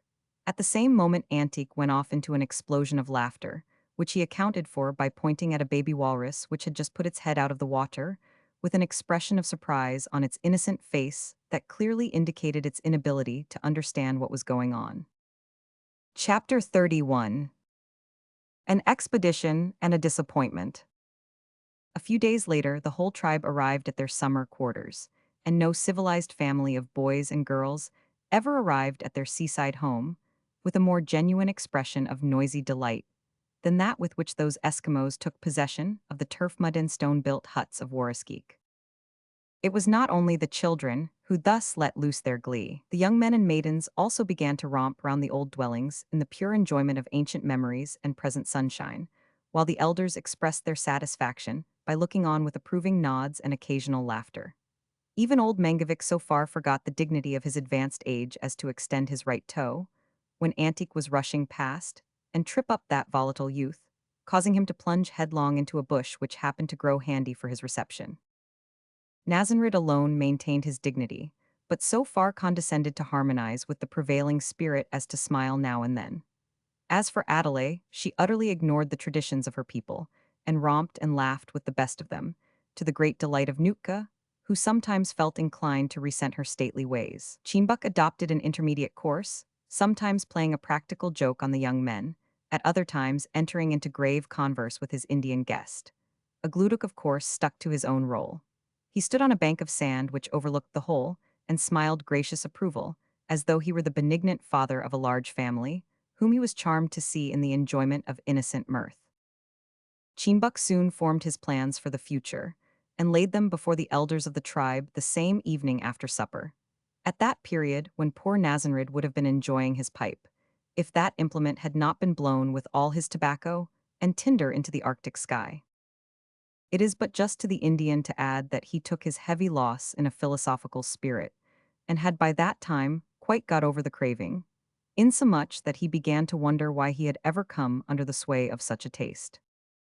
"Now," said Chinbuk with an air of decision, "listen to my plans."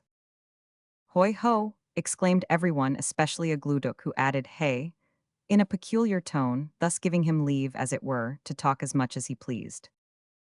You all know that I have promised to take Adelaide back to her own home, and you know that I never break my promises.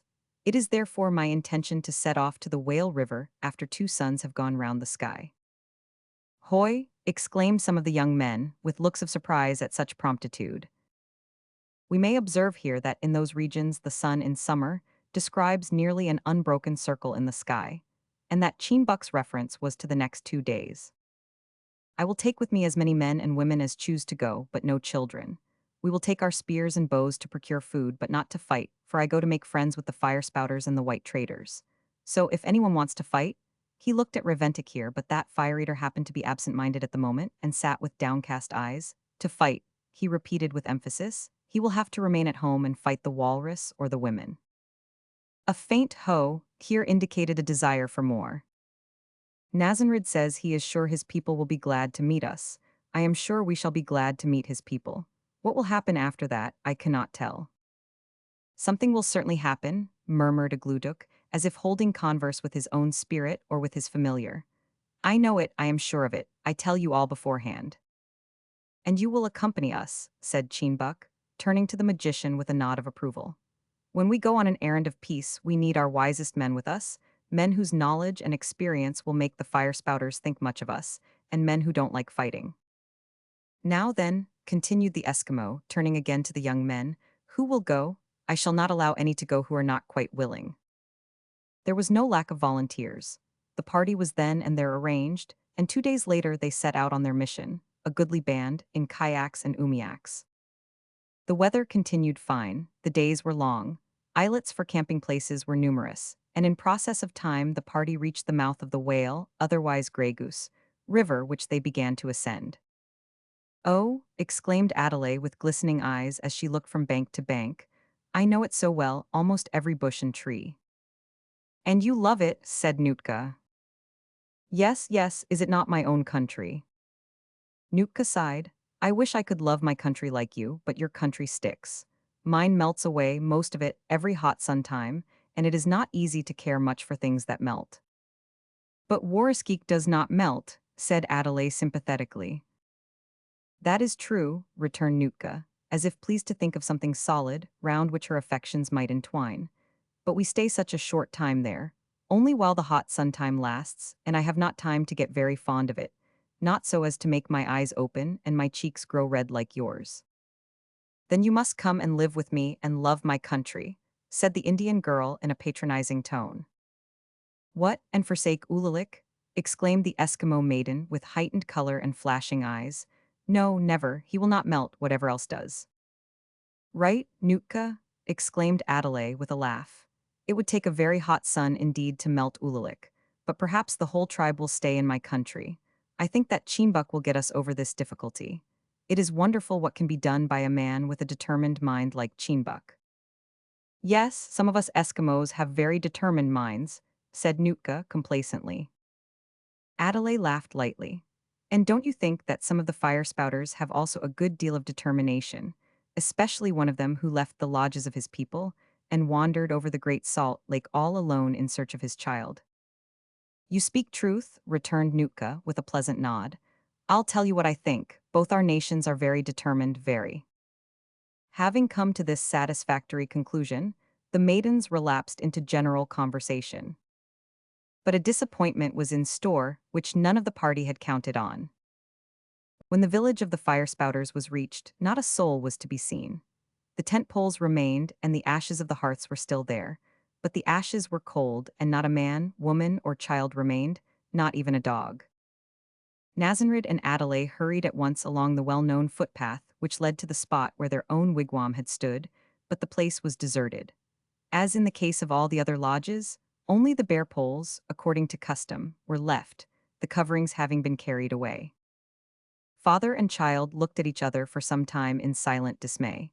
It was a terrible homecoming, so different from what each had been fondly anticipating. The anxious father had strode on in advance of the Eskimo party, but Cheenbuck had followed.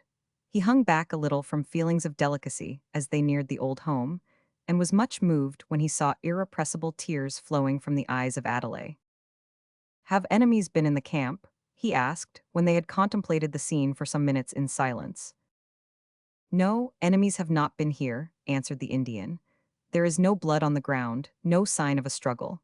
The tent poles are not thrown down, the ashes of the fires have not been scattered.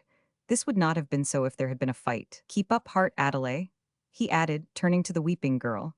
"No evil can have come to our people, for they have left of their own will for a new camp. But I am perplexed, for this is the best place in all the Dogrib lands for a village, and we had lived long here in contentment." "But if that be so, there must be good reason for their having left," suggested Cheenbuck. "Good reason? Yes, the men of the woods never act without good reason." "My father may be perplexed about reasons," continued the Eskimo, "but surely he will have no difficulty in finding his people, for are not the men of the woods good at following up a trail?" "Truly you say what is true. It will be easy to find and follow the trail of a whole tribe," returned Nazanrid with a smile. "But it is disappointing to find that they have forsaken the old place, and it may be many days before we find them." "Father," exclaimed Adelaide at this point, a bright look overspreading her features, "Mother must have left some sign on a piece of bark, as I did at Warriskeek." "I had expected as much," said the Indian, looking round the camp, "and I had thought to find it here." "Not here," returned the girl with a soft laugh. "You don't know Mother as well as I do. There is a tree, under the shade of which she and I used to work when the days were long. If there is a message anywhere, it is there." She bounded away as she spoke, like a fawn, and in a few minutes returned with a piece of bark in her hand. "Here it is, father. I knew it would be there. Let us sit down now and make it out." Sitting down beside the cold hearth of the old home, father and child began to spell out Iski's letter, while Cheenbuck looked on in admiring silence and listened. The letter bore a strong family likeness to that which had formerly been written or drawn by Adelaide at Warriskeek, showing clearly whence the girl had derived her talent. "The hand at the top points the way clear enough," said the Indian, "but were you careful to observe the direction before you moved it?" "Of course I was, father. I'm not a baby now," returned the girl with a laugh and a glance at Cheenbuck. "That you certainly are not," thought the Eskimo with a look of open admiration. "It pointed there," she continued, extending her hand in a northwesterly direction. "The Yukon River flows there," returned Nazanrid thoughtfully, as he traced the various parts of the letter with his forefinger. "Is that river better than the Grey Goose one?" asked Cheenbuck. "No, it is as good, not better," replied the Indian in an absent mood. "Adelaide, this piece of bark carries some strange news. Here we have the whole tribe starting off for the Yukon with all their tents, provisions, and everything in sledges, so they left in the cold season." "Yes, father," interrupted Adelaide, knitting her pretty brows as she earnestly scanned the letter. "But don't you see the line of geese flying over the treetops? That shows that it was at the beginning of the warm time." "Adelaide is the worthy daughter of a Dogrib chief," said Nazanrid, patting the girl's shoulder.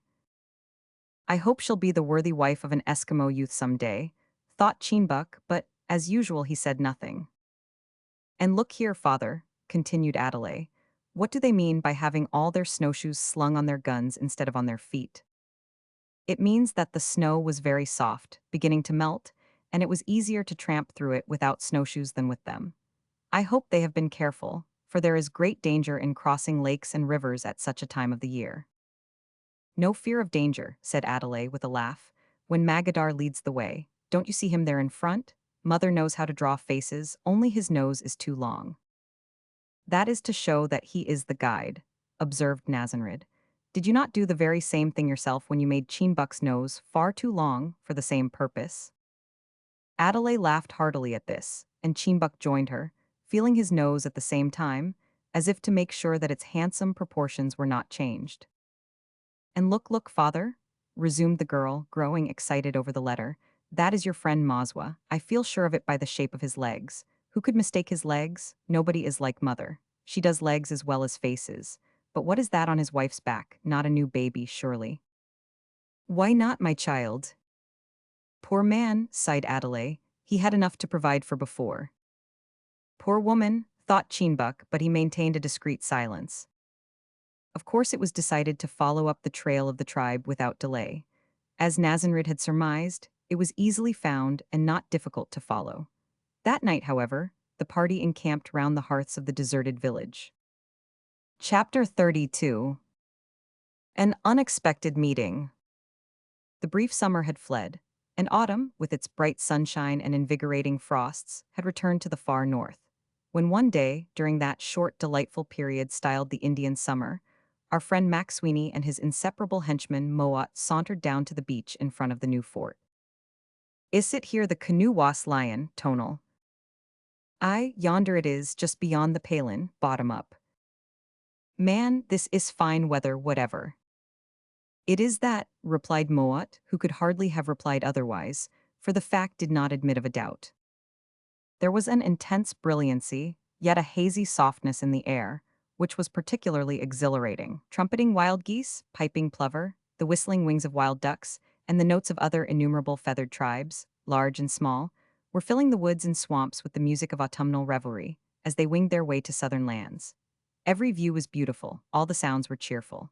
An absolute calm prevailed, so that the lake-like expanse in front of the fort formed a perfect mirror in which the cliffs and brilliant foliage of the opposite banks were clearly reflected. "We will go down to the bend o' the Rover," said Mac Sweeney as they launched their canoe, "and hide in the bushes there. It is a grand spot for birds to fly over, and there's plenty o' ducks and geese, so we may count on soon gettin' enough to fill the larder to overflow." "Aye, there's plenty o' birds," remarked Moat, with the absent air of a man whose mind is running on some other theme. Mac Sweeney was a keen sportsman, and dearly loved a day with his gun. As a boy, on his own Highland hills, he had been addicted to sporting a good deal without the formality of a license, and the absolute freedom from conventional trammels in the wild north was a source of much gratulation to him. Perhaps he enjoyed his outings all the more that he was a stern disciplinarian, so deeply impressed with a sense of duty that he would neither allow himself nor his men to indulge in sport of any kind until business had been thoroughly disposed of. "It has often seemed to me," he said, steering towards the bend of the river above referred to, "that civilization was a sort o' mistake. Did ye ever think o' that, Tonal?" "I can't say that I ever did, but if it is a mistake, it's a very successful one, to judge from the way it has spread." "That is true, Tonal, and more's the pity. I cannot but think that man was meant to be a huntin' animal, and to get his victuals in that way. What for was he gifted the power to hunt, if it was not so? And think what enjoyment he he's in the chase until civilization takes all the spirit out o' him. It never took the spirit out o' me whatever." "Maybe there wasn't enough civilization in the place where you was brought up," suggested the interpreter.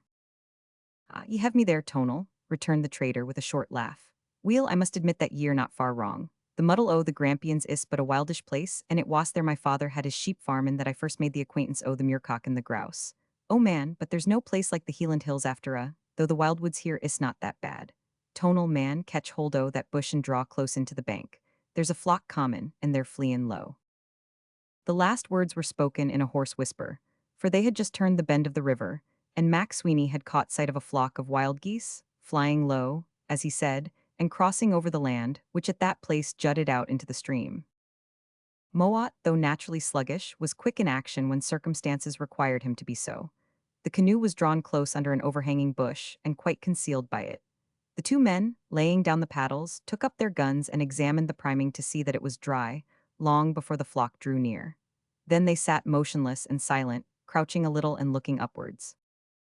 The unsuspicious flock of wild geese came over the point in that curious angular formation in which they usually travel, an old gray gander, as usual, leading.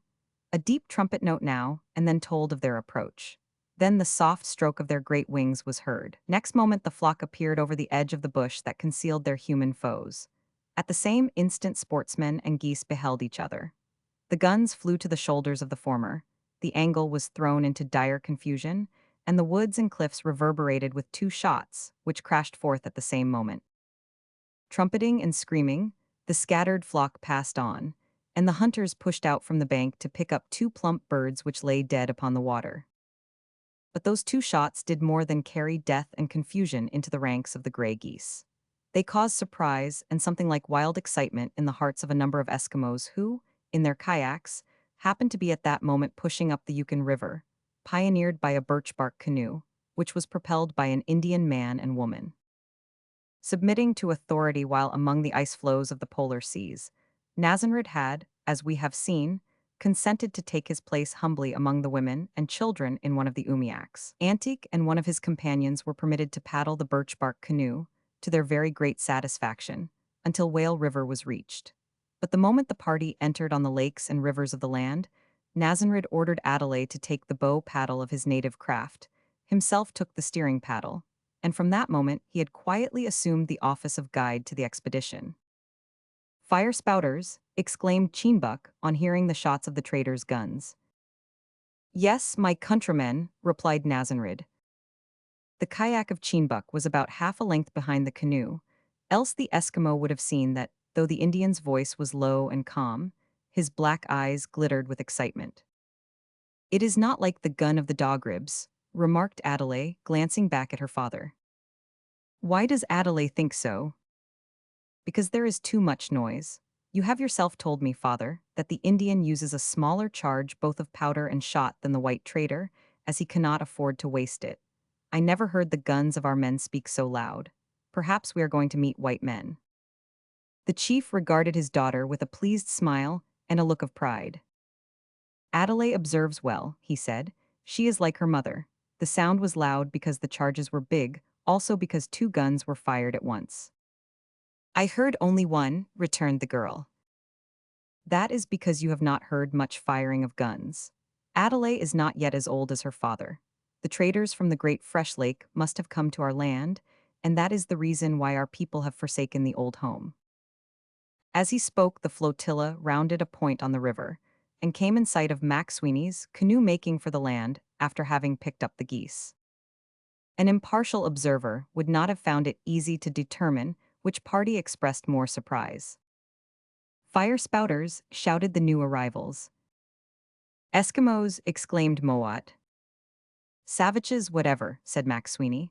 "Wow, but this is good luck. Give way, my boy, and we will meet them more than halfway." Suddenly the trader ceased to paddle and raised a hand to shade his eyes from the sun. "Tonal, man," he growled with a Gaelic expletive which it is impossible to spell, "is that a birch bark canoe that I am seeing?" "It is that," answered the interpreter, "and I do believe that." "Man, Tonal," interrupted the trader, as he dipped his paddle violently into the water. "It's wishin' I am that I may never see the Grampians again in this world if yon is not Nazanrid himself why his daughter in the bow. It is my belief there will be rejoicing in the Dogrib camp this night, though why such a band o' Eskimos there will be no small risk o' Fetchton also." By this time the canoe and flotilla were so near that Nazanrid recognized the trader, and threw up a hand in salutation, whereupon Mac Sweeney and Moat, taking off their caps, treated the party to a rousing British cheer, which was so congenial to the lively Eskimos that they burst into a sympathetic howl, mingled with laughter and some fair attempts to imitate the cheer, while they splashed up the water with their paddles, and otherwise conducted themselves jovially. Of course, Nazanrid would not condescend to conduct so undignified, but in his way he expressed great satisfaction at the happy meeting. Then all the paddles were dipped again with vigor, and the whole party made for the fort, the two canoes leading. Chapter 33. The last. "I will be thinkin'," said Mac Sweeney to Moat, "that it will be safer for our two canoes to go first to the fort and leave the Eskimos behind the point till we warn the Indians o' their arrival. For there is no knowin' what these fiery savages may do if their old enemies come on them all of a sudden. Tell Nazanrid that." The interpreter obeyed, and as the chief was of the same opinion, a halt was called. Cheenbuck was consulted, and ultimately the Eskimos and their kayaks were left concealed behind the nearest point below the fort, while the two canoes advanced side by side. "We will take them by surprise, Tonal. I'm fond o' givin' people a surprise," said Mac Sweeney in an undertone, as they drew near to the little wharf that had been run out from the land in front of the main building. A few Indians were watching the arrival with some curiosity. But there was one passenger in Nazanrid's canoe who cared little for interfering with human plans, namely, a Tim, whose shaggy head rested on the gunwale as he gazed and snuffed anxiously. The moment the canoes came within a few yards of the shore, the excited dog plunged over the side with a huge bound. He was a magnificent swimmer and reached the land in a few seconds. Springing up the bank, he shook a shower from his sides and bounded into the bushes, with the certain knowledge, no doubt, that he had reached home at last, and that his faithful nose would not fail to guide him to the tent of Iski. "Oh, ye rascal," growled Mac Sweeney, "you've let the cat out o' the bag, for I make no doubt that every man and woman o' the tribe knows you by sight." And the Highlander was right, for in a few minutes the whole camp was roused, and the sight of the dog told them that Nazanrid had come back. But had he found his daughter? That was a point which everyone who could walk, run, or hobble hurried to the wharf to ascertain. But the point was cleared up sooner than they expected, for, before they reached the wharf, a graceful figure was seen to be bounding through the bushes, apparently in hot pursuit of the dog. Immediately after that, a treble scream was heard to issue from a coppice behind the fort. It was followed by an equally treble squeal, with a bass accompaniment of barking. No one took the trouble to inquire the cause of this, for they knew, somehow, intuitively. As we have said more than once, it is unusual for North American Indians to demonstrate, but Iski and Adelaide were, like Nazanrid, in advance of their times, and were in the habit of snapping their fingers in the hideous face of the Red Indian Mrs. Grundy. Meanwhile, Mac Sweeney and his man were informing the Indians at the wharf that a band of their old foes, the eaters of raw flesh, were at that moment lying on the other side of the point in their kayaks. The news was received with surprise, not unmingled with frowns. Everyone looked at Nazanrid inquiringly, but that astute red man was engaged in profound contemplation of the clouds. "Moreover," said the trader, "your old prisoner who gave you the slip and ran away with Adelaide is among them." "Then," cried Magadar, starting forward, "we will get our guns and go after them. The young men have long wished for a chance of revenge." "The young men have wished for nothing o' the sort," cried Mac Sweeney, with a fierce expression in his blue eyes that was very impressive. "There is no one here wants to fecht but yourself, Magadar, but I will not disappoint ye. If you must fecht why some one, ye shall fecht why me, but it is jockin ye are. Come now, men, these Eskimos have come here on a visit, and full well do I know that there's not an Indian tribe in all the land equal to the Dogribs for hospitality. So you'll go and get ready a feast for our visitors, and I'll jye you some goot things out o' the store to help it." Whatever Magadar thought about this address, he shrouded his feelings behind an air of impenetrable and stern reserve, for he saw that the young men sympathized with the trader. Nazanrid also, in a few words, helped to confirm their sympathy by telling them that the eaters of raw flesh were not a war party, but had brought some of their women and old people along with them. The end of it was that a shot was fired as a preconcerted signal for the Eskimos to advance. In a few minutes the kayaks and umiaks came sweeping round the point and made straight for the landing place. The reception of the men of the ice by the traders was of course hearty and sincere, but the hereditary ill will of the Indians was not quite overcome at the first. It was not until there had been several meetings, and a feast in the fort, and Donald Mowat's violin had exercised its soothing influence on the savage breasts, that harmony was produced in some degree between the two parties. At length Mac Sweeney began to see his way to the establishment of a permanent peace, and he made arrangements to have a great palaver, a solemn treaty, and a grand feast in connection with it. "You must know, Tonal," he said one evening, when in consultation with his interpreter in the privacy of his own room, "I have got a plan in my head which is calculated to make things go smooth, if anything will." He paused rather a long time, and as Mowat looked at him in expectation of hearing more, it struck him that the deepened bronze on his chief's face, and the slight motion of his shoulders, indicated suppressed laughter. But the Orkney man was much too sedate a character to express undue curiosity. He waited patiently. "Yes, Tonal," said the trader, taking a few whiffs of the long clay pipe which was his usual evening comforter. "I have a plan, and strange as it may seem to an unsentimental man like you, love is at the bottom of it." "Well, you might have a worse foundation," returned Mowat, with something of good-natured cynicism on his rugged face. "Yes," continued Mac Sweeney, "that is at the bottom of it, at least we men are, and that's the same thing." Mowat shook his head doubtfully. "I'm not so sure o' that," he said. "No doubt women have a good deal to do why, love, but they're hardly the same thing." "Weel, Tonal, we will not fall out on that point tonight, for I have got no leisure to dispute. Another time we may tackle it, but I have other fish to fry just now, and we must begin this very night why, a grand palaver." After a few more vigorous whiffs and a frown indicative of intense thought, the trader continued. I have no doubt, Tonal, that you have observed the curious, and, if I may say so, extensive variety of love makin that has broken out in the camp since the arrival o' these Eskimos. I can't say that I have, returned Moat gravely. Wow, man, for a fuddler ye exhibit a most extraordinary want o' perception in the more delicate affairs o' human life. Well, it is strange. But I have observed it, and I'm going to turn it to account if I can. You must know that I have been troubled in my thoughts about that warlike fellow Magadar, for, as you know, he was sweet upon the girl Adelaide before she was carried off by the Eskimo. And Cheenbuck is such a strong and bold lad that I felt sure there would be mischief between the two about her. But to my surprise and satisfaction, Magadar, he's gone over head and ears why, that little Eskimo girl Cowlick, who must, I think, have been born in an easygoing frame of mind, which seems to have stuck to her ever since, and to have gone on increasing with her years. Then, as we all know, our Indian Alizé has for long been after the girl Idazu. There's no accountin' for taste, Tonal. I would sooner be married to a ship's figurehead myself, but that's his lookout, whatever.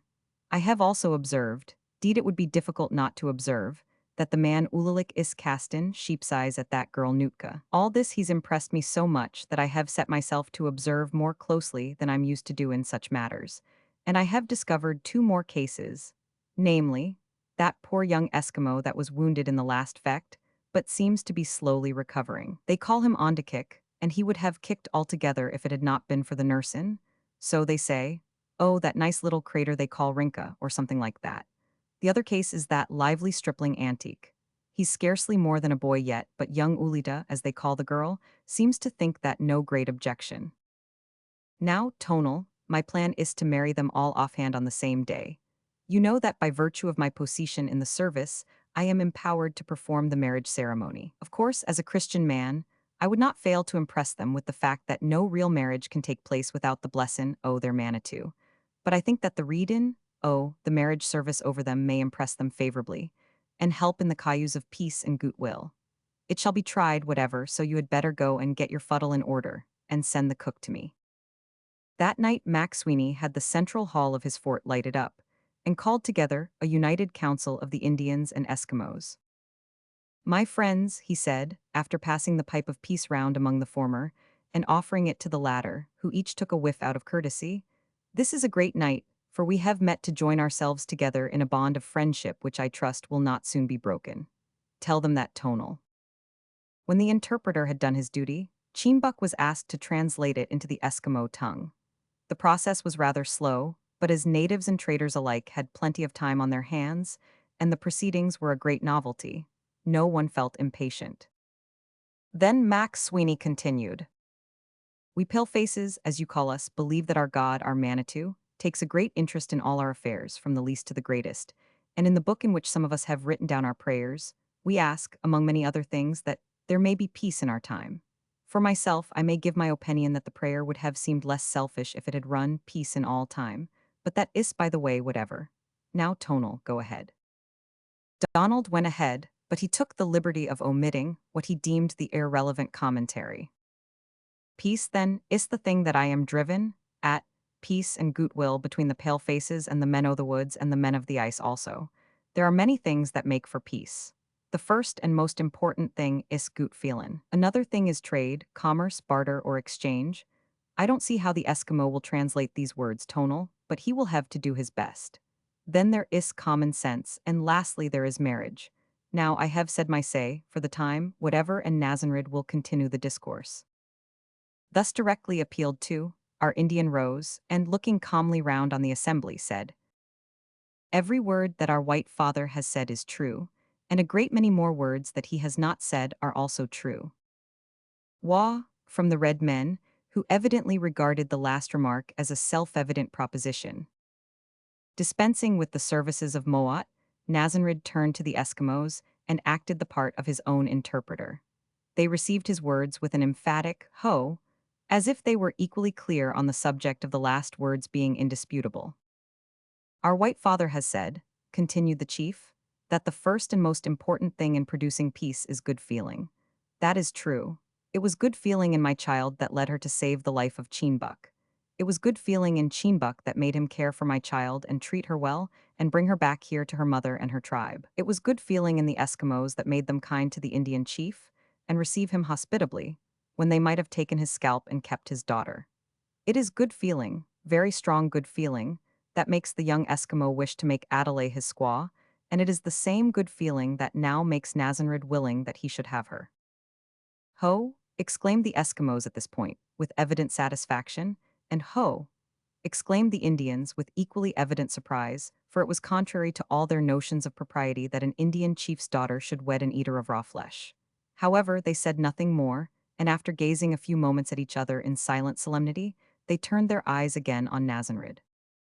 Changing his tone somewhat, that wily red man went on in a persuasive manner to expatiate on the advantages of peace in general, and of peace with the Eskimos in particular. He also enlarged on the great comforts to be derived from trade, which could be carried on with the white traders on the one hand and the Eskimos on the other, so that, between the two, the men of the woods could not fail to obtain a double benefit. As to common sense being favorable to peace, he did not quite understand what his white father meant by that, for there was only one kind of sense among the Dogribs, though perhaps there might be two or three kinds where the traders came from. But in regard to marriage, there could be no doubt of his opinion on that point, seeing that he was going to give his daughter to Cheenbuk. Having finished what he had to say, Nazanrid sat down, after expressing a desire to hear the opinions of his people on these matters. For some time nothing was said, and it seemed as if the Indians were not quite sure of their own minds, when Magadar arose suddenly. Braves, he began, in his brusque manner, I like fair play. If Cheenbuk is going to carry off one of our maidens, it seems to me reasonable that an Eskimo maid should be left in her place. There is one of their girls who is named Cowlick. I am willing to take Cowlick and make her my squaw. Wah. Magadar sat down with the prompt air of a man who has conferred a favor at great personal sacrifice. Then Mazwa rose and delivered himself of an oration full of wise remarks and poetical allusions, in which he backed his friend Nazanrid. After him came Cheenbuk, who said that he was much gratified by the speeches of Mazwa and Nazanrid, that from the latter he had learned his first lesson of good feeling towards the men of the woods, on the day when he strove with him on the banks of the Gregus River, that his second lesson was taught him by Adelaide, a lesson that he would never forget and could never repay, for she had not only saved his life but made him happy. At this point Max Sweeney broke in with, Yes, my friends, and there is a goot many more people here besides Cheenbuk that wants to be made happy. For instance, there's the young brave Alizayan, that pleasant crater Idazu that's thinkin' about marriage just now. And there's Magadar and Cowlick, and Ulalik and Nootka, and Ondikik and Rinka, and Antique and young Ulita. And I'm not sure that there may not be some more of you in the same case. If so, all right, the more the merrier. Ye may look surprised, my friends, but I've got a way o' findin' out these things that is not known to every one. Now, Tonal, gift them that as best ye can and look sharp, for there is more to come. Now, my friends, I want to explain to ye that when white people get married, they go through a kind of ceremony, and put gold rings on the women's fingers. By way o' mackin' it all shipshape and secure, you know. Now I understand how to go about this matter, and we have plenty o' brass curtain rings in the store that's as good as gold any day, in this country whatever. So if it is agreeable to the chiefs and the braves around me, I'm quite willin' to marry ye all off at the same time, and will give ye as much baccy as ye can smoke in one night. And we'll have a glorious feast on the back o' tea, and a dance that'll keep my fuddler's fingers goin' as long as they can wag. Now, Tonal, if ye tell them all that, ye're a cleverer man than I take ye for. Whether Moat told them all that as faithfully as might be desired we cannot tell, but he addressed himself to the task with a genial fluency that at all events had the desired effect. For after Nazanrid had translated it to the Eskimos, it was found that they, as well as the Indians, were quite disposed to fall in with the eccentric trader's views. Arrangements were accordingly made without delay for carrying them into execution. Of course, the ladies concerned had no objections to offer, and it is generally believed to this day, in those regions, that the interest aroused by the promised ceremonial, not to mention the brass curtain rings, as well as the tobacco, and the feast and fiddle, had much to do with the ready assent of all parties to this somewhat violent innovation on ancient custom. Be this as it may, the wholesale wedding eventually took place. The feast came off. Tonal Moat charmed the souls of the Eskimos with his violin, even more powerfully than he had charmed those of the Indians. And Agluduk, almost carried out of himself with delight, volunteered an oration in which he reminded his hearers that he had told them that something would certainly happen. They all heartily admitted the fact and solemnly proclaimed him the most wonderful magician in the land. From that day to this, as far as we know, nothing has occurred to interrupt the flow of kindly intercourse that was at this time established. The Eskimos returned to their icy fastnesses laden with some of the wealth of the white traders. But every spring they came back to barter for more of it, as well as for the purpose of seeing the friends whom they had left behind them. For Cheenbuck, being unable to tear himself away from Nazanrid, took up his permanent abode at the fort as one of the hunters to the establishment. He did not, however, forsake his people, but frequently visited old Mangavik and his mother at Waraskeek, and the old folk sometimes returned the visit by spending a few months on the banks of the Yukon River. Antique also elected to stay with the men of the woods, being unable to forsake Cheenbuck, and of course, young Ulita remained with him. Every year, Nootka found it quite impossible to exist without seeing her brother Cheenbuck in his own home, and having a satisfactory gossip with her dear friend Adelaide. As Ulalik agreed with Nootka in all things, there was no difficulty in arranging the matter. In the course of time, Cheenbuck's youngsters and Nootka's progeny insisted on keeping up the intercourse that had been so auspiciously begun, and even the easygoing Cowlick became uneasy unless the fire-eating Magadar went with her occasionally to Waraskeek. As for the unselfish and tender-hearted Rinka, she of course returned with Ondakik to the realms of ice, and made that fortunate savage happy. Indeed, she made everyone happy who came within her benign influence, and if the truth had been spoken out by everyone, we suspect it would have been found that to her attractive powers was due much of the enthusiasm for intercommunication that existed between the red men and the walrus hunters. For the principle still holds good, in savage not less than in civilized lands, that love is the fulfilling of the law. The end.